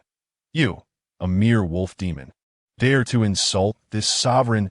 Even if a sage were here, I would ensure your imprisonment in the heavenly dungeons, allowing you to relish the torment of a millennium's tribulation. Dong Huang Taiyi's eyes blazed with fury, emanating a terrifying light from the chaos above. Upon hearing this, Xiao Feng's expression sharpened, and the aura surrounding him surged to its zenith. Boom! Suddenly, Dong Huang Tai Yi swept his sleeve, channeling a dreadful magical force into the chaos bell. Simultaneously, the bell erupted with a sound that reverberated throughout the primordial world, reminiscent of the celestial symphony at the dawn of creation. In an instant, the expanse was engulfed in thunder and lightning. Dark clouds swirling ominously above as even the most resilient earth fissured beneath the onslaught, swept away by a terrifying force of annihilation. Xiao Feng, swiftly take by Xiao and the others away. I shall hold them off, Ho Tu declared, her stance firm as a wave of immense power surged from her. In an instant, her figure swelled to that of an ancient divine mountain, and with a mighty sweep of her fist, she unleashed a force capable of shattering the very fabric of the void toward the chaos bell. At the same time, she seized a towering peak beside her, conjuring a tempestuous elemental power of earth to shield herself. Indeed, she was the mightiest among those beneath the sage realm, and each strike she delivered summoned cataclysmic force. Even if 3 ancestral witches stood here today, I would harbor no fear, let alone you. Mere Ho Tu, Dong Huang Tai, he retorted disdainfully. The chaos bell above him reverberated with destructive brilliance. It effortlessly dispersed Ho Tu's punch. Meanwhile, Di Jun's gaze remained coldly fixed on Xiao Feng. You, wolf demon, have shown such arrogance. Know this. Anyone who intertwines their fate with my heavenly court shall be imprisoned within its dungeons, for I embody the will of the primordial universe. The will of the primordial universe? Are you jesting? Xiao Feng scoffed, a hint of derision on his face. This man was growing increasingly arrogant. Was he not merely the ruler of the heavenly court? Even Hong Jun, the Ancient One, could not claim to represent the will of the primordial universe. Boom! The immense physical power surging within Ho Tu erupted forth as she channeled the elemental order of earth to clash violently with Dong Huang Taiyi's chaos bell. In that fleeting moment, the heavens dimmed as if the apocalypse had arrived. Countless lowly cultivators were obliterated by the residual waves of their confrontation. Even the once unyielding veins of the earth disintegrated into nothingness. Yet this was merely a fraction of their unleashed might. Should they unleash their full power, even the void itself would be consumed. Ho Tu, do not engage him. Come here, Xiao Feng called out, his brow furrowed as he observed the devastating energies at play. Buzz, upon hearing this, Ho Tu, having momentarily repelled Dong Huang Tai Yi with a punch, hurried to Xiao Feng's side, frowning as she implored, Xiao Feng, why do you not lead by Xiao and the others away? I shall hold them off. As she spoke, the elemental order of earth erupted from her, radiating a force capable of reshaping the world. Do you believe that with me here, they can escape? Suddenly, Dong Huang Taiyi's frigid voice resonated from the void. Boom! With his words, the chaos bell above him resounded once more, shaking the primordial universe and sealing off vast expanses of the earth in an instant. Even the abilities to traverse space or burrow underground became utterly ineffective. In essence, unless they could vanquish Dong Huang Tai Yi and seize the bell, there was no escaping this realm. Dashihi, you and your sister, born of the moon star, are destined to unite with us. Should you acquiesce, upon the completion of the heavenly marriage, we shall all revel in the supreme honors of this world. Of course, you may resist, but the outcome remains unchanged. I will first subdue Xiao Feng and subsequently bring you both back. Di Jun proclaimed, standing imperiously in the void, his voice echoing like ethereal edicts throughout the cosmos. The Shi sisters exchanged glances, revealing expressions of uncertainty. The current situation was indeed dire.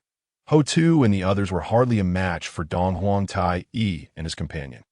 They could perish, but they refused to drag Ho Tu and the others down with them, especially not that individual. Even in the primordial universe, they wished for Xiao Feng to remain unscathed. Ha! With me here. Do you truly believe you can take them?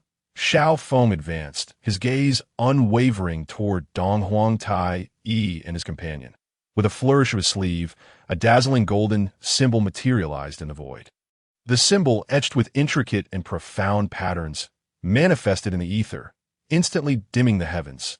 Terrifying storm clouds gathered above, unleashing an unfathomable force. What? Dong Huang Tai Yi and his companion's pupils contracted in shock. Despite being in the mid-stage of quasi-sainthood, they could still feel the overwhelming power emanating from the symbol. Cursed be it, the power within that symbol is too formidable. Even we cannot easily withstand it. Dong Huang Tai Yi's expression darkened. How infuriating. I never anticipated this beast would possess a quasi-saint symbol, undoubtedly bestowed by that old fogey, Tong Tian. Dijun's expression grew grave. Buzz! Suddenly, a smirk appeared at the corner of Xiao Feng's mouth. As the runes in the void erupted violently, above the emptiness, a terrifying force began to coalesce, seemingly capable of annihilating the heavens and erasing all existence. Amidst the overwhelming thunderclouds, purple lightning suddenly blossomed, only to mutate into golden lightning. Imbued with destructive power, in an instant, a violent force swept across the vast expanse of the universe. Bang! Bang! Bang! The magnificent stars in the void shattered like glass upon the completion of the golden lightning's manifestation. My heavens, he actually possesses quasi-holy runes. The nearby Ho Tu gasped in astonishment, her pupils contracting sharply, a look of shock evident in her eyes. Many millennia prior, she had witnessed Xiao Feng wielding quasi-holy runes, effortlessly obliterating by Zhe, from which even the primordial spirit could not escape. The terrifying power contained within those runes was something she, even at the quasi-holy level, felt powerless to withstand. As by Xiao and the others beheld the runes flashing with dreadful power in the void. Their eyes were filled with astonishment, particularly evident among the trio of Bai Xiao. What manner of treasure are these runes, to harbor such abominable power? Bai Xiao blinked in shock. Could it be that such formidable runes were bestowed upon him by our master? Yin Xiao whispered softly, I think that's unlikely.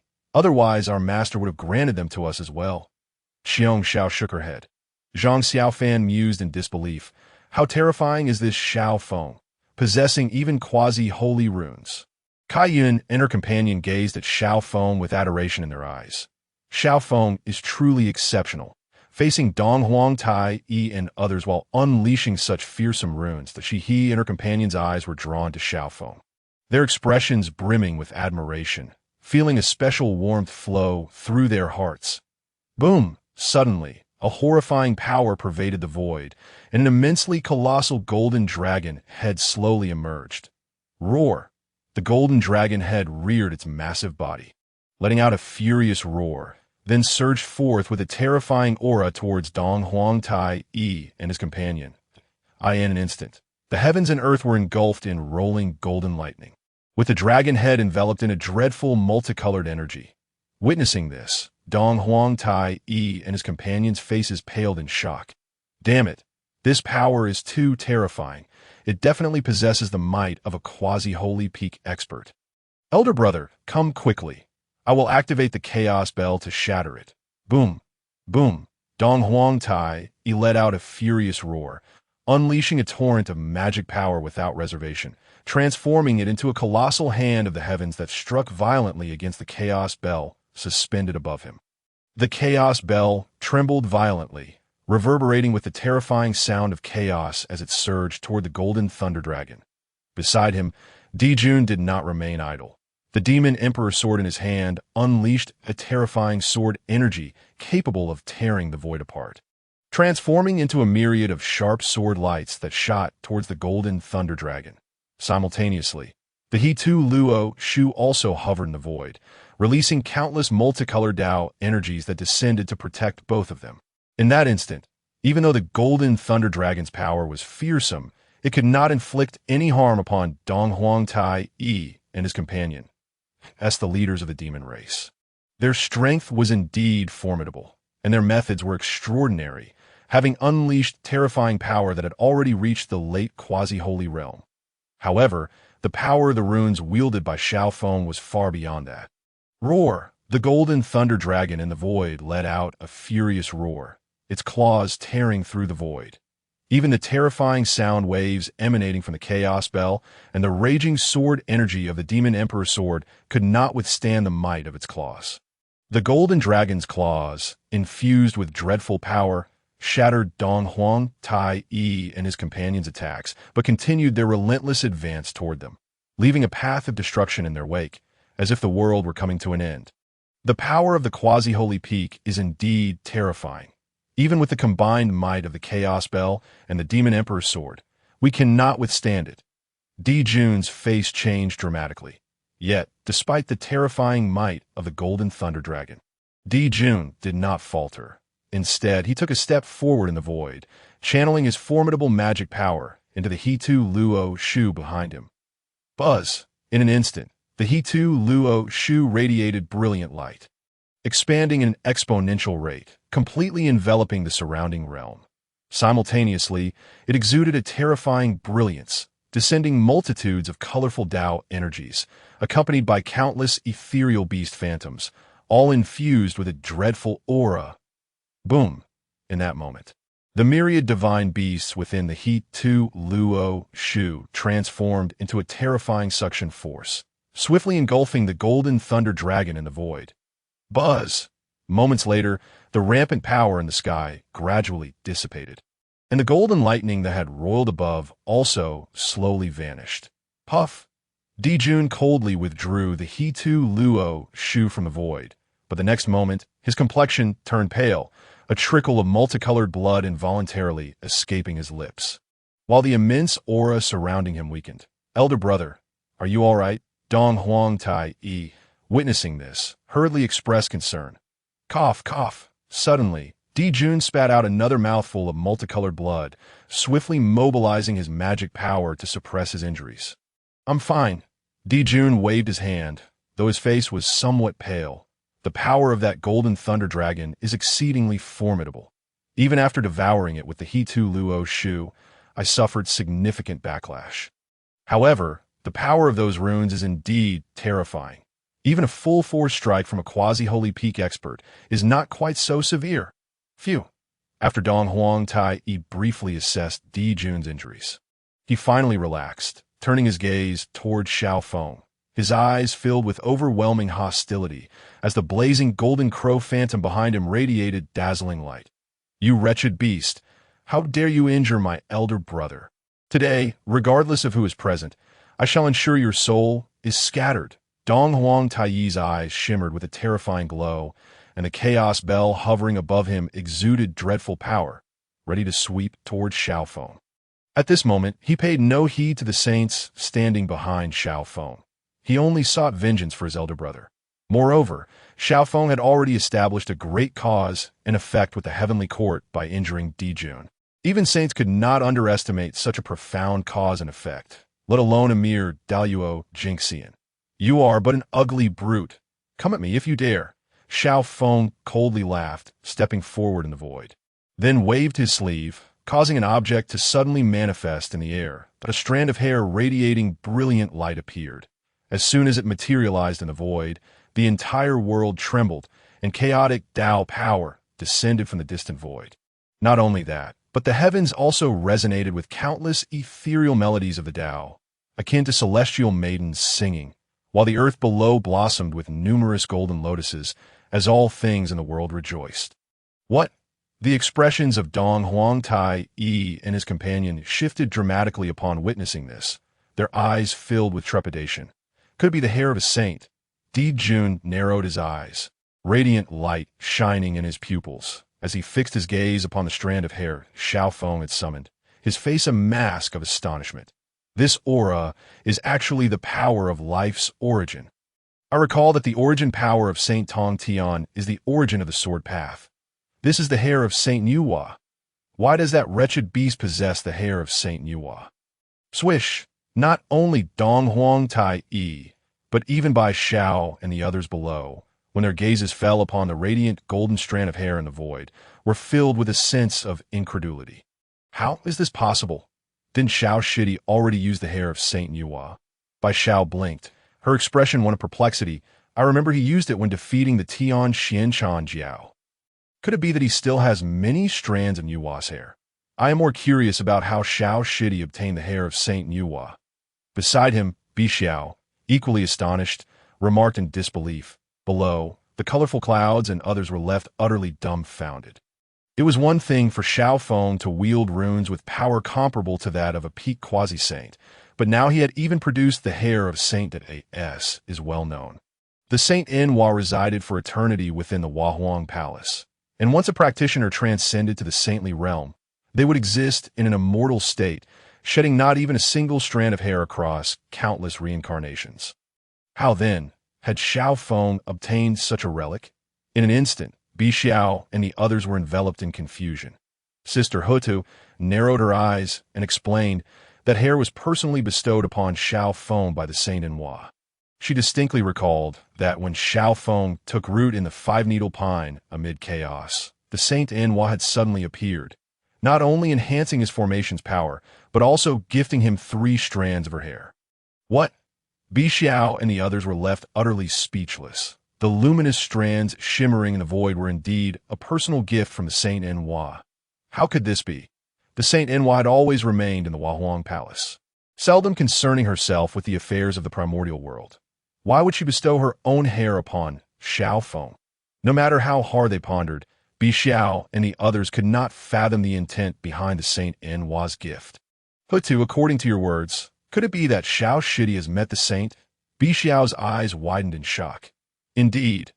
Hutu nodded, smiling as she continued. Not only that, but the Saint Enwa treated Xiao Feng with great kindness, engaging him in conversation and even gifting him her hair. I was equally astonished at the time. Gasp. Upon hearing this, Bi Xiao and the others felt their pupils constrict in disbelief that a Deluo golden immortal had conversed with a being of saintly stature. This was simply unfathomable. It was well known that in the primordial world, Hongjun Laozi was the first to transcend to the saintly realm, while the Saint Enwa was the second, though the Saint Enwa had attained her status through virtue. Her power, while not on par with the likes of the 3 pure ones, remained an immensely sacred existence among countless primordial practitioners. Xiao Shidi is truly remarkable, able to connect with the Saint Enwa. Bi Xiao blinked in astonishment. Indeed, not only has he rapidly advanced in cultivation, but his actions are also shrouded in mystery. Yin Xiao couldn't help but exclaim. His allure is perpetually captivating. Xiong Xiao gazed fixedly at Xiao Feng in the void, warmth flooding her heart. Not only Bi Xiao and the others were astonished by the radiant strands of hair shimmering in the void. Even Dong Wang Tai and his companion wore grim expressions.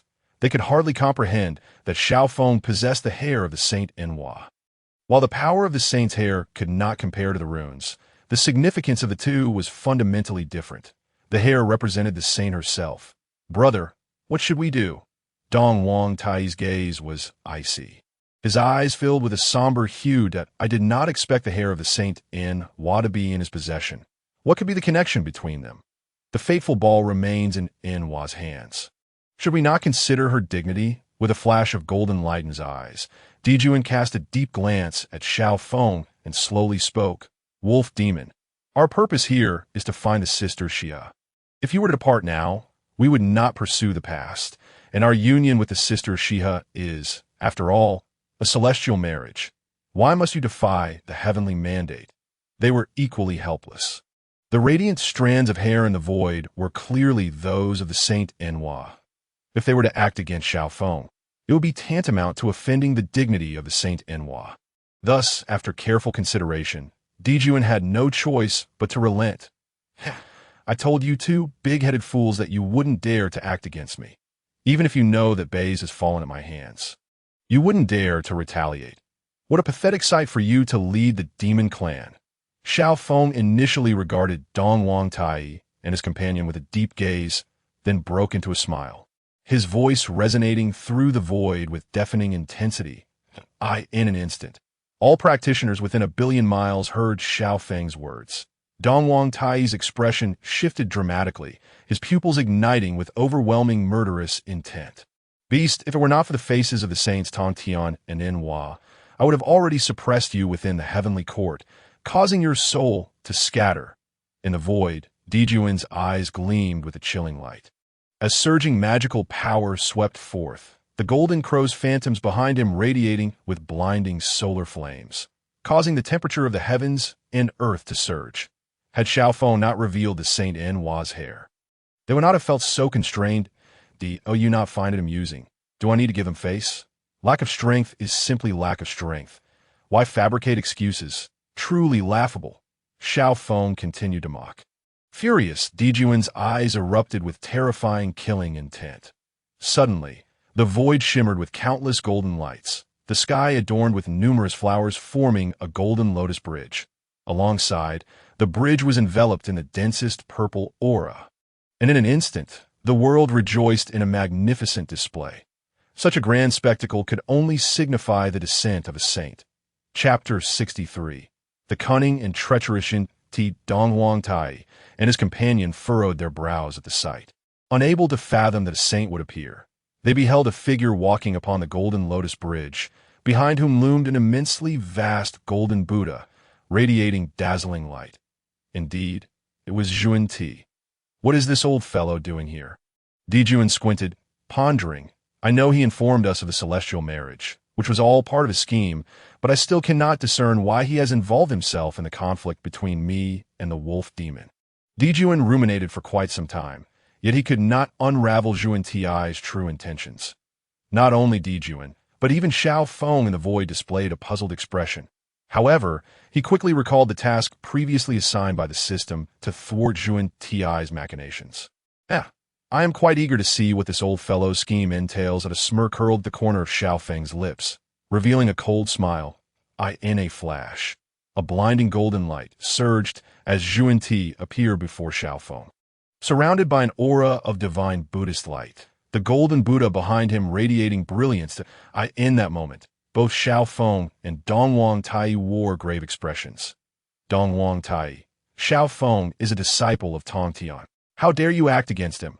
Zhuan Ti's eyes sparkled with golden light as he questioned Dong Wang Tai. Seeing this, Dong Wang Tai's brows furrowed. It seemed that Zhuan Ti was aligned with Xiao Feng.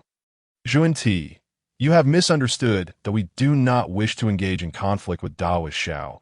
We have merely come to escort the sister Xia back to the Huawang Palace. However, Daoist Xiao has maliciously obstructed us, and thus we were compelled to clash with him, Dijuan explained, though he could not discern Zhuan Ti's intentions. Xia? Zhuan Ti's expression turned inquisitive as he calculated briefly. Moments later, his eyes shone with brilliant gold as he realized. I did not expect that you share a heavenly destiny. You must fulfill the heavenly marriage. Xiao Shidi, if they possess a fateful bond, then it would be wrong of you to obstruct them. While Xiao Feng could not comprehend Zhuan Ti's motives, he coldly retorted, the heavenly marriage has nothing to do with me. I am well aware that they seek to annihilate me through grand means. Buffed, Dong Wang Tai and his companion nearly spat blood upon hearing this. What nonsense! When did I ever intend to annihilate you? Brother, from beginning to end, it was you who obstructed us. Not only did you insult us, but you also unleashed runes of quasi-saint peak power, nearly shattering my primordial spirit. Furthermore, you even revealed the Saint Hua's hair. Not only that, but you shouted so loudly in the void that practitioners across billions of miles are now aware of it. Where shall we put our faces? Xiao Feng, you are simply spouting absurdities. Upon hearing this, Dong Wang Tai unleashed the overwhelming magical power surrounding him, the terrifying solar flames igniting the very void. Look at how fierce he is. Is this not an attempt to annihilate me through grand means? Upon witnessing the scene, Xiao Feng feigned a profound sense of grievance as he spoke.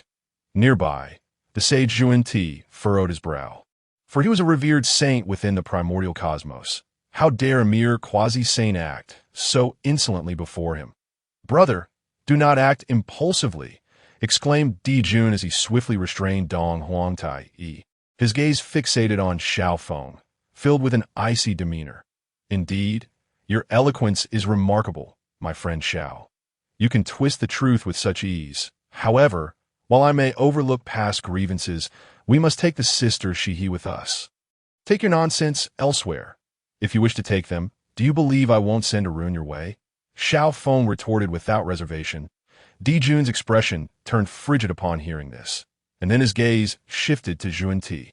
"Xuanti, I trust you understand that we did not seek conflict with Xiao Feng. It was he who obstructed our efforts to escort the sisters Shihi away. Had it not been for that, why would we engage in battle with him?" Yet he did not anticipate Xuanti's smile, which carried an air of mockery. "Do you comprehend what constitutes a heavenly marriage? The Saint Nuwa possesses a red embroidered ball, and only the first couple to obtain it from her can be deemed to have a heavenly marriage.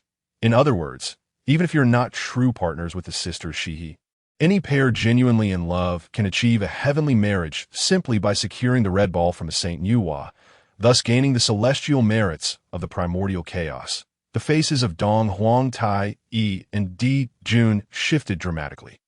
"This old fool dares to deceive us." Di Jun's eyes narrowed in fury as he finally grasped why Xuanti had traveled such distances to remind him of the heavenly connection with the sister Shihi. Yet he remained puzzled about Xuanti's true intentions. "That damned old man!" exclaimed Dong Huangtai, his pupils shimmering with divine light, ready to confront Xuanti, but Di Jun immediately restrained him. "Xuanti's words serve as a wake-up call for me.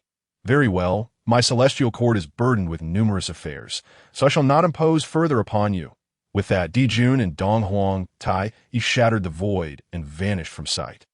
Despite their leadership over countless demon clans and the glory that came with it, today's events had stripped them of all dignity.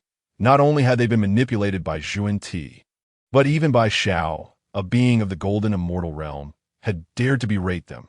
Moreover, Xiao Feng's humiliation had echoed through the ears of numerous cultivators, and they had also been injured by his runes.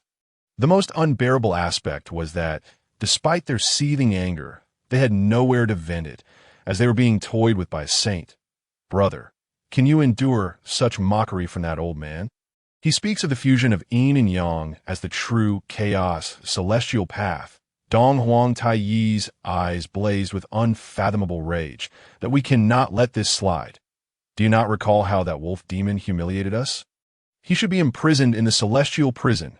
Di Jun's eyes turned frosty at this remark, and he replied impassively, "Rest assured, I will deal with that wolf demon appropriately."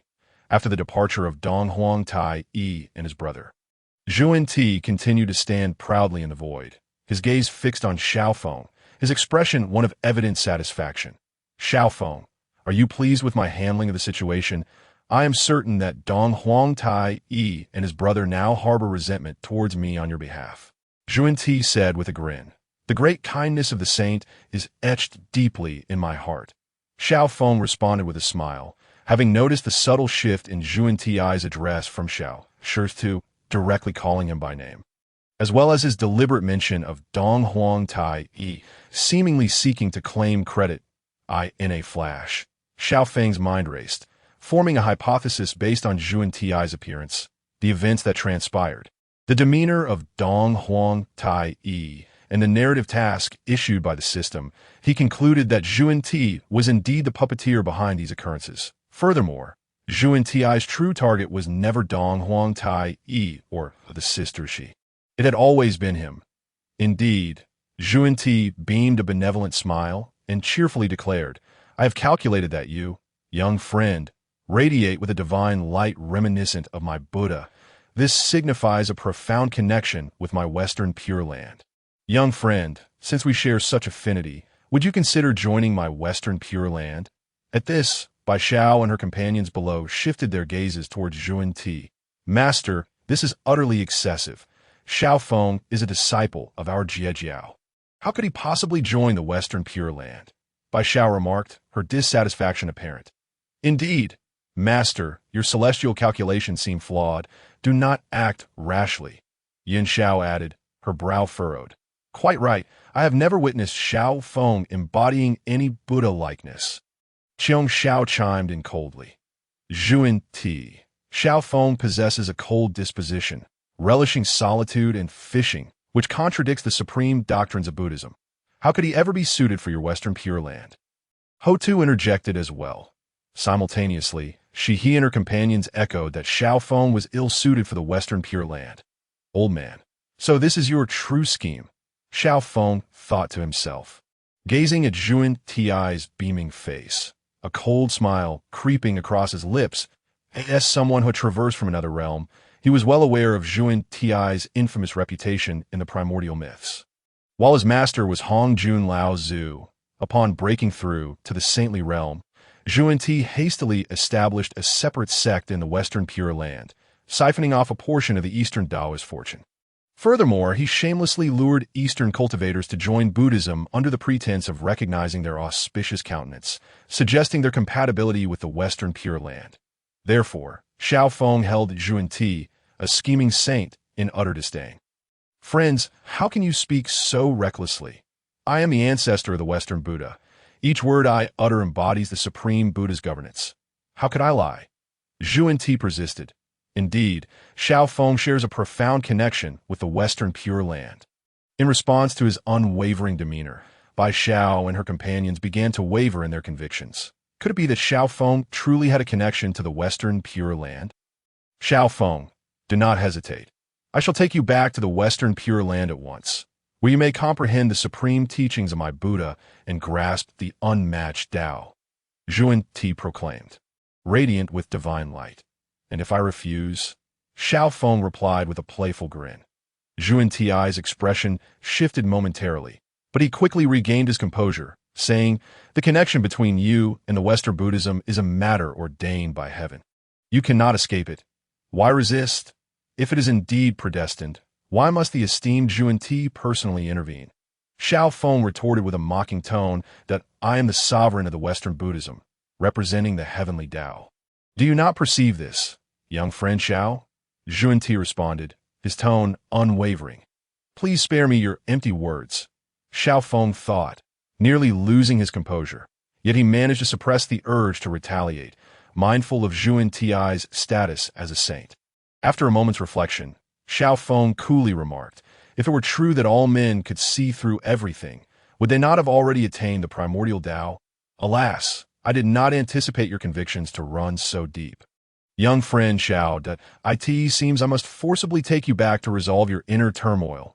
Zhuan Ti intoned, his voice resonating with authority. Zhuan Ti appeared to let out a resigned sigh before sweeping his sleeve in a grand gesture.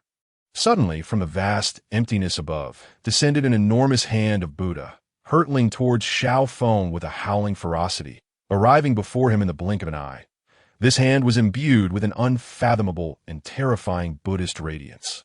Although Xiao Feng's physical strength had nearly approached that of a quasi-saint, he was still unable to withstand this colossal hand. Witnessing this, Xiao Feng's expression altered dramatically. He had long known that Zhuan Ti was a shameless sage. Yet he never anticipated that this individual would stoop to such depths. This old man, unable to persuade him, sought to forcibly seize him instead. What difference is there between this sage and a petty villain? In a fit of rage, Xiao Feng directed a scathing rebuke at Zhuan Ti. Buzz! In an instant, Xiao Feng halted, unleashing the terrifying power contained within his body, akin to an ancient ferocious beast. His fingers coalesced into a fist. Radiant golden light emanating from his knuckles, exuding a dreadful force as he struck fiercely at the golden hand of Buddha in the void above. Buzz! Suddenly, a colossal black hole materialized in the void, swiftly engulfing the golden hand, even swallowing the terrifying force of Xiao Feng's full strike. Swish! Simultaneously, countless rays of dawn burst forth from the heavens, showering the scene with dazzling golden light, as all things in the myriad realms erupted in joyous celebration. Amidst this, numerous auspicious divine beasts manifested among the vast stars, while the earth glimmered with resplendent golden lotuses. Junior brother, what do you intend to do? A voice of immense magnitude resonated from the void, as melodious as the ethereal sounds from the heavens. Under the gaze of all, A bridge of colorful light appeared in the void, upon which stood a woman enveloped in a profound aura of chaotic Tao. Stepping gracefully upon clouds as she approached, clad in white, her every smile and frown dimmed even the brightest stars of the primordial world. Though separated by countless miles, she reached Xiao Feng in an instant. As Zhuan Ti's gaze fell upon her, his expression shifted, and he inwardly mused, I had completely sealed off this realm and obscured all heavenly secrets before coming here. How could she possibly know? Zhuan Ti, it seems you're not aware of your senior sister's arrival. What counsel do you seek? Zhuan Ti maintained a facade of joviality. Indeed, the figure who had traversed billions of miles through the void to stand before Xiao Feng was none other than Nuwa, the singular female sage of the primordial world. The terrifying black hole in the void was a manifestation of Nuwa's power. Must I have some instruction before I can come here? Besides, I have a decent rapport with Xiao Feng. Is it not permissible for me to visit? Nuwa smiled, her every gesture revealing unparalleled grace. However, I am quite curious. As far as I know, junior brother has no connection with Xiao Feng. Why then does he appear here? I was merely bored, and upon divining at the Western Paradise, I saw that Xiao Feng was in danger, so I came to rescue him. Zhuan Ti chuckled awkwardly. Oh, if I am not mistaken, it seemed that you intended to confront Xiao Feng, did you not? Do you wish to bring him to the Western Paradise? Nuwa observed Zhuan Ti with a knowing smile. Indeed, suddenly, a melodious voice chimed in from short distance. Beside the lake, Bai Xiao glared at Zhuan Ti fiercely before flying to Nuwa. Reporting, Your Majesty, Zhuan Ti indeed intended to capture Xiao Feng and bring him to the Western Paradise. My sister speaks truthfully. Uncle Zhuan Ti explicitly stated that Xiao Feng has a profound connection with the Western Buddhist sect and sought his conversion. Yun Xiao added loudly. How could he, as a sage, engage in such shameless deeds? Xiong Zhao's gaze was equally frigid as she regarded Zhuan Ti. We too can testify on behalf of Xiao Feng, Xia and others declared, having witnessed Zhuan Ti's attempt to seize Xiao Feng. They were filled with indignation, yet felt powerless against the sage's might. Now that Nuwa had appeared, they naturally stood to testify against Zhuan Ti.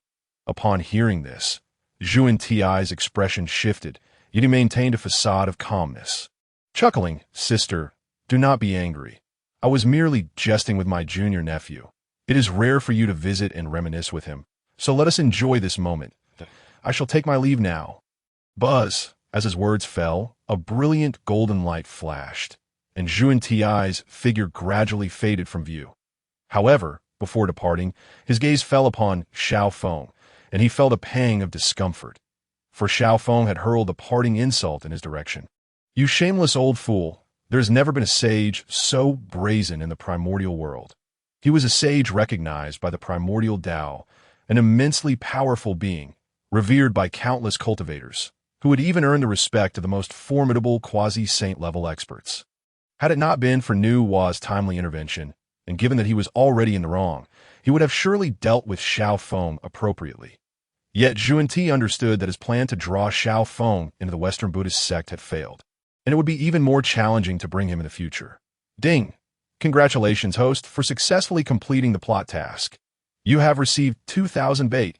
No sooner had Zhuan Ti departed than the voice of the system echoed in Xiao Feng's mind.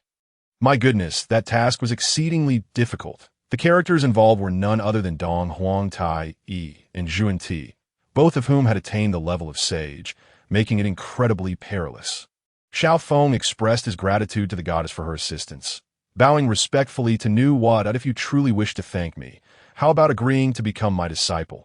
Nuwa smiled warmly at Xiao Feng. Xiao Feng, am I truly so captivating? Not only does Zhuan Ti wish to take me as a disciple, but even Nuwa seeks to claim me as her own. Is this really necessary? Nuwa, what brings you here? Suddenly, Bai Xiao blinked, her face brimming with curiosity as she gazed at Nuwa. I believe it is related to the strands of hair I bestowed upon Xiao Feng. Hutu speculated. Indeed, Nuwa nodded with a smile. The 3 strands of hair contain spatial divine powers. If Xiao Feng activates their strength, I would be able to sense him even across millions of miles, regardless of how the sage might seal the heavens. Moreover, This little wolf demon should be aware of this matter. Swish, as her words concluded, Bai Xiao and the others turned their gazes toward Xiao Feng, who smiled and nodded in acknowledgement. Indeed, Xiao Feng had always known that if he utilized the strands of hair from Nu Hua, it would undoubtedly draw her attention. Thus, when facing Dong Huang Tai, after the quasi-saint runes were expended, he unhesitatingly summoned Nu Hua's hair. However, he could not ascertain whether Nu Hua would intervene on his behalf. What he did not expect was that even before Nu Hua arrived, Zhuan Ti had come first. Fortunately, although the process was fraught with danger, the outcome proved satisfactory. Your Majesty, why are you so kind to junior brother Xiao? Bai Xiao inquired, her expression tinged with envy. Quite normal. Indeed that I wish to take Xiao Feng as my disciple. Nu Hua chuckled, then turned her attention to Bai Xiao. Little girl, since you're Xiao Feng's senior sister, how about you return and inform your master to give this disciple to me? That simply cannot do. Bai Xiao hastily waved her hands in denial. Why not? In terms of cultivation and background, I am on par with brother Tong Tian. Moreover, if I were to take him as my disciple, he would be my sole apprentice, and I would treat him exceptionally well. Nu Hua continued with a smile. Hearing this, Bai Xiao revealed a hesitant expression.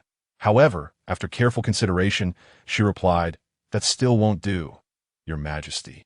You have no idea how lazy junior brother Xiao is. He only enjoys fishing. If you take him as your disciple, you will surely find it exasperating. Giggle. Nu Hua couldn't help but laugh, her laughter ringing melodiously. This is ultimately not the place for idle chatter. Follow me.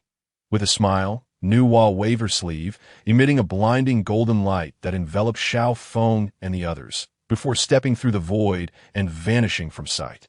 Nu Hua, the Empress of Heaven. This realm is a primordial world, forged by the divine sage Inhua and the power of the chaotic Tao, deeply nestled within the heart of chaos. That it also serves as her sacred domain. In this world, numerous mountains soar into the heavens, their peaks winding and undulating, resembling the ancient form of a celestial dragon from above. A rich and potent essence of primordial energy envelopes the summits. And amidst the white mist, divine beasts occasionally soar, while ethereal cranes frolic by the lakeside. Simultaneously, countless majestic mountains, grand rivers, and paradisiacal realms are scattered throughout the expanse. I could see this moment. The sage Inhua has brought Xiao Feng and others to the edge of a vast ocean, where gentle breezes caress the surface, stirring mighty waves. Indeed, Inhua's purpose for bringing them here is not only to evade any trouble from the likes of Zhuan Ti, but also to allow Bai Xiao and the others to explore the wonders of the Heavenly Empress. After all, the realm of the Empress is an enigmatic sanctuary within the primordial world, a place they have long wished to visit but lacked the means to enter, as well as the permission of the sage Inhua. Giggling, how can you splash water on me, second sister? That is utterly outrageous. I must retaliate. Hey, what is the matter? Little sister, didn't you agree to splash second sister? Why did you splash me instead? Are you very angry? Come chase me. Sister Ho too. You should come and play with us too. Eshem. Amidst this, Bai Xiao and her companions are joyfully playing by the seaside, while Xiao Feng reclines on a massive rock. Resuming his fishing endeavors, meanwhile, the sage Inhua sits gracefully in the void, her form radiating a resplendent divine light, akin to a lotus blooming in a serene pond. Suddenly, Xiao Feng's fishing line begins to tremble, prompting him to smirk and swiftly pull up his rod. Concurrently, the system's voice resonates. Ding! Congratulations, host, for acquiring 3 fragments of the Law of Power. Who would have thought my luck would be so splendid? Catching fragments of the Law of Power once again. Observing this, Xiao Feng cannot help but smile. The sage Inhua, perched above in the void, notices the shift in his expression, her eyes filled with the power of the chaotic Tao. Yet a look of curiosity emerges. Little wolf demon, your hook is devoid of any fish. Why then do you wear such a joyful expression? Inhua inquires, perplexed. I wonder if the Empress has heard of a certain fishing poem? Xiao Feng grins, casting his line back into the ocean and addressing the sage Inhua with a cheerful demeanor. I humbly seek your guidance. Upon hearing this, Inhua's eyes reveal a glimmer of interest. Fishing is akin to the pursuit of threads. Learning, much like a child, is rooted in practice and knowledge. Choose virtue and remain steadfast. Sincerity must not deceive oneself. Engage widely, yet remain true to oneself until the end is reached. Our ancestors were no different. How could I dare to fall short? Yet, I fear the chill may come, so I must maintain my composure. With that, Xiao Feng skillfully recites a fishing poem from before his journey through time. His tone imbued with a sense of languor and freedom, evoking the notion that the setting sun does not signal the end of day, but rather the dawn of a romantic night. Initially, the sage Enwa pays little heed, yet as he concludes, her expression shifts to one of astonishment. This poem is indeed quite well crafted. Fishing is as much about the pursuit as it is about the threads. I never imagined one so young could possess such depth of thought, leaving me feeling humbled. It's rather ordinary. In truth, the essence of fishing lies not in the catch, but in refining one's character. Xiao Feng chuckles, feigning the demeanor of a recluse. Truly, you are a disciple favored by the esteemed Tong Tian. You are indeed extraordinary. The sage Enwa nods with a smile, then earnestly remarks, "Is this why you dedicate yourself to fishing rather than cultivation?" There is ample time for cultivation, yet fishing is dictated by fate. Xiao Feng speaks with mock seriousness. How could I possibly engage in cultivation? With the aid of this automatic fishing device, is there any need for that? Besides, through fishing, I not only obtain fragments of the law, but my cultivation also remains on par, and I acquire countless treasures and divine abilities. Why would I need to cultivate? However, Xiao Feng is unwilling to share these secrets with the sage Enwa. Giggling, it seems Bai Xiao was entirely correct. You are indeed quite lazy. Enwa chuckles, her smile warm that I believe the Empress may not fully grasp this. One cannot engage solely in cultivation, that IT can be rather monotonous. One must balance work and leisure to truly refine one's spirit. Only then can breakthroughs be made without hindrance. Despite Enwa being a sage, Xiao Feng manages to earnestly spin his tail, justifying his idleness as a balance of effort and relaxation. Enwa's smile grows even brighter, but just as she prepares to continue their conversation, tap tap, not far off Bai Xiao, dressed in a flowing blue gown and barefoot, frolics across the sandy beach, calling out to the sage Enwa in the void. "Empress, would you like to join us? We can have so much fun together." "Play," Enwa muses, her gaze falling upon Bai Xiao and the others, her eyes shimmering with a longing for the joy of youth. Yet, after a moment's contemplation, she slightly shakes her head. After all, she is a sage recognized by the primordial Tao. How could she indulge in such childish play? "I shall refrain from playing. You all enjoy yourselves." In truth, the path of cultivation emphasizes freedom and spontaneity. An excessive focus on the process may adversely affect the outcome. Suddenly, Xiao Feng, still reclining on the rock, murmurs to himself. Upon hearing this, Enwa's expression shifts dramatically. Indeed, since her emergence in the primordial realm, she has been engrossed in solitary cultivation. Though the results have been commendable, becoming the second sage of the primordial world, an eternal existence, it begs the question, why not embrace her true desires and relish the rare gift of freedom? Buzz! In an instant, a radiant divine light erupts from Enwa, her aura intensifying, becoming more formidable than before. What on earth is happening? Xiao Feng exclaims, startled, his fishing line slipping from his grasp as he hurriedly reels in his rod, fixing his gaze upon the sage Enwa. Before him, Enwa becomes enveloped in a brilliant divine light, her presence merging seamlessly with the cosmos, her form growing increasingly ethereal as the power of the primordial Tao surges forth. Could it be that the sage Enwa is on the verge of a breakthrough? Buzz! Suddenly, a profound sound reverberates through the void, and from the nebulous stars above, a cascade of vibrant colors descends, coalescing into a golden lotus. Enwa sits gracefully at its center, her aura steadily climbing. Swish! Observing this, Bai Xiao and the others halt their activities, their attention riveted upon the sage Enwa. The resplendent Enwa, surrounded by divine radiance, emits an abundance of life energy, causing tender shoots to sprout from the sandy beach, rapidly growing into towering trees. This is the path of Enwa, the way of life, radiating vitality. What is happening? Ho-Tu and the others gaze in astonishment at the transformation around them. Not only the beach, but even the stones and cliffs are adorned with blooming flora, exuding an aura of life. This is truly miraculous. Chong, she exclaims, her eyes wide with wonder. Indeed, to see flowers and plants flourishing even on the cliffs is utterly inconceivable. Yun Xiao adds, equally astounded. Have you noticed? The aura emanating from the sage, In-Hua, seems to have grown even more potent, and her harmony with the universe appears to be more complete.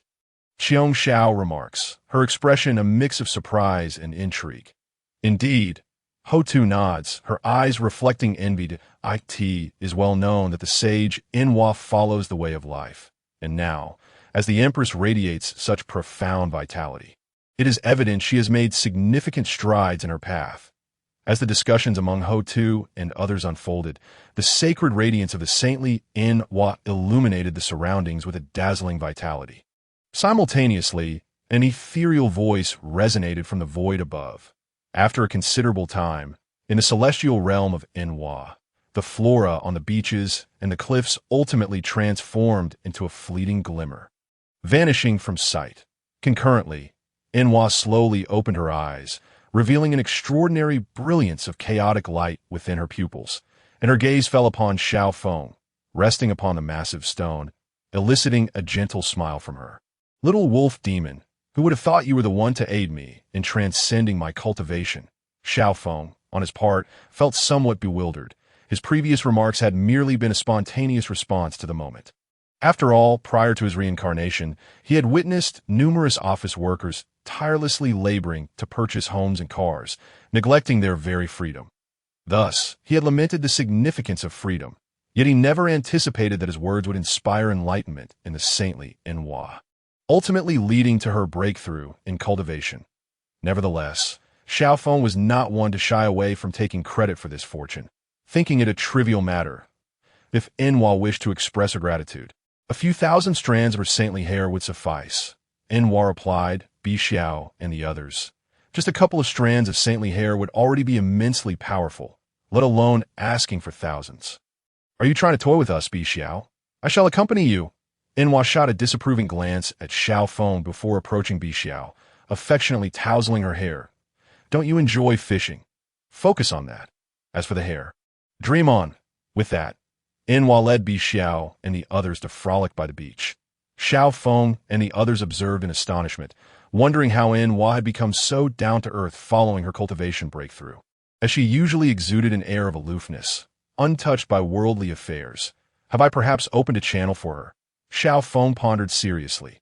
Even though In-Hua had not granted him any hair, he felt no disappointment, for she had already rendered him considerable assistance. Moreover, while she may not have openly bestowed upon him her hair, the favor of her cultivation breakthrough would surely be remembered.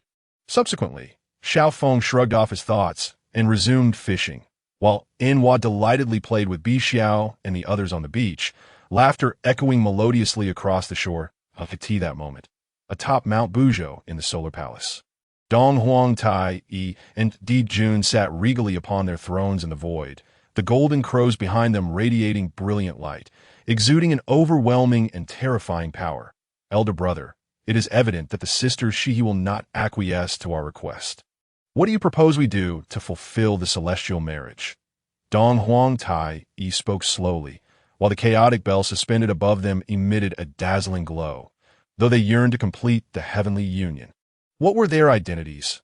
They were the supreme leaders of countless demon clans. To become their partners, one must be a cultivator of equal standing. Otherwise, the dignity of the heavenly court would be utterly forsaken. Di Jun narrowed his eyes, a bright gleam igniting within his pupils as he contemplated. Prince Ao Qin, as the Dragon King of the South Sea, possesses two commendable daughters, reportedly named Ao Xia and Ao Dong. The names of the two daughters together evoke the beauty of winter and summer. Furthermore, the dragon clans across the four seas consider themselves one family, boasting considerable strength as an ancient race. Although their power has diminished somewhat due to the Dragon Han War, they remain formidable. Thus, his daughters appeared to be an excellent choice. Dong Huang Tai nodded in agreement. You speak wisely, elder brother. Shall we proceed to the South Sea to propose? However, we must prepare some treasures. We cannot go empty-handed, Dijun added with a smile. Days later, Dong Huang Tai Yi and Dijun, accompanied by numerous generals of the Heavenly Court, flew toward the Dragon Palace of the South Sea. Upon hearing their approach, the South Sea Dragon King was taken aback, unable to fathom that the two leaders of the demon clan would arrive at the South Sea. In his astonishment, he hastily summoned the other 3 Sea Dragon Kings. Fearing that Dong Huang Tai Yi and Di Jun might pose a threat to their clan, should the demon clan decide to attack, the current strength of the dragon clan would be insufficient to withstand such an assault.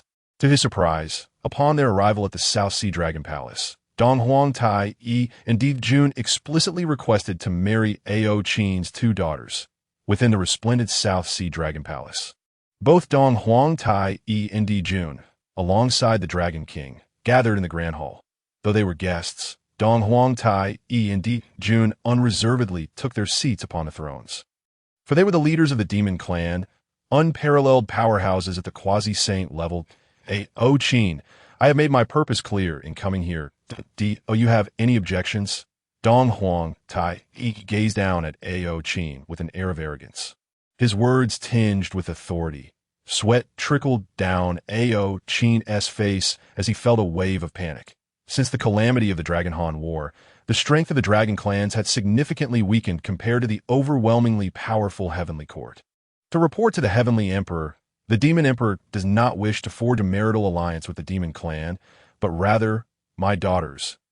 Ao Qin's face betrayed his dilemma, hinting at some hidden circumstances. Speak freely. I shall not blame you. Dijun's eyes sparkled with divine light, his imperial aura surging forth. Upon hearing this, Ao Qin's hesitation deepened. However, upon catching a glimpse of the displeasure on Dijun and Dong Huang Tai Yi's faces, he felt a shiver run down his spine. With a clenched jaw, he turned to the Turtle Prime Minister beside him and commanded, Prime Minister, quickly summon the princesses. At once, before long, the 2 princesses arrived in the Grand Hall, guided by the Turtle Prime Minister. Yet, when Dong Huang Tai Yi and Di Jun set their eyes upon the 2 princesses, their expressions soured, and a chill crept into their gazes, though the princesses possessed alluring figures. 2 conspicuous antennae protruded from their foreheads, and their delicate faces were marred by scales. Moreover, their skin was an unsettling shade of dark, making their otherwise acceptable figures seem grotesque. The most alarming aspect was their terrifying grins, which revealed jagged teeth, rendering them exceedingly unattractive. How dare you attempt to deceive me? Dong Huang Tai Yi's eyes turned icy, his gaze filled with murderous intent directed at Ao Qin. Buzz, at that moment. The golden crow's apparition behind Dong Huang Tai Yi erupted with radiant solar flames, causing the temperature within the Dragon Palace to soar dramatically. Forgive me, Demon Emperor, forgive me! Ao Qin exclaimed in a panic. How could I possibly deceive the 2 esteemed lords? They are indeed the princesses of the South Sea. Ao Qin, you must know the consequences of deceiving me. Dong Huang Tai Yi glared at him, his eyes ablaze with fury. Demon Emperor, allow me to explain.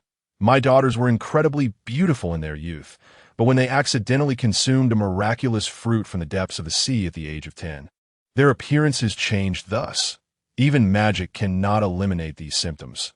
Within a mere incense stick's time, they revert to this form. How could I ever dare to deceive the 2 esteemed lords? Ao Qin explained, panic evident on his face. Unforgivable. I, Dong Huang Tai Yi, am even more enraged. His celestial flames threaten to engulf everything. Elder brother, do not lose your temper. Dijun interjected, his expression shifting rapidly as he swiftly restrained the furious Dong Huang Tai Yi. Simultaneously, Dijun's eyes sparkled with divine light as he cast a meaningful glance toward the depths of the South Sea Dragon Palace before shifting his focus to the other Dragon Kings present. Do any of the remaining Dragon Kings have daughters? The North Sea Dragon King, the West Sea Dragon King, and the East Sea Dragon King exchanged glances before shaking their heads in unison. To report to the Heavenly Emperor, we have no daughters among us. Upon hearing this, Jun's expression shifted slightly as he scrutinized the Dragon Kings within the palace, slowly articulating, South Sea Dragon King. On behalf of the Heavenly Court, I wish to ally with the South Sea Dragon Clan. Your daughters, Ao, Xia, and Ao Dong, shall become the Heavenly Empress and the Demon Empress. You have any objections? At that, the four Dragon Kings' faces turned ashen. Buzz, however, before the Dragon Kings could voice their thoughts, Dong Huangtai's countenance transformed dramatically, and his solar flames surged forth uncontrollably. Simultaneously, his gaze locked onto Jun. His expression one of utter shock. This for real? To wed those two exceedingly unattractive princesses and bring them back to the Heavenly Court? Would that not be tantamount to losing face entirely? They are, after all, the leaders of the Demon Clan, that if the Queen of Heaven and the Demon Empress were to possess such repugnant appearances, what dignity would remain for them in the presence of countless practitioners of the demon race? Brother, I absolutely refused. In that moment, Dong Huangtai's face flushed crimson with fury, and he was about to voice his rejection when Jun interjected sharply, glaring at Dong Huangtai. Simultaneously, Jun's eyes narrowed, his expression exceedingly grim, before he turned his gaze toward Ao Qin, Dragon King of the South Sea. What have you decided? After a brief moment of hesitation, the Dragon King of the South Sea nodded. This king agrees to form an alliance with the Demon Clan. Both the Heavenly Emperor and the Demon Emperor hold positions of immense nobility. Their cultivation levels are surpassed only by the saints. Truly, it is my princess who is elevating herself. With the Dragon King's assent, the marriage between the Demon Clan and the Dragon Clan was thus established, with the wedding set to take place 3 years hence. Boom! Upon returning to the Sun Palace, Dong Huangtai's pent-up rage erupted violently. The true fire of the sun behind him blazed uncontrollably, akin to the onset of apocalypse. Even the immensely sturdy Sun Palace trembled under its intensity. Simultaneously, a terrifying force swept across the Heavenly Court, causing innumerable practitioners within to fall to their knees in abject fear. Chapter 69. I shall confide a secret while Ruofei maintained decorum in the South Sea for Jun's sake. Dong Huangtai could no longer contain his fury. Marry a princess of such grotesque appearance into the Demon Clan. How could that be possible? Brother, we are the leaders of countless demon races. Why must we wed that hideous princess of the Dragon Clan? If we merely disseminate the information regarding our search for partners, would there not be plenty of beautiful fairies eager to come forth? Dong Huangtai's gaze fixed upon Jun, confusion evident in his expression. In response, Jun remained composed, his eyes radiating brilliant golden light as he calmly stated, Second brother, I trust you sense the presence of many Dragon Clan members in the depths of the South Sea who have attained the levels of Deluo, Jinxian, and Quasi-Saints. Did you not? I did indeed sense them. But so what? Our Demon Clan rules over the vast wilderness. Why should we fear a mere Dragon Clan? Dong Huangtai exclaimed with excitement, the chaos bell hovering above him emanating a blinding glow. He declared, if war were to break out between our races, with my strength alone, I could completely subdue the entire Dragon Clan. Jun, however, merely waved his hand, responding with tranquil eyes, even if the Dragon Clan appears weakened. They are an ancient race with profound heritage. Their strength is far from simple.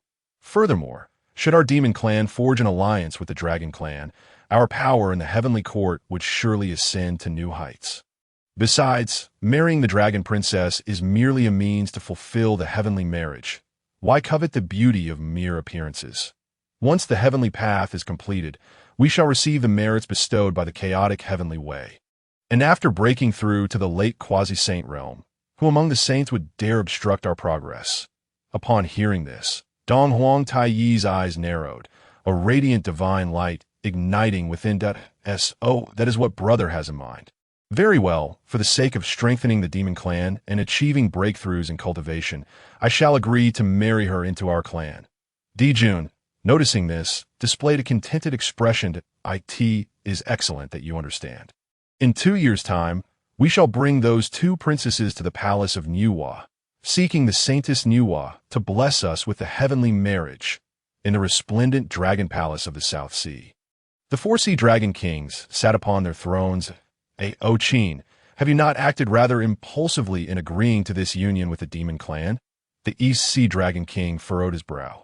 Indeed, second brother, our dragon clan has always maintained a neutral stance. Why must we ally with the demon clan? The West Sea Dragon King echoed the sentiment, displaying a puzzled expression that I too express my confusion. How could second brother consent to this arrangement with Dong Huang Tai Yi? Although our dragon clan's strength has waned and cannot be compared to that of the demon clan, must we truly reach the point of fear? The North Sea Dragon King added, equally perplexed, in response. Qin wore a bittersweet smile and, with a hint of resignation, explained, brothers, such a significant matter cannot rest solely upon my shoulders. My agreement to the union with the demon clan was mandated by our ancestors deep within the ocean. Swish! The East Sea Dragon King's expression shifted instantly, for they understood precisely whom Qin referred to. Those ancestors were unparalleled Dragon Clan warriors who had survived the Dragon Han War. They lay dormant in the depths of the Four Seas, ostensibly guarding the seas for the Dragon Clan. Yet in truth, they were imprisoned in a hellish realm beneath the ocean's depths. What is their intention in this matter? The East Sea Dragon King queried, his brow furrowed in thought. Quite simply, they wish to leverage the fortunes of the demon clan to break the shackles imposed by the heavenly path, thereby returning to the wilderness. Qin narrowed his eyes and spoke slowly. Ha ha ha, I see. Should the ancestors return to the wilderness, our dragon clan shall surely vie for supremacy among the myriad races. Indeed, it seems this marriage is inevitable. In the heavenly realm of Niuhua, Xiao Feng reclined lazily upon a boulder, continuing to fish. Meanwhile, the Saintess Niuhua and others frolicked on the sandy shores near the sea, their laughter ringing out intermittently. However, Hotu had recently returned to the witch clan, for as an ancestral witch, she could not stray too long from her kin. Suddenly, laughter erupted from the beach. Sister, you are too mischievous. Launching a sneak attack is rather excessive. Sneak attack? What of it? Who is it that just splashed water on me from behind? You two sisters bickering and dragging me into this. I have nothing to say to you. Your Highness, come quickly to save me. This group of women has gone mad, ganging up on me. Huh. The Saintess Niuhua played joyfully at the water's edge, engaging in water fights and riding on divine beasts floating above. Suddenly, Bai Xiao stealthily approached Niuhua, whispering, Your Highness, if you help me play a trick on my sister, I shall share a secret with you. Oh, I am intrigued to learn what your secret is. Niuhua replied with a smile, that I must tell you, Xiao Shidi is exceptionally skilled in painting. He previously painted several portraits of us, and we looked incredibly beautiful. As she spoke, Bai Xiao produced one of the paintings Xiao Feng had gifted her, carefully extracting it with a tender expression that radiated affection, reluctantly handing it to Niuhua. Your Highness, please take a look. Is this painting not extraordinarily beautiful? Indeed, I had no idea Xiao Feng's artistry was so remarkable. He has portrayed the figures within with unparalleled beauty, and their features are imbued with divinity. As Niuhua's gaze fell upon the artwork, she could not help but express her admiration. The painting depicted Bai Xiao, clad in white, barefoot upon the golden sands, the gentle sea breeze tousling her dark hair, which flowed gracefully with the rhythm of the waves. Coupled with the sparkling divinity in Bai Xiao's eyes, the entire composition exuded an ethereal beauty. Truly, Xiao Shidi's artistic prowess is exceptional. Bai Xiao carefully tucked the painting away, for these artworks were her treasures. And even in showing them to Niuhua, she could only allow a fleeting glance. Chapter 70. You may remove it, however. Upon hearing Niuhua's praise, Bai Xiao felt as though she had tasted honey.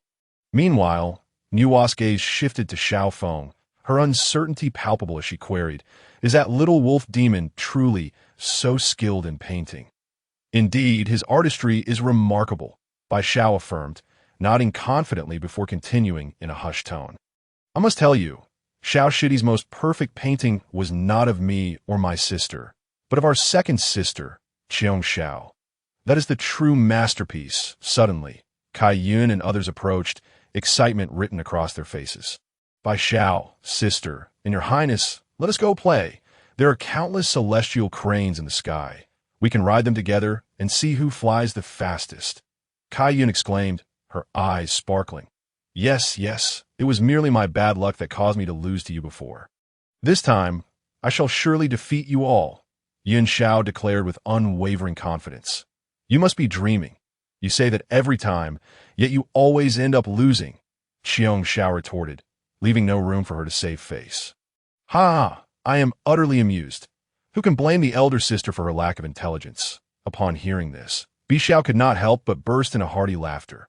Meanwhile, Yun Xiao, witnessing the scene, felt her cheeks flush with embarrassment. The holy maiden Yu Hua, observing this, couldn't suppress a smile and gently remarked, You all may entertain yourselves this time. I have a few matters to attend to, and I shall join you shortly. What could the goddess possibly be dealing with? Inquired Changshi, her curiosity piqued. When the goddess says she has matters to attend to, it is indeed so. Let us proceed first. This time, I shall undoubtedly be the first, before the holy maiden Yu Hua could utter a word. Bi Xiao cheerfully declared.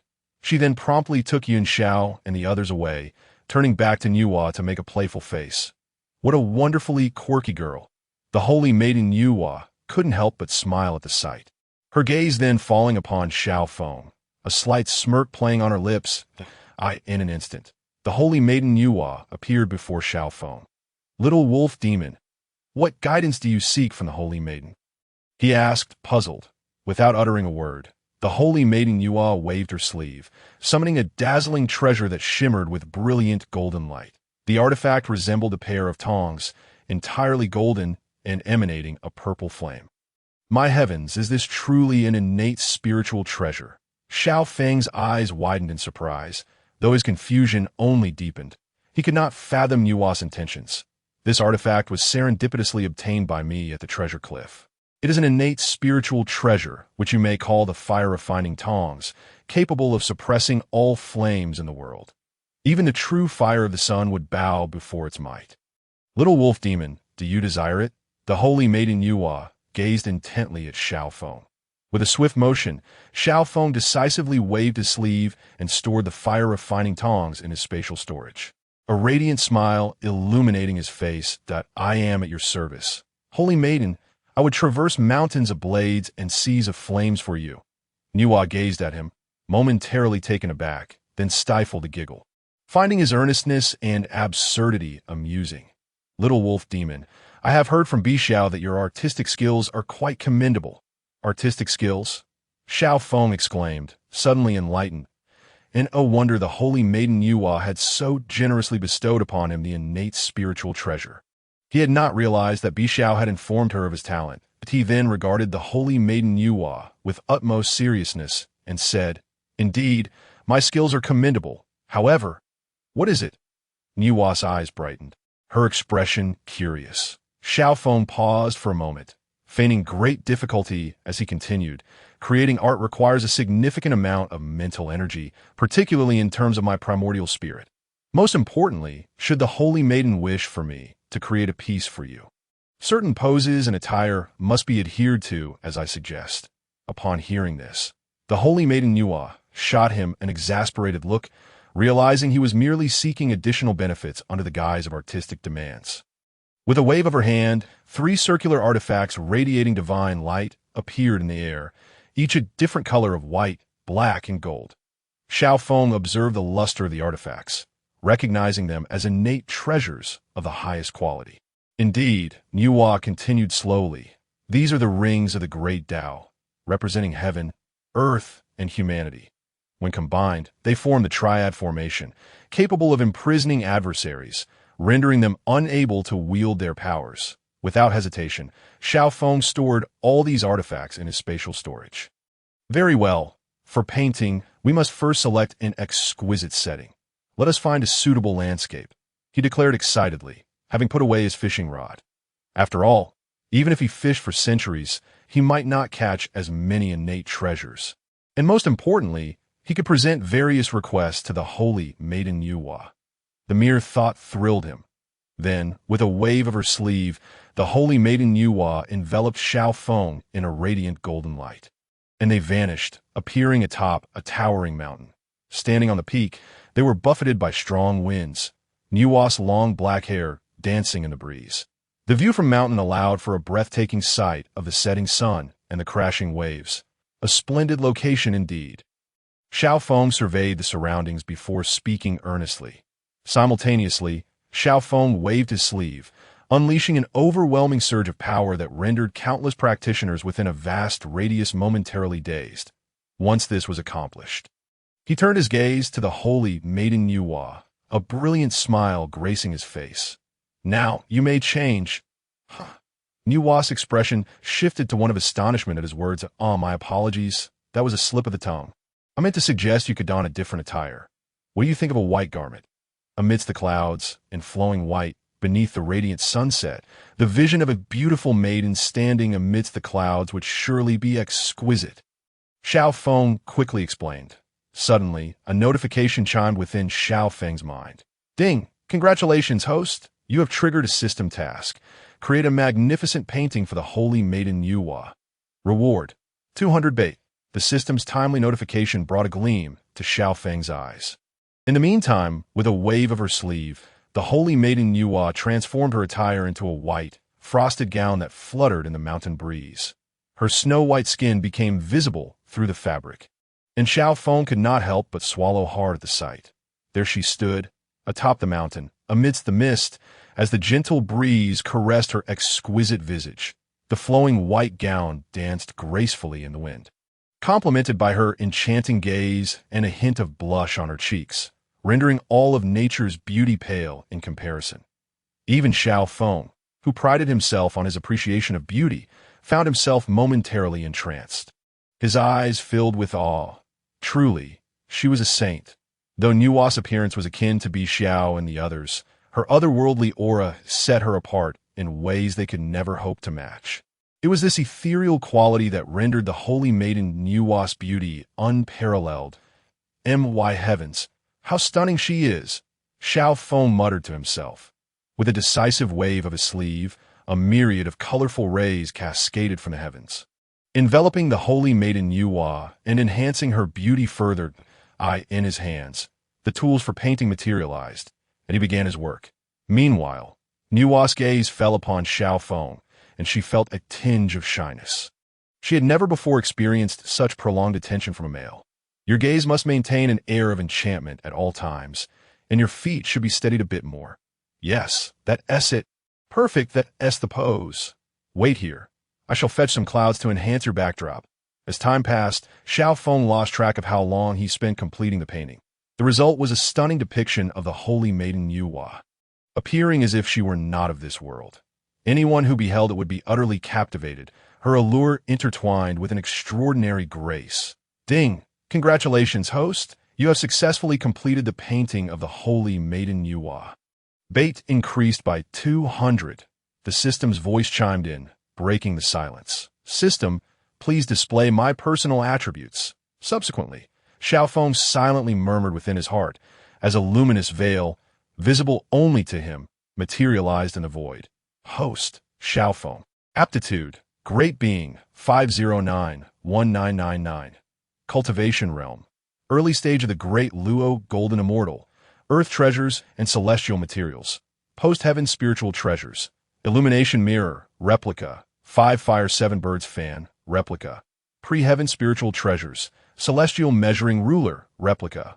Yin-Yang Lamp, Ground Soaring Flame Flag, Replica. Heaven Burning Feather Fan, Replica. Flying Cloud Crimson Flame Bell. Other treasures. 2 Great Luo Jade Talismans, Shiman Qin Chronicles. A Red Sky Qilin Array Diagram. Nuas Model, 10 Post-Earth Sensational Portraits. Laws of Power. Law of Strength, 229999. Law of Flame, 17999. Law of Wind Element, 14999. Law of Destruction Element, 35999. Secret Arts. Great Tao Decision. Chaos 9 Transformations Decision. Status. 3rd Transformation. Storage Space. Post-Heaven Supreme Treasure. Gold Silk Rope, Replica. Divine Farmer's Cauldron. Pre-Heaven Spiritual Treasures. Ring of the Great Tao. Fire Refining Pliers. Status. Unrefined. Bait Quantity. 5570. Fishing Evolution of Heaven and Earth Quality. Earth Grade. Examining Xiao Feng's attributes, there were not significant changes compared to before. However, within the laws of power, 3 new laws. wind element, flame element, and destruction element, had been added. Upon witnessing this, Xiao Feng couldn't help but reveal a contented expression. Little wolf demon, how is the painting coming along? Suddenly, Nuwa, the saintess standing atop the mountain, softly inquired. Buzz. Xiao Feng quickly snapped back to attention and tossed the image in his hand toward the saintess. Upon receiving the painting, Nuwa's gaze fell upon it.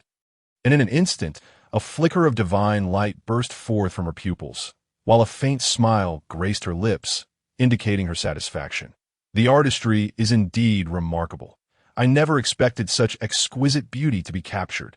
Though that posture is rather alluring, she mused, a hint of shyness creeping onto her face. Your Highness, are you pleased with my artwork? Xiao Feng asked with a smile.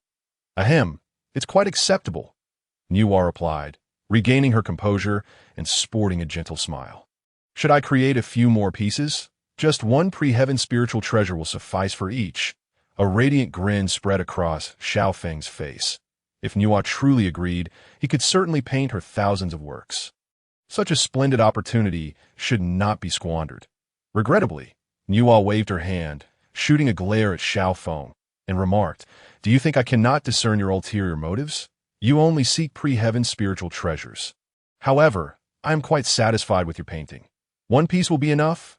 Ahem, very well, Xiao Feng replied, embarrassed. I almost forgot something. Suddenly, he recalled a peculiar item within his storage space. With that thought, Xiao Feng transformed into a streak of light. Appearing before Saintess Nuwa, and with a slight smile, he said, Your Highness, I possess a rather unique item. Would you care to see it? Oh, then do not hesitate to present it, Nuwa responded, her curiosity piqued. Buzz, as his words fell.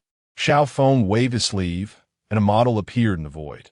However, the likeness was nearly identical to Nuwa, both in demeanor and form, rendered with astonishing vividness. Upon seeing this, Nuwa's eyes widened, but soon her brow furrowed as she shot a fierce glare at Xiao Feng.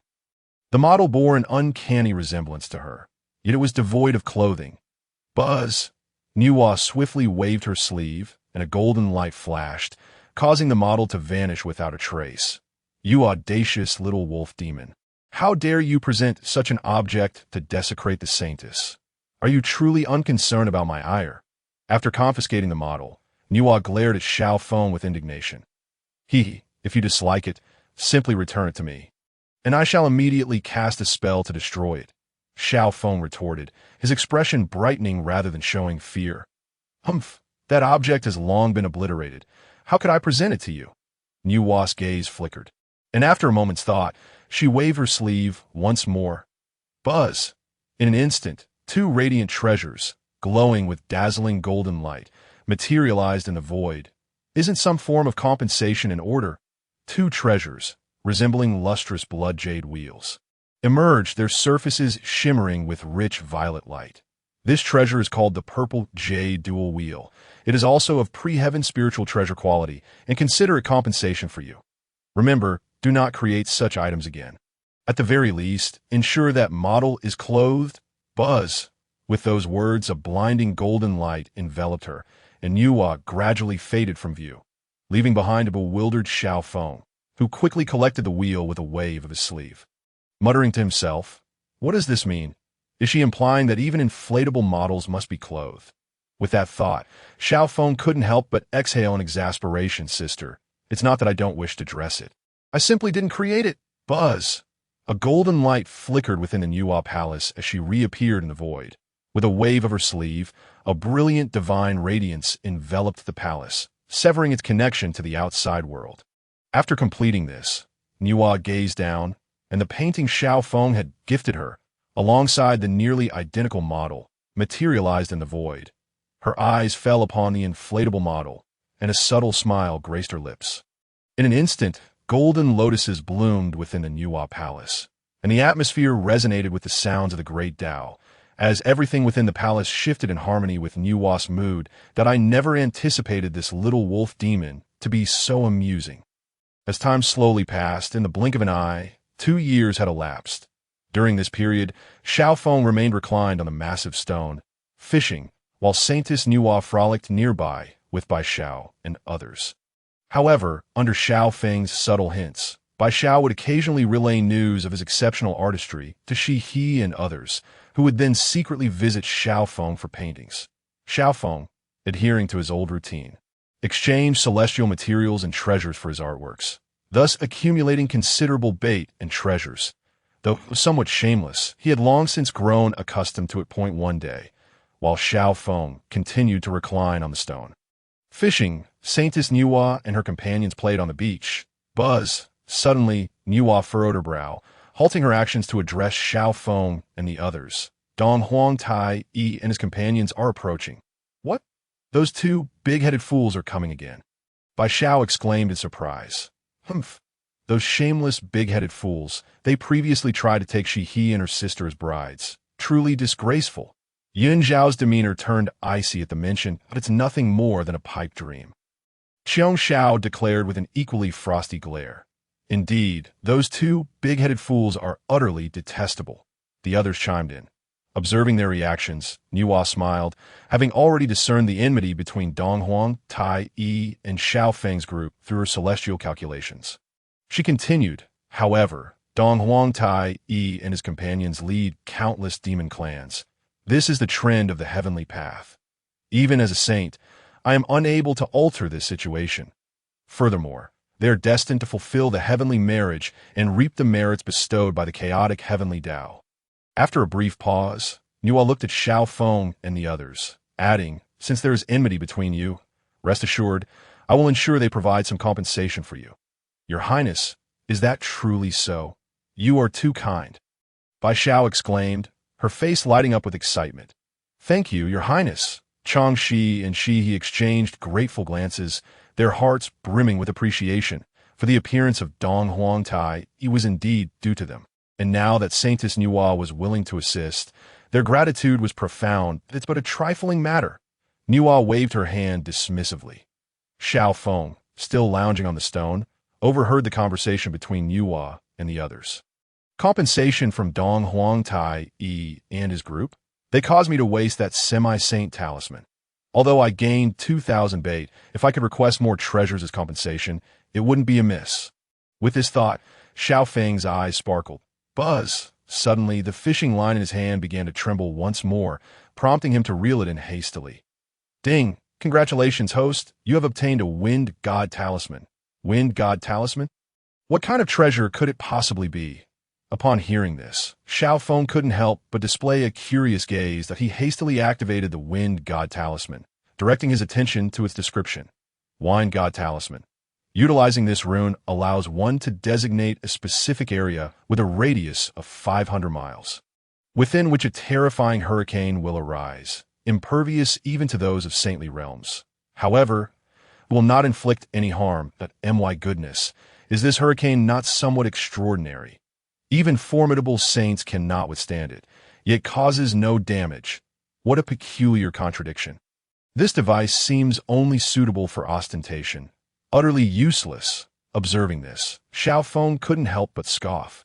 Nevertheless, he concluded that it was better to possess something than nothing at all, and he subsequently stored the rune away before returning to his fishing. Buzz! At that moment, the saintly Nuwa waved her sleeve, and from the void descended countless dazzling golden rays. The resplendent light shimmered with a translucent brilliance, ultimately coalescing into a luminous barrier. Concurrently, Dong Huang Tai Yi and his companion emerged from within this radiant veil. Dong Huang Tai Yi and Emperor Jun pay their respects to the saintly Nuwa as Dong Huang Tai Yi and his companion beheld the daughter of Nuwa hovering in the void. They quickly bowed respectfully, yet upon noticing Bai Xiao and her companions, their expressions shifted dramatically. Damn it, how could these wretched women be here with the beast? Could it be that they share an extraordinary connection with the saintly Nuwa? Perhaps due to that strand of Nuwa's hair? In an instant, a flurry of thoughts raced through Dong Huang Tai Yi's mind, and he inwardly lamented. Previously, they had reached an impasse with Xiao Feng and his group, and although they had gained little, they now found themselves in a position of reliance on the saintly Nuwa. In other words, the current situation was decidedly unfavorable for them. Chapter 73. The extorted Dong Huang, Tai Yi, and Emperor Jun. However, after a moment of contemplation, Emperor Jun donned a smile and addressed by Xiao and the others. It has been quite some time, esteemed fairies. To have such a fateful encounter with all of you is indeed an honor for this emperor. Bai Xiao pouted, showing no appreciation for Emperor Jun's sentiments. Upon witnessing this, Emperor Jun's expression darkened, and his forehead creased with frustration. He then turned his gaze to the saintly Nuwa, only to find her eyes fixed on Bai Xiao and her companions, radiating warmth, while seemingly ignoring him and his companion entirely.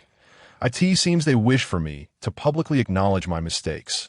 Emperor Jun, being astute, quickly discerned Nuwa's intentions. He then smiled at Bai Xiao and the others, stating, I was rash and inadvertently offended the esteemed fairies. I have brought numerous earthly treasures as a token of my apology, and I sincerely hope the fairies will accept it. Buzz, with a flick of his sleeve. A multitude of dazzling golden artifacts and an abundance of precious herbs and fruits suffused with primordial spiritual energy appeared in the void. However, Bai Xiao and the others merely cast a fleeting glance at the treasures suspended in the air, their expressions remaining cold and indifferent. Observing this, Emperor Jun's lips twitched, cursing inwardly. These women are truly like vampires. Helplessly, he exchanged a glance with Dong Huangtai. Although Dong Huangtai was reluctant, he also waved his sleeve, producing an equal number of treasures. I hope the esteemed fairies will accept this as an apology from this emperor. Emperor Jun reiterated, You have wronged Xiao Shidi. If you can earn his forgiveness, we may consider accepting your apology. Bai Xiao blinked, feigning an icy demeanor as she spoke. Dong Huangtai and Emperor Jun were nearly driven to fury upon hearing this, their hearts ablaze with indignation. When did we ever bully this fellow? Are you blind?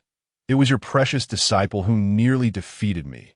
We were the ones at a disadvantage, and you not only physically attacked us, but also unleashed verbal assaults of the harshest kind. Had it not been for the presence of the saintly Nuwa today, we would never have offered so many treasures as compensation. Can you not be more unreasonable, demanding that we apologize to Xiao Feng? Xiao Feng possesses exceptional talents and has a deep connection with our Huahuang Palace. Were it not for his desire to remain independent from the saintly Tongtian, I would have certainly taken him as my sole disciple. Just as Dong Huangtai and his companion hesitated, the saintly Nuwa gently spoke once more. Their expressions shifted dramatically upon hearing her words. The saintly Nuwa intended to take Xiao Feng as her sole disciple. And what was more, he had actually rejected her gracious offer. Surely, I did not mishear. The saintly Nuwa regards him with such significance, wishing to take him as her only disciple. Dong Huangtai and Emperor Jun exchanged glances, their expressions altering in an instant. Xiao Feng's status in their minds underwent a profound transformation. Initially, they merely viewed him as the disciple of the saintly Tongtian, believing that the saintly Nuwa held him in esteem solely due to her connection with Tongtian. However, they were astonished to discover that not only had the saintly Nuwa invited Xiao Feng and his companions to Huahuang Palace, but, critically, she desired him to be her sole disciple, highlighting her immense regard for him. It was noteworthy that since the saintly Nuwa attained her status, she had never taken a personal disciple. What kind of extraordinary luck has this fellow encountered to earn the favor of two saints? Damn it, to fulfill the heavenly marriage, I must endure. Emperor Jun's gaze flickered, and after a moment of contemplation, he waved his sleeve, transforming into a streak of light before arriving before Xiao Feng. Buzz, simultaneously, Emperor Jun beckoned again, and instantly, dozens of dazzling golden artifacts materialized in the void. With a smile, he addressed Xiao Feng. Young friend Xiao Feng, I was reckless earlier and inadvertently offended you. Therefore, I hope you can accept my apology. And these dozens of treasures may serve as compensation. I sincerely hope you will accept.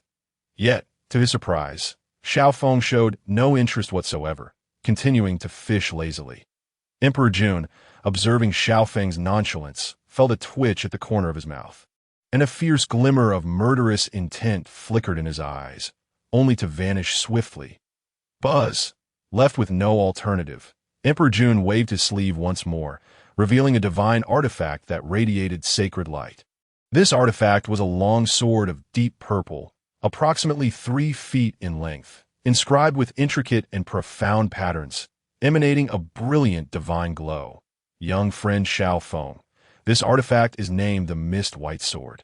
A treasure of postnatal quality with remarkable offensive capabilities, quite fitting for you. Swish! Xiao Feng glanced at the Mist White Sword in the air, placing down his fishing rod, with an expression devoid of emotion.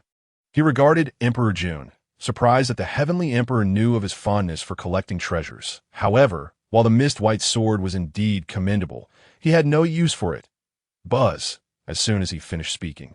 An incredibly brilliant golden light appeared above Xiao Feng's head, revealing a lamp-shaped artifact that flickered with black and white flames. Indeed, it was Xiao Feng's two instruments' yin-yang lamp. Suddenly, a massive yin-yang symbol emerged in the void, radiating dazzling Tai Chi divine light, while at the center of the Tai Chi symbol, black and white flames swirled. Furthermore, the surrounding area of the Tai Chi symbol was suffused with the elemental energies of the primordial universe, containing terrifying power. Seeing this, Emperor Jun's eyes narrowed, and two beams of golden light shone from his pupils. With his intellect, he immediately understood Xiao Feng's intentions. This fellow obviously looked down upon a mist white sword he had presented. This greedy scoundrel! A tide of fury surged within Emperor Jun, but he maintained a facade of a smile. Buzz! Emperor Jun waved his sleeve again, and yet another artifact appeared in the void. This artifact took the form of a whip, enveloped in a mysterious glow, intricately carved with profound patterns of the Tao, while its handle bore the image of an ancient Qing Yuan bird. The moment this whip manifested in the void, it radiated a fearsome light, undoubtedly of innate spiritual treasure quality. This whip is named the Primordial Qing Yuan Whip, a treasure of innate spiritual quality that is particularly effective against the power of the primordial spirit, boasting formidable strength. What does young friend Xiao Feng think of it? Emperor Jun spoke with evident reluctance. Chapter 74. Not eating for free. I have heard that the Demon Emperor sword in the hands of the Heavenly Emperor is quite impressive, as well as the He Tu and Luo Shu. Additionally, the Chaos Bell wielded by the Demon Emperor appears quite remarkable. Xiao Feng remarked, casting a casual glance at the Primordial Qing Yuan whip before slowly speaking. Swish! Upon hearing these words, Emperor Dijuan's expression shifted dramatically, fury surging within his eyes like an unstoppable tide. You wretched beast, your insatiable greed knows no bounds. To covet even the Demon Emperor's sword and the river map and Luo book. And most audaciously, to lay your hands on the chaos clock of Tai. Do you truly consider our heavenly court a frail cat, to be toyed with at your whim? His gaze fell upon Xiao Feng, ready to unleash his wrath. However, Xiao Feng merely smirked slightly. Then with a flick of his sleeve, he stored the treasures hovering in the void into a space of storage, rising to his feet and smiling at Emperor Dijuan. Might I suggest, Your Majesty, that you take no offense? I was merely jesting. After all, these are the life treasures of both esteemed gentlemen. How could I dare to claim them? Young friend Xiao Feng certainly possesses a talent for humor. Emperor Dijuan's lips twitched, revealing a strained smile that it is rather commonplace. Xiao Feng replied, feigning modesty, but I remain curious about the purpose of your sudden gift of treasures. It fills me with pride. Huffed at this. Emperor Dijuan nearly sputtered blood in disbelief. What do you mean by suddenly gifting you treasures? Who dares to be so avaricious? Struggling to suppress his anger, he forced a strained smile that I have merely come to request the assistance of the Saintess Niwa, hoping that she might preside over the heavenly marriage between myself and Tai. Ding. Congratulations to the host for triggering a random plot task requirement during the heavenly marriage of Eastern Emperor Tai. Demonstrate superiority and embarrass them. Reward: 1,000 bait. Suddenly, the system's voice resounded in Xiao Feng's mind. Wasn't this task demanding that I put on a show at the wedding, embarrassing these two fellows? The thought brought a smirk to his lips, though his expression remained calm, that if there was indeed a request for Saintess Niwa, then why present me with such lavish gifts? Shouldn't you seek out Saintess Niwa directly? As for Eastern Emperor Tai and his companion, they swore that had Saintess Niwa not been present, they would have thoroughly crushed Xiao Feng into the ground for his audacity. How dare he question the reasoning behind their generous offerings? If it weren't for their need of Saintess Nuwa's favor and her evident bias towards them, Emperor Dejuan would never have lowered himself to such a degree, even delivering treasures, yet for the greater good. Emperor Dejuan maintained his forced smile and bowed respectfully to Xiao Feng before turning once more to the Saintess Nuwa. Huffed. Nearby, Bai Xiao and the others could not contain their laughter, astonished by Xiao Feng's eloquence, nearly driving Eastern Emperor Tai and his companion to the brink of fury. Even the Saintess Nuwa, observing from the void, could not help but smile faintly, her eyes narrowing with delight. Saintess Nuwa, we have found our fated partners and hope that you will grace the heavenly court to personally preside over our heavenly marriage. Emperor Dejuan, dismissing the mocking laughter of Bai Xiao and others, regarded Saintess Nuwa with solemnity. Very well. Since you are to hold a heavenly marriage, I shall officiate it for you. Saintess Nuwa nodded slightly. With a sigh of relief, Emperor Dejuan felt a weight lift from his heart. However, recalling the numerous treasures he had just offered and the innate spiritual treasure, his heart ached. Most importantly, he had nearly been driven to madness by Xiao Feng. Fortunately, the heavenly marriage was set to proceed as scheduled. Emperor Dejuan then planned to invite Saintess Nuwa to the heavenly court that Bai Xiao. Have you considered attending the heavenly marriage? At this moment, Saintess Nuwa's gaze fell upon Bai Xiao and the others. I almost forgot to invite you all. If you ladies would like to attend, I would be most honored to welcome you to the heavenly court for the heavenly marriage. Additionally, I have also invited the saint of Tong Tian. Emperor Dejuan said with a smile, his demeanor appearing exceedingly generous. Unexpectedly, even our master is attending. We must certainly go. Before Bai Xiao and the others could respond, Xiao Feng interjected with a grin. He had been contemplating how to justify his attendance at the heavenly marriage of Eastern Emperor Tai and his companion, only to have Emperor Dejuan extend an invitation first. The two Eastern emperors exchanged glances, their expressions darkening as they nearly lashed out at Xiao Feng. When did we invite you? What business is it of yours? However, with Saintess Nuwa present, Emperor Dejuan forced a smile, saying, if young friend Xiao Feng could attend my wedding, that would indeed be splendid. In a heavenly court atop Mount Buzhou, within the resplendent sun palace suffused with rich innate spiritual energy, countless rays of sunlight erupted, casting down cascades of colorful radiance. Celestial cranes danced, and heavenly maidens sang in accompaniment. Today marked the wedding day of the heavenly emperor and the demon emperor, with the bride being the daughter of the South Sea Dragon King. Ao Dong and Ao Xiad, a multitude of powerful demon clans gathered within the Sun Palace, while leaders from various gates of the heavenly court and secret realms returned to partake in the wedding of Eastern Emperor Tai and his companion. The Sun Palace radiated with divine, sacred light, with numerous seats arranged. Xiao Feng and his companions chose a position closer to the front, as they were esteemed guests brought by Saintess Nuwa. However, due to their early arrival, few cultivators occupied the palace at that moment. Before Xiao Feng and the others lay a table crafted from celestial jade and divine stone, adorned with celestial fruits and exquisite wine. I never imagined the heavenly court to be so affluent. With celestial fruits and divine wine laid out, Bai Xiao blinked, unceremoniously lifting a cup of exquisite wine to drink. Regardless, they are one of the strongest races in the primordial world. What is this little bounty to them? Best to indulge a bit more. We cannot attend the wedding of these two big-headed fools without proper compensation, remarked Yun Xiao, shaking her head. We ought to eat our fill. This exquisite wine can even enhance our cultivation, said Chang Shi, her eyes glimmering with excitement. Indeed. Sisters, let us feast. Kai Yin similarly squinted her eyes, eagerly diving into the banquet. Master, shall we partake in some as well?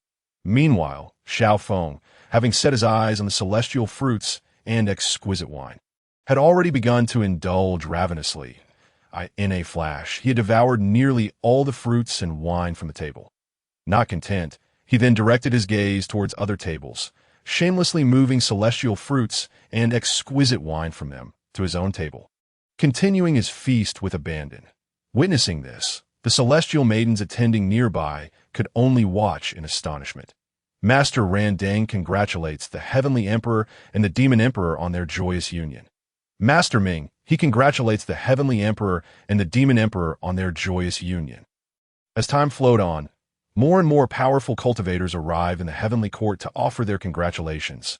Upon entering the Sun Palace, they each found their places to settle down. However, as few knew of Xiao Feng's true identity, nearly no one approached him to greet him, while he, engrossed in his feast, paid them no mind. Though the congratulatory guests had nearly all arrived, the heavenly marriage had yet to commence, leading them to either meditate in silence, engage in conversation with friends, or, like Xiao Feng, indulge in food. Suddenly, the heavens trembled violently, colorful clouds showering from above, while the sky erupted in radiant flowers and golden lotuses adorned the earth. Even distant stars shimmered with purple light. Clearly, this was the sign of a saint's arrival. Indeed, the officiant within the heavenly court proclaimed loudly, "The saint of the Jade Void Palace, the primordial supreme being, extends congratulations to the heavenly emperor and the demon emperor on their joyous union." As the officiant's words hung in the air, the celestial phenomena reappeared, not just once, but several times, as the officiant shouted once more. "The saint of the Bayou Palace, Tong Tian, congratulates the heavenly emperor and the demon emperor on their joyous union.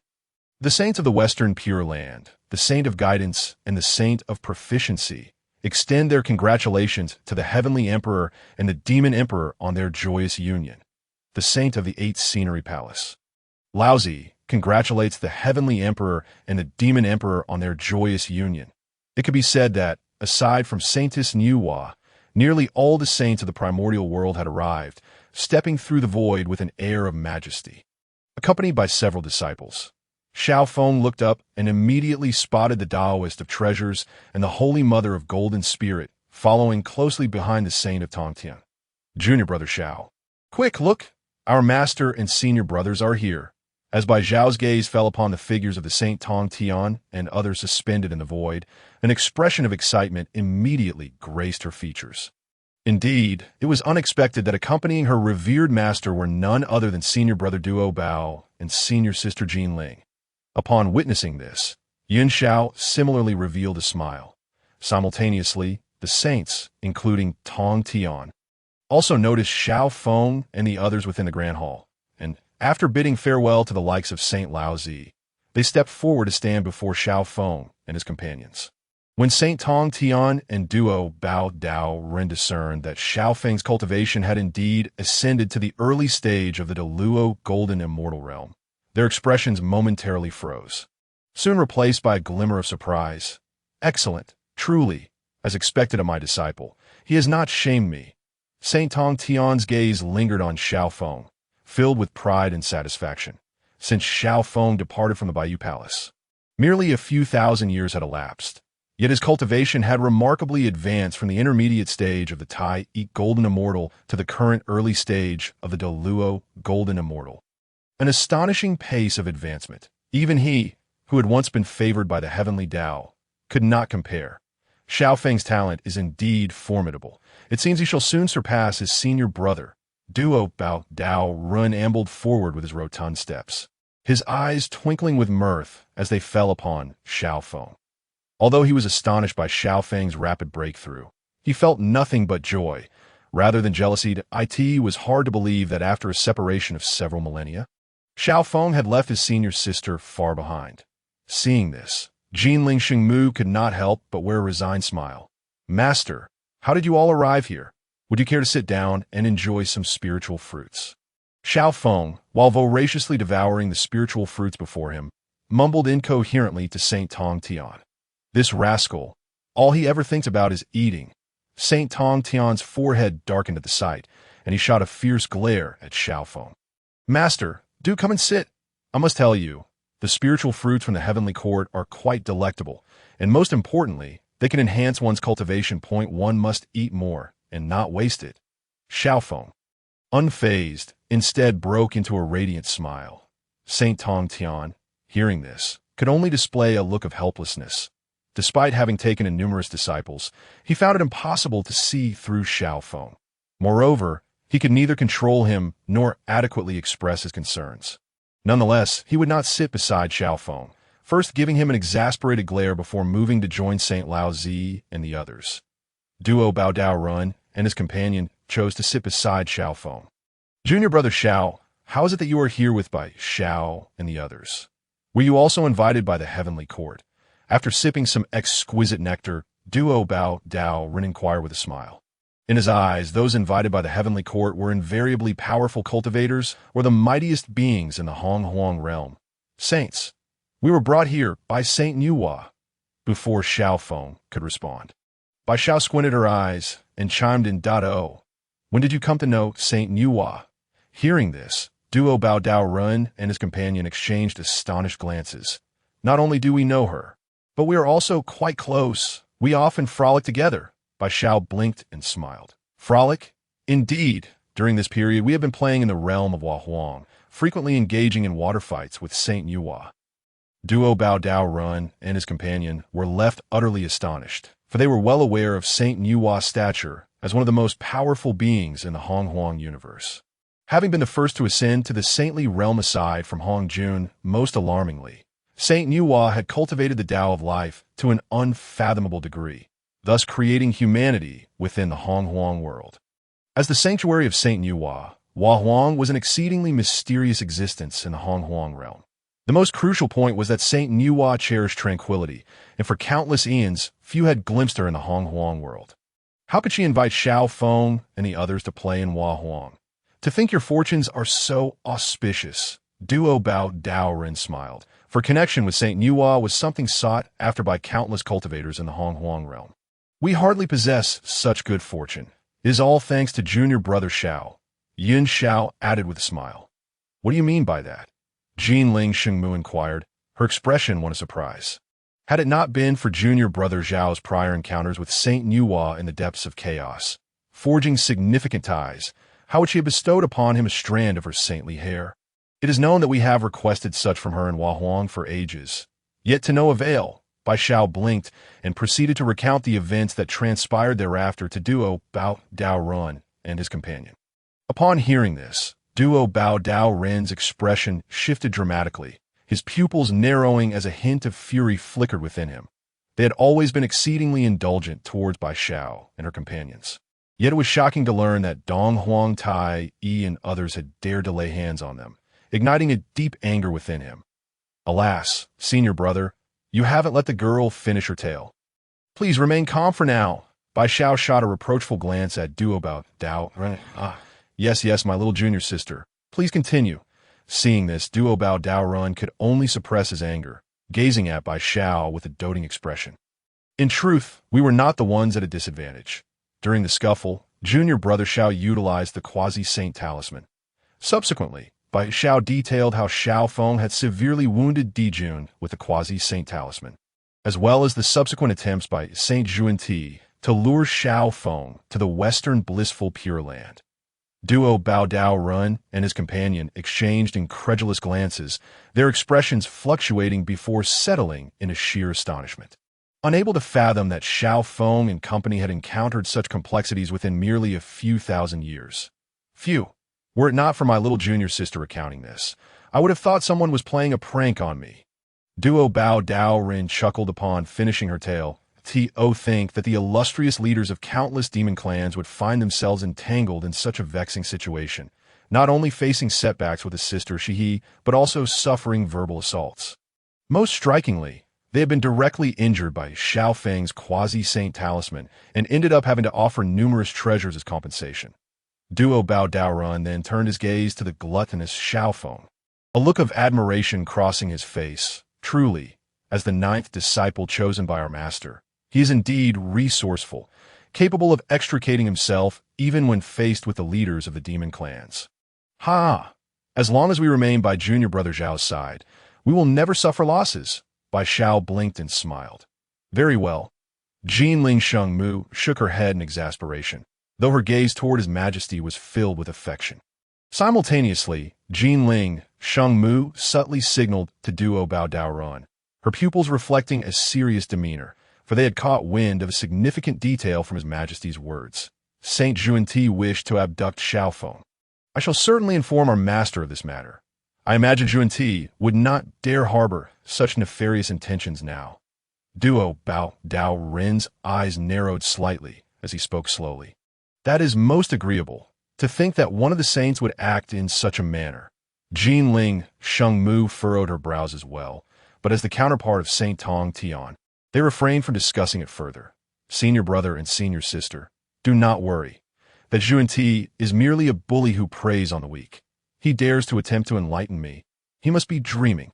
Xiao Feng declared disdainfully after devouring another spiritual fruit with abandon. Meanwhile, Saint Tong Tian had settled with the other saints, their table adorned with exceedingly rare spiritual fruits. T.O. possessed the strength to rival innate spiritual treasures and to have, over the course of millennia, ascended to the early stages of the Deluo golden immortal realm. My dear brother, you have indeed taken on an exceptional disciple.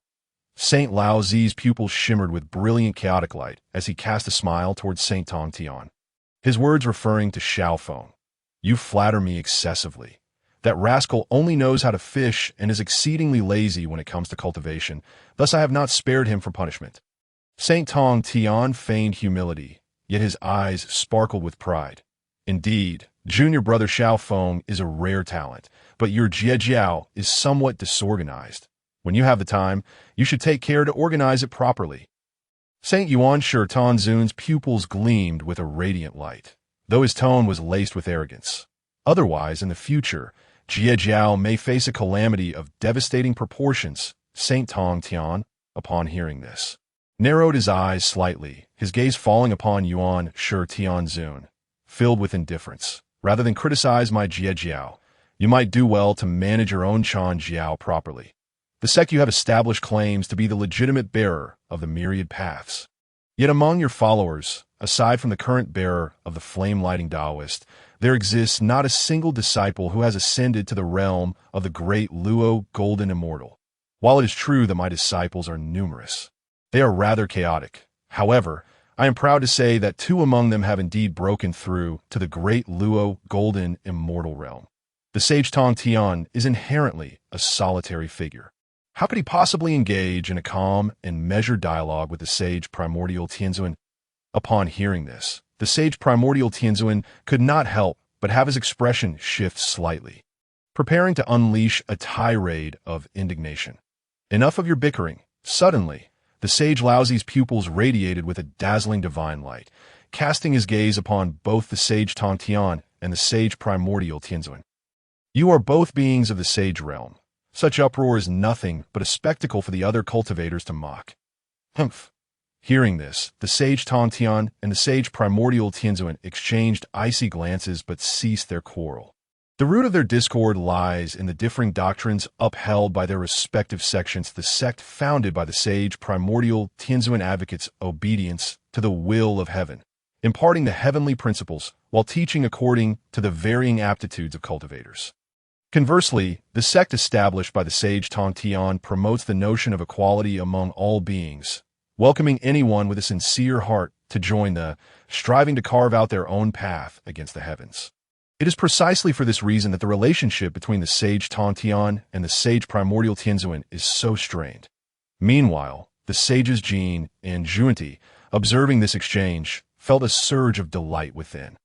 They represent the Western blissful Pure Land, while the likes of sage Laozi embody the Eastern doctrines. Thus, witnessing the Eastern sects engage in mutual strife, depleting each other's fortunes, brought them considerable joy as the sage Any first glanced at the sages Laozi and the others. He slowly closed his radiant eyes, directing his consciousness toward Xiao Feng. Just then, he overheard Xiao Feng calling Duobao Taoist an unashamed old fool in an instant. The sage Juni's eyes narrowed, and his countenance darkened. After all, he is a sage amidst the cosmos, yet here he is repeatedly referred to as an old fool by Xiao Feng. Where can he possibly place his dignity? You impudent little wolf demon. Had I not intervened against Dong Huang Tai Yi and his companion, you would surely have met your demise. Think you not only show no gratitude, but also insult me behind my back. The sage Juni's eyes narrowed further, filled with fury. Yet, he did not realize that if he had not intentionally leaked the matter of the heavenly marriage in front of Dong Huang Tai Yi, they would never have had any conflict with Xiao Feng. Furthermore, had he not carelessly divulged the secret of Baizei's downfall to Dong Huang Tai Yi, they would not have developed enmity with Xiao Feng. In essence, it has always been Junti who has plotted against Xiao Feng. However, in the eyes of the sage Junti, Xiao Feng has become a most ungrateful wretch. The heavenly emperor Dijuan has arrived. The heavenly demon emperor Dong Huang Tai Yi has arrived. The South Sea Dragon Princess Ao Xia has arrived. The South Sea Dragon Princess Ao Dong has arrived, with the officiant's booming voice echoing through the heavenly hall. All the cultivators within the grand hall turned their gazes toward the entrance. After such a lengthy wait, the protagonists are finally making their entrance. One can only wonder when this wedding will commence. It is said that the bloodlines of the two dragon princesses from the South Sea flow with a rare golden dragon bloodline of the ancient dragon race, making them worthy counterparts for the ruler of the heavenly court. What use is this information? My greatest curiosity lies in how these two princesses appear. I've heard that those of the dragon race possess extraordinary beauty after transforming, but isn't that stating the obvious? They are, after all, dragon princesses. They must be extraordinarily beautiful. Otherwise, how could the ruler of the heavenly court possibly take an interest in them? Enough of this chatter. The rulers of the heavenly court are approaching. In an instant, the cultivators within the hall began to murmur excitedly. Among them were powerful beings and rare, innate deities from the Honghuang world, all eager to discuss the appearance of the South Sea princesses. After all, as the rulers of the Honghuang world, the heavenly court standards are naturally elevated. Subsequently, amidst the anticipation of the crowd, Dong Huang Tai Yi and Dijuan entered the hall, leading Princess Ao Dong and Princess Ao Xia. Dong Huang Tai Yi and Dijuan donned resplendent royal dragon robes that radiated sacred golden light, their heads adorned with dazzling purple gold crowns, their eyes shining with divine brilliance as they strode into the Sun Hall with an air of majesty. Following them were two women clad in magnificent phoenix red robes, their heads crowned with gleaming white, feathered headdresses, beneath which lay vibrant headscarves. However, peculiarly, the headscarves worn by the two women emanated profound symbols of the great Tao, seemingly infused with the power of order, preventing other cultivators from probing with their divine senses. How strange! Why does this headscarf possess such a protective power against prying eyes? Moreover, why do the dragon princesses not reveal their faces? Could this be a tradition of the dragon race? I am uncertain of that, but in my eyes, these two princesses must possess an otherworldly beauty. Stop your rambling. Do you not realize where you are? This is the heavenly court, the ruler of the Honghuang world. If you continue to speak nonsense, you shall be kicked to death. Apologies, I almost forgot how formidable this place is within the Sun Hall. The gaze of the cultivators fell upon Dong Huang Tai Yi and his companion, sparking a flurry of discussion. However, most were merely curious about the appearances of the two South Sea Dragon princesses. Yet none dared to request that the princesses unveil their headscarves. While these princesses appeared somewhat larger in stature than they had imagined, they believed that those of the dragon race must possess a transcendent and exquisite grace. Yet, it was not just the powerful beings within the hall who were curious. Even the likes of Sage Laozi and others furrowed their brows upon realizing that even with their sage powers, they could not penetrate the veil obscuring the princesses' faces. Clearly, these were exceptional treasures. What could Dong Huang Tai Yi and his companion be scheming? If they are to conduct the heavenly marriage, why cloak their partners from view? The sage Tong Tian furrowed his brow at this sight. The headscarf, known as Wankong Jin, though only a postnatal supreme treasure, possesses a unique function that can even obstruct a sage's divine perception. It is likely that Dong Huang Tai Yi and his companion acquired it from their teacher's treasure cave. Sage Laozi offered an explanation, though his eyes remained filled with bewilderment. What could be so remarkable about the princess's appearances that prompted Dong Huang Tai Yi and his companion to employ such a treasure upon them? How bold of Dong Huang Tai Yi and his companion to shroud the faces of the dragon princesses before me. The sage Primordial Tianzuan's gaze grew icy at this observation. Perhaps the primordial sage is overthinking things? Sage Jane chuckled. Dong Huang Tai Yi and his companion, as leaders of the demon race, would certainly not disregard us sages that, in my view, they likely intend to unveil the dragon princess's headscarves only after the heavenly marriage is concluded. This may very well be a tradition of the demon race. Humph. Upon hearing this, the sage Primordial Tianzuan cast a dismissive glance at Sage Jing, choosing not to further engage in the discussion. At this moment, Dong Huang Tai Yi and his companion led the dragon princesses into the Sun Treasure Hall. Their pupils shone with radiant divine light, their faces adorned with broad smiles as they surveyed the cultivators in the Grand Hall. Upon spotting the sages Laozi and others, they quickly bowed respectfully. However, when their gazes fell upon Xiao Feng, who was voraciously consuming spirit fruits, their expressions twitched, their eyes brimming with murderous intent, especially when comparing the appearances of the dragon princesses to those of the sister Xia. They were nearly driven to storm over and take Xiao Feng down. Had it not been for Xiao Feng's interference, they might have long since formed a partnership with the Xia sisters. Yet, regrettably, the Xia sisters now appeared to be engaged in jovial conversation with Xiao Feng, even pouring him wine. The heavenly Emperor Dijuan, as the leader of the demon race, quickly concealed his emotions, directing his gaze toward the many cultivators in the hall with a smile. I extend my heartfelt gratitude to all the Tao friends and esteemed sages for attending the wedding of myself and the demon empress. The heavenly court is truly honored by your presence. After the heavenly marriage concludes, I assure you all that we shall not part until we are thoroughly intoxicated. Amidst the exchange of words, Emperor Jun bowed respectfully to the cultivators within the Sun Palace, truly offering them the utmost courtesy that it is indeed our honor to partake in the celestial wedding. Furthermore, the union of the heavenly emperor and the demon emperor is a matter for universal celebration in the vast wilderness. Here we extend our heartfelt congratulations to the heavenly realm and the dragon clan for their eternal bond. Suddenly, a tremendous tremor reverberated through the heavens and earth, and an array of radiant clouds descended from the void.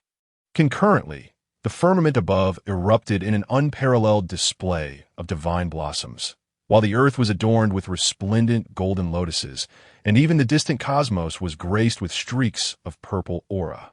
Clearly, this was the manifestation of a saint's descent.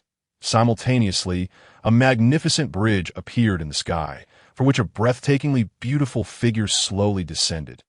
Indeed, it was the saintly Enhua, as she strode through the void. She was enveloped in a resplendent, sacred light, while streams of potent life force gracefully flowed around her, leaving golden flowers in her wake with each step, with a wave of her sleeve. Enhua summoned a brocade ball from the heavens, radiating a dazzling red glow as countless red threads floated through the ether. These threads intertwined and wove intricate patterns, seemingly inscribing some profound design. In an instant, the vibrant red threads transformed into auspicious characters, and a brilliant beam of light cascaded down from the distant stars, enveloping the two figures of Eastern Emperor Tai and the two dragon princesses. In a heartbeat, Eastern Emperor Tai and the others felt a jolt, exchanging glances as if a profound connection had been established between them. Eastern Emperor Tai, Emperor Jun, Ao Dong, and Ao Xia swiftly approached the altar, channeling their fated union to harmonize with the celestial laws, thereby consummating the heavenly marriage.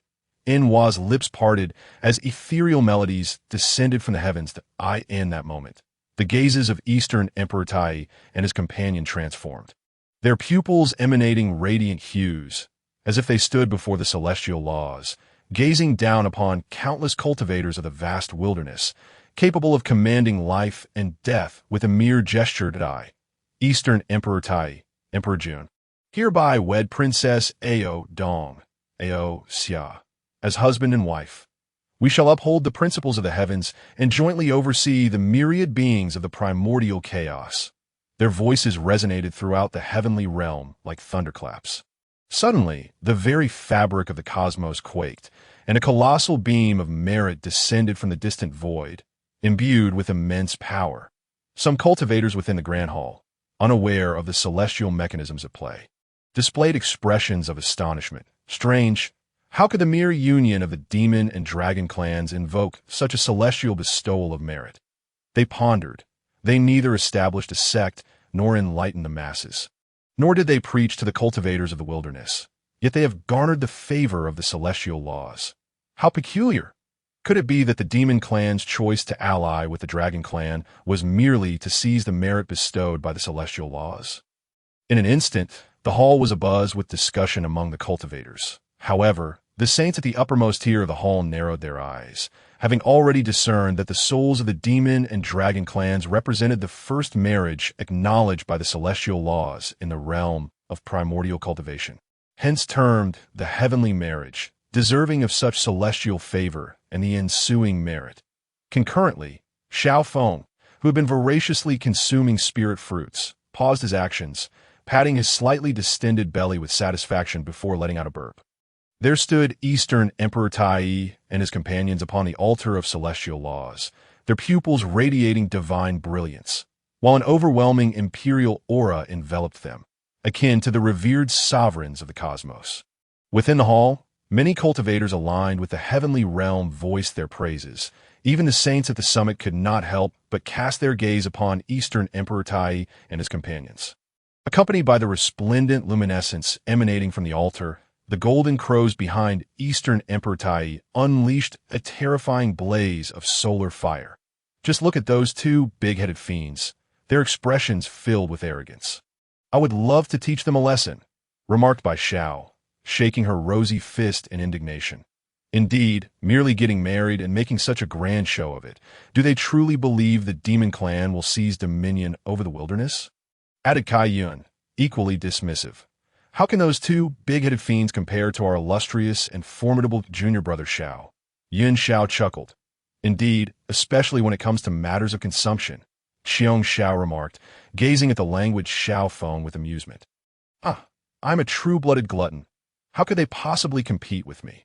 Meanwhile, Xiao Feng's gaze settled upon Eastern Emperor Tai and his companion, his eyes narrowing slightly. "That I am curious, when you stand at the pinnacle of life only to be pressed down by me, what would your feelings be?" With a resounding boom, the monumental beam of merit above flickered with brilliance, subsequently transforming into 5 streams of light that entered the bodies of Enhua, Eastern Emperor Tai, Emperor Jun, Ao, Xia, and Ao, Dong. However, as Eastern Emperor Tai and his companion were the masters of the heavenly marriage, the merit infused into them shone even more brilliantly upon receiving the radiant merit. The momentum of Eastern Emperor Tai and his companions surged at a visible rate. Simultaneously, a terrifying imperial pressure enveloped them, as the potent power of imperial order erupted forth in an instant, their realms experienced a dramatic breakthrough. From a mid-stage of quasi-saint to the pinnacle of quasi-saint, the overwhelming aura surrounding Eastern Emperor Tai and his companion continued to rise, their magical power coalescing to its zenith. After a while, the heavens trembled violently, and countless celestial melodies cascaded from above, while 2 formidable imperial pressures emanated from the heavenly realm, sweeping across the myriad worlds. In that moment, countless cultivators in the vast wilderness knelt in submission, revealing their deference. Simultaneously, 2 resplendent treasures soared from the crowns of Eastern Emperor Tai and his companion, innate treasures bursting forth with dazzling divine light, as myriad streams of colorful radiance descended from the void. In an instant, the bodies of Eastern Emperor Tai and his companion radiated brilliant light, transforming into 2 identical figures of themselves. These 2 figures bowed respectfully towards Eastern Emperor Tai and his companion, before merging with the innate treasures shimmering above them. The cultivators within the Sun Palace could not help but widen their eyes in astonishment, for it was evident that Eastern Emperor Tai and his companion had utilized the merit from the heavenly marriage, their innate treasures serving as vessels to sever their own corporeal forms, successfully breaking through to the late stage of quasi-saint. Heavens! Who would have thought that the merit within the beam would be so overwhelming, allowing Eastern Emperor Tai and his companion to reach the late stage of quasi-saint. From this day forth, there are likely to be invincible beings beneath the saints in the wilderness. That it seems the demon clan will soon unify the primordial realm, and even the witch clan will struggle to resist. Indeed, with the union of the demon and dragon clans, Eastern Emperor Tai and his companion have ascended to the late stage of quasi-saint, their magical prowess reaching a truly formidable level, and thus they should rightfully govern the wilderness. Though the demon clan is strong, The witch clan should not be underestimated. The 12 ancestors can form the 12 capitals' heavenly god-killing formation, and they may not be easily bested by the demon clan. Congratulations to the demon emperor. The breakthrough in the realms of the heavenly emperor is indeed a momentous occasion for our wilderness. Echoed the cultivators in the Sun Palace, many of whom knelt in reverence, loudly congratulating Eastern Emperor Tai and his companion. Even the saints, including the primordial heavenly sovereign, could not help but squint their eyes. What is merely the late stage of quasi-saint? To make such a grand spectacle, do they not realize that all beneath the saints are but ants? I could crush a multitude of ants with a single step, regardless of their stature, remarked the primordial heavenly sovereign, his eyes narrowing. The East is indeed a land of heroes and spirits. Alas, my West has not been graced with such fortunes, sighed the heavenly sovereign of the West. Shaking his head, his eyes filled with bitterness. Brother, there is no need to lament. Regardless of how powerful the witch and demon clans may be, they can only become participants in the cycle of calamities. The primordial calamity is but the cyclical fate of the celestial laws towards all beings, and none of us can escape it. The sage Tong Tian spoke slowly. In truth, among all the sages, only sage Laozi severed his 3 corpses before transcending the saintly realm, while the remaining sages, at most, only eliminated 2 corpses prior to their breakthrough. Subsequently, they ascended to the saintly realm by absorbing the primordial purple energy bestowed by the great Tao and the merits acquired from founding their teachings. Consequently, the likes of Sage Pangu and others could not help but feel a twinge of envy towards the current state of Dongwang Tai and his companion. Suddenly, the pupils of Dongwang Tai and his companion, atop the altar of the great Tao, radiated a dazzling divine light, surrounded by a vast sea of magical power that seemed to stretch infinitely, and a smile crept upon their lips, bursting with joy. Simultaneously, the echoes of their triumphant laughter resounded through the solar divine palace. In that moment, they resembled the supreme beings of the primordial world, wielding dominion over the lives and deaths of countless beings, rendering even the saints who had transcended to their level devoid of fear or deference. As long as we unify the myriad races within the primordial realm, we shall harness the primordial purple energy granted by the great Tao to transcend into the saintly realm. At that point, why should we concern ourselves with the countenance of those saints? Di Jun felt the surging magical power within him, and his ambitions swelled uncontrollably. Within the solar divine palace, Xiao Feng, having nonchalantly consumed his spirit fruit, fixed his gaze upon the audacious Donghuang Tai and his companion in the void above, a peculiar smile gracing his lips. This moment, they must be at the pinnacle of their existence. Xiao Feng mused inwardly. With a wave of his hand, a purple talisman, adorned with intricate patterns of profound Tao, materialized in the void. Concurrently, a terrifying whirlwind began to swirl within the talisman. Indeed, this talisman was the wind god talisman that Xiao Feng had acquired through fishing. Although it lacked lethal force, even saints who had reached the saintly realm could not withstand the terrifying tempest generated by the wind god talisman. Will this not slap those 2 arrogant fools in the face? Xiao Feng's gaze fixed upon Donghuang Tai and his companion, a smirk playing at the corners of his mouth. With another flick of his sleeve, he activated the wind god talisman, and in an instant, the altar of the great Tao erupted with a violent disturbance that a blinding purple light cascaded down from the altar, accompanied by an immeasurably fierce whirlwind. In a heartbeat, that purple tempest unleashed a wondrous force that swept away all cultivators within 100 miles. What is happening? How did this whirlwind come to be? Damn it, why can my power not withstand this tempest? Within moments, the nearest cultivators to the altar of the great Tao were caught up in the horrific whirlwind. As they regained their senses, they hastily unleashed all their magical power, attempting to resist the tempest. However, to their utter dismay, their surging magical energy proved utterly inadequate against the whirlwind, particularly on the altar. Dongwang Tai and his companion were thrown onto their backs, helplessly swept away by the terrifying gale. Even the 2 dragon princesses nearby could not escape, shrieking in unison as they too were caught up in the tempest. To their astonishment, the headscarves atop the 2 princesses' phoenix feather crowns were whisked away by the force of the whirlwind. Moreover, The peculiar purple tempest seemed almost sentient, sparing sage Tong Tian and his companions while only affecting those cultivators in proximity to the altar. Who dares to cause such chaos here? Sage Tong Tian's pupils flared with a brilliant chaotic light as he summoned a torrent of primal power to disperse the tempest with formidable might. Yet, when his power collided with the whirlwind, he stood dumbfounded, as his attack merely passed through the tempest without effect. The whirlwind continued to rage upon the altar of the great Tao, shocking the onlookers. As those caught within its reach were swept away, in an instant, countless cultivators were flung to the ground, turning the once magnificent solar divine palace into a scene of utter disarray, just as the crowd found themselves at a loss. The bizarre whirlwind atop the altar of the great Tao suddenly dissipated. "Heavens!" exclaimed by Xiao and the others, who had been greedily consuming spirit fruits below, their expressions shifting to one of shock as they stared intently at the altar and the surrounding cultivators. "What on earth just happened?" Bai Xiao blinked in confusion. "This whirlwind is far too strange."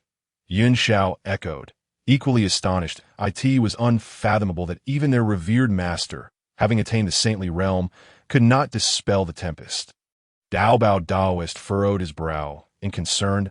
In the primordial world, the most formidable cultivators were undoubtedly those at the saintly level, and the fact that even they could not disperse the whirlwind underscored its terrifying nature. "The system is truly remarkable. I absolutely adore it." Even Xiao Feng was taken aback, musing to himself, if I were to designate the area of the wind god talisman towards the saints, would the effect be even more pronounced? Of course, Xiao Feng was merely contemplating aloud, for his true objective was to display his prowess before Donghuang Tai and his companion, relishing in the satisfaction of slapping their faces. The expressions of Sage Laozi and the others in the front row of the Solar Divine Palace shifted dramatically, a hint of panic surfacing in their eyes. Previously, they had been among the most formidable entities in the primordial world, achieving eternal existence.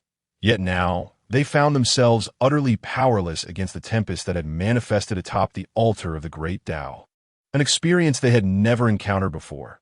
Even as saints, they could not help but feel a sense of trepidation in the face of the unknown. "This situation is truly bizarre." Sage Laozi's eyes shone with a brilliant light, his expression grave. "Indeed, this tempest seems to belong to another realm altogether. No magical power can inflict any harm upon it." Sage Tongtian's gaze was equally solemn. "That it is truly strange. Most crucially, this tempest appears to lack any damaging force, merely sweeping cultivators away." Sage Yunshi's expression darkened as well. "That it seems we must inform a teacher. Perhaps we can glean some insight." Sage Jinti proposed. "That I just calculated the heavenly secrets, yet all I could perceive was a hazy expanse, with no discernible traces," sighed Sage Jiejing beside him. Upon hearing this, Sage Laozi and the others fell into a contemplative silence, utterly unable to fathom that such an uncontrollable phenomenon could arise within the primordial world. In stark contrast to the astonishment of Sage Laozi and his companions, Donghuang Tai and his companion atop the altar of the great Tao were consumed by fury. Only recently had they broken through to the late stage of quasi-saint, intending to dominate the primordial world with absolute authority, but they had not anticipated the emergence of a terrifying purple whirlwind upon the altar. Their proud magical powers had proven utterly ineffective against the tempest, leaving them in a humiliating position, sprawled on their backs. It was as if they were on the brink of enjoying the pinnacle of existence, only to be abruptly cast into the depths of despair, bringing disgrace upon the heavenly court. With a rush, Donghuang Tai sprang to his feet, his eyes ablaze with wrath, as the terrifying force of imperial order surged within him. The golden crow phantoms behind him radiated brilliant light, and the scorching sun fire erupted forth, instantly turning the vast heavenly court into an inferno. "Who dares to toy with this emperor and the demon emperor? Should I discover your identity, I shall annihilate you with the full might of the heavenly court." Di Jun's heart surged with a tempest of fury, his fiery gaze sweeping across all the cultivators in the grand hall. Yet soon, he realized that nearly all the cultivators had been swept away by the whirlwind, save for a few seated in the grand hall, including Xiao Feng, who had not approached the altar of the great Tao. Could this beast be responsible? He pondered, dismissing the thought almost immediately. It seemed implausible. Despite the deep-seated grievances he held against Xiao Feng and his companions, how could he possibly conjure a tempest capable of sweeping away countless cultivators within the Grand Hall? Moreover, and most crucially, even the mightiest sage, Tong Tian, could not disperse that terrifying tempest, illustrating just how formidable it truly was that, in the end, Emperor Jun cast a doubtful glance at the sages within the Grand Hall, realizing that, across the entirety of the Honghuang world, only those who had attained the sage realm could possibly possess the power to sweep away all cultivators, himself included. However, Emperor Jun swiftly dismissed this notion, for there were so many sages present. Should any one of them act, it would undoubtedly be sensed by the others. Furthermore, it was hardly conceivable that all the sages had conspired to strike together. How vexing it is! What could have conjured this gale? Even our formidable powers cannot withstand it. Could it possibly be the sages within the Sun God Palace? Unlikely. Even a mighty heavenly emperor and the demon emperor could not resist. Who, then, is toying with us? This matter is indeed peculiar. While the malevolent wind has swept us away, it has caused no actual harm. In a moment, the cultivators within the Sun God Palace began to voice their discussions. Their expressions rife with embarrassment, for being publicly toppled by the tempest had been a significant loss of face. Chapter 81. Hooking him into darkness, suddenly, two piercing screams echoed throughout the Sun God Palace. Swish! The cultivators turned their gaze, only to see Ao Xia and Ao Dong covering their faces and letting out shrill cries. When the multitude of cultivators laid eyes upon the faces of these two princesses, they were instantly petrified. Even the sages atop the dais could not help but reveal expressions of shock. Cough, cough. Particularly, Xiao Feng, who was ravenously devouring spirit fruit below, nearly choked when he lifted his head to see the visage of the dragon princesses. My heavens, how terrifying this is! My eyes are nearly blinded. Goodness, is this truly the legendary dragon princess? Short and stout, with skin as dark as that of an African, that mouth is simply unbearable. And those buck teeth! What is happening? Damn, I feel as though my heart is destabilizing just from looking at them. Xiao Feng's expression turned dumbfounded. This is simply too ugly, Xiao blinked in disbelief, her eyes filled with astonishment. I never imagined such grotesque individuals could exist in this world. Yin Xiao couldn't suppress her laughter either. Who was it that claimed the dragon princesses were stunningly ethereal? Xiong Xiao chimed in with a smile. Indeed, their appearance is extraordinarily unconventional. She stifled a giggle. Not only did Xiao Feng display a look of astonishment, but even the cultivators in the Sun God Palace shared similar expressions, their eyes wide open as if questioning their own senses. Previously, they had praised the dragon princesses as being otherworldly beauties, yet who could have anticipated that they were instead two such hideous beings? It is unimaginable that anyone could be so horrifically ugly. It seems that the heavenly emperor and the demon emperor possess rather peculiar tastes. Cough, cough. Apologies, I nearly couldn't contain myself. No wonder these two did not wish for us to see the true appearance of the dragon princesses. There is indeed some merit to that. It is said that they're the biological daughters of the Dragon King of the South Sea and the future queens of the heavenly court. Yet how could such looks befit the title of queen? Who would have thought that Dong Huangtai Yi and the others would sacrifice so much for the relationship between the demon and dragon clans? Instantly, the cultivators within the Sun God Palace began to murmur among themselves. Some, wary of the heavenly court's strength, dared not speak too freely, while others, more powerful, freely discussed the matter. What? Upon hearing the screams of Ao Dong and Ao Xia from the Taoist altar, Dong Huangtai Yi's expression shifted dramatically, realizing that something was amiss. When they turned to look, indeed, the veil that had covered their faces had vanished, exposing the true appearances of Ao Dong and Ao Xia to all. Swish! Upon witnessing this, Dong Huangtai Yi's countenance turned ashen, his expression one of utter dismay, as though he had just tasted something foul. Rage erupted in their eyes, and the sun's true fire behind them blazed fiercely. During the heavenly Tao wedding, in order to prevent other cultivators and the sages in the Sun God Palace from glimpsing Ao Dong and Ao Xia's true forms, They had employed a technique called Wonkong brocade to shield them from all prying eyes. Yet due to that dreadful tempest, not only had they lost face, but had also blown away the Wonkong brocade, revealing their true visages to all. Buzz. In an instant, a terrifying aura erupted from Dong Huang Tai Yi. The golden crow's phantom behind them radiating blinding light, as an unfathomable power surged within the heavenly court. What are you waiting for? Quickly take the queen back. Emperor Jun's icy gaze fell upon the dazed demon god beside him. At once, the demon god snapped back to reality and hurriedly led Ao Dong and Ao Xiao Wei. Simultaneously, a voice echoed in Xiao Feng's mind. Ding! Congratulations to the host for successfully completing the random plot task, earning 1,000 bait. At this, Xiao Feng's lips curled into a slight smile that I never expected that putting on an act would yield 1,000 bait. This is simply delightful, with the true appearances of Ao Dong and Ao Xian now exposed. Dong Huang Tai lost all desire to continue hosting the cultivators and promptly declared the heavenly Tao wedding concluded. Concurrently, those cultivators, wearing expressions of astonishment, departed. Xiao Feng and the others followed the lead of the sages Tongtian and Yua. Leaving the heavenly court, you little ones wish to continue your training in the Honghuang world, or will you return with me to Bo Palace?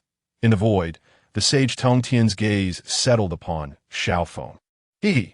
We do not wish to return just yet. I still want to have a water fight with the lady in Yua heaven. Before Xiao Feng could respond, Bai Xiao eagerly interjected. Very well. The sage Tongtian, upon hearing this, did not press them to return, but cautioned the calamity of the Honghuang world is imminent. Be cautious in your actions, and do not entangle yourselves in too much karma. Especially you, young man. It is one thing to be lazy in cultivation, but do you have to resort to robbery? Xiao Feng, seemingly unfazed, revealed a radiant smile as he muttered softly, There's no choice. If I don't rob, how would I acquire enough treasures to enhance my cultivation? You scoundrel, what nonsense are you mumbling about with that silly grin? The sage Tongtian shot a stern look at Xiao Feng. Nonsense, you must be mistaken. Xiao Feng flashed a brilliant smile at the sage Tongtian. Buzz. The sage Tongtian first glared at Xiao Feng with annoyance before waving his sleeve, a dazzling golden light flashing as he, along with Dao Bao Dao Run, tore through the void, arriving at Bo Palace in an instant. All right, little junior brother, let us set forth. We must hurry back to Yua Heaven, where I want you to paint us numerous pictures. Bai Xiao exclaimed, brimming with excitement. Indeed, I have also been researching many new poses lately. Yin Xiao chimed in with equal enthusiasm. He and the others also gazed at Xiao Feng with eager anticipation. Even the sage Yua was no exception. Subsequently, Xiao Feng joined Bai Xiao and the others in traversing the void, returning to the sacred grounds of the sage Yua. There, Xiao Feng painted a picture for each of Bai Xiao and the others before resuming his fishing endeavors upon the massive stone. For his bait had now reached an impressive 7,500, sufficient to sustain his fishing for 7,500 years. I wonder what treasures I might reel in this time. Xiao Feng remarked with eager anticipation, promptly diving back into his fishing pursuits. Ding! Congratulations to the host for obtaining a bubble of 100 years of cultivation. Ding! Congratulations to the host for acquiring 2 fragments of the fire law. Chapter 82. Calculating gains. Time flowed slowly, and in the blink of an eye, over 7,000 years had passed. However, after spending 30 years playing in Yua Heaven, Bai Xiao and the others chose to retreat into Yua Palace to cultivate. Meanwhile, Xiao Feng lay like a wooden statue upon the massive stone, fishing for a full 7,000 years. During this time, Xiao Feng had no idea just how vast the quantity of treasures he had accumulated had become. He only knew that his immense storage space was filled to the brim with boundless chaos-colored bubbles. Though he had been fishing for over 7,000 years, Xiao Feng felt no hint of irritation. Rather, he was invigorated, wishing to continue fishing indefinitely. Ding! Due to insufficient bait in the host's possession, the fishing realm has closed. The host is encouraged to complete more tasks to acquire sufficient bait, after Xiao Feng had exhausted all the bait in his possession. The voice of the system echoed within his mind. Is it truly so? How can the bait be consumed at such a rapid pace? Xiao Feng glanced at the fishing rod in his hand, shaking his head in resignation. However, his expression soon transformed into one of excitement as he quickly turned his gaze towards his storage space. It was time to evaluate the harvest of these past 7 millennia. System, aside from the cultivation bubbles, open all the remaining bubbles for me. Pop, pop, pop as the words left his lips, the seemingly boundless chaotic bubbles within the storage space erupted, and simultaneously, the system's voice rang out in Xiao Feng's mind. Ding! Congratulations, host, for obtaining 700 fragments of the Flame Law, 1,500 fragments of the Power Law, and 600 fragments of the Destruction Element Law. Ding! Congratulations, host, for acquiring 2,600 fragments of Aptitude. Ding! Congratulations, host, for receiving the innate spiritual treasures. Water Control, Xin Yuan Flag, Defensive. Treasure Color, Qing Lian Flag, Defensive, and the Wu Su Box, Defensive, as well as the acquired treasures. Multicolored Flag, Imitative. Ding! Congratulations, host, for obtaining the Secret Method Divine Ability. Another World. Ding! Congratulations, host, for acquiring the Secret Method Divine Ability. Celestial Sun Hand. Ding! Congratulations, host, for receiving 3 quasi-saint runes and 10 garments of the Pirate Empress. In an instant. The system's voice echoed repeatedly in Xiao Feng's mind. Buzz, concurrently, countless fragments of the laws transformed into streaks of light and flowed into Xiao Feng's body, deepening his comprehension of the great Tao in a heartbeat. Moreover, a dozen different hues of law power surrounded Xiao Feng, bathing him in a radiant, divine light. Additionally, with a mere thought, Xiao Feng could effortlessly summon any type of law power within him. The infusion of these law power fragments further enriched his understanding of the great Tao, enhancing the ethereal aura emanating from him. Time seemed to stretch infinitely, and eventually, Xiao Feng fully integrated the law powers within him, turning his gaze towards the other treasures. After absorbing the 2,600 fragments of aptitude, Xiao Feng's aptitude level had reached 34,999, that it wouldn't be long before his aptitude would surpass that of a saint. Subsequently, Xiao Feng's attention fell upon the treasures obtained from fishing, with the number of acquired postnatal treasures totaling 8, while the number of postnatal spiritual treasures reached 80. What thrilled Xiao Feng the most was the number of innate spiritual treasures, which amounted to 3. The Water Control Xian Yuan Flag, imitative, capable of enveloping the universe. It possesses formidable restraining powers against the malevolent forces of the world. The Treasure Color Qing Lian Flag, imitative, it has the ability to calm the mind, allowing cultivators to achieve twice the result with half the effort on their path of cultivation. The Wu Su Box, imitative, this treasure contains boundless colorful radiance, instantly annihilating any target drawn into its confines. Wow! Isn't this Wu Su Box the very treasure used by the primordial Supreme Saint during the investiture of the gods? It was this ancient being who used the Wu Su Box to obliterate Bai Zhao's physical form. Upon realizing this, Xiao Feng's pupils constricted in shock. Nevertheless, the quality of these innate spiritual treasures was exceptional, and their power was indeed formidable. After finishing the descriptions, Xiao Feng could not help but display a satisfied expression. As for the other treasures acquired through fishing, most were of postnatal treasure and postnatal spiritual treasure quality. Although numerous, their power was rather mediocre, making them suitable as nourishment for body refinement. Next, Xiao Feng's gaze shifted to the secret method divine abilities he had obtained. Another world.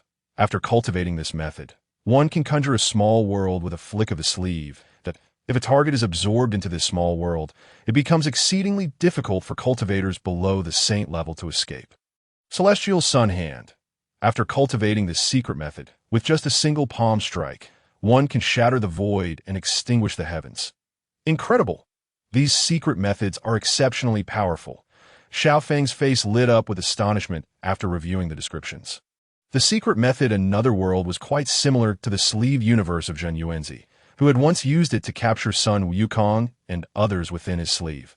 Even the rebellious Sun Wukong could not escape its grasp, rendering it an immensely potent ability. As for the Celestial Sun Hand, its might was even greater, capable of tearing apart the void with a single strike and extinguishing the heavens. Undoubtedly, these two secret methods would greatly enhance Xiao Feng's capabilities. Subsequently, his gaze fell upon the other items acquired through fishing. The 3 quasi-saint runes were indeed commendable. However, When Xiao Feng's eyes landed upon them, he could not help but reveal a speechless expression. This system is utterly absurd, granting me such items. Xiao Feng's lips twitched in disbelief. Now, aside from the cultivation bubbles, all the other bubbles have been opened. T present, his power law level stood at 1. 829,999. According to the system's regulations, once the law power reaches 999, he would be able to break through to the quasi-saint realm. Therefore, if my law cultivation reaches the required standard, wouldn't I be able to ascend to the quasi-saint realm in an instant? If that were the case, why would I need so many law fragments? Xiao Feng's gaze turned towards the fragments of law power within his personal attributes, revealing a look of confusion before he helplessly shook his head. Why ponder so much? The ship will naturally sail smoothly when it reaches the bridge. All that remains is to open all the cultivation bubbles. System, open all the cultivation bubbles in the storage space for me. P.O.P. As the words left his mouth, the chaotic bubbles within the storage space erupted in a spectacular display. Ding! Congratulations, host, for acquiring 400,000 years of cultivation. As the words fell, an immense surge of spiritual energy suddenly surged within Xiao Feng's body. Simultaneously, he instantly entered a state of enlightenment, deepening his understanding of the great Tao, as all previous doubts regarding his cultivation dissipated like mist. In addition, a colossal warm current began to flow gently from Xiao Feng's dantian, ultimately spreading throughout his limbs and other body parts. With the enhancement of this warm current, Xiao Feng's meridians and cells were exponentially strengthened, while the aura of his magical cultivation surged at a visibly rapid pace. In an instant, a massive vortex of spiritual energy formed around Xiao Feng, voraciously absorbing the innate spiritual energy of heaven and earth. As he absorbed the innate spiritual energy, signs of loosening appeared in Xiao Feng's original realm. Meanwhile, a brilliant light erupted from his eyes, and his cultivation soared. Early stage of the Great Luo Golden Immortal, mid-stage of the Great Luo Golden Immortal, late stage of the Great Luo Golden Immortal. As time flowed, the aura emanating from Xiao Feng surged dramatically, ultimately breaking through to the peak realm of the Great Luo Golden Immortal, before gradually coming to a halt. Boom! At that moment, an incredibly terrifying radiance emanated from Xiao Feng, causing the very heavens and earth to tremble. The distant ocean roared as it was tossed by monstrous waves. In an instant, the world changed color. Fierce winds swept through, and countless rays of colorful light showered down from the heavens. In this moment, Xiao Feng felt an unfathomable power within him, capable of shattering distant stars with a mere thought. Furthermore, with the myriad law powers he possessed, he could traverse the void in an instant, reaching distant realms in the blink of an eye. His combat prowess had been amplified countless times compared to before. If he had once been likened to a newborn puppy, he was now akin to a formidable Tibetan mastiff. What terrifying power! Brilliant divine light radiated from Xiao Feng's pupils, his gaze filled with astonishment. His body refinement technique had ascended to the third transformation, allowing him to effortlessly crush Great Luo Golden Immortal cultivators with sheer physical strength. Now his cultivation had also reached the pinnacle of the Great Luo Golden Immortal, a mere half-step away from the quasi-saint realm. Furthermore, he possessed numerous potent, innate spiritual treasures and a diverse array of law powers. In other words, although Xiao Feng had yet to break through to the quasi-saint realm, even a novice quasi-saint cultivator would find it impossible to defeat him. In the palace of Nuwa, the Saint Nuwa sat amidst the radiance of the 12-grade Qing Lian, surrounded by the profound essence of the great Tao. Suddenly, her pupils widened, radiating with dazzling hues, as countless beams of colorful light cascaded down upon Xiao Feng from the vast expanse of the cosmos. How can this be possible? On the serene visage of the sage Enhua, a flicker of astonishment manifested, her eyes brimming with disbelief. Yes, one of the most exalted beings in the primordial realm. Her cultivation had reached the pinnacle of existence, having endured countless years of diligent practice, culminating in a steadfastness of character as solid as rock. Yet now, an expression of profound shock graced her countenance, underscoring the gravity of the situation. Merely 7,000 years had passed, And this little wolf demon, Xiao Feng, had astonishingly ascended to the peak of the Deluo realm. Should any other cultivator find themselves within the Enhua Palace, they would undoubtedly be rendered speechless, unable to fathom that the typically unflappable sage Enhua could exhibit such a profound expression of astonishment, even stuttering in her speech. Initially, Enhua had been in seclusion, but upon sensing a disturbance in the flow of celestial energy within her sanctum, she immediately awoke to investigate. In an instant, she discerned Xiao Feng, who was in the midst of a breakthrough. At first, she felt no particular concern. After all, given Xiao Feng's extraordinary talent, a breakthrough after 7,000 years of cultivation seemed rather normal. However, to her utter astonishment, this was no mere minor breakthrough, but a frenzied leap, propelling him from a mid-stage of the Deluo golden immortal realm to its apex in an exceedingly brief span of time. Enhua's eyes widened in disbelief at such an unprecedented speed of advancement, a phenomenon she had never encountered before. Ever since I laid eyes on you, little wolf demon, I have not known a moment of peace. Enhua's heart raced with astonishment. With a swift flick of her sleeve, she transformed into a beam of golden light, appearing before Xiao Feng. Your Highness, what brings you here? Xiao Feng inquired, bowing respectfully. However, Enhua offered no response, instead pacing back and forth before him, her gaze fixed intently upon him. After a moment's contemplation, she halted, her expression one of perplexity. Little wolf demon, you haven't been possessed by any worldly fiends, have you? How is it that your cultivation has advanced so rapidly, Xiao Feng? This is utterly incomprehensible. Enhua gazed at him, her eyes full of astonishment. You must promptly divulge how you achieved such a remarkable breakthrough to the Deluo pinnacle within a mere 7,000 years, particularly since, within my divine perception, you have been lounging on that boulder, fishing, without engaging in any cultivation whatsoever.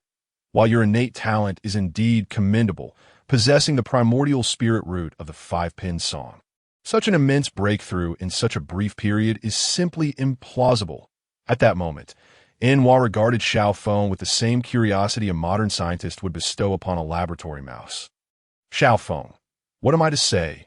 Should I claim that my fishing practice is what led to my breakthrough? With a sense of helplessness, he could only offer Enhua a radiant smile.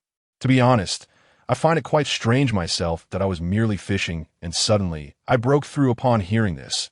Enhua couldn't help but twitch her lips. What do you mean, fishing and then suddenly breaking through? If that were the case, why would countless cultivators in the primordial realm bother with cultivation at all? They might as well come and fish for a few thousand years to achieve breakthroughs. Right? What left Enhua most incredulous was the fact that for a cultivator to reach the pinnacle of the Deluo golden immortal realm, merely relying on ordinary closed-door training was utterly insufficient. The critical step required an understanding of the laws of the universe to a certain extent to ascend to the peak of the Deluo golden immortal realm. One must align both the laws of power and cultivation simultaneously. Thus, she found Xiao Feng's claims utterly unconvincing. Yet, Enhua refrained from further questioning. After all, it was a secret, and it would be inappropriate to pry too deeply. Little wolf demon, if my calculations are correct, it has only been a little over 10,000 years since your transformation, and yet your cultivation has already reached the Deluo golden immortal pinnacle. Such an astonishing speed is unprecedented. Truly, you are a favored child of fate. But alas, Enhua cast a deep gaze at Xiao Feng before falling silent. However, Xiao Feng understood all too well what Enhua meant by alas, referring to the fact that the heavenly Tao would no longer bestow the primordial purple qi. Even if Xiao Feng exerted himself, he could not break through to the realm of sages. Yet he shrugged it off, indifferent. Perhaps for countless cultivators in the primordial realm, primordial purple qi was an immensely important heavenly treasure, a key to the sage realm. But for him, there was no need to absorb primordial purple qi to ascend to the sage domain. Moreover, when he eventually advanced to the quasi-saint level, he would not sever his three corpses as those from the primordial world did. After all, that was the path established by the venerable Hongjun, not the one he intended to follow. In summary, you are one of the few individuals I cannot see through, Enhua remarked earnestly. If everything could be foreseen and predicted, What fun would life hold? Xiao Feng countered. You make a valid point. Upon hearing this, Wa's eyes lit up, and she smiled. Now that your cultivation has reached the pinnacle of the Deluo golden immortal realm, I wonder if you wish to continue fishing, or if you would prefer to assist me with painting once more? Having fished for 7,000 years, it's only natural to take a break. In truth, he would love to fish indefinitely, but alas, there was no bait left. How could he fish without it? Even the system's fishing evolution of the universe had ceased to function. Subsequently, Xiao Feng's gaze turned to Wa, a smile gracing his lips. Painting is no problem, but must be done according to our old arrangement. Wa shot him an exasperated look. Little wolf demon, have you become ensnared by the allure of treasures? Besides, I've already bestowed upon you quite a few innate treasures, considering you extorted quite a bit from Emperor Jun. Why the continued demand? What Wa was unaware of was that Xiao Feng was not so much enamored with treasures as he was in need of them. To break through his physical cultivation realm, he required ample treasures to serve as nourishment. Now that his physical cultivation technique had reached its third transformation, his physical prowess alone could easily overwhelm the pinnacle of the Deluo golden immortal realm. Should he achieve the fourth transformation, even quasi-saint beings would be no match for him. Hence, he sought to acquire all the treasures in the primordial realm, transforming them into nourishment for his physical cultivation. Your Highness must know that treasures also symbolize a cultivator's strength, correct? Xiao Feng's gaze fell upon Wa, a brilliant smile illuminating his face. Such items are certainly better in abundance, with a chuckle. Wa found his reasoning amusing. Your logic is quite peculiar, little wolf demon. However, I have only 2 innate spirit treasures lying idle. I shall bestow them upon you. As her words fell, Wa waved her sleeve, and 2 radiant beams of divine light emerged, revealing 2 treasures suffused with sacred luminescence. Point 1 was a divine blade, glinting with a chilling and fearsome light, capable of cleaving the heavens and splitting the earth. The other was a pair of scissors, equally exuding an aura of terrifying power, capable of severing the very fabric of space. Without a doubt, both treasures possessed formidable offensive capabilities. The divine blade was known as the 7 Blade of Heavenly Radiance, capable of shattering stars in the void with a single strike. The second treasure, known as the 5-pointed Scissors of Light, could unleash the 5 elemental forces in an instant, wielding tremendous might. Simultaneously, Wa began to introduce the treasures. As soon as Wa finished her introduction, Xiao Feng's eyes sparkled, and with a swift motion, he stored the treasures within his spatial realm. Thank you for the treasures, Your Highness, he said with a cheerful demeanor. You needn't worry. The forthcoming painting will be unparalleled and absolutely unique. Giggling, Wa observed Xiao Feng's earnest expression and replied, Very well, I shall await it with eager anticipation. Suddenly, a voice resonated within Xiao Feng's mind, due to the host's power laws having reached the standards of the quasi-saint realm. But the host's magical cultivation not meeting the quasi-saint criteria, the host can convert the power laws at will into any other laws of power. Xiao Feng paused in his tracks upon hearing this revelation. So, I can freely convert the power laws into other elemental laws.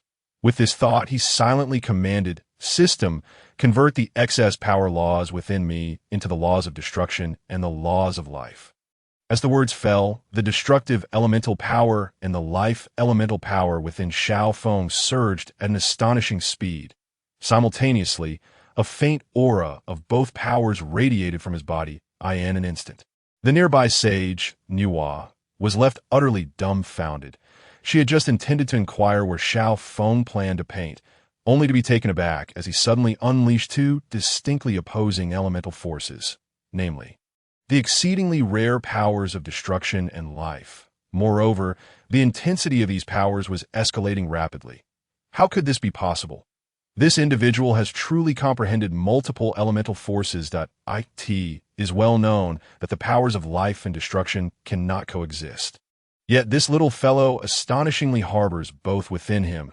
Is this the reason behind his sudden breakthrough? Boom! As time gradually passed, the life and destruction elemental powers emanating from Xiao Feng grew increasingly formidable. Moments later, the void above trembled violently, accompanied by booming thunder and a terrifying surge of energy. Concurrently, The left side of Xiao Feng radiated a rich life elemental force, causing all of nature to exhibit a flourishing vitality.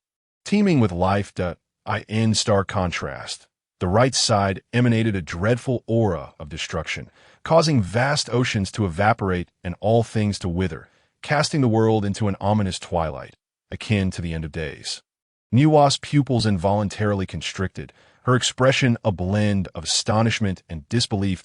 To wield the life and destruction elemental powers, two natural adversaries, is nothing short of miraculous. Typically, should a cultivator truly grasp these opposing forces, they would clash violently within, leading to their corporeal form shattering and their existence extinguished. Yet, Xiao Feng exhibited no such fate. Rather, these two powerful and volatile forces maintained a delicate equilibrium within him, each occupying half of his being. Furthermore, Xiao Feng had reached the pinnacle of the Deluo golden immortal realm, suggesting that prior to his breakthrough, he had already attained a significant understanding of one elemental force. Could it be that he now commanded three types of elemental powers, each comprehension meeting the standards of the Deluo golden immortal pinnacle? What a mysterious little fellow! Nuwa could not help but exclaim. Buzz! Moments later, the life and destruction elemental powers surrounding Xiao Feng coalesced to their zenith. With a sudden widening of his eyes, he unleashed the powers of life and destruction, creating an intricate and profound pattern. My lady, what is that expression about? Xiao Feng, having transformed his surplus powers into the forces of destruction and life, noticed Nuwa's bewildered countenance and could not help but express his curiosity. Little one, I finally believe what you said earlier, Nuwa remarked, gazing intently at Xiao Feng before continuing. What did you say? You mentioned that you find it strange that you could break through so easily.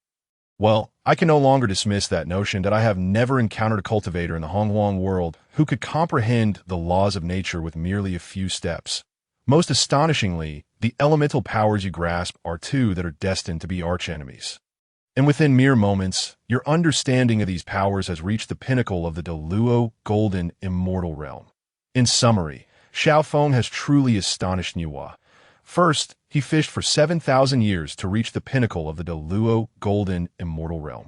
And then, in a few steps, he inexplicably comprehended two exceedingly rare elemental powers that it is well known that the life and destruction elemental powers cannot coexist, yet they thrive within you. How on earth did you achieve this? To be honest, I'm not quite sure either. It's just that they coexist within me in a rather peculiar manner. Xiao Feng replied innocently. Nuwa. Very well, another excuse. However, it is indeed curious that Xiao Feng did not meditate to comprehend the laws of nature. He merely conversed and took a few steps, suddenly grasping these two rare elemental powers. My lady, let us not dwell on this. We should proceed with the painting. Xiao Feng promptly shifted the topic. Nuwa regarded him thoughtfully before slowly replying. Indeed, let us not linger on the unknown. Let us go. A brilliant golden light flashed as Xiao Feng led Nuwa to the heart of the vast ocean. There, amidst the rolling waves and gentle breeze, nothing was visible but the endless azure sea and sky. Is this the environment you wish to choose for your painting? Nuwa inquired, her eyes filled with curiosity. Indeed, Xiao Feng nodded. With the ocean as a backdrop, I shall paint a masterpiece of the azure sea and sky, and afterward, I will depict the reflection of mountains beneath the lake's surface, creating an unparalleled work of art. Very well, Nuwa did not object. Buzz, as the words left his lips, a divine radiance enveloped Nuwa as she donned a sky-blue gown, her long black hair billowing in the wind, with her fair skin gently revealed through the fabric, resembling a celestial being. However, Xiao Feng shook his head and said, My lady, the backdrop for this occasion differs from the past, and thus your attire must also reflect that. Then how should I change? Let me think. Xiao Feng pondered, stroking his chin, until suddenly his eyes sparkled with inspiration. That I believe this will do. Buzz! With a flick of his sleeve, an item materialized in the void. The fabric appeared rather ordinary, yet it bore an endearing design, a pink wildcat motif. Excellent. Xiao Feng revealed the item he had obtained while fishing, the Pirate Empress's undergarment. This item is quite peculiar, though the design is undeniably charming. Nuwa remarked, her hand reaching out to grasp the pirate empress's undergarment. Her gaze fell upon the illustrated fabric, scrutinizing it with a puzzled expression. Am I to wear this upon my head? She asked softly. Xiao Feng nearly choked on his own breath upon hearing her. Sister, how could you even consider wearing this on your head? This is an undergarment, not a headpiece. Moreover, it's the pirate empress's undergarment. If you were to wear it on your head, I could only offer you a thumbs up in admiration. Left with no choice, Xiao Feng quickly explained, My lady, this item is not meant to be worn in that manner. It should be worn on your body, not upon your head. He then elaborated on how to properly utilize the pirate empress's undergarment. Swish! Nuwa's cheeks flushed with shyness as she witnessed the demonstration. Though she had cultivated for countless years, her heart remained steadfast, yet she understood that her body should not be easily revealed to others.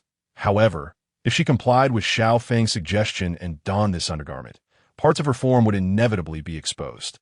Nuwa found herself in a quandary. My lady, I admit that asking you to wear this is somewhat audacious. If you are unwilling, I can certainly craft something else for you. Xiao Feng smiled.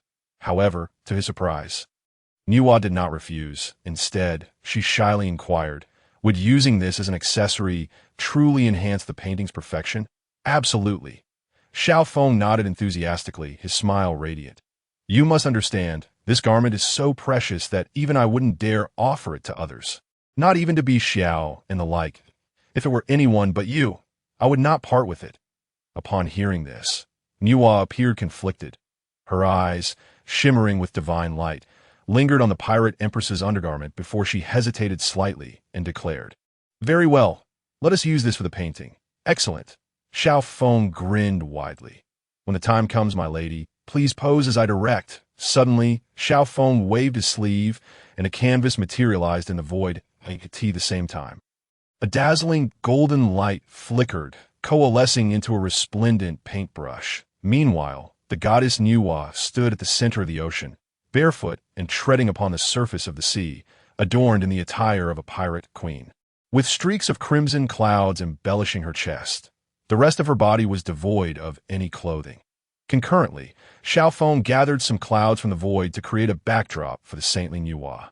And with immeasurable magical power, he poured seawater into the white clouds, allowing it to gently cascade above the head of the goddess. Under Xiao Feng's guidance, the saintly Nuwa struck various, alluring poses, biting her lip and casting flirtatious glances that, my heavens, this is simply too stimulating. This painting is destined for Earth. It will undoubtedly ignite a sensation online. Observing this, Xiao Feng couldn't help but swallow hard. Suppressing the turmoil within him, and earnestly began to paint. Time seemed to slip away, and after an indeterminate duration, he took a deep breath and finally completed the artwork. While the process was undeniably enjoyable, the torment was equally intense. After all, though he could boldly admire the exquisite form of the saintly Nuwa as she posed seductively before him, he had to equally restrain the overwhelming excitement brewing within. After all, she was a saint. If he lost control and acted impulsively, what would happen? Surely, he would face dire consequences that, of course, if he ever reached the realm of the saint himself, he might entertain such thoughts. Your painting is splendidly finished, my lady. Xiao Feng boldly gazed at the saintly Nuwa before slowly speaking. Buzz! As soon as the words left his lips, a divine radiance flashed, and the saintly Nuwa appeared before him in an instant. Her attire having reverted to her usual garments. However, a rosy blush adorned her delicate face, hinting at her shyness. Yet, Xiao Feng subtly noticed that the saintly Nuwa showed no intention of returning the pirate queen's attire, seemingly oblivious to the matter. Helplessly, he could only mutter to himself, oh well, it's just a piece of clothing. Besides, I've already obtained the innate spiritual treasure. I'm the one who profits. Hiss, when the gaze of the saintly Nuwa fell upon Xiao Feng's painting. Her pupils constricted sharply, her beautiful eyes filled with wonder. The woman depicted in the artwork, barefoot upon the ocean, moved gracefully, her attire beneath the white clouds exuding a mesmerizing allure, perfectly embodying both innocence and seduction. Further enhanced by the gently flowing seawater above her head, isn't this simply too beautiful? The saintly Nuwa exclaimed, her eyes brimming with astonishment. Of course. Xiao Feng couldn't help but smirk, secretly thinking to himself, if this wasn't beautiful, then why did those ladies in his previous life fervently seek to wear such garments for photographs? Only beneath such attire could a woman's figure be perfectly showcased. Naturally, Xiao Feng couldn't express this sentiment so bluntly to the saintly Nuwa. With a smile, he gently replied, as long as you are satisfied, my lady, should you require my services again in the future, feel free to summon me, as per our usual arrangement. No problem. However, to Xiao Feng's surprise, the saintly Nuwa nodded in agreement without hesitation, her demeanor brimming with interest. Buzz. Then, with a flick of her sleeve, the painting in the void vanished, while a smile graced the saintly Nuwa's lips as her gaze rested upon Xiao Feng, imbued with a peculiar emotion. Little wolf demon, do you have more of those delightful garments? Upon mentioning the attire, the saintly Nuwa's face flushed with shyness, stuttering slightly that, I definitely have more.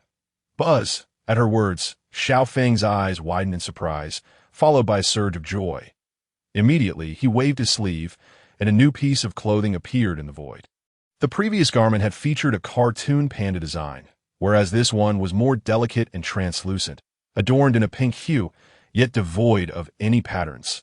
Buzz. To Xiao Feng's chagrin, the moment this new garment appeared, it vanished just as quickly, undoubtedly taken by the saintly Nuwa. He gazed at her with exasperation.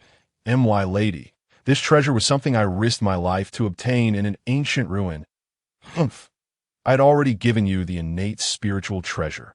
Consider this a fair exchange. The saintly Nuwa pouted, looking quite justified. Xiao Feng had never seen the saintly Nuwa pout before, and for a moment he was utterly captivated. Little wolf demon, do you possess any of the garments? She inquired once more. How could I? I only have these two. Xiao Feng replied decisively, waving his hands. What a ridiculous notion! If he told her he had 8 more, they would surely be snatched away. After all, such rare treasures should be exchanged for innate spiritual treasures, that it's truly regrettable that such a rare item is limited to just 2. Upon hearing this, the saintly Nuwa displayed a look of disappointment. In truth, however, these treasures were not entirely out of reach. Xiao Feng looked at the saintly Nuwa with a cunning smile. Did you not just claim you had none? As soon as the saintly Nuwa heard this, her eyes lit up with interest at, I indeed have none, but I know the method to create these treasures. However, the process is rather arduous and taxing on a cultivator's spirit, he continued, wearing a grin reminiscent of a cunning merchant. You little wolf demon, you wish to trade for innate spiritual treasures again, don't you? As expected of the saintly Nuwa, you are truly astute. Xiao Feng chuckled. Very well, I shall await your call when you require my services. Indeed, you are always welcome, my lady, Xiao Feng replied with a grin. Chapter 87, Descendant of the Ink Chilinhum. Do I sense that you might still have that short skirt? The saintly Nuwa gazed at him intently. How could I deceive you? I meant that whenever you need it, I shall craft it for you. Upon hearing this, the saintly Nuwa finally displayed a satisfied expression. Ding! Congratulations, host, for successfully completing the hidden storyline task. Dressed the saintly Nuwa in a short skirt. Ding! Congratulations, host, for receiving 3,000 bait. Suddenly, the system's voice echoed in Xiao Feng's mind. Goodness, did I hear that correctly? I inadvertently completed a hidden storyline task and received 3,000 bait. Initially taken aback, Xiao Feng's face soon lit up with joy. He never anticipated that his simple desire to have the saintly Nuwa don a short skirt for a painting would lead to the accidental completion of a hidden storyline task. The most crucial aspect was the reward of 3,000 bait, which was exceedingly generous compared to the meager rewards he received for completing random system tasks. If dressing the saintly Nuwa in a short skirt could yield 3,000 bait, what if Bai Xiao and the others wore it too? Wouldn't he receive a similar reward? With this thought in mind, Xiao Feng was tempted to summon Bai Xiao and the others immediately. Suddenly, the saintly Nuwa's pupils shone with a radiant divine light, her expression filled with astonishment that, my lady, what has happened? Xiao Feng inquired. This matter is intricately linked to the 5-pin pine you have in the depths of chaos. The saintly Nuwa observed him closely. What? Xiao Feng's heart trembled at her words. The five-pin pine was an incredibly powerful idle tool for him. If something were to go awry, it would be utterly frustrating. Yet he soon wore a puzzled expression that, if the five-pin pine were indeed in trouble, he should have sensed it by now. After all, he had set up the Qi-Shao-Qilin formation around the five-pin pine, and should any cultivator intrude, he would be immediately alerted. Yet he had noticed no unusual activity. Moreover, he had placed a quasi-saint talisman within the formation. Any cultivator beneath the saint level would have been swiftly eliminated by its formidable power. So why did the saintly Nuwa claim there was movement concerning the five-pin pine? Could it be that the intruder was a saint from within the primordial realm? He, the saintly Nuwa, observing Xiao Feng's anxious demeanor, couldn't help but smile, surprised to see the fearless little wolf demon show such concern. You need not worry excessively. The five-pin pine remains firmly rooted in the depths of chaos. The saintess Enwa remarked with a smile. Indeed, there are a few cultivators who have sensed the five-pine tree deep within the chaos, yet they are ensnared by the grand formation I had previously laid out. A sigh of relief escaped Xiao Feng upon hearing this. His heart lightened, while his eyes brimmed with astonishment. Truly, the means of a saint in the primordial world are utterly unfathomable. Initially, he had presumed that Enwa's intervention merely enhanced the Qi-Shao-Qilin formation. Yet he had not anticipated the establishment of an entirely new grand formation, one that even he had failed to perceive. Nevertheless, the situation remains urgent. I must delve into the depths of chaos to investigate. Although the five-pine tree seems unscathed for now, Xiao Feng was reluctant to remain idle, particularly since other cultivators had set their sights on it. I have never seen you so anxious. Enwa chuckled at his demeanor, her exquisite smile radiating like brilliant sunlight, causing all things to blossom in its wake. She continued, "Yet we cannot afford to remain passive.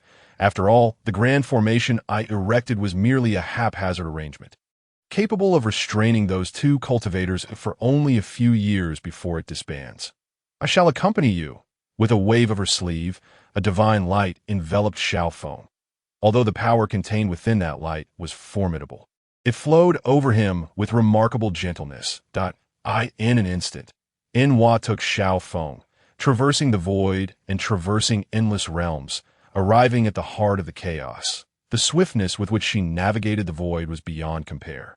Soon, Xiao Feng found himself at the very location where the five-pine tree had taken root in the depths of chaos. He gazed upward, and suddenly, an intricate formation inscribed with profound runes emerged from the abyss. Ablaze with dazzling hues, shifting in myriad forms. Oceans blending with deserts, snowfields converging with molten lava. This was the entrapment left by the saintess Enwa. And indeed, there were cultivators ensnared within. One of them was a female cultivator. Her countenance forbidding, her figure graceful, with eyes as deep as the vast cosmos, a proud nose, and lips reminiscent of cherry blossoms, all aflame with intensity. Yet she was trapped within a snow-capped mountain. Her pupils radiated fiery power, and a terrifying aura surrounded her, nearly melting the entire mountain. Yet whenever she attempted to shatter the snow mountain, a divine light would surge forth, restoring it to an unyielding state in an instant. The female cultivator's brows furrowed in frustration, her delicate face flushed with rage. Remarkably, she was a rare fire Qilin, and her cultivation had reached the mid-stage of the great Luo Golden Immortal. Xiao Feng's gaze fell upon her, revealing his astonishment. No, she is not an ordinary fire Qilin. Her bloodline hails from ancient times. Enwa remarked with a subtle smile. Ancient times? Xiao Feng inquired. Indeed, she possesses the bloodline of the Mo Qilin. What? You mean the progenitor of the Qilin clan, the Mo Qilin? Xiao Feng was taken aback. He had never imagined that this fire Qilin was connected to the mightiest Mo Qilin of the Qilin lineage. Ordinary Qilins were merely single-attribute beings, whereas the Mo Qilin was a multi-attribute Qilin that had existed since the dawn of the world, leading the Qilin clan to stand alongside the Phoenix and Dragon clans in a tripartite balance of power. Legend spoke of the Mo Qilin being on the brink of the saintly realm during its peak, rivaling even the likes of the ancestor of heaven and earth. Suddenly, a notification resonated in Xiao Feng's mind. Ding. Congratulations, host. You have triggered a random quest. Gain the loyalty of the Qilin spirit and take her as your steed. Reward: 2,000 bait. Xiao Feng's gaze shifted to the Qilin spirit, revealing a peculiar expression. Perhaps taking her as a steed is quite an appealing idea. With this thought, he turned to Enhua and smiled. Your Majesty, please wait here. I shall go and subdue that Qilin. Very well, with a wave of his sleeve. Xiao Feng entered the formation, stepping into the scene that Enhua had conjured, a snow-capped mountain. Curse it! This formation is far too strange. Why can't I break it? The Qilin spirit exclaimed, her fury palpable as she shattered a corner of the snow mountain with a punch. The air around her long spear was imbued with terrifying power, the blazing flames crashing down upon the snow mountain like a meteor from beyond. Yet, the mountain remained unyielding. Suddenly, the Qilin spirit's eyes narrowed as she sensed a figure stepping through the void. Indeed, it was Xiao Feng, who had entered the formation. Upon seeing him, the Qilin spirit's eyes narrowed, filled with suspicion. Who are you, and why have you appeared here? Are you the one who created this formation? Xiao Feng chuckled at her guarded demeanor.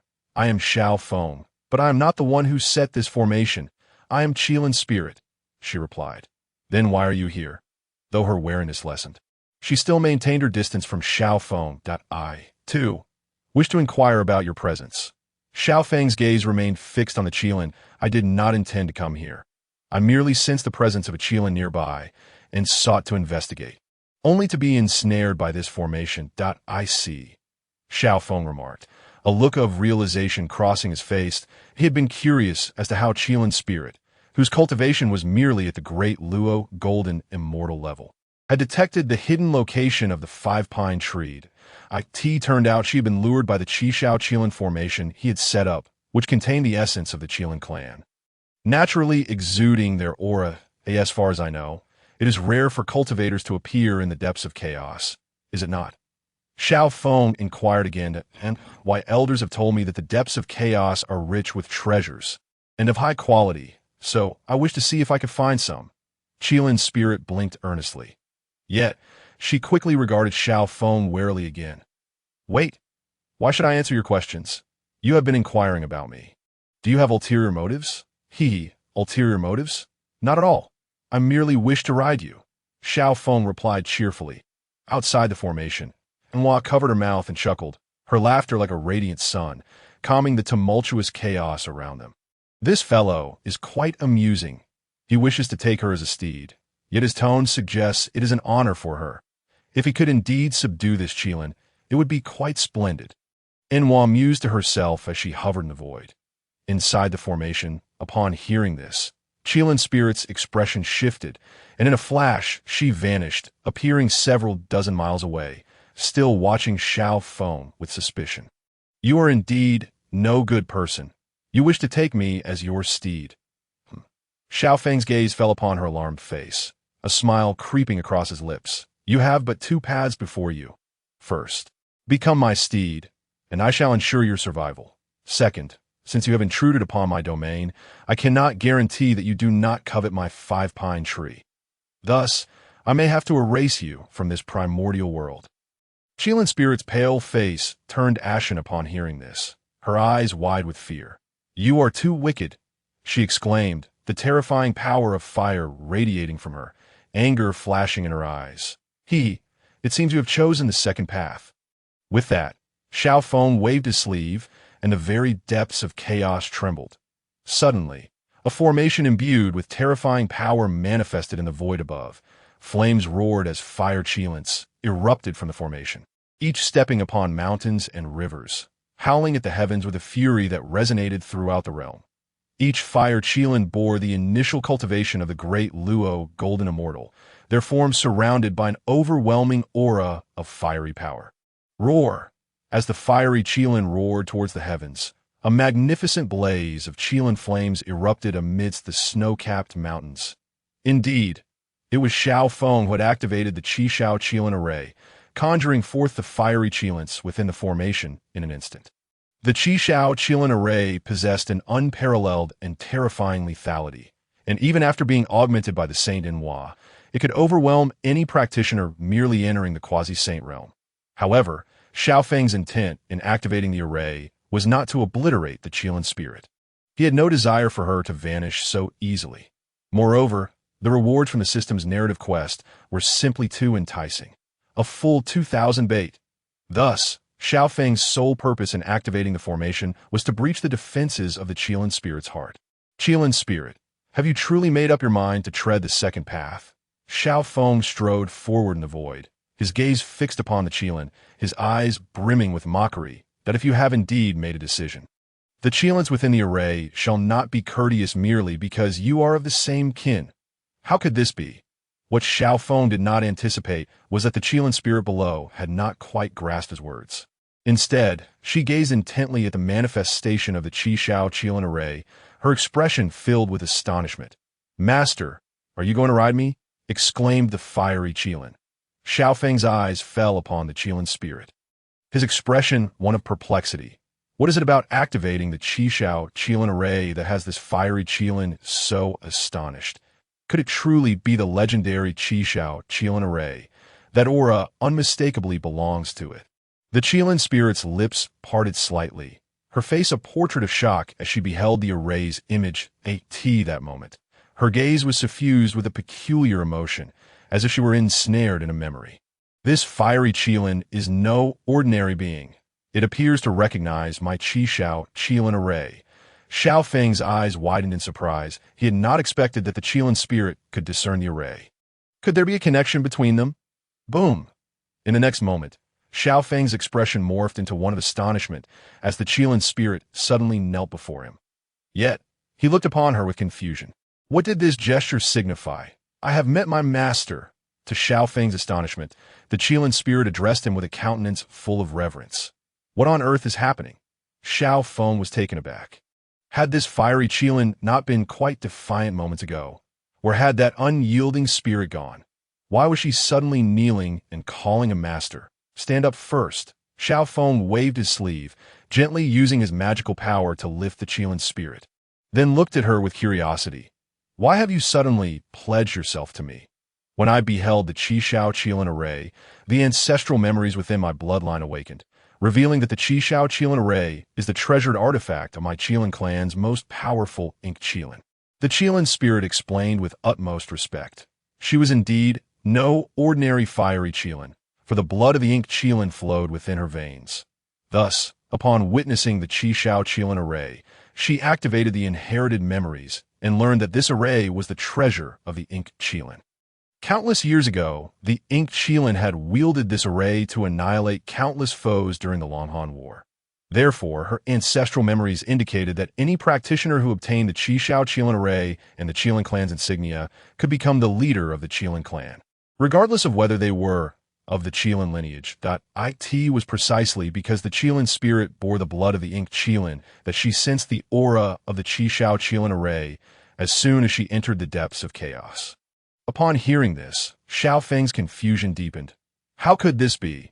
While the Qi Xiao Qilin array was indeed powerful, what would a late quasi-saint practitioner care for such a treasure? "Master, allow me to clarify. Countless years ago, the Ink Qilin of my clan forged the Qi Xiao Qilin array with its own essence. However, to fully unleash the array's might, another treasure is required. The Qilin spirit elucidated. What treasure? The Ink Qilin's accompanying innate spiritual treasure, the Ink Qilin seal. The Qilin spirit's expression turned grave as she spoke. If the Ink Qilin seal serves as the foundation and the Qi Xiao Qilin array is activated, the array's range will encompass millions of miles. Wielding incomprehensible power, it can be said that practitioners below the saint level would find it nearly impossible to resist. Alas, after the conclusion of the Longhan War, the Qilin clan suffered severe losses. And both the Qi Xiao Qilin array and the Ink Qilin seal were entirely lost. Hiss! Upon hearing this, Xiao Feng's pupils constricted and shocked. He had never imagined that the Qi Xiao Qilin array he had acquired through fishing was actually a priceless treasure of the Qilin clan, albeit one that required the Ink Qilin seal to unleash its full power. Yet what astonished him most was that the fully unleashed Qi Xiao Qilin array could even withstand late-stage quasi-saint practitioners. In other words, this array ranked at the same level as the 12 Celestial Divine Array and the Zhou Tian Starry Array. Truly, The Qilin clan deserved its reputation as the most formidable ancient race, capable of creating such a fearsome array. Simultaneously, Xiao Feng understood why the Qilin spirit, who had been so resolute in her defiance, would suddenly wish to recognize him as her master. After all, one who possessed the Qi Shao Qilin array along with the inked Qilin seal could indeed become the leader of the Qilin clan. Is there anything else you do not understand, master? The Qilin spirit gazed intently at Xiao Feng, her demeanor somewhat bashful. Currently, there is nothing more. However, I must assert that the Qi Shao Qilin array belongs to me, and you need not think of reclaiming it. Xiao Feng spoke with gravitas, and no matter that the Qi Shao Qilin array originally belonged to the Qilin clan, he had now claimed it to guard the Wuzhen Pine and would never return it. Giggling, the Qilin spirit, upon hearing this, could not help but burst into laughter. "Oh, not worry, master. The treasures of my Qilin clan possess great sentience and choose their own master. Since it has chosen you, then you are its rightful master. That's well and good. But why are you laughing so joyfully?" Xiao Feng remarked, unable to suppress a twitch at the corner of his mouth as he observed the Qilin spirit's radiant smile. I never expected I would be fortunate enough to see the array created by my ancestor, the inked Qilin. The Qilin spirit replied with delight. Buzz.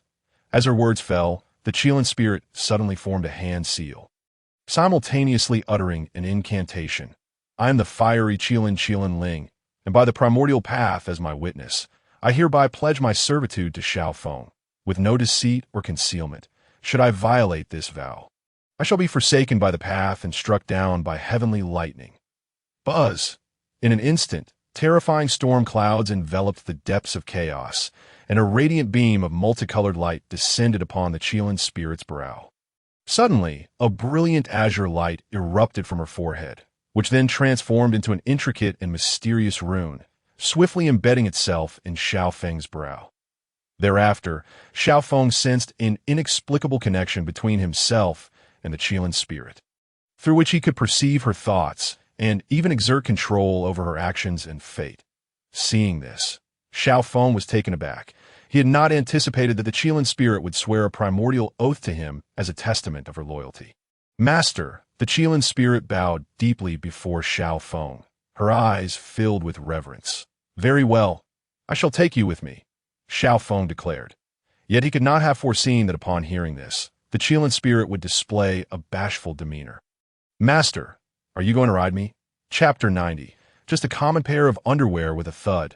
The Qilin spirit stared intently at Xiao Feng, and before his astonished gaze, she knelt before him, her mountainous peaks trembling as if eagerly awaiting him to mount her.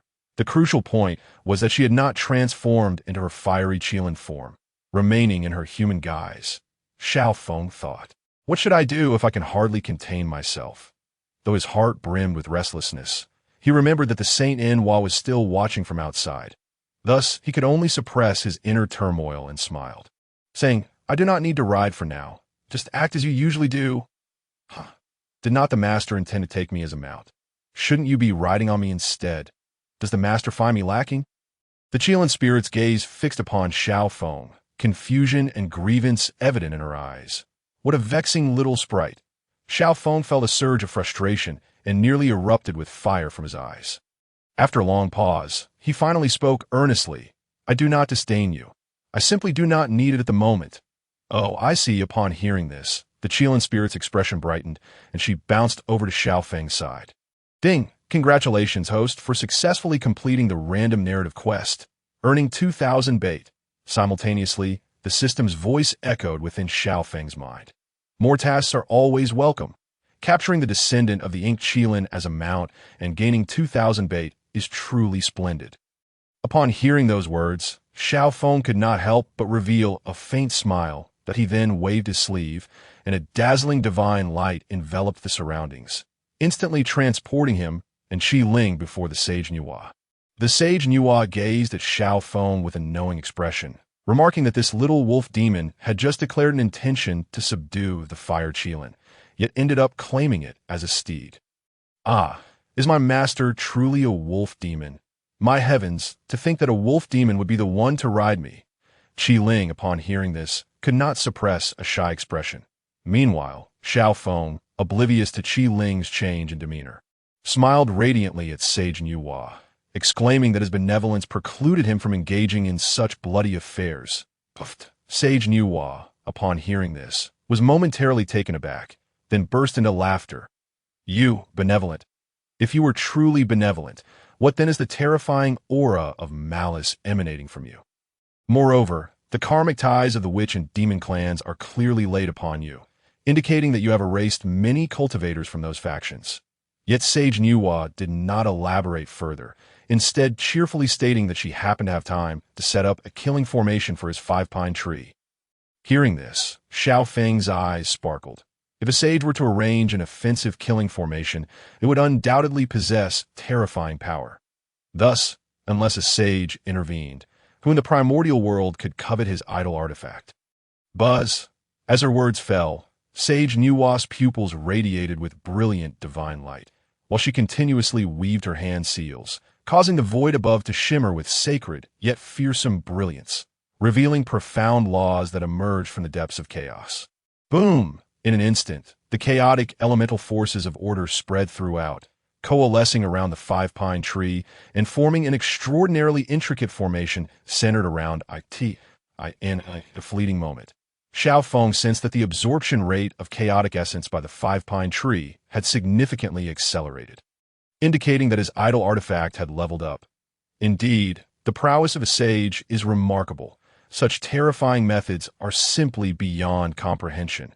As Xiao Feng felt the surging power within him, a smile appeared on his face. Meanwhile, Qi Ling beside him displayed a look of astonishment. That truly the legendary Sage Nuwa. My goodness, is my master really so formidable as to be associated with Sage Nuwa? They seem to have quite a good rapport. Truly, my master is impressive, radiating a majestic aura that sweeps across the heavens. Unbeknownst to Xiao Feng, Qi Ling's heart brimmed with admiration for him due to Sage Nuwa's involvement, her eyes sparkling with stars. What is with that expression? Xiao Feng's gaze fell upon the Qilin, revealing a look of confusion. Why is this woman staring at him so unabashedly? It's rather strange that, it's nothing. I just think my master is exceedingly powerful. Qi Ling gazed at Xiao Feng with adoration. How peculiar. Xiao Feng looked at her, feeling quite helpless. Buzz!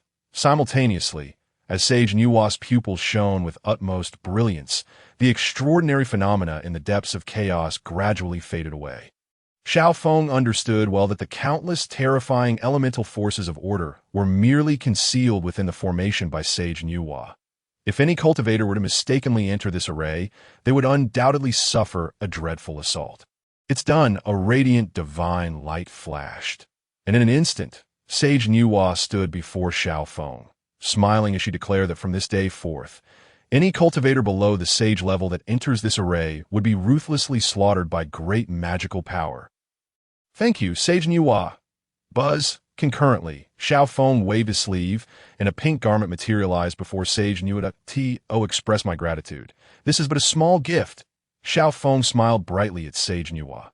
How do you still possess this? Did you not claim to have run out of stock? Sage Nuwa, upon seeing this, quickly snatched up the garment with remarkable speed, casting a furtive glance at the perplexed Qi Ling beside her, and sighed in relief upon noticing her confusion, then shot a fierce glare at Xiao Feng. Ahem, it's primarily because I have too many items in storage. I simply cannot keep track. Xiao Feng spoke earnestly. Weaving a tale, Master, the item you just produced is so intriguing. What is it? Qi Ling inquired curiously, gazing intently at Xiao Feng. Are you interested as well? Xiao Feng smiled, secretly lamenting how exhilarating this all was. No. To Xiao Feng's surprise, Qi Ling shook her head repeatedly, for in her mind, this was a precious treasure gifted to Sage Nuwa by Xiao Feng, and how could she dare to claim it? Through the mark on his brow, Xiao Feng sensed Qi Ling's thoughts and felt an inward resignation. How could this possibly be precious? On Earth, it would be the equivalent of common rags. However, Xiao Feng would not express such sentiments to Qi Ling, for he still intended to use the remaining garments in his possession to barter with Sage Nuwa for magical treasures. Chapter 91. This world is bizarre and strange. This individual before him seemed lethargic in all matters, yet in terms of cultivation, possessed an unparalleled talent. even wielding laws of power that could not coexist, an unfathomable phenomenon. Whoosh! Observing Xiao Feng's slight movements, he appeared to have not ceased. He then began to weave hand seals, summoning streams of flickering law powers from his fingertips. Bang! In an instant, the vast expanse of the starry sky became shrouded in a mist, obscuring any prior brilliant stars. Thus, in this scenario, the only luminary remaining was the star from Xiao Feng's previous actions, shining brightly in the night sky. Very well then, Sage Nuwa, please wear this short skirt. Ah, a short skirt. Upon hearing Xiao Feng's words, Sage Nuwa's usually noble and radiant visage flushed with shyness, akin to a young maiden. After all, Sage Nuwa recalled that the short skirt she had previously taken from Xiao Feng was a red checkered number, although this was not her first time wearing such attire before him. As a dignified goddess, shyness was inevitable. You heard correctly. Once you don a short skirt and tie a tie atop it, leap towards the brilliant stars in the night sky. Remember, do not glance my way. Your gaze should linger on that star, conveying deep affection through your eyes. Xiao Feng, however, harbored no ulterior motives, merely smiling as he spoke. Do you think such a movement can be graceful? Sage Nuwa's eyes displayed a hint of concern, skeptical of his suggestion. Once the painting is completed, you shall see. Sage Nuwa, you need not worry. As you said, if you find it unappealing, you need not take me to the place you mentioned. It is a deal that guarantees profit without loss. Xiao Feng smirked mischievously. I agree. Sage Nuwa gritted her teeth, ultimately deciding to acquiesce to Xiao Feng's request. Swish! Sage Nuwa waved her sleeve, and numerous brilliant starlights enveloped her, transforming her attire into the short skirt. Gulp! When Xiao Feng's gaze fell upon Sage Nuwa once more, he unconsciously swallowed hard. A tea must be said. Witnessing this scene, he was indeed. Sage Nuwa donned a resplendent white gauzy garment, adorned with verdant accents and a luxurious red short skirt. Her skin as smooth and delicate as jade beneath the moonlight. Upon gazing at her face, Sage Nuwa's shy and demure countenance was visible, yet it did not detract from the noble aura befitting a goddess. Can you paint now? Noticing Xiao Feng's dazed expression, Sage Nuwa felt a surge of delight, bashfully inquiring. Of course, at any time. Xiao Feng vigorously shook his head, attempting to dispel the thoughts swirling in his mind, and began to paint Sage Nuwa against the backdrop of the starry sky. The resplendent moonlight illuminated Sage Nuwa's flawless skin, as if the light were prepared solely for her. After a brief while, Xiao Feng let out a soft sigh, having finally completed this arduous yet rewarding task. Sage Nuwa, what do you think? Is it acceptable? Whoosh! Before Xiao Feng could finish, Sage Nuwa had already reappeared beside him in her usual attire.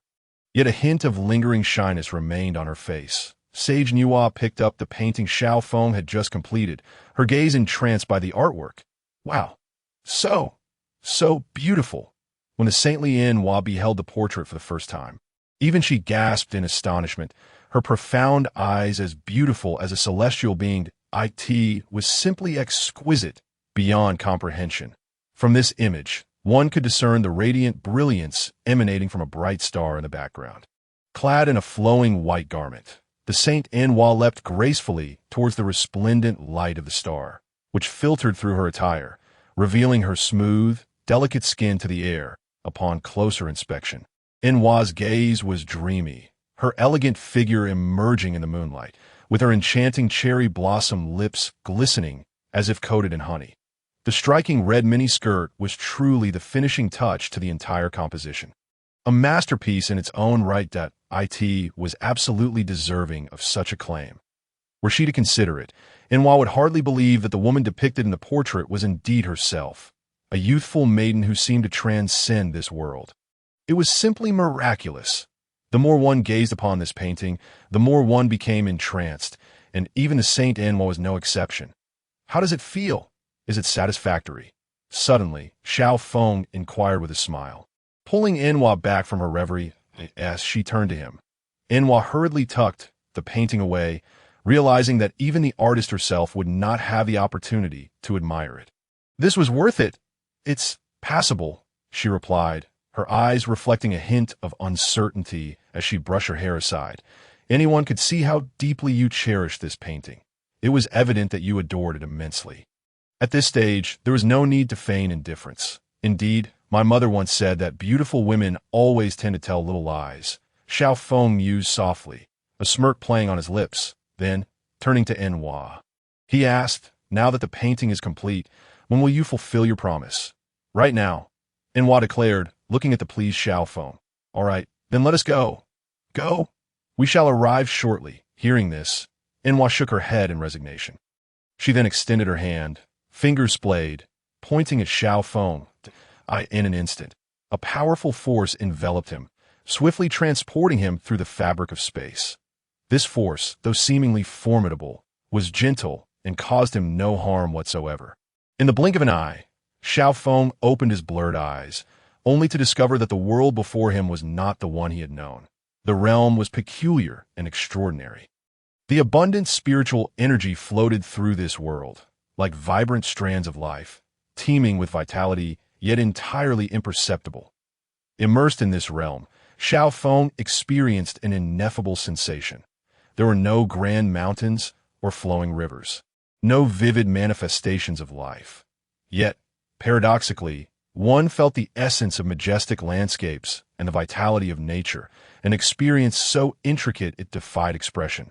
What was most astonishing was that each fleeting moment here seemed to exist in timelessness, as if an ancient power meandered through this land, maintaining the balance of existence, life and death, birth and decay, in an eternal cycle. It was all rather bizarre, leaving one utterly bewildered.